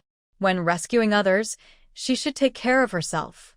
What if, before she finished, another woman nearby glared at her and interrupted. "Pfft, Don't say that. Su Tang es lucky. She'll be fine. Sister Sun sighed softly, her eyes filled with worry. I heard that someone once went into the sea to save others, but they never came back. When Jean's sighting arrived at the beach, it was already getting dark. The waves shimmered strangely under the sunset. Jean's sighting and Su Fani didn't hesitate and rushed to help. At that moment, Su Tang and Su Chen's voices came from nearby. They ran over from another direction. When Su Qinghua saw her daughter, she immediately ran over and hugged her. Tang Tang, are you okay? You scared me to death. Mom, I'm fine. Su Tang shook her head and spun around to show she wasn't hurt. It was just that her clothes were wet and stuck to her, which felt uncomfortable. Su Qinghua looked at her with full of love and concern. She didn't know what her daughter had gone through in her past life to have so many skills. Her daughter must have suffered a lot before. Although her daughter didn't say anything, Su Qinghua could imagine it. She held her daughter close and said, "Silly girl, no matter what, you must take care of yourself, okay? Mom doesn't want her good girl to take such risks." Su Tang lowered her head and hugged her mom tightly. "Next time, I won't do it. I didn't think much at the time. When I saw someone drowning, I just acted on instinct." "Silly girl, your mom is right." Jean's sighting sighed in relief. He was proud of his daughter's bravery, but he also felt it wasn't right. His daughter didn't need to be so responsible. She should just be happy. "Silly girl," Jean's sighting said. "Mom and Dad, I understand. I'll be more careful next time, really." Su Tang looked very serious. "There won't be a next time," Su Qinghua said. She didn't want her daughter to sacrifice herself. No matter what happened, she just wanted her daughter to be safe. Some might call her selfish, but that's how she felt. No one was more important than her good girl. Su Tang felt warm inside. Jean's sighting picked her up and hugged her. As she held his neck, she saw Jean Feng wagging his tail happily. Jean's sighting told his daughter that the little girl who was rescued was taken to the military hospital. Her younger sister patted Jean Feng's head. Jean Feng proudly lifted his head as if to say, "See? I'm amazing. Good job. When we get back, I'll give you a treat," Su Tang said, petting Jean Feng's soft head. Two Egg, De Zhuang, and Sun and Su Bei ran over quickly. After Su Fan scolded Su Chen didn't think he was wrong. If given the chance again, he would still jump in to save his sister. It was his sister who saved him, after all. Without her, he would have been pulled underwater by the water ghost. Su Fan sighed, feeling that his son had truly grown up. He was happy that Su Chen was now aware of protecting his sister, but also worried. This was too dangerous. Still, the two children were just trying to save someone. Two Egg and a Zhuang kept asking Su Tang excitedly, "Jijia Tang, are you okay?" Two Egg asked worriedly. De Zhuang squeezed in and said, "It's too dangerous.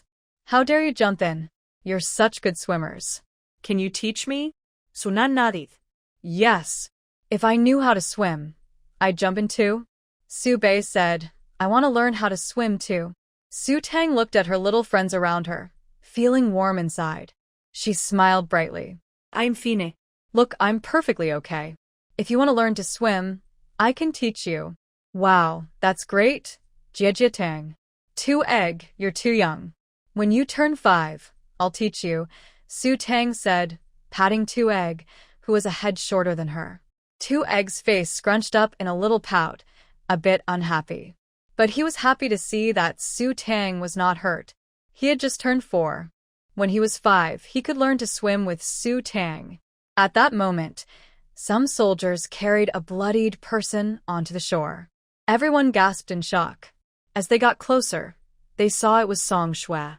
Su Tang looked at Song Shui. Her leg was injured, as if bitten by an animal.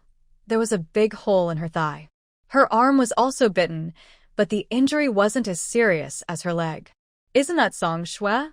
Everyone remembered her, because she had just apologized publicly to Su Qingyu. Song Shui had also been fired for spreading rumors. The news had spread widely. Now, Song Shui, covered in blood, was being carried over. Madame Sun gasped. "Oh my, that looks so scary. It seems like a bite mark, probably a shark bite." She was bitten by a shark. Seeing this bloody scene, everyone felt scared. To them, sharks looked just like sea monsters. Sharks love the smell of blood, and once they smell blood, they come quickly. If the soldiers hadn't found Song Shui in time, she might have become shark food. A few soldiers who rescued Song Shui found her still conscious, but she was caught by the shark. They stepped forward and freed her. When the shark saw so many people, it swam away but kept watching from nearby. Why was Song Shui in the water? Someone asked. Several soldiers went in to help. Maybe Song Shui saw someone fall into the water and went to help too, guessed a young soldier's wife. Besides that, she couldn't remember why Song Shui was in the sea or why she was bitten like this. That might be it. Song Shui used to be in the Navy, so she's good at swimming. Maybe she went in to save the kids. Too bad, she had bad luck, said another soldier's wife. No one expected Song Shui to be so kind-hearted because of the rumors about her. Everyone looked down on her. No one thought she would go into the water to help others and end up being bitten by a shark. Yeah, I didn't expect that. She risked herself to save others and got hurt. That's really sad, someone said. Song Shui lost a lot of blood but didn't faint completely. She didn't know if the two kids had come up, but from what she heard, Su Chun and Su Tang had definitely been swept away by the waves. At that moment, Song Shui wanted to grab Su Tang. Just as she was about to reach her, something rushed over and knocked her out. Her thigh was bitten through. That was the shark. Fortunately, some soldiers arrived at that moment and rescued her. They carried her out. It was perfect that Su Chun and Su Tang were swept away by the waves. Song Shui thought her luck wasn't so bad. Maybe because of this, she could stay in the military zone. This might even be her way of making up for her mistakes. The soldiers brought a stretcher and carried Song Shui onto it. She pretended to just wake up, grabbing the soldier's arm. "Comrade, are those two children coming up?" she asked excitedly. The soldier was about to speak, but Song Shui started crying and said, "I saw the shark chasing those two children, so I blocked it. I didn't expect." Boo-hoo, it's my fault for being useless. Everyone was moved by her words. Comrade Song is a good person, risking herself to protect the children by blocking the shark. The soldier holding Song Shui's arm gently patted her and smiled, saying, "Don't worry. The young lady from the battle group and the eldest son of the Su family are already safe. Nothing has happened. You mean you blocked the shark to save us?" Su Tang walked over and just heard Song Shui say that. She was so angry she almost laughed. Does this person have such a big face? Su Tang was very surprised and looked at Song Shui's injured thigh. Song Shui had more wounds, but the one on her thigh was the biggest, with faint teeth marks. She stopped about half a meter away from Song Shui. Hearing this, Song Shui was stunned for a moment. She turned her head and saw Su Tang looking at her. This brat actually didn't die. Su Chun saw Song Shui was frightened and exclaimed, "Water ghost, everyone." "What water ghost?" They all looked at Song Shui. Hearing about the big hole on Song Shui's thigh, Su Qinghua was frightened. After hearing her daughter's words, she realized there was something strange and looked instinctively at Zhang Siding. Zhang Siding stood behind Su Qinghua, looking serious. "Are you okay?" "You're all right." "That's really good." After a while, Song Shui finally reacted, her face full of pain, as if she was about to faint. Everyone felt sympathy for her. "Su Tang, you should thank the female soldier. She blocked the shark for you and got hurt so badly." Song Shui tried to pretend she was innocent, and a young military wife said to Su Tang. "Su Tang, yes, it's her. She was grabbing Brother Su Chun's leg and trying to pull me down. Luckily, Brother Su Chun and I were lucky and escaped. Otherwise, she would have pulled me into the sea and I would have drowned." Su Chun nodded. "That's right. I saw everything clearly. After I jumped in, I was looking for my sister. I couldn't find her and my leg was grabbed. I even cramped.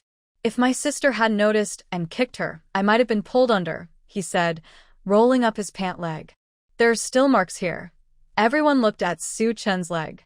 There was indeed a mark, and if she hadn't used a lot of force, it wouldn't be so clear. Su Qinghua, hearing this, angrily looked at Song Shui. Why did you do this? They are just children. How can you be so cruel? She was trembling with anger. Song Shui, are you crazy? Attacking 2 kids, Chen Shuzhen also said. Song Shui didn't dare look at them. I didn't do it. These 2 kids are lying about me. Also, when we were swimming, there were no sharks. You didn't want to save us. You wanted to hurt us, Su Tang said angrily. Everyone thought Song Shui was trying to save people and got bitten by a shark while doing so. But they didn't expect Song Shui was so malicious. She was willing to hurt the 2 children. I don't know anything, Song Shui stammered. Su Qingyue rushed forward and slapped her, but was stopped by a soldier. Zhan Siding looked very angry. If Su Fani hadn't held him back, he would have gone to beat Song Shui. Song Shui was a little scared of Zhan Siding and fainted from fright. Zhan Siding didn't plan to let this go. After sending his daughter and wife home, he would deal with this matter himself. Yan Huijin was also very angry after hearing about this. No matter what, you shouldn't hurt children. And from the beginning, it was all Song Shui's foolishness, coveting what she shouldn't, leading to a series of consequences. Having known Zhan Siding for so many years, Yan Huijin understood his temper. He comforted him, saying, Siding, don't worry. I promise you'll get a satisfactory result. This is too cruel. It's almost inhumane. Please don't act impulsively. Don't worry. I won't lose my mind, Zhan Siding said with a serious look. Meanwhile, Song Shui was taken to the military hospital. Her left leg was shattered by bites, and it could never recover.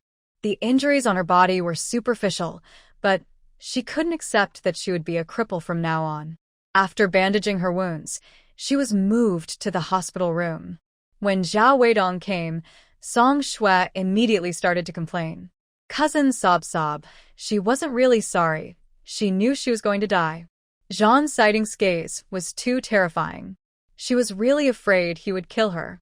Heaven was so unfair to her. Why didn't those 2 kids die? If I die, this matter won't be exposed. Cry, and you still have the nerve to cry. Zhao Weidong's scalp tingled as he looked coldly at Song Shui. They're just 2 kids, and you could do such a thing. Song Shui, are you crazy? The son of Commissar Su and the daughter of the battalion leader. You actually wanted to kill them? When did you become like this? When he joined the army, Zhao Weidong promised his aunt to take good care of Song Shui. He treated her like a sister. But what about Song Shui? That big fool is really out of control. Not only did she envy the battalion leader and try to show off in front of his wife, but she also started to eye his children. How could the battalion leader and Commissar Su let someone who hurt their children go? How could one person cause such a big problem? It's not just Song Shui, he himself is affected. It was he who took Song Shui out to eat, which led to this series of events. Now, what should we do? Song Shui panicked, grabbing Zhao Weidong's sleeve. I don't want to go to reform school. Help me, cousin. You must have a way. Me, Zhao Weidong sneered. What can I do? You caused this trouble yourself. Solve it yourself. Don't just blame you. I can barely take care of myself. He had just offended 2 important people. Song Shui, you're really something. At this moment, Zhan Siding arrived. Zhao Weidong quickly forced a smile. Battalion leader, I have something to discuss with her, Zhan Siding said calmly to Zhao Weidong. Seeing Zhan Siding come, Song Shui curled up into a ball, pulling at her bandaged wound, not daring to breathe. Zhao Weidong, battalion leader, she was just confused for a moment. Before he finished speaking, Zhan Siding grabbed Song Shui by the collar and threw her out. With a loud bang, he shut the door. If it had been before, Song Shui would have been happy to see Zhan sitting in the same room. But now, only fear remained. Zhan Siding grabbed Song Shui by the collar as if to see through her soul. She was lifted halfway off the ground, only her legs still on the bed. Her face was pale as paper, tears and mucus covering her face, and she kept begging, I'm sorry, I dare not anymore. Battalion leader, please forgive me. Zhan Siding was furious. He shouted loudly, Forgive you? You almost killed my daughter. One mistake is enough. While speaking, he expressionlessly threw Song Shui to the ground, and his military boot harshly stepped on her injured leg. Song Shui collapsed on the ground, her freshly bandaged wound bleeding profusely. Her face hit the floor. Tears blurred her vision, filled with fear and despair. It hurt so much. She tremblingly said, "Commander Jean, I really know I was wrong. I won't do it again. I deserve to die." Jean sitting didn't hear her pleas. His anger had taken over. "You know you were wrong? Just saying you know isn't enough to fix everything? My daughter is fine now." If she weren't, you'd wish you were dead 1,000 times. He kicked Song Shui in the waist, then punched her repeatedly like rain. Song Shui curled up, covering her head, blood all over her body. Outside the door, Zhao Weidong heard the noise and felt cold all over. He had never seen the commander so angry before. Could Song Shui have been beaten to death by the commander? Despite his anger, Zhang Sitting kept a bit of reason. He looked at Song Shui, covered in blood, picked her up, and threw her onto the hospital bed. He bent down, picked up a bed sheet from the floor, wiped the blood off his fists, then threw it onto Song Shui as if it were something dirty. Then he turned and left the ward. Zhao Weidong stood outside the door. "Commander Jean." Zhao Weidong's body stiffened. Jean Sitting looked at Zhao Weidong coldly, then left. Zhao Weidong froze for 2 seconds, then rushed inside. Seeing Song Shui, covered in blood but still alive, his body was cold. So ruthless. But this was also Song Shui's own fault. However, being beaten like this. Commander Jean was truly furious. When this news reached Yan Huijin, he repeatedly warned Zhang Sitting not to act impulsively. He also told Xiao Zhang to watch Zhang Sitting. But something still happened. He immediately called Xiao Zhang to summon Zhang Sitting to his office. After a short while, Zhang Sitting arrived at Yan Huijin's office and sat directly across from him. "Commander, do you still remember I am your superior? What did I say? Did you treat my words like nonsense?" Yan Huijin pounded the table and looked at Zhang Sitting. "Tell me, what did you do?" "Nothing." Zhang Sitting shook his head. "Nothing? You haven't done anything? You've beaten Song Shui into the emergency room. That was her bad luck." Zhang Sitting felt a bit annoyed. He skillfully reached into his right pocket, then suddenly remembered that since his wife and daughter arrived, he had quit smoking. Zhang Sitting didn't have a strong smoking habit. He only smoked when he was very irritated. Right now, he was quite annoyed. "Zhang Sitting, sit up straight and stop crossing your legs." "Oh." Zhang Sitting obediently lowered his crossed legs, still looking indifferent. "Song Shui is suspected of murder. The law will punish her. You rushing in and hitting people, even causing serious injuries. Are you trying to ruin your future? Are you trying to make me angry to death?" Yan Huijin said angrily. Before this, Zhang Sitting was always a reckless person. After Su Qingyue came to join the army, Zhang Sitting became much more restrained. Yan Huijin used to think that Zhang Sitting had grown up, become mature and steady. But now, that was a joke. "I understand," Zhang Sitting nodded. "You don't need to handle this. I will help suppress it. Don't let this happen again. If you're so impulsive, I can't protect you." Yan Huijin was so angry his teeth itched. He was the one who raised Zhang Sitting. He knew his temper well. And what Song Shui did was indeed too much. "Write 1,000 words self-criticism and give it to me before noon tomorrow." 1,000 words. Although Zhang Sitting had attended military school for a few years, he hated wordiness, especially when writing self-criticism. "Then I guess I'll accept the punishment." "You little brat, are you trying to make me furious?" Yan Huijin almost wanted to hit him. Seeing Yan Huijin really getting angry, Zhang Sitting sighed. "Fine, 500 words. Get out." "Okay." Zhang Sitting immediately stood up and quickly slipped away. Yan Huijin. Su Fani arrived at the military hospital and learned that Song Shui had been taken for emergency treatment. Before this, Zhang Sitting had been there. He frowned. He asked Zhao Weidong what had happened. Zhao Weidong looked at Su Fani with a serious expression. Commissar Sung Shui accidentally fell under the bed and got a torn wound, so she was taken to the emergency room. Su Fani's face was heavy. Of course, he didn't believe Zhao Weidong's words. Most likely, Zhang Siding was the one who beat her up. As expected from colleagues who have known each other for many years, they thought alike. He also understood Zhao Weidong's meaning. Zhao Weidong is the captain of the 7th Regiment Assault Company and a soldier under Commander Zhang Siding. Zhao Weidong gave up on Song Shui to protect himself. He is quite clever. Su Fani nodded silently and said nothing more, then left. Zhang Siding watched Su Fani's back and sighed. He couldn't protect Song Shui anymore. He could only save himself. If a person doesn't look out for themselves, they are doomed. In the afternoon, the army issued an arrest warrant for murder and defamation of military personnel, and they arrested Song Shui. Knowing he had angered a very dangerous person, Song Shui trembled all over. Even after Commander Zhang beat her badly, why was she still being arrested? Wasn't it all settled? She wanted to report that Commander Zhang had beaten her.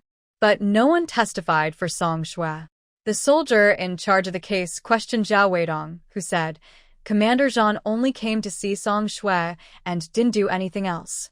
I saw everything myself and I can testify. You, Zhao Weidong, Song Shui screamed. Zhao Weidong looked at Song Shui with disgust as she was taken away. Meanwhile, Commander Zhang met Su Fani. Su Fani could guess with his toes who was behind Song Shui's trouble. Zhang Siding said, Don't tell my wife, I don't want to scare her. After so many years of friendship, you still don't trust me? Su Fani shook his head in disagreement. You're too impulsive. If Zhao Weidong testifies for Song Shui, do you know what the consequences will be? Since I've already done it, I've definitely thought of a way out, Zhang Siding said with a smile. Although he didn't like scheming and fighting, that didn't mean he wouldn't play with people's minds. Zhao Weidong is one of his soldiers, and he knows him well. He looked at Su Fani and said, You just went to the military hospital. This was a sure thing. Zhang Siding and Su Fani have known each other for many years and have completed many missions together. Don't be fooled by Su Fani's cheerful appearance. He's very protective of those he cares about. Su Fani's purpose for going to the military hospital was similar. Ha ha, Su Fani chuckled when he was caught. You know me best. Back home, Zhang Siding shed his anger and saw his wife just finishing bathing their daughter. He took the girl from her arms and said, I'll blow dry her hair. You rest for a while. I am not tired. Su Qingyue really wants to ask Song Shui how to handle that matter. War Commander Ting noticed her unhappy expression and said, The army has dealt with Song Shui.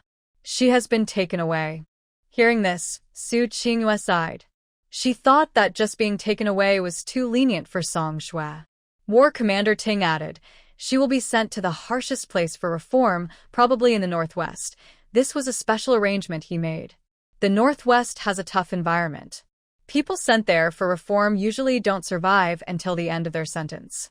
Song Shui's case was serious, sentenced to over 10 years. Plus, with Ting's special attention, Song Shui's life will likely end there, in that desolate land. Ting took out a hairdryer to dry his daughter's hair. In the morning, he went to a state-run store and bought the hairdryer and a fan. It's August now, the weather is hot. While drying his daughter's hair, Su Tang felt her dad was acting strange. She quietly asked, Dad, what did you just do? There was a smell of blood on him. Su Tang has a sharp nose. She can tell everything. Ting smiled and gently dried her hair with a towel. Her wife said not to rub the hair with a towel, or it would damage the hair quality. His movements were very gentle. He sat on a nearby chair, smiled, picked up his daughter, and placed her on his lap. He took the hairdryer and continued drying her hair, full of affection.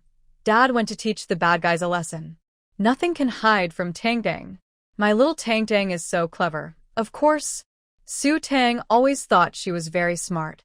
In her previous life, she had no choice. In this life, she wants to control her destiny completely. She obediently sat on her dad's lap, her small head bowed, lost in thought. The reason Song Shui was so unlucky to meet the shark was because Su Tang had created some spiritual spring water in her space. The bears on the mountain liked the fruit irrigated with this spring water.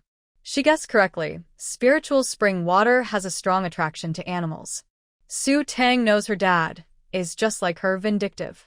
In her previous life, when her beauty was sent away for reform, insulted, and after her death, she was arranged in a ghost marriage, and those who bullied her were all killed. He gave up everything just to take revenge. Thinking of all that from her past life, Su Tang instinctively clenched her fists. War Commander Zhang Siding looked at his daughter's unusual behavior. He knew she was hiding a secret, but since she didn't tell him, he didn't ask. He gently rubbed her soft hair. It's okay now. This thing really works well. Su Qinghua had just finished her bath.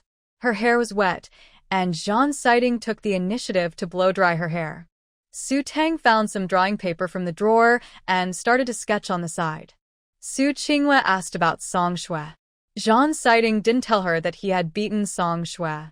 Instead, he said, she deliberately committed a serious mistake and was sent to the far northwest for reform through labor.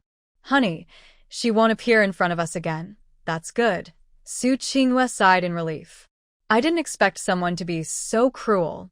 Tang Tang is just a child. Su Qinghua was well protected by her grandfather since she was young. She hadn't faced many hardships and didn't know how cruel people could be. The first time she saw cruelty was in Su Jinghua, but this time, she never expected it. She was shocked to learn that Song Shui had hurt a little child. Even now, she still felt scared when she thought about it. Zhang Siding dried Su Qinghua's hair and gently squeezed her small hand. People's hearts are hard to read. Don't worry, I will protect you and Tang Tang. We owe a lot to Tong Tong's cleverness this time. Yes, even heaven couldn't stand seeing Song Shui like that, Su Qinghua said, recalling how Song Shui was covered in blood. She felt a little scared but also a bit relieved. Zhang Siding smiled as he looked at his daughter, who was drawing. Maybe it wasn't heaven's mercy, but his daughter's strength that made a difference. He slightly curved his lips. He believed it was the latter. Dinner was prepared by Zhang Siding. A few days ago, they had leftover wild boar meat, so he kept some. Most of it was made into cured meat by Wu Shifu, which could last longer. While eating the wild boar noodle soup made by her father, Su Tang felt very happy. She hadn't forgotten her promise to Zhang Feng about chicken legs. She planned to go up the mountain tomorrow to catch 2 wild chickens and give Zhang Feng 4 chicken legs. Zhang Feng ate the wild boar meat. Su Qinghua knew that Zhang Feng had pulled the drowning child out of the water. Because of that, she wasn't as afraid of Zhang Feng anymore. Tonight, Su Qinghua went to feed Zhang Feng. Sutang stood nearby. Zhang Feng shrank his neck, afraid of scaring Su Qinghua. Seeing that Zhang Feng didn't seem to want to attack, Su Qinghua felt braver. She moved a little closer and hesitantly asked, "It really won't bite people?"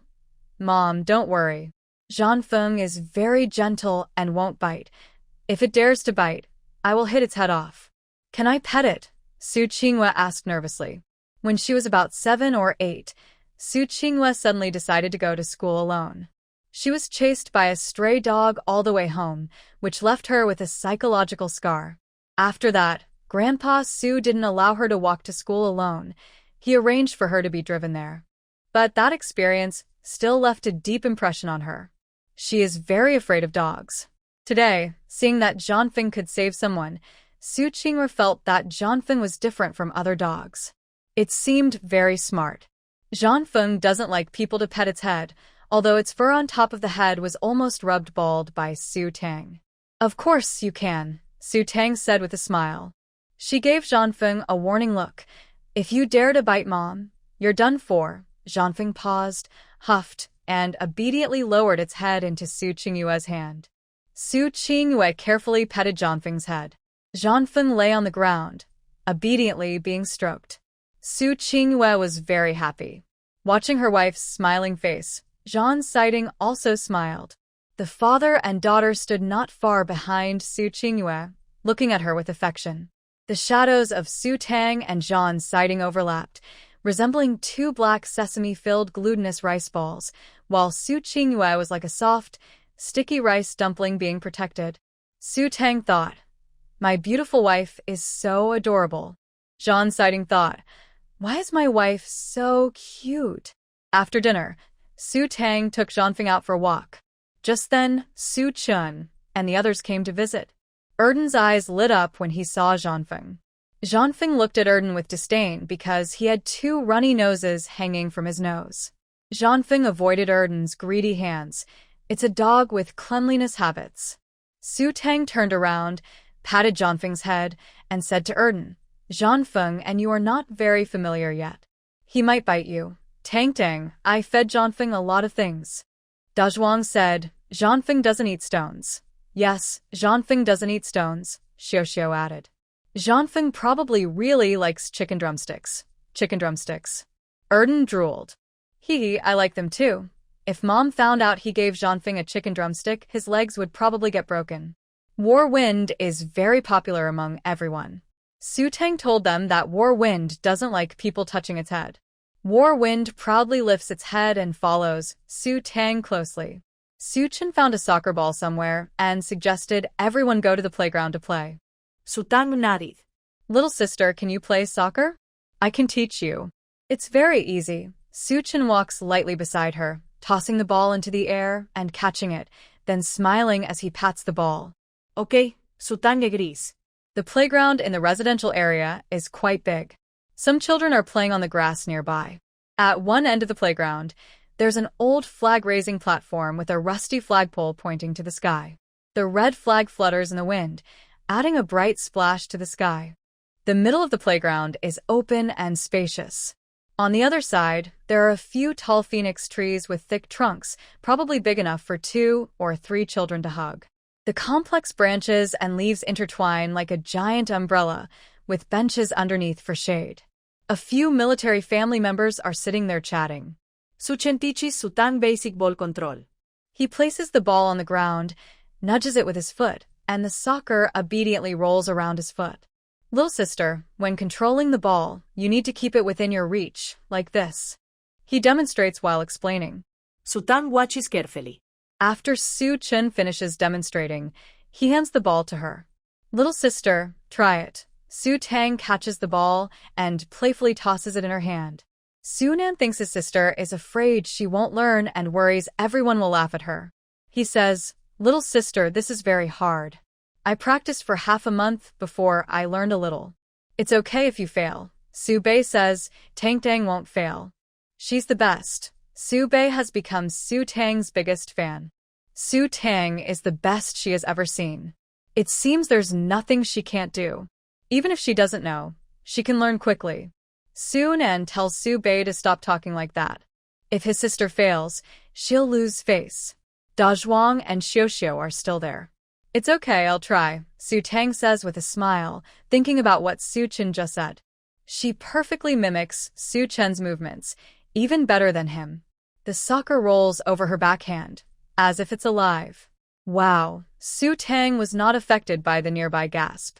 She stepped on the ball with her foot, pushed off with her right foot, and then suddenly kicked it precisely at the bottom. In an instant, the ball shot out like an arrow, flying through the air in a beautiful arc. It headed straight toward the goal, and with a loud bang, it landed right in the center. Everyone present was stunned by this sudden scene.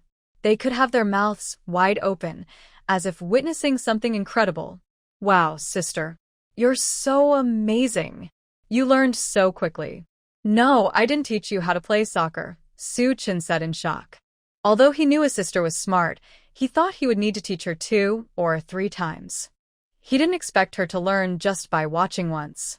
He hadn't even taught her how to play, yet she already knew. That was so accurate, right in the target. I saw others play before, Su Tang said. Oh, I see. That's impressive. This is probably your first time playing, right? Su Tang nodded. Yes, to be precise. Indeed, you all are quite something. How should I put it? Old enemies always meet again. Today we'll settle the score. A group of 5 or 6 people approached aggressively. Hearing the noise, Su Tang turned her head to look. The person at the front was at least 12 or 13 years old. Next to her was Wang Daniu, whom she had scolded last time. What are you here for? Su Chen frowned, looking angrily at Wang Daniu. Last time at the beach, Wang Daniu was chased away by Su Tang.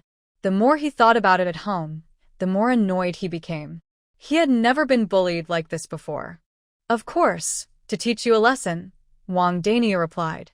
Next to Wang Daniu was a tall, thin boy named Wu Chang. He pointed at Su Tang and asked Wang Daniu, "Is this the brat who beat you up like that?" Wu Chang's father was the deputy leader of the 6th Regiment.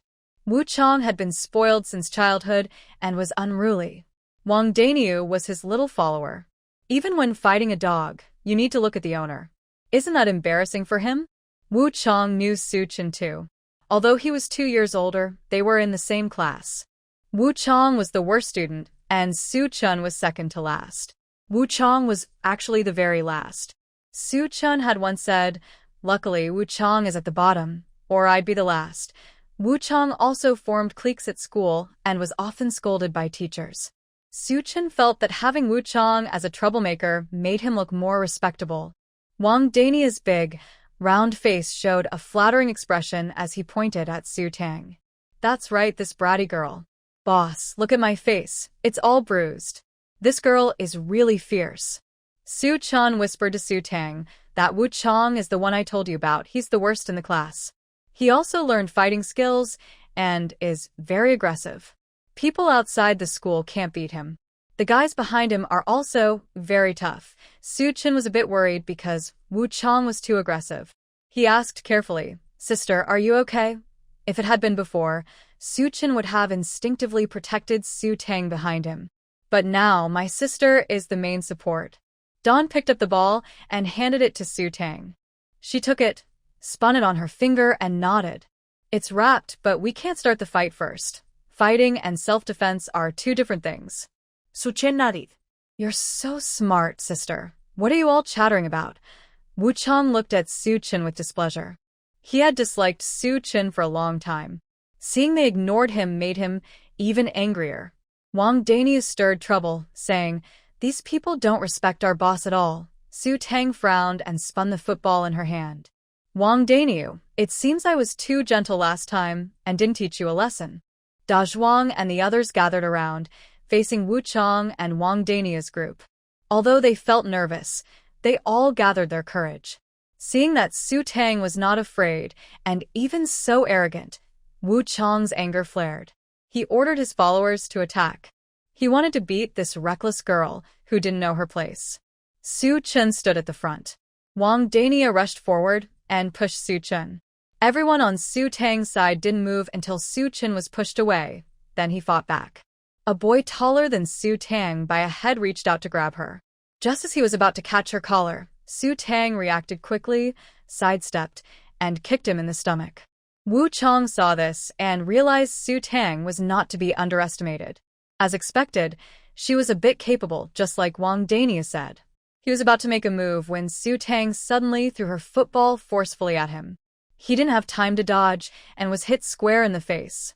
The football dropped to the ground, and Wu Chang started bleeding from his nose. 2 streams of blood. Wu Chang felt the warm blood under his nose. He instinctively reached up to check, only to find it was all blood. He tried to grab Su Tang, intending to lift her up and throw her away. Su Chen and the others saw this, but didn't move. Instead, they looked at Wu Chang with sympathy. Wu Chang. He was doomed. Su Tang didn't move either. When Wu Chang's hand was about to touch her shoulder, she punched him hard in the chin. Su Tang originally wanted to slap Wu Chang's face, but he was too tall. A cracking sound of bones breaking was heard. Su Tang kicked him away and wiped her hands on Zhang Feng's head, looking a bit disgusted. A few others wanted to fight back, but Su Tang patted Zhang Feng's smooth, shiny head. Zhang Feng growled softly and almost bit Wu Chang's backside. He quickly called his little followers. When he turned around, there was no one left. Seeing Zhang Feng standing next to Su Tang, the little followers had already run away in fear. Ah! Wu Chang let out a loud, pig-like scream. He scrambled and ran away, crawling on the ground. After he left, there was a water stain on the ground. Probably he was so scared he wet himself. Su Tang bent down to pick up the soccer ball from the ground. She looked at the fleeing figures with some disdain. He didn't even bite yet, and he's already scared like this. What a coward. Su-chan was seeing Wu-chang so embarrassed for the first time. He couldn't stop laughing. At school, Wu-chang was always the one bullying others. It felt so satisfying. Su-chan happily told Su-tang, "Sister, you're amazing. Do you know how arrogant Wu-chang is at school? This is the first time I've seen him so helpless." Haha. Everyone was very excited. Dazhuang looked at the puddle of water on the ground, as if Wu-chang had peed there. "Do you often get bullied by Wu-chang and Wang Daniu?" Su-tang frowned. Her brothers seemed so useless. Hearing this, Su-chun blushed a little. "Not often, just sometimes. Wu-chang is just too harsh." He scratched his head. "My dad said if we fight outside, he'll spank us when we get home." So, they didn't dare to fight back. Dazhuang and the others were even more afraid. Dazhuang's dad was stricter than Su Jingwei, often giving them bamboo shoots and stir-fried meat. Sunan an subinoded witzkli. Everyone admired Su-tang. Su-tang petted Su-chen's shoulder. "Don't worry. If Uncle Su ever scolds you, just come to me. I promise he won't give you bamboo shoots and stir-fried meat." Seeing the little one's worries, Su-tang generously said, "If the sky falls, Sister Tang will hold it up. Plus, we were just defending ourselves. Are we supposed to stand there and get beaten?" Uncle Su wouldn't be so unreasonable. Su-tang thought that Su-fan-yi seemed quite fair. She didn't have much contact with Uncle Su, but Uncle Su and Aunt Chin were both very kind to her. "Yes, we were just defending ourselves. If Wu-chang dares to complain, we're not afraid." The little ones suddenly gained confidence, treating Su-tang as their main support. After all the fuss, everyone lost interest in playing. They kicked the ball at Su-chen's feet and said, "Let's go home." Su-chen picked up the soccer ball from the ground, looked at the sky. The sunset was setting, and it was almost dark. "All right, it's getting dark. Let's go back first. We'll come again next time." They had agreed with Dazhuang and Xiao to come to the playground to play soccer next time. Dazhuang and the others still wanted to play, but Su-chen and the others had already gone home, worried that Wang Daniu might come back to find trouble again, so they all left. Dazhuang and the others lived in the number 3 residential area, while Su-tang and Su-chen lived in the number 1 residential area, in the opposite direction. After saying goodbye to Dazhuang and the others, the 4 little ones headed home. Su-tang held the leash of Jean Foam, who wagged his tail happily, walking alongside his young owner. The leash was pink, a gift from Dad, and Su-tang liked it very much. Not far away, on a high spot, Gu Shirya's figure was partly hidden by the dappled shadows of the trees. His hands habitually slipped into his pockets. The scene just now was still in his mind, and a faint smile appeared at the corner of his mouth. Su-tang, who was holding Jean Foam, seemed to sense someone watching her. She turned her head and saw Gu Shirya stepping out from the shadows of the trees, resting his hand on the railing and giving a gentle smile. It was as if he was saying to the distant Su-tang, "Long time no see." In the previous life, Su-tang should have been in Qing County at this time. After her rebirth, she immediately sent people to find someone in Qing County. Later, after investigation, they found out that Su-tang had come to the island with the army. Her life had completely diverged from what had happened before. She was living very well. Very good. In the previous life, Gu Shirya's life was saved by Su-tang. She was like a ray of light shining into his dull, dark life, bringing him warmth he had never known before. At that time, Su-tang was silent and reserved. Her appearance was ruined, but her eyes were very beautiful. Gradually, he began to like this girl. He was predicted to live no longer than 25 years. Su-tang said, "Gu Shirya, I saved your life and now you want to cling to me? Are you sick? I am a cursed loner. Anyone close to me won't have a good ending, just like my parents. If you don't want to die, stay away from me." Gu Shirya responded, "Anyway, I will die." Without hesitation, Su-tang punched him. She was the first person who didn't treat him like a patient, nor like a complete person. She took him to do exciting things like tomb raiding. Everyone said he was fragile and wouldn't live past 25, but Su-tang believed that your life should be in your own hands, not dictated by careless people. During the days with Su Tang, he was very happy. Later, Su Tang disappeared. He found out she went to Hang City to seek revenge on the Su family. That's when he understood why Su Tang wrapped herself up like a hedgehog, keeping everyone away. Eventually, he found her burned and blurred body among the ruins after an explosion. She had always worn the necklace he gave her. He found Master Qingfeng, who was also Su Tang's teacher. Qingfeng seemed to have expected Gu Shirya's visit. He asked, "Have you thought it through? Even if she no longer remembers you?" Gu Shirya nodded. No matter the cost, he just wanted Su Tang to come back.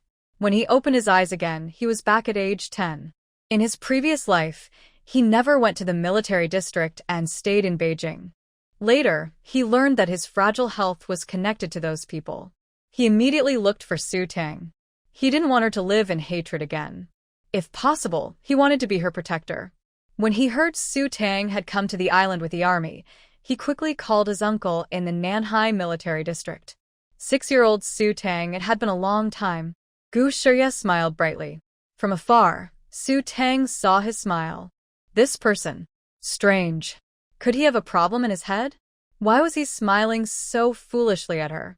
Little sister, what's wrong? Su Chen looked in the direction of his sister's gaze and saw only a figure from behind. It looked familiar. Do you know that person? It was rare for his sister to stare so intently at someone. No. Su Tang shook her head. Although she was far away, her eyesight was very good. She saw a completely unfamiliar face, but there was a strange sense of familiarity. She also felt that the person's gaze was like someone she knew. However, she had never been to the military district in her previous life, so she couldn't possibly know anyone there. Su Chen, do you know him? Su Tang asked. Su Chen shook his head. No, I don't. If you want to know, I can ask around. But he probably isn't from the first family compound, he's from another one. I'll ask my dad. Yeah, we've never seen him before. There were many children in the family compound. Only a few of the kids played well with the 3 brothers of the Su family. But they all knew the children from the first family compound. This person wasn't from there. No need. I was just asking out of curiosity. There's no point in wasting time on someone unimportant. Su Tang didn't want to waste time on someone insignificant. She'd rather sleep. She yawned. Soon, she pushed the thought of this person aside. On her way home, suddenly, a burst of noisy footsteps sounded. Su Tang's hearing was very sharp. She immediately grabbed Su Bei beside her and pulled him back. Zhang Feng reacted instantly, protecting Su Tang in front of him. The woman who suddenly appeared was targeting Su Tang, shouting, "Bitch, give me back my daughter. I want to strangle you." Zhang Feng rushed out and bumped into the woman, knocking her flying. He bit her arm and dragged her backward. "Stay away, you damn beast. You little brat, I will kill you." Zhang Feng's claws pressed against the woman's chest, making her unable to stand. She pushed Zhang Feng away. "Let go, you damn beast. Bitch, I will kill you." Zhang Feng held tightly to the woman, biting her fiercely. Su Chen and the others watched the scene in shock. Suddenly, they saw something shiny at the woman's waist. Su Tang also noticed it. Her eyes sharpened. She kicked at the woman's hand, causing the object hidden at her waist to fall out. It was a sharp knife. At this moment, the military personnel taking a walk in the family compound were attracted by the commotion. Several soldiers came over and saw the woman trying to grab the knife on the ground. They immediately pressed her to the ground. Su Tang looked coldly at the woman, who also glared back angrily. Her knuckles turned white from gripping tightly. She gritted her teeth and cursed softly. "You wicked girl, you caused my daughter's death. You must pay for it." "Did I cause your daughter's death?" Su Tang squinted. "Who is your daughter?" It was all so confusing. The little sister was very upset, like someone walking down the street and suddenly being bitten by a dog, feeling miserable. The soldier uncle asked Su Tang and the others what happened. The children recounted everything that had just occurred. They didn't know this crazy woman and had never seen her before. The crazy woman was handcuffed by the soldier uncle. She was still very excited, her eyes full of hatred, as if she wanted to tear Su Tang apart. You pushed my daughter into the sea. My daughter is dead. Ah. You must pay for my daughter. Hearing this, Su Tang was surprised. She immediately remembered the girl they rescued today. But her father told her that the girl had already woken up after being rescued by the soldier uncle and was taken to the military hospital. She felt like she had been falsely accused. Su Tang said, "Your daughter wasn't pushed into the sea by me. I actually saved her." The crazy woman didn't believe Su Tang's words and kept demanding she pay. Su Chun and the others looked upset, especially Su Chun. He knew clearly that his sister had asked John Feng to pull the girl up. They had been with their sister the whole time. How could she push the girl into the sea? At this moment, Zhang Siting arrived. Hearing that his daughter was almost attacked, Zhang Siting broke out in a cold sweat and hurried over. Your sister clearly saved that girl. Why do you say she harmed her? Exactly. I saw Zhang Feng pull that young lady out of the sea with my own eyes. My sister and Su Chen almost got eaten by a shark. How could my sister push her into the water to save her?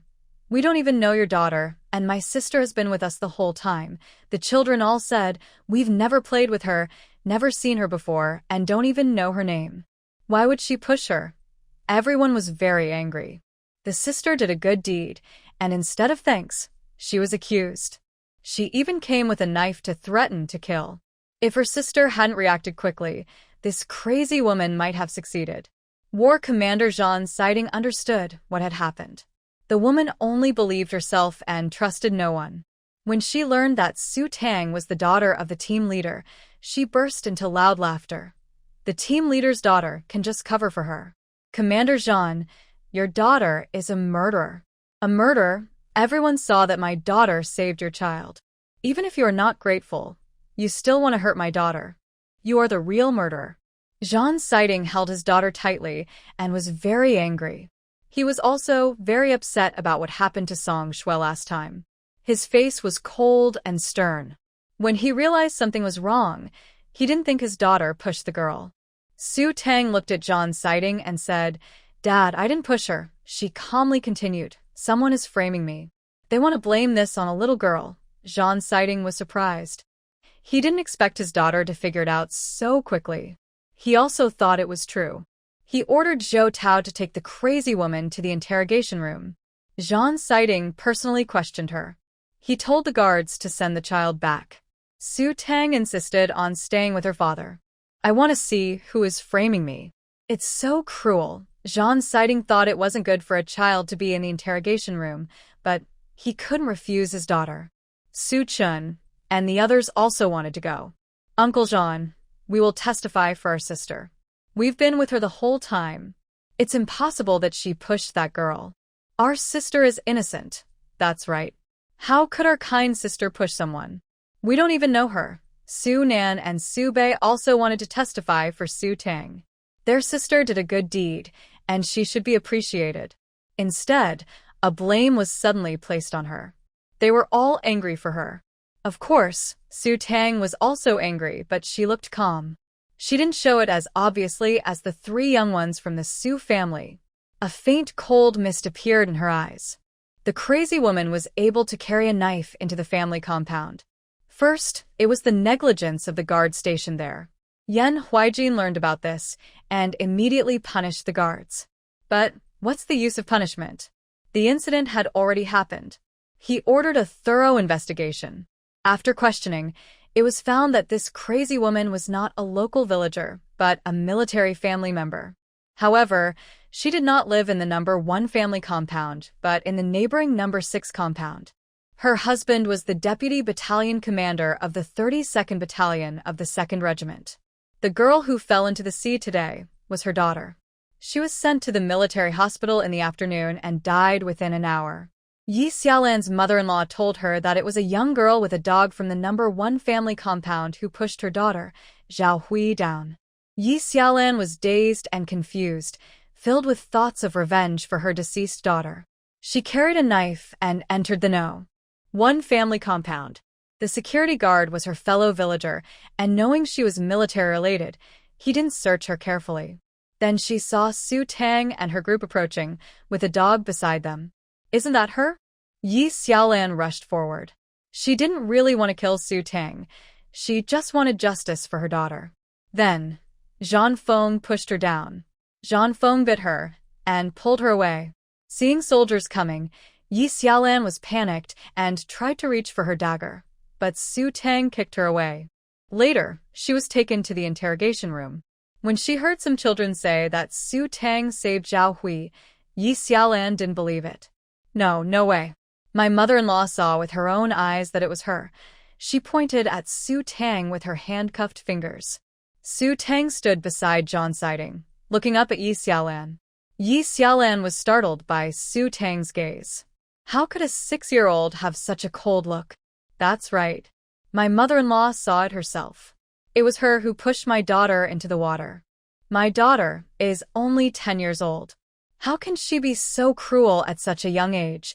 Yi Xiaolan covered her face and cried helplessly, her hair messy, looking like she had lost her mind. Su Tang understood that Yi Xiaolan was going crazy, but she didn't do this. Yi Xiaolan, without knowing the facts, came to attack her. She was just a fool. Zhang Siding asked Zhou Tao to bring Yi Xiaolan's mother-in-law.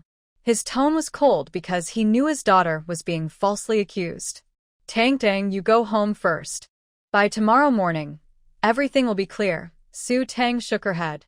Dad, I want to see the person who is falsely accusing me. Su Chen said, we want to see too. Su Nan agreed.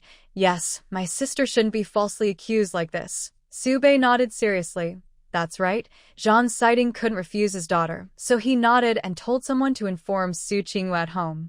He took his daughter outside to play and said they would come back later, so his wife wouldn't worry. Su Tang leaned close to Zhang Siding's ear and whispered a few words. After hearing her, Zhang Siding's eyes flashed with shock, then he nodded. All right, let's do that. My girl is really clever. Su Chen and the others were curious about what their sister had said to Uncle Zhang. Su Tang said, you'll find out soon. Taking the chance to go to the bathroom, Su Tang crossed her arms and said, come out now. A female ghost floated in front of Su Tang, smiling brightly. Little girl, do you need something from me? When Zhou Tao and his team went to catch Grandma Zhao, she was about to run away. She had packed her things and, seeing a few soldiers outside, hurriedly stuffed her belongings under the bed. Under their urging, she opened the door. Comrade soldiers, what are you doing?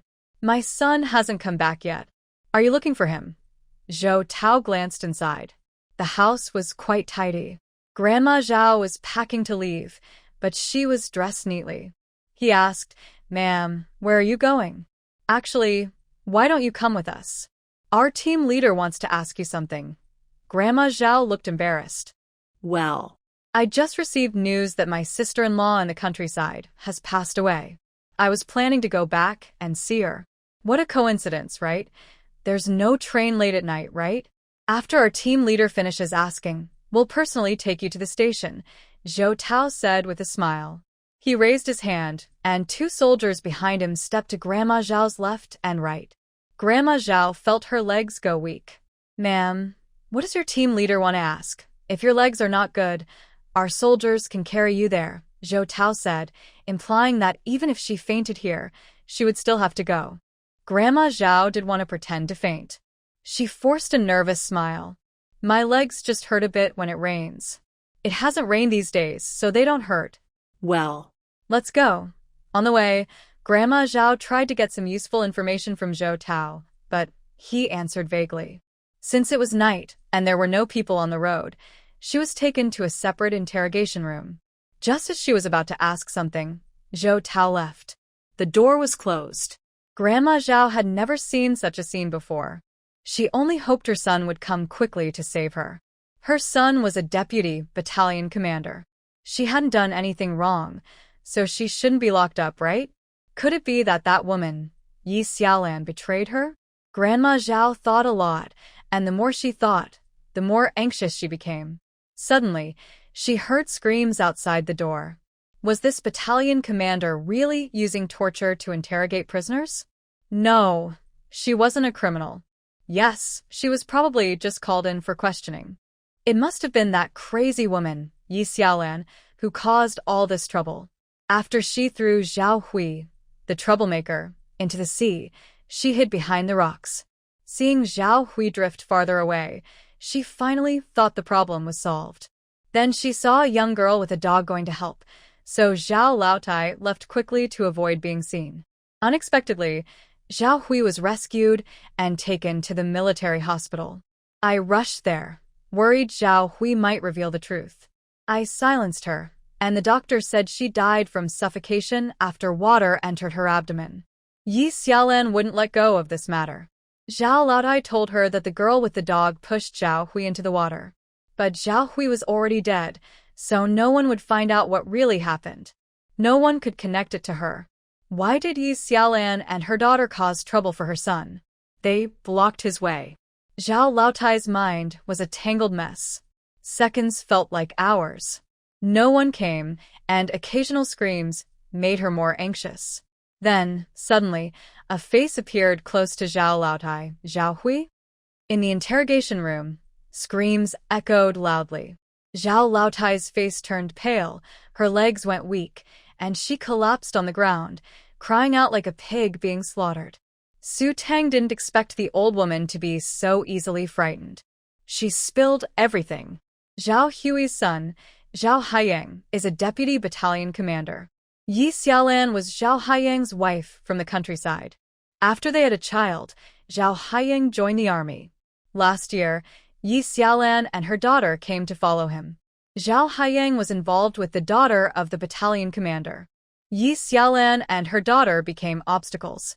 Seeing her son so troubled, and knowing that if her son and the battalion commander's daughter got together, his future would be bright, Zhao Laotai tricked Zhao Hui to the seaside. She pushed her off the rocks. Afterwards, she stayed there for a long time to make sure Zhao Hui drowned. When she saw someone find Zhao Hui in the water, she hurried away to avoid being caught. Later, Zhao Hui was rescued by Su Tang and others. She was alive again, but was still harmed. Yi Xiaolan was overwhelmed when she heard the testimony. It turned out that all this was planned by her husband and mother-in-law. At this moment, Sun Quan, who was sent by Feng Zhanting to investigate the case at the hospital, returned. Report to the team leader, Zhao Hui died with Zhao Haiyang and Zhao Laotai present. I've already had someone arrest Zhao Haiyang. How could someone like him do this? Even a fierce tiger wouldn't eat its own cubs. Zhao Haiyang actually harmed his own daughter. Zhao Laotai kept trying to shift blame onto others, claiming it had nothing to do with her son. But the evidence was clear. No matter what she said, it was useless. To cover for Yi Xiaolan, she casually said it was Su Tang who did it. She never expected that this girl was actually the daughter of Commander Yen of the 7th Regiment, Feng Zhanting. Now she was filled with regret. It was all over. Everything was ruined. Not only was she finished, but her son was too. At night, Zhao Haiyang looked around to make sure no one was nearby before quietly entering the small woods. His face was tense and anxious. Not far away, a young woman had been waiting for a long time. She was graceful and looked nervous and uneasy. When she saw the man appear, Su Na seemed to find her support and threw herself into Zhao Haiyang's arms. They whispered softly, acting very close. My father wants to send me to Dong province. If I refuse, he won't acknowledge me as his daughter. Look at my face. I've never been hit before, and it's all because of you. Su Na covered her face and hit Zhao Haiyang's chest. Let's break up. We can't go on like this. You and your wife should live happily, Zhao Haiyang said. Su Na didn't want to push him away. Zhao Haiyang held her tightly, speaking passionately. Na, haven't we agreed? Just a little longer. It won't be long now. Xiao Yi. She drowned, and Yi Xiaolan has gone crazy. After some time, I'll have my mother take Yi Xiaolan back to the countryside. Then we'll get married. I've even prepared the divorce papers. Don't you trust me? You liar. You never said you had a wife, Su Na snapped, pushing him away angrily. Zhao Haiyang quickly pulled her back into his arms, soothing her. I have no feelings for Yi Xiaolan. Zhao Hui doesn't even know who her mother is. I just don't have proof. Hearing this, Su Na was surprised. You mean? Zhao Haiyang nodded. I left right after the wedding. I never had any relationship with Yi Xiaolan. That child isn't mine at all. And she doesn't look anything like me. Zhao Hailiang said all this to comfort Su Na, and she believed him wholeheartedly. Now what should we do? Su Na said helplessly. I'm already pregnant with your child. Hearing this, Zhao Haiyang was overjoyed and excitedly hugged Su Na. You mean I'm going to have my own child? Su Na nodded. Zhao Haiyang happily kissed Su Na a few times and said excitedly, Nana, I will never let you down. But we can't keep the baby. My dad already knows, Su Na said. Zhao Haiyang promised repeatedly that he would take responsibility for the child. Su Na was comforted and seemed to find her support. The two of them hugged each other affectionately. They never expected that a young soldier was watching everything happen. This embarrassing scene made him open his eyes wide with disbelief. Zhao Fuying's daughter was declared dead only this afternoon. Just a few hours later, Zhao Haiyang was with another woman. The young soldier hurried back to the military camp and happened to meet Zhou Tao, who was there to arrest someone. Zhao Haiyang was suspected of being involved in a serious crime. The soldier told Zhou Tao where Zhao Haiyang was, and Zhou Tao took people to catch him in a small forest. Everyone was surprised to see Zhao Haiyang's appearance. Usually, Zhao Haiyang was a very decent person in the army. What are you doing? Zhao Haiyang, angry and embarrassed, protected Su Na behind him.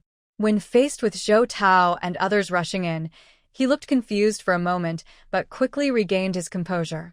We suspect you are involved in a murder case. Please come with us, they said. Two soldiers then handcuffed Zhao Haiyang. Su Na was shocked and wanted to cover her face, but it was too late. Her clothes were disheveled, and everyone knew what had just happened. This Su Na was actually the daughter of Commander Su. The 2nd Battalion was buzzing with rumors, saying Zhao Haiyang's quick promotion was because of an improper relationship with Su Na. Most people just dismissed it as gossip. After all, Zhao Haiyang's rural wife had come to join the army with her child, and Zhao Haiyang seemed quite decent. Why are you arresting me? What murder case? I don't know anything, Zhao Haiyang said angrily, his hands in handcuffs. Zhou Tao, what do you mean? Why are you cuffing me? This is personal revenge. If you think that, I can't help it, Zhou Tao shrugged. Take him away. When Zhao Haiyang was taken to the interrogation room, he was still shouting loudly. Upon learning that Commander Zhan Siding was the one who wanted to arrest him, he wondered when he had offended Zhan Siding. Su Na was also taken away. Commander Zhou Tao didn't care that Su Na was Captain Su's daughter. He was told to arrest everyone involved first. An investigation revealed that Zhao Haiyang and Su Na had maintained a relationship for many years. Wasn't this an attempt to ruin a military marriage? They were not wrong to be detained. Everyone in the military district knew about Zhan Siding's strict methods. Old Lady Zhao tried to frame him and falsely accused Zhan Siding's young daughter. Zhan Siding was determined to find out the truth. This chaos also alarmed Captain Su, who learned that his daughter had been taken by Zhan Siding. Captain Su's wife was anxious and crying. What is Zhan Siding up to? Why is he arresting our daughter? Old Su, go and see. When did our daughter ever go to a place like the interrogation room? Captain Su dressed neatly, with his brows furrowed into a line. It's all because of your good daughter, who got involved with Zhao Haiyang. Now look at the mess. The guard had already explained what happened. Su Na was caught for disrupting a military marriage. If he had known earlier, he would have sent her to Dong province sooner to avoid this shame. Now, even Yan Huaiji knew about it. What is Zhan Siding trying to do? Can't he just turn a blind eye? We're all at the same level. Why make things so difficult? Captain Su is much older than Zhan Siding. When Zhan Siding became a deputy regiment commander, Su was still a platoon leader. But over the years, Zhan Siding had risen quickly, earning his promotions through military achievements. He knew how ruthless Zhan Siding could be. And now, this matter had even reached Yan Huaijin. It's almost deadly. Su Tang sat obediently outside the interrogation room, eating sunflower seeds she had brought from the space, sharing them with her brothers Su Chun and others. When she saw Zhao Haiyang being taken in, a man in a military uniform approached, seemingly having an argument with her father. However, her father was slightly more assertive. The man was choked and speechless for a while before finally calming down, his attitude softening considerably. The matter was quickly uncovered. Zhao Haiyang believed that Yi Xiaolan and her daughter were blocking his way, so he discussed with Grandma Zhao about taking the mother and daughter back to their hometown.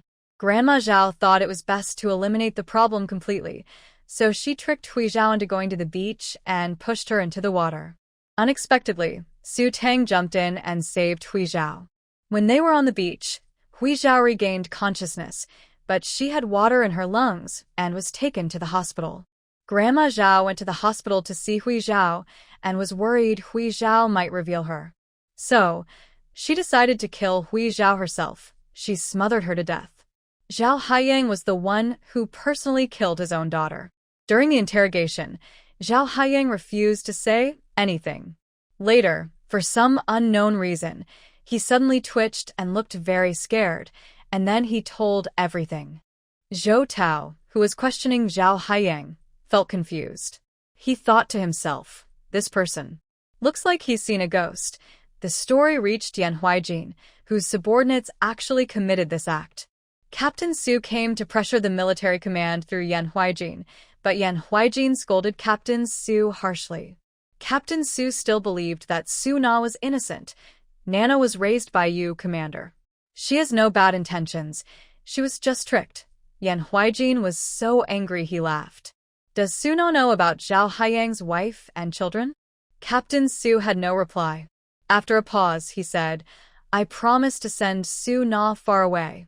She's only 21 and shouldn't be ruined. She didn't have any further contact with Zhao Haiyang. She was just deceived by him. At this moment, Zhang Siding arrived and handed a report to Yan Huijin, then looked at Captain Su. Captain Su, do you know about your daughter being pregnant? Seeing Zhang Siding's smug smile, Captain Su was so angry he felt like vomiting blood. During the interrogation, Zhang Siding had been just as arrogant. Those who knew him thought he was a peer, but those who didn't might think he was her father. This guy was too arrogant.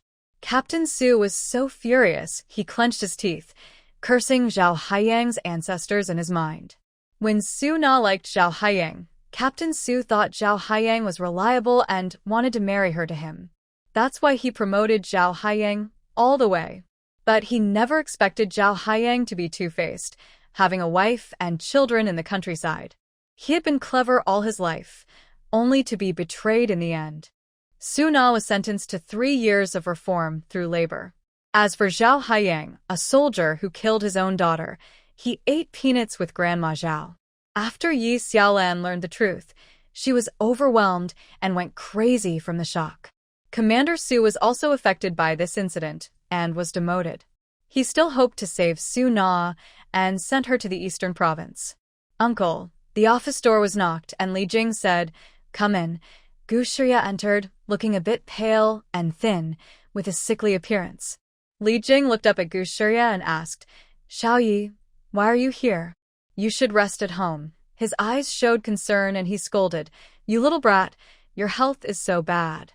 Those people are useless, turning a healthy child into this. Every time he saw Gu Shiya, Li Jing wanted to scold the Gu family. Years ago, his sister gave birth to Xiao Yi, but her health worsened. When Xiao Yi was 1 year old, she passed away. Before she died, she asked him to take good care of Shiya. Over the years, Li Jing wanted to bring Xiao Yi to live with him. Xiao Yi was very independent and didn't want to come to the military area. He preferred to stay with the Gu family. So when Li Jing heard Xiao Yi wanted to come to the island, he was very happy. Seeing Xiao Ye's face, which looked quite similar to his sister's, Li Jing poured a cup of warm water for him. Xiao Yi, the island is windy. Don't run around. One day, Uncle will introduce you to a good friend. I heard she's very strong and has even fought wild boars. He draped a blanket over the little boy and said, You'll like her very much. Has Uncle met her? Gu Shiya asked curiously. Li Jing shook his head. Not yet, but I think you'll want to be friends with her. Okay, Gu Shiya agreed. Li Jing was a bit surprised. Before, he had played with some children with Xiao Yi. He thought his nephew was too shy and serious for a 10-year-old. He believed Xiao Yi needed more contact with children his age. But Xiaoyu seemed to dislike those kids. He thought they weren't very smart. However, Xiaoyu was very clever from a young age. Although he was only 10, he could solve middle school problems. Li Jing believed this was because he inherited the good genes of the Li family. This was the first time Xiaoyu showed interest in children his age. However, that young girl is said to be able to hunt wild boars. TCH. Could she be a violent person? Seeing how weak his nephew looked, he probably couldn't stand up to that little girl from the Zhang family. At this moment, Commander Su arrived. Seeing Gu Shirya on the sofa, he asked, "Is this the child from the Gu family?" He looked quite surprised. "Is there something you want to say?" Li Jing had already sat back at his desk, looking official. Commander Su wiped his cold sweat and explained his purpose: to protect Su Na. Su Na is his only child. If she were sent to reform school, the label of damaging the military marriage would follow her for life. Li Jing smiled and asked, "Are you saying that Commander Zhang is seeking revenge openly?" Commander Su broke out in cold sweat and forced himself to say, "Yes, he holds a grudge against me, so he's deliberately holding on to this matter." "Commander, you must have seen how arrogant Commander Zhang is. Some might think the military district is run by him." Li Jing was surprised. "It seems you have strong opinions about Commander Zhang.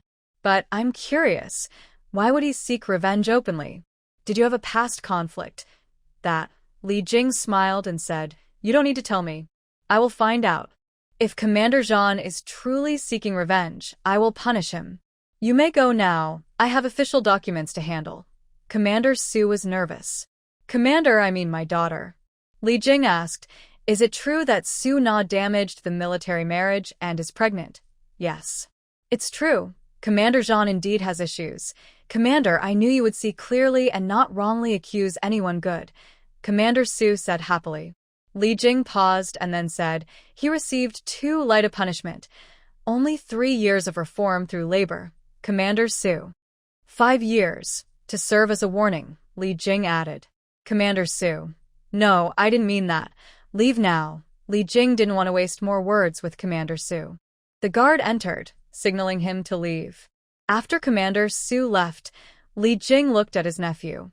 "Xiaoyu, do you want to say something? That person just now definitely used their authority before to oppress others, which is why they think Commander Zhang is seeking revenge openly, using public power for personal gain," Gu Shirya said calmly.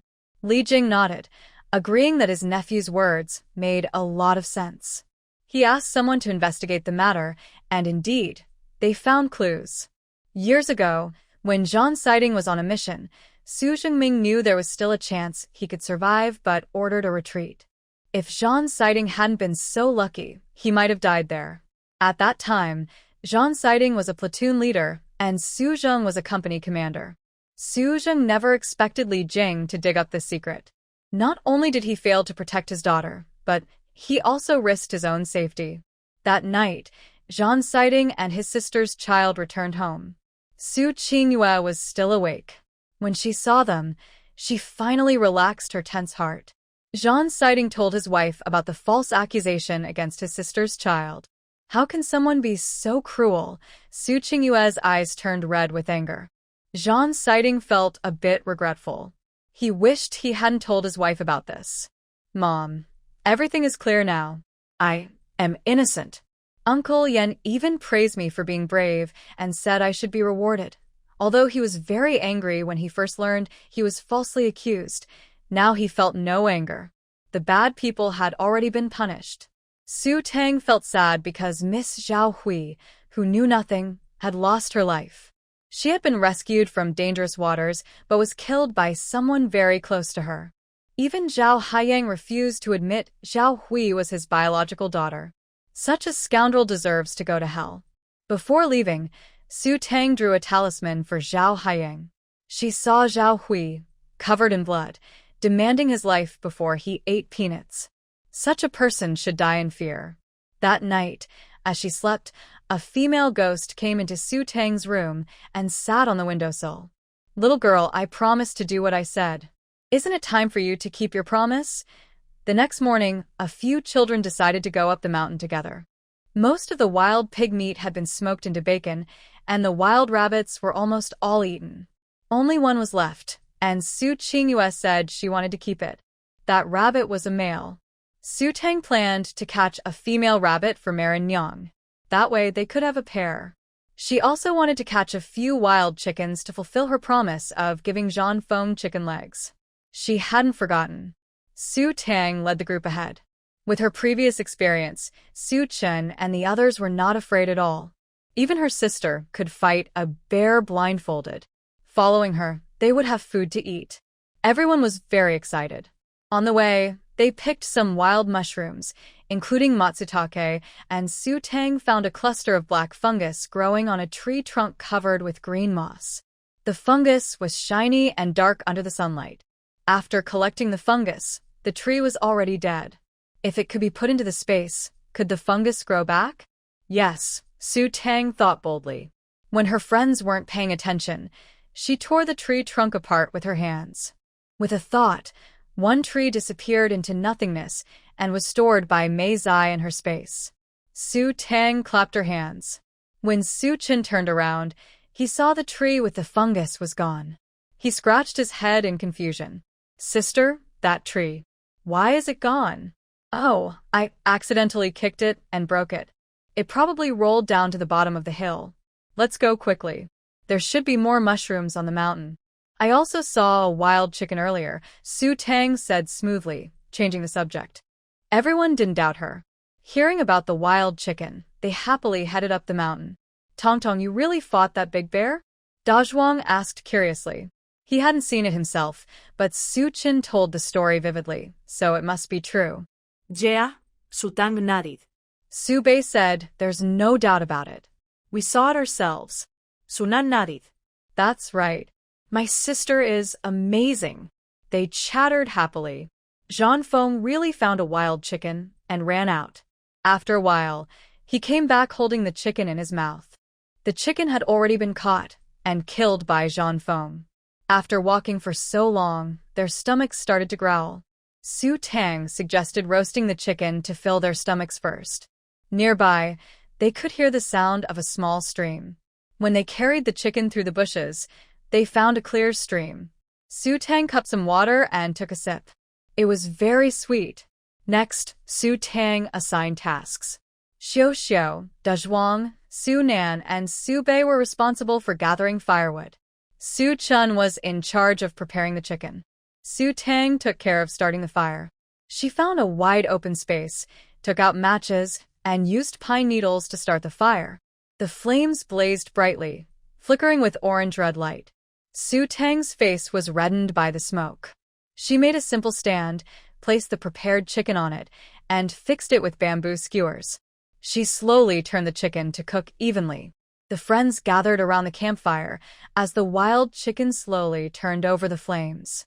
Its surface turned golden, and the sizzling fat dripped into the fire, sparking a series of small flames.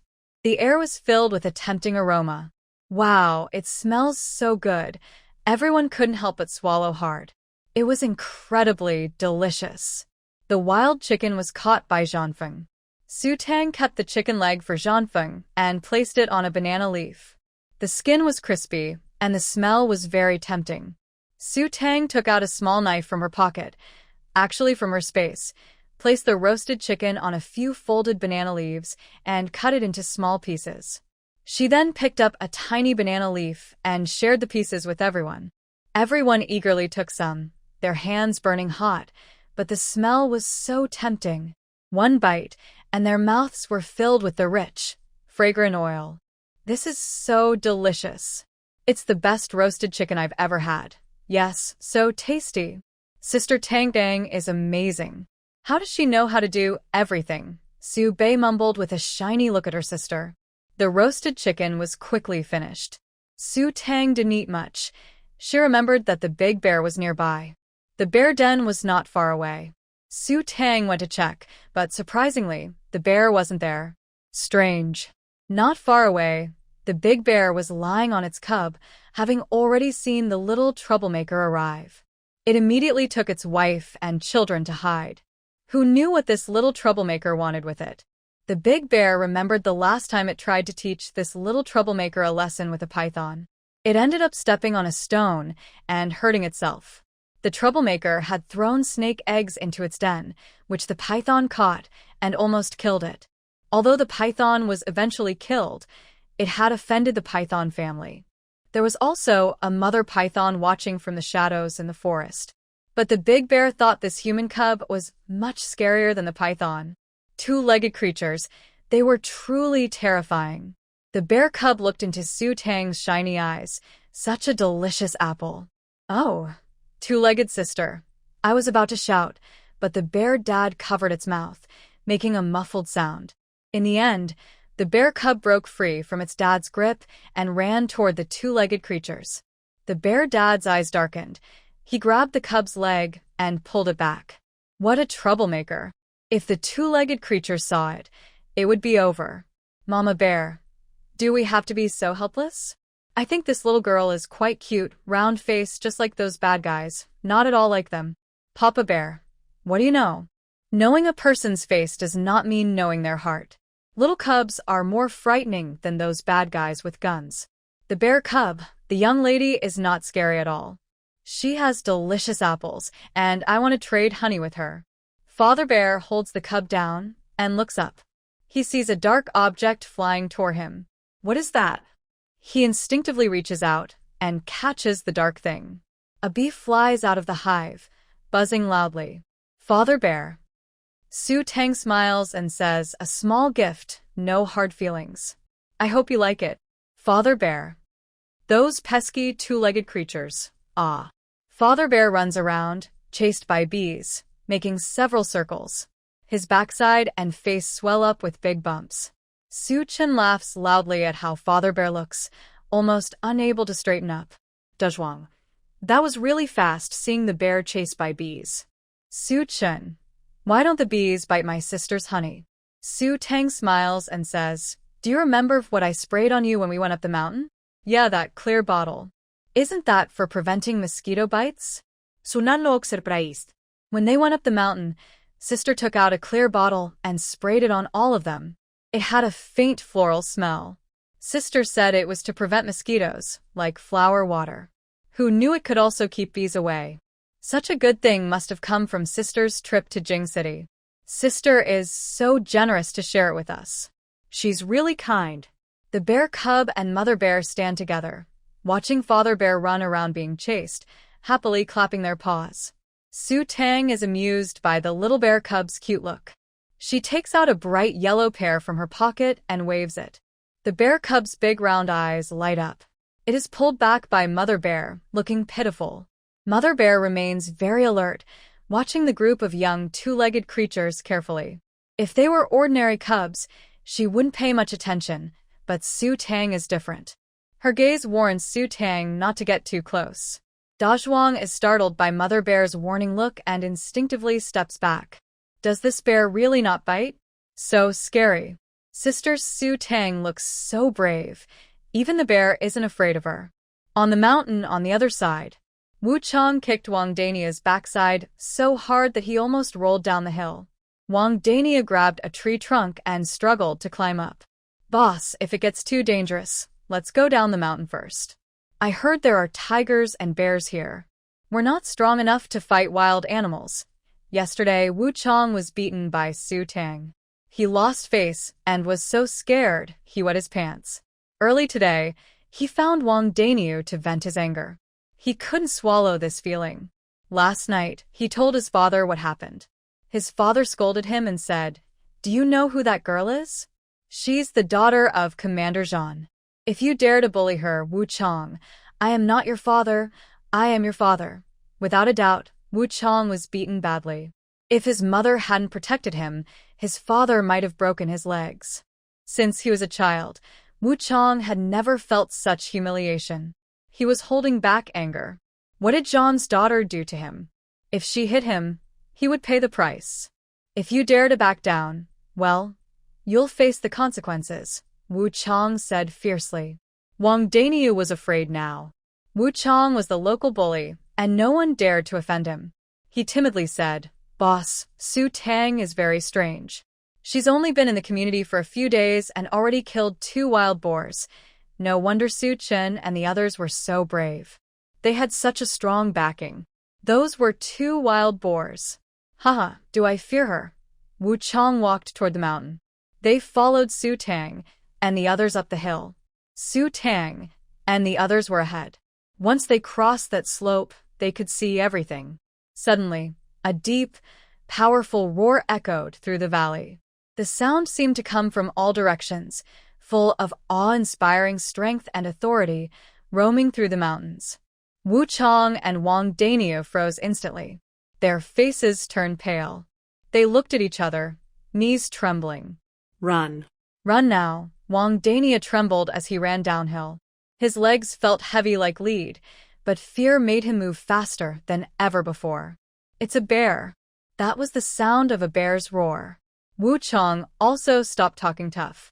He scrambled and rolled down the mountain, sliding and tumbling. Branches scratched their faces and bodies, but they didn't care about the pain now. The bear's roar grew louder, as if it was coming toward them. Their breathing became quick and shaky, and their steps wobbled. Wu Chong suddenly lunged forward, rolling down the hillside, crashing into Wang Daniu, and together they tumbled down the slope. They were as clumsy as could be. Both of them fell to the ground and couldn't get up. They watched the big bear approach step by step, each step feeling like it was stepping on their hearts. Wang Daniu was so scared he was trembling all over. Wu Chong told him, "Play dead. The bear doesn't eat dead people. Hurry." Wang Daniu pretended to be dead, but his legs kept trembling. They buried their faces in the ground, lying flat and keeping their eyes tightly shut, not daring to make a sound.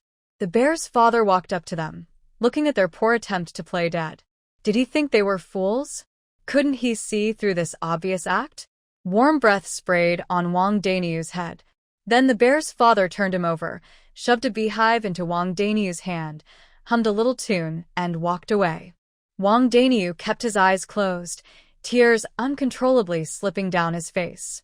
Something soft was in his hand, but he dared not open his eyes until the big bear was far away.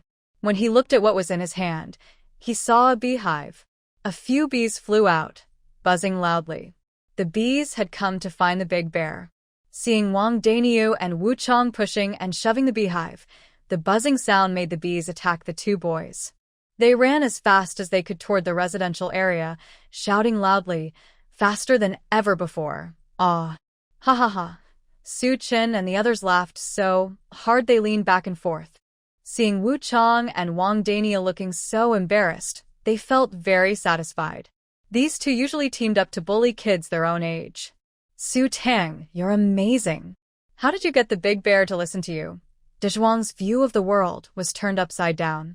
It seemed like Su Tang could communicate with the big bear, and the most amazing part was the big bear actually listened to her. "Maybe it's because I look pretty." Su Tang snapped her fingers, acting proud. It sounded a bit narcissistic coming from someone else, but when Su Tang said it herself, it didn't feel that way. Everyone thought Su Tang looked very beautiful. Grandpa Bear has returned. Little Bear has already finished nibbling on the pear. Its sweet, fragrant smell and shiny appearance seem to say, "More? More." The Big Bear family's guard is down around Su Tang. Grandpa Bear picks up a pear seed from the ground and takes a bite. It tastes so sweet and delicious. No wonder Little Bear likes it so much. It wants to eat too. The family of three has no fear of the small human cubs, only hope for more food. The fruit the cubs brought out tastes wonderful. It's much better than the wild berries they usually find. Little Bear stares eagerly at Su Tang's pocket, which looks like a treasure chest. "Wanna eat? That's okay," Su Tang says, with her hands on her hips. "Let's trade. You give me something valuable and I might consider it." Trade? They think carefully. What could they exchange with a human cub? Little Bear walks up to Su Tang, nuzzles her hand, then leads her to the bear den. It points at a pile of strange-shaped stones, standing with its hands on its hips like Su Tang. Little Bear, like a tiny hamster, loves collecting these odd stones. It thinks they are the most precious things. It picks out a heart-shaped stone and offers it to Su Tang. Su Tang isn't interested in these stones and shakes her head. You can't trade these for tasty fruit. The family of 3 feels stuck. Suddenly, Grandpa Bear remembers that human cubs like wild boars. He knows where their nest is. Su Chen and the others follow Su Tang, led by Grandpa Bear to the wild boar's den. Their eyes light up when they see it, but 2 large wild boars are patrolling, along with a few small piglets that look like they're not grown up yet. Small wild boars are the tastiest, so Su Tang reluctantly agrees. Grandpa Bear acts quickly, rushing into the den and catching 2 big wild boars. He bites them to death and drags them out in front of the human cubs. Zhang Feng also doesn't sit still. He catches a wild chicken. De Zhuang tries to join in but is knocked over by a tiny piglet, falling flat on his stomach. Everyone laughs. With teamwork, they manage to catch a small piglet. They hold the piglet down. Zhang Feng rushes forward and bites its neck. After a few convulsions, the piglet dies. The remaining wild boars run away. But Su Tang feels they've already gathered enough today. Grandpa Bear takes them to a place full of matsutake mushrooms and many other kinds of mushrooms. Everyone successfully fills their baskets to the brim. Su Tang saw a small rabbit and remembered that her mother wanted a live rabbit. She asked Zhang Feng to catch one, saying, "Don't kill it." The bear cub was faster than Zhang Feng. It pounced on the rabbit, caught it, and then spun around happily, as if saying, "Look how great I am." Good job, Su Tang said. She patted the bear cub's head and took out a pear from her pocket, giving it to the cub. The bear's parents looked at Su Tang eagerly. She glanced at her friends who were mushroom picking and took out 2 apples from her space. She looked at the expectant bear parents and asked, "Have there been any strange things on the mountain lately? Like unfamiliar faces or sneaky people coming up?" The bear parents exchanged glances. The father nodded and said, "Yes. A couple of days ago, 2 sneaky people came up the mountain. Monkeys said they dug a good hole and buried a sack inside. But this didn't concern the animals. They wouldn't dig into the hole to see what was inside. Sometimes, there were poachers on the mountain with guns. The sneaky people had guns too, so the monkeys didn't dare get close and only watched from afar." Su Tang understood animal speech, especially with intelligent animals like bears. She listened as they said someone was digging a hole and burying a sack. The bear father made a digging motion and then lifted the bear cub, placing it in the hole, mimicking burying soil. Su Tang. Killing and burying a body? She looked up at the sky, where the female ghost also looked confused. After death, people tend to forget some things from their lives. So, the female ghost didn't know how she died. But one thing was certain. She died nearby. Su Tang asked the bear father to find the monkey to lead her to the digging site. The bear father hesitated. It wasn't that he didn't want to help the young human, but he didn't know where the monkey had gone.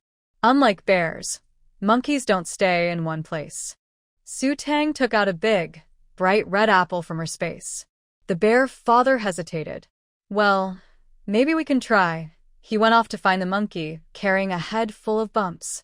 Su Chen called out to Su Tang, "Sister, there are so many mushrooms here.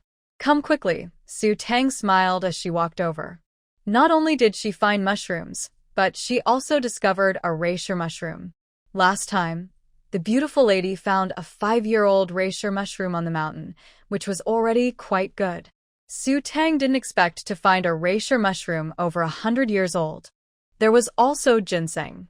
Oh my, this is a big fortune. This place is truly a treasure land. Su Tang collected the most, but her friends also gathered quite a bit. Su Chun had been here once before with Su Tang, and last time they also had a good harvest. Dazhuang and Xiuxiu were here for the first time. The adults in the family courtyard usually don't dare to go deep into the mountains because of tigers and wild wolves. These kids only dared to stay near the mountain edge. They didn't expect the mountain to be so rich in resources. As for wild animals, with Su Tang's little sister around, there's no need to worry about wild beasts. Even a big tiger wouldn't scare them. Zhang Feng's claws proved useful. He quickly dug out the ginseng, which was still covered in fresh soil. It looked very fresh. Su Tang thought about drying it and sending it to her second grandfather in Jing City. Reishi mushrooms and ginseng of this age have high medicinal value. Second grandfather was not in good health, so these would be perfect for nourishing him. While Su Tang was talking to Dad Xiong, Su Chen had already filled her sister's basket completely. Then he packed his own basket. Su Tang didn't say anything about the reishi and ginseng, quietly storing them in her space. Unbeknownst to Su Tang, a huge bird egg near the spring had developed cracks. A claw reached out and took the ginseng and reishi mushroom from the ground, placing them inside the eggshell. The shell, with only a small hole, made cracking sounds as it was broken open. The small basket was bought by Dad at the supply and marketing cooperative. It was very small but packed full.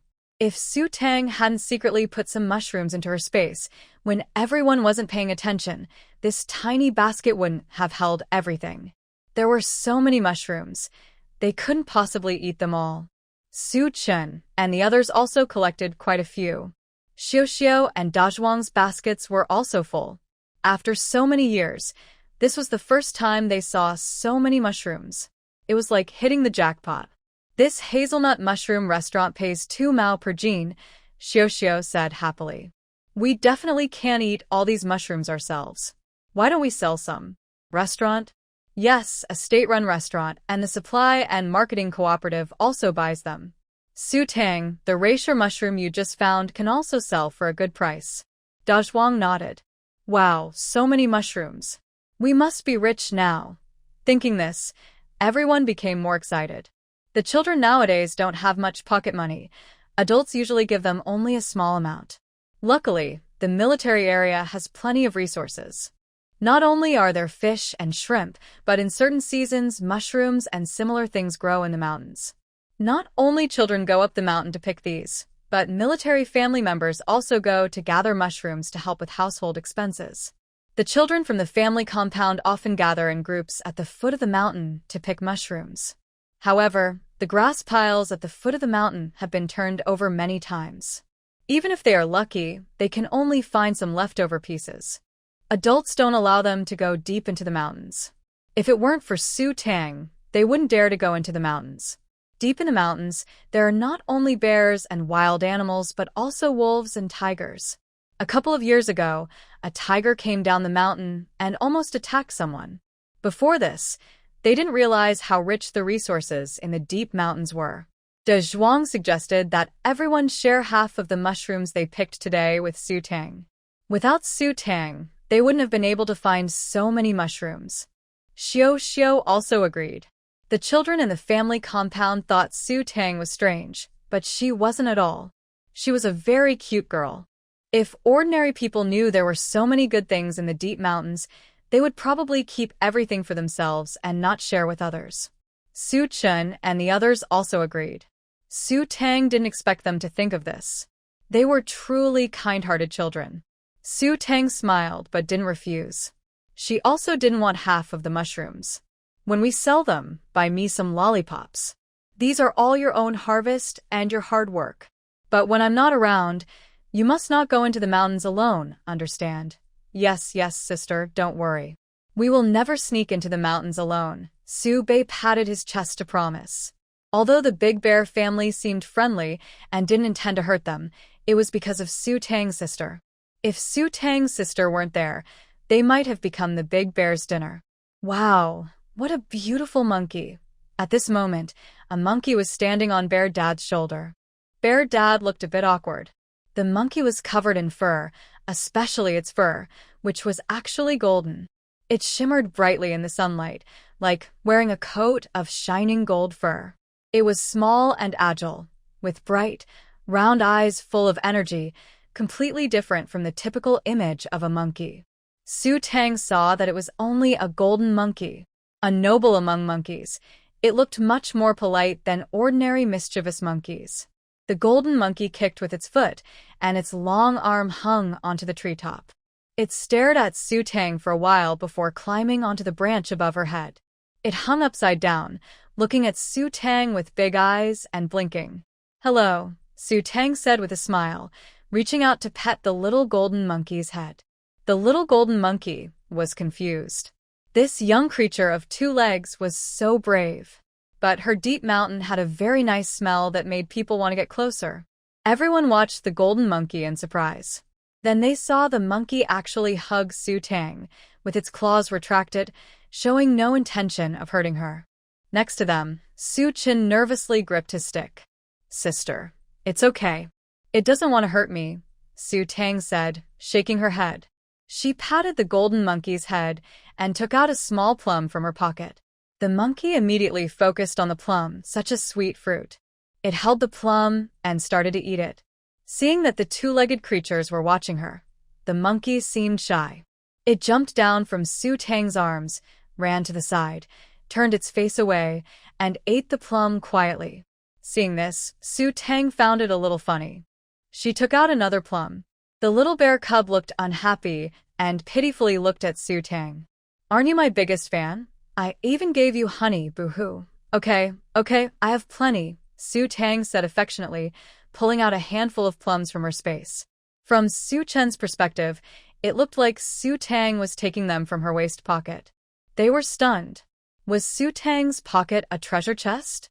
She had so many plums. Xiao widened her eyes and whispered to Su Chen, "Could Sister Su Tang be a fairy from the books? Does she have magic? It's so amazing." The animals seem to like Sister Su Tang a lot. "She's incredible, of course. Who do you think her sister is?" Su Chen proudly lifted his chin. De Zhuang said, You're not even her real brother. It doesn't matter."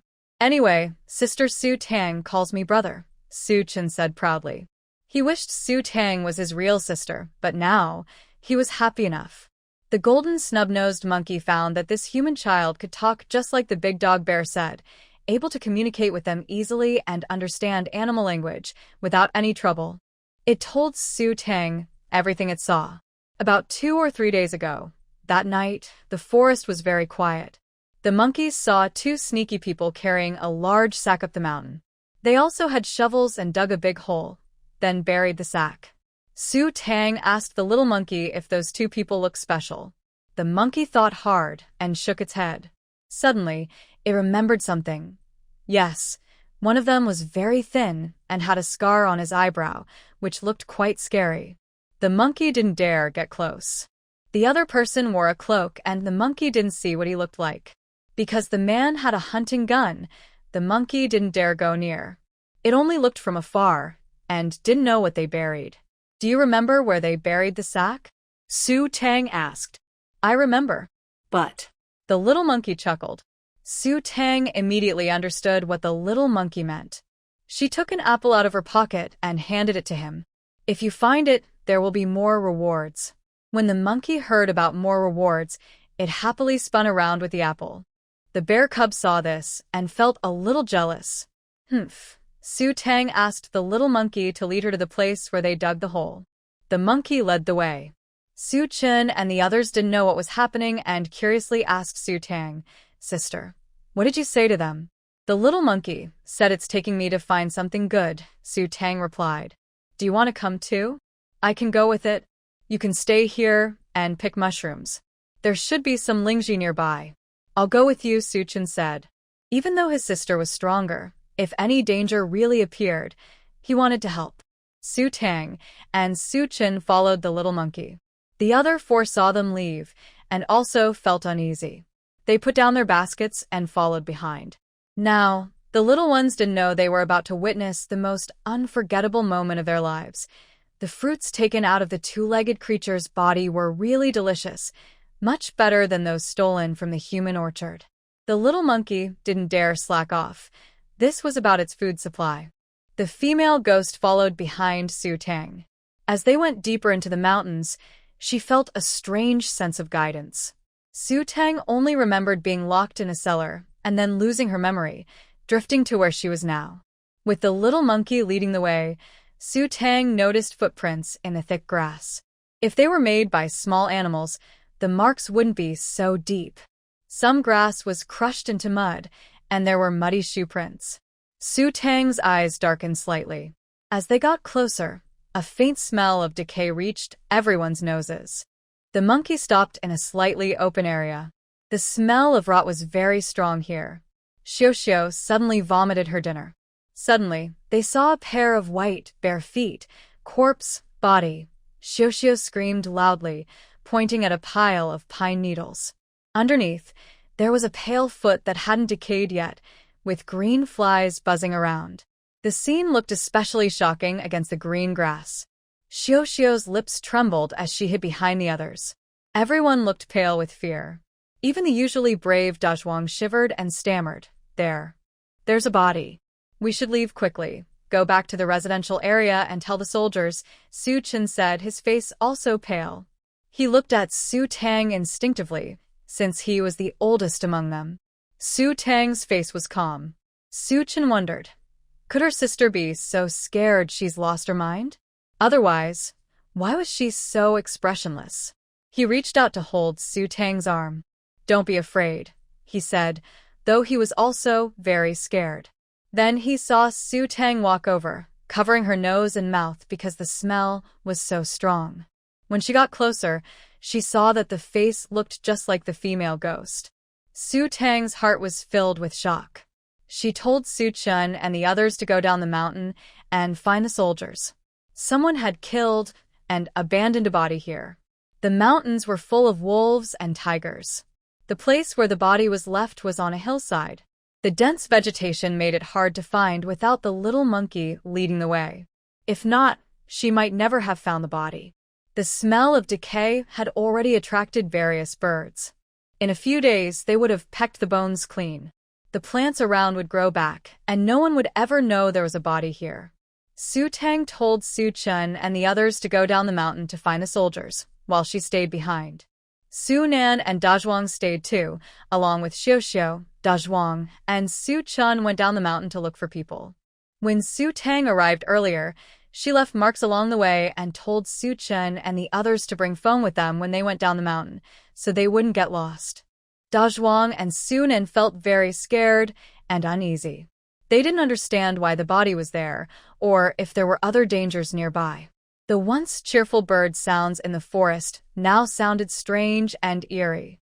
A gentle breeze made the leaves rustle, as if countless eyes were watching them from the shadows. Su Nan and Dazhuang were very frightened, but tried to comfort Su Tang. Su Tang, sister, Su Chen and the others will be back soon. Don't be afraid. We will protect you. There's no danger. Su Tang wasn't afraid, but hearing their words warmed her heart. She nodded softly. She waved her hand. With you here, I'm not scared.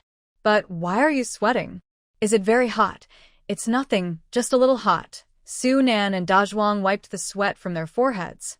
They weren't afraid at all. Not at all, it's just a body after all.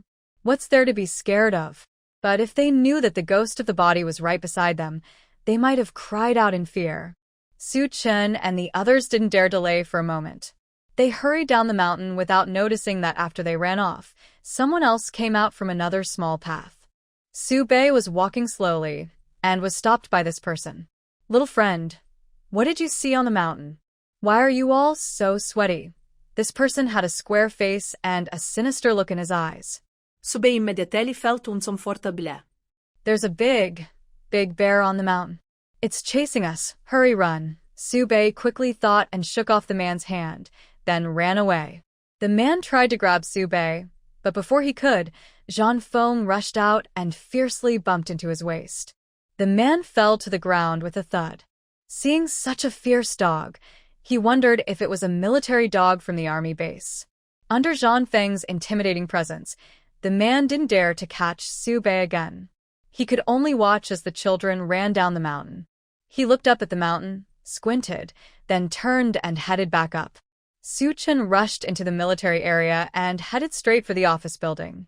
He was stopped by a guard who recognized him as Commissar Su's eldest son. The guard asked, "Are you here to see your father? This is not a place to barge in." "I can't let you in, uncle. I have an urgent matter. We found a body on the mountain." As soon as he said this, it caused a big shock, like a heavy bomb dropped into a calm lake, instantly stirring up a huge wave. Zhan's sighting came over and heard this. He asked, "What did you say?" "Say it again." "Uncle Zhan, we found a body on the mountain. Sister Su Tang asked us to come down and report." Uncle Jean, please take people up the mountain. Sister Su Tang is still on the mountain, Su Chun said breathlessly.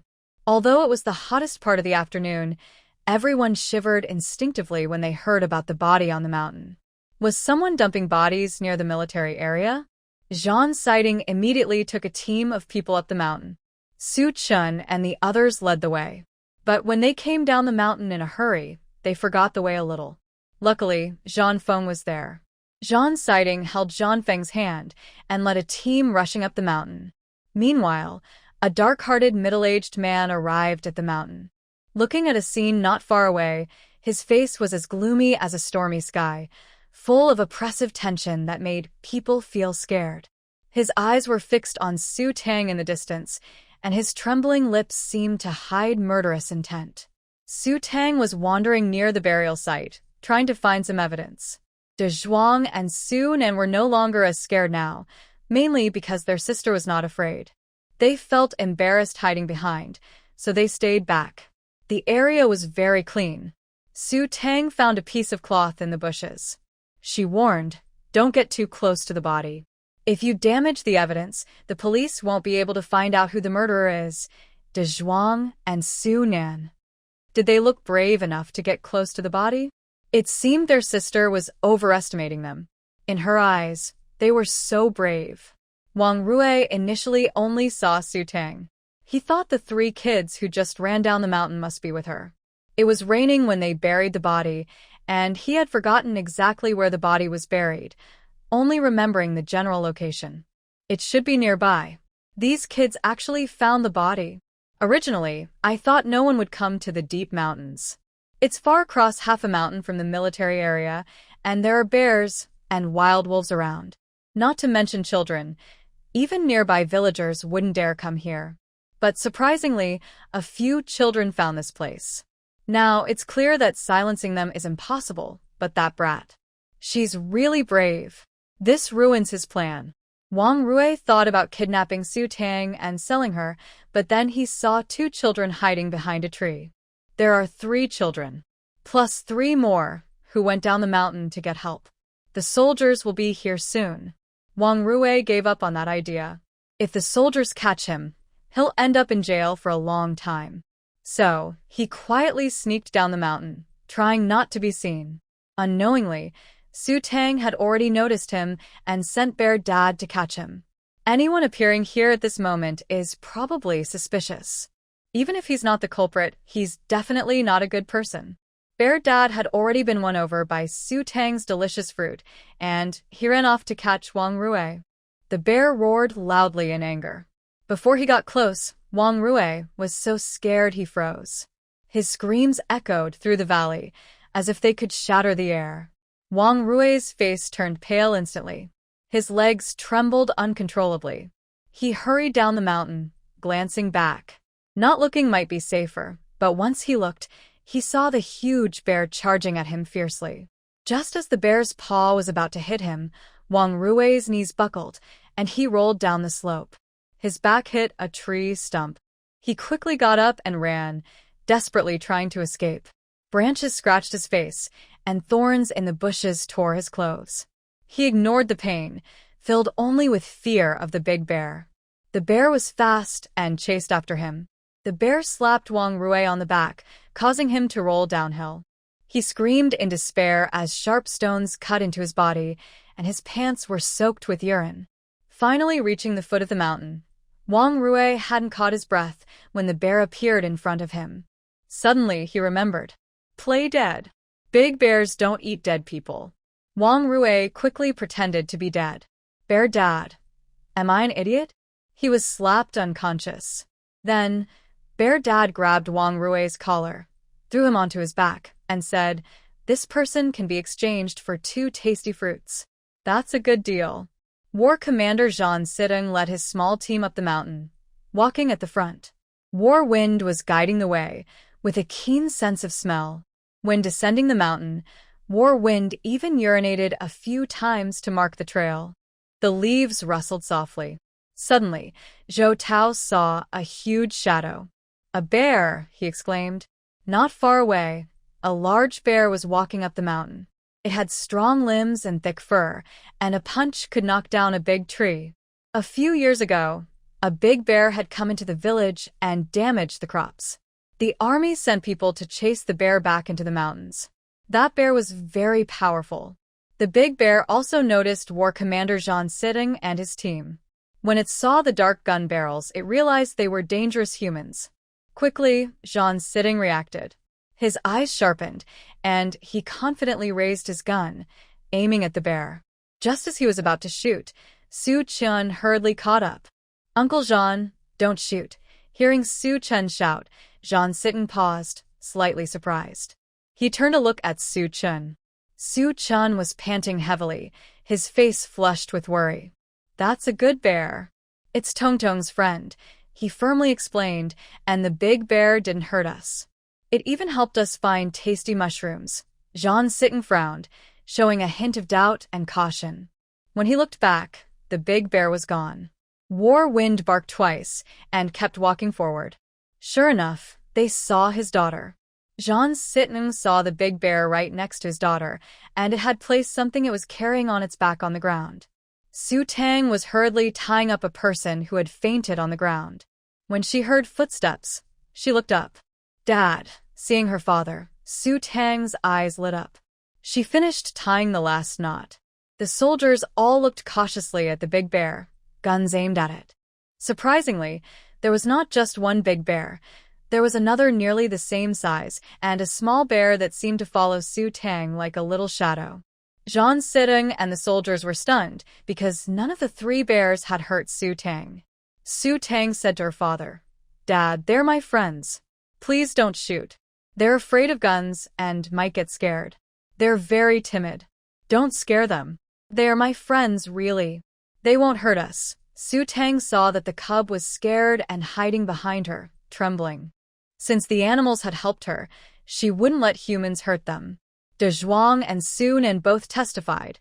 "Uncle Jean, Sister Tang Tang is telling the truth. The animals even took us to pick mushrooms. We collected so many. The bad person just now tried to hurt us, but the big bear hit him and made him faint." De Zhuang pointed to Wang Rui, who was already unconscious on the ground. Zhou Tao said, "Captain, this. Put away your guns." Jean Sitting decided to listen to his daughter. Everyone reluctantly put away their guns, but they remained alert and wary of the big bear. If the bear showed any signs of attacking, they would shoot immediately. Seeing that they had put away their guns, the big bear relaxed a little. A couple of years ago, it had stolen 2 ears of corn and was shot by this dark creature. Although it had recovered, its legs still hurt when it rained. Damn 2-legged creatures. Humph. If it weren't for the cubs, it wouldn't bother with these annoying creatures. For tasty fruit, it could endure. Jean Sitting noticed the big bear's eyes and surprisingly saw contempt. Yes, contempt. He thought to himself, "I must be seeing things. How could I see contempt in the big bear's eyes?" Su Tang told her father everything clearly. Wang Rui hadn't done anything to them, but Su Tang saw a dark aura around him, meaning this person was deeply sinful and had taken more than one life. This person is sneaky. Maybe he's the murderer. "Dad, we must find out the truth. We can't let the real killer go free," Su Tang said firmly. Jean Sitting looked at his daughter and gently ruffled her hair. "Don't worry, sweetheart. Dad will find out the truth." "Dad, I have something to tell you alone," Su Tang said, glancing at the soldiers nearby. She pulled her father behind a tree. The details she learned from the ghost girl were very important for solving the case. But if others heard, they might think she was strange. Jean Sitting was curious about what his daughter wanted to say. So mysterious. "Dad, I can see things that ordinary people cannot see," Su Tang said seriously to Jean Sitting. Seeing his daughter's hesitation, Jean Sitting said, "Sweetheart, just tell me what you want to say. Dad can handle it. The vengeful spirits of the dead are nearby." She said this isn't the first place where bodies were dumped. The place where she died is in a cellar, and there are more than one killer. Jean Sitting was very shocked and couldn't believe his ears. He instinctively looked around. The wind was blowing, and birds were chirping now and then, but somehow, he felt a chill down his back. Cough, cough, cough. Jean Siding thought he had a good ability to accept things, but he didn't expect his daughter to say such surprising things. Seeing her serious little eyes, Jean Siding knew she wasn't talking nonsense. Su Tang was a little worried that her dad wouldn't believe her. Since coming to the military area, her dad had been very kind to her, but this kind of thing was hard for anyone to accept. Is she Scary looking, Jean Siding had seen the corpse and could describe her face as unrecognizable. He worried that this female ghost might scare his daughter. He asked anxiously, "Did I scare my good girl?" Su Tang shook her head. "No, I have a big heart." Su Tang felt warm inside. No matter when, her dad would always care about her first. "Dad, do you believe me?" "Yes," Jean Siding nodded. Su Chen and the others looked confused as Su Tang's sister suddenly whispered something to Uncle Jean. Meanwhile, the soldiers had already placed the corpse on a stretcher. After the heavy rain, all clues had been washed away, and the body showed signs of decay.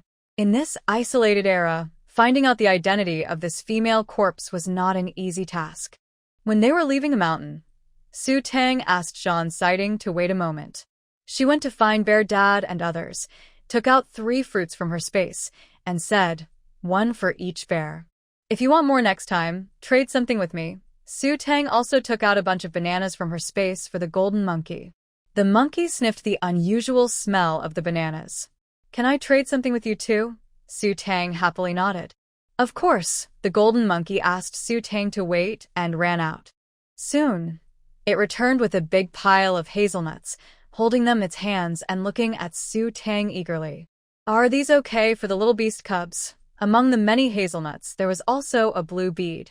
Su Tang's eyes lit up. Such a beautiful bead. Su Tang was immediately drawn to the pretty bead.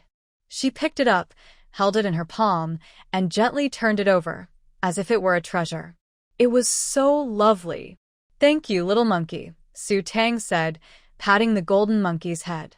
She took a bunch of grapes from her space and handed it to the monkey. With a thought, the hazelnuts the monkey was holding disappeared.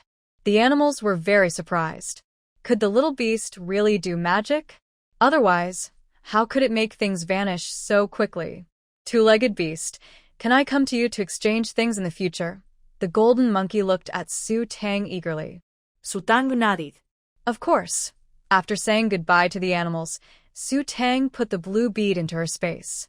She thought it would look very pretty as a necklace on the beautiful lady. As Jean Siding carried Su Tang down the mountain, a soldier couldn't help but ask about her and the animals. Su Tang suddenly remembered and patted her father's shoulder. "Dad, we also picked a lot of mushrooms and other things. We might need your help to carry everything down." Luckily, she remembered.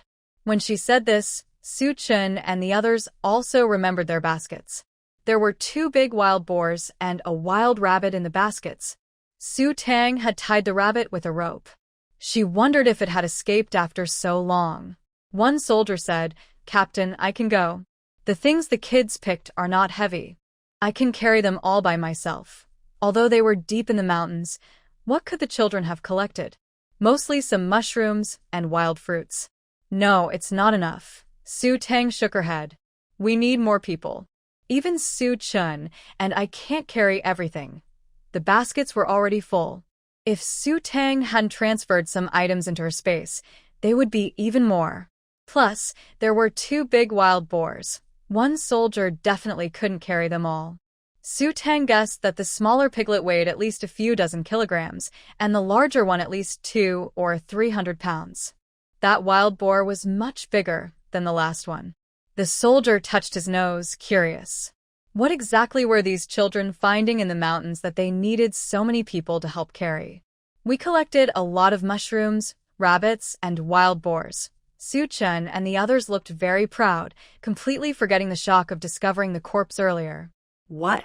They hunted another wild boar?" The soldiers had heard that the young lady from the war family had dragged down 2 wild boars from the mountain. Everyone thought it was just a rumor. Seeing how delicate and fragile the young lady looked, they thought she might be attacked by a wild boar, not that she could fight one. When they arrived at the spot, they saw 2 wild boars that had died not long ago. Everyone was silent. There were several baskets filled with fresh mushrooms, including hazelnut mushrooms, matsutake, and some wood-ear mushrooms.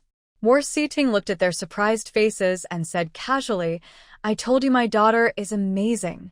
Don't you believe it now?" Even after seeing it with their own eyes, it was hard for everyone to connect this delicate-looking young girl with the large wild boars weighing over 300 pounds. That was until Su Tang jumped down from War Ting's arms and dragged a wild boar with her bare hands. Everyone was stunned. Wow. How could this little girl be so strong? In the future, anyone who dares to mess with her might get a punch that knocks their head off. This time, the spoils included 2 wild boars, a rabbit, and a wild chicken caught by Warfeng.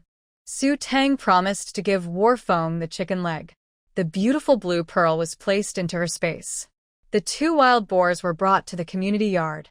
The military wives gathered around to look.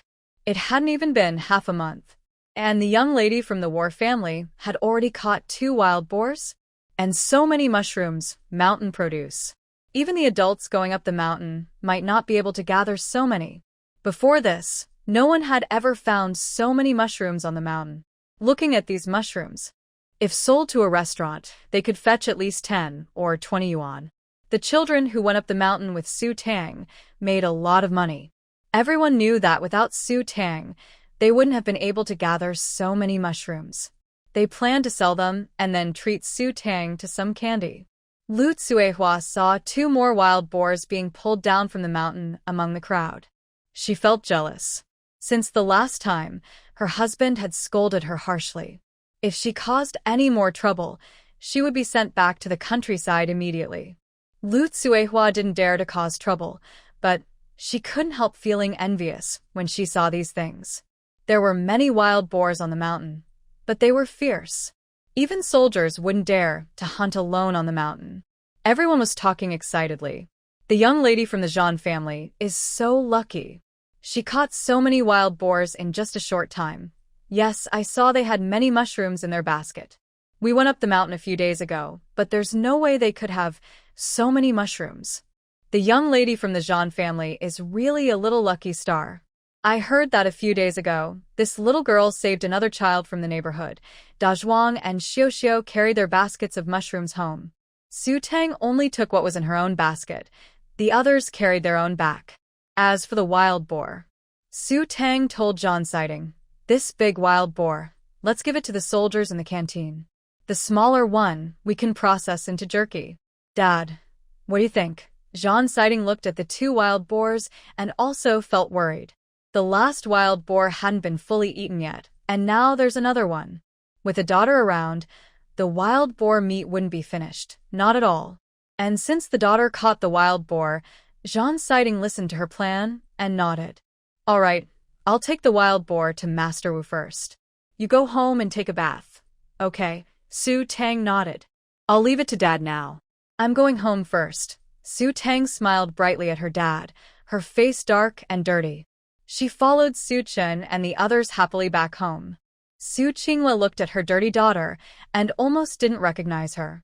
But during this time, the little girl had been playing in the wild. If it had been before, seeing her like this, Su Qinghua would have been so shocked she might have fainted. "Did you go to the back mountain again?" Su Qinghua asked helplessly. Zhan Feng ran off to get some water. Su Tang put down her basket. Yes. "Mom, I'm so amazing. Look," she took out a live rabbit from her basket. Su Qinghua looked at the rabbit and was surprised. "You really went to catch a rabbit?" Su Qinghua was just saying it casually, not expecting her daughter to actually go catch a rabbit. Silly girl. Su Qinghua reached out to try to grab the rabbit, but it kicked its legs. She quickly pulled her hand back. "That." "Tang, it won't bite, right?" "It won't." Su Tang shook her head. "It's very well behaved." She lowered her head and told the rabbit, "If you dare to move, I'll stew you and make stir-fried rabbit." The struggling rabbit immediately stopped moving. Those little feet are so annoying. When it was in Su Qinghua's hands, the wild rabbit really didn't move anymore, feeling very defeated. Su Qinghua placed the rabbit into a cage made by Zhan Siting with some fresh grass inside. The original rabbit saw the new one and curled up in the corner.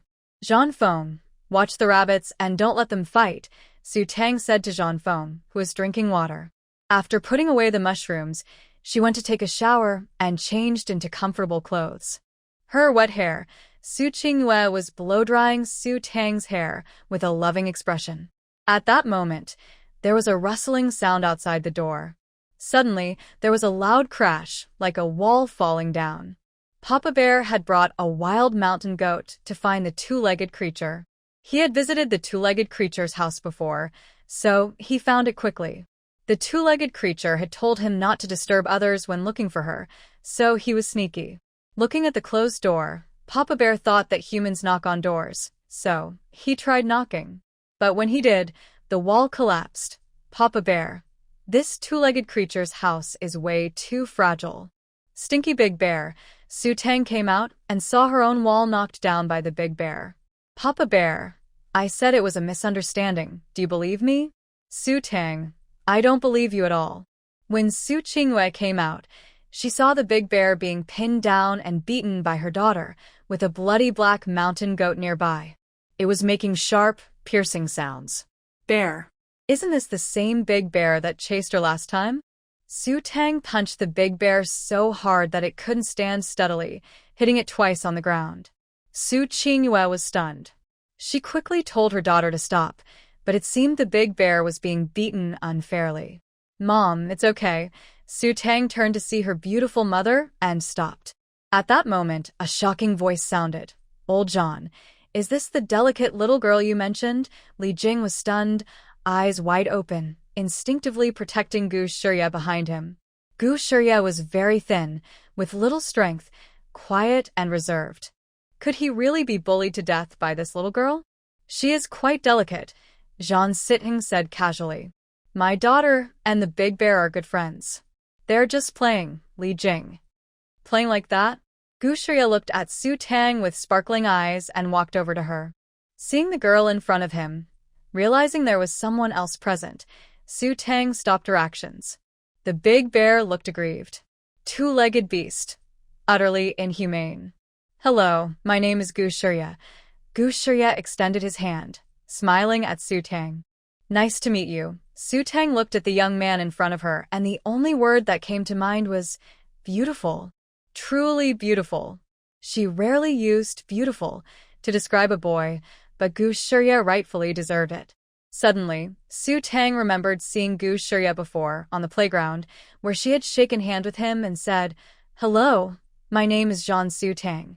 The handsome young man before her was surrounded by a dark aura, but this aura was different from that of deeply wicked villains.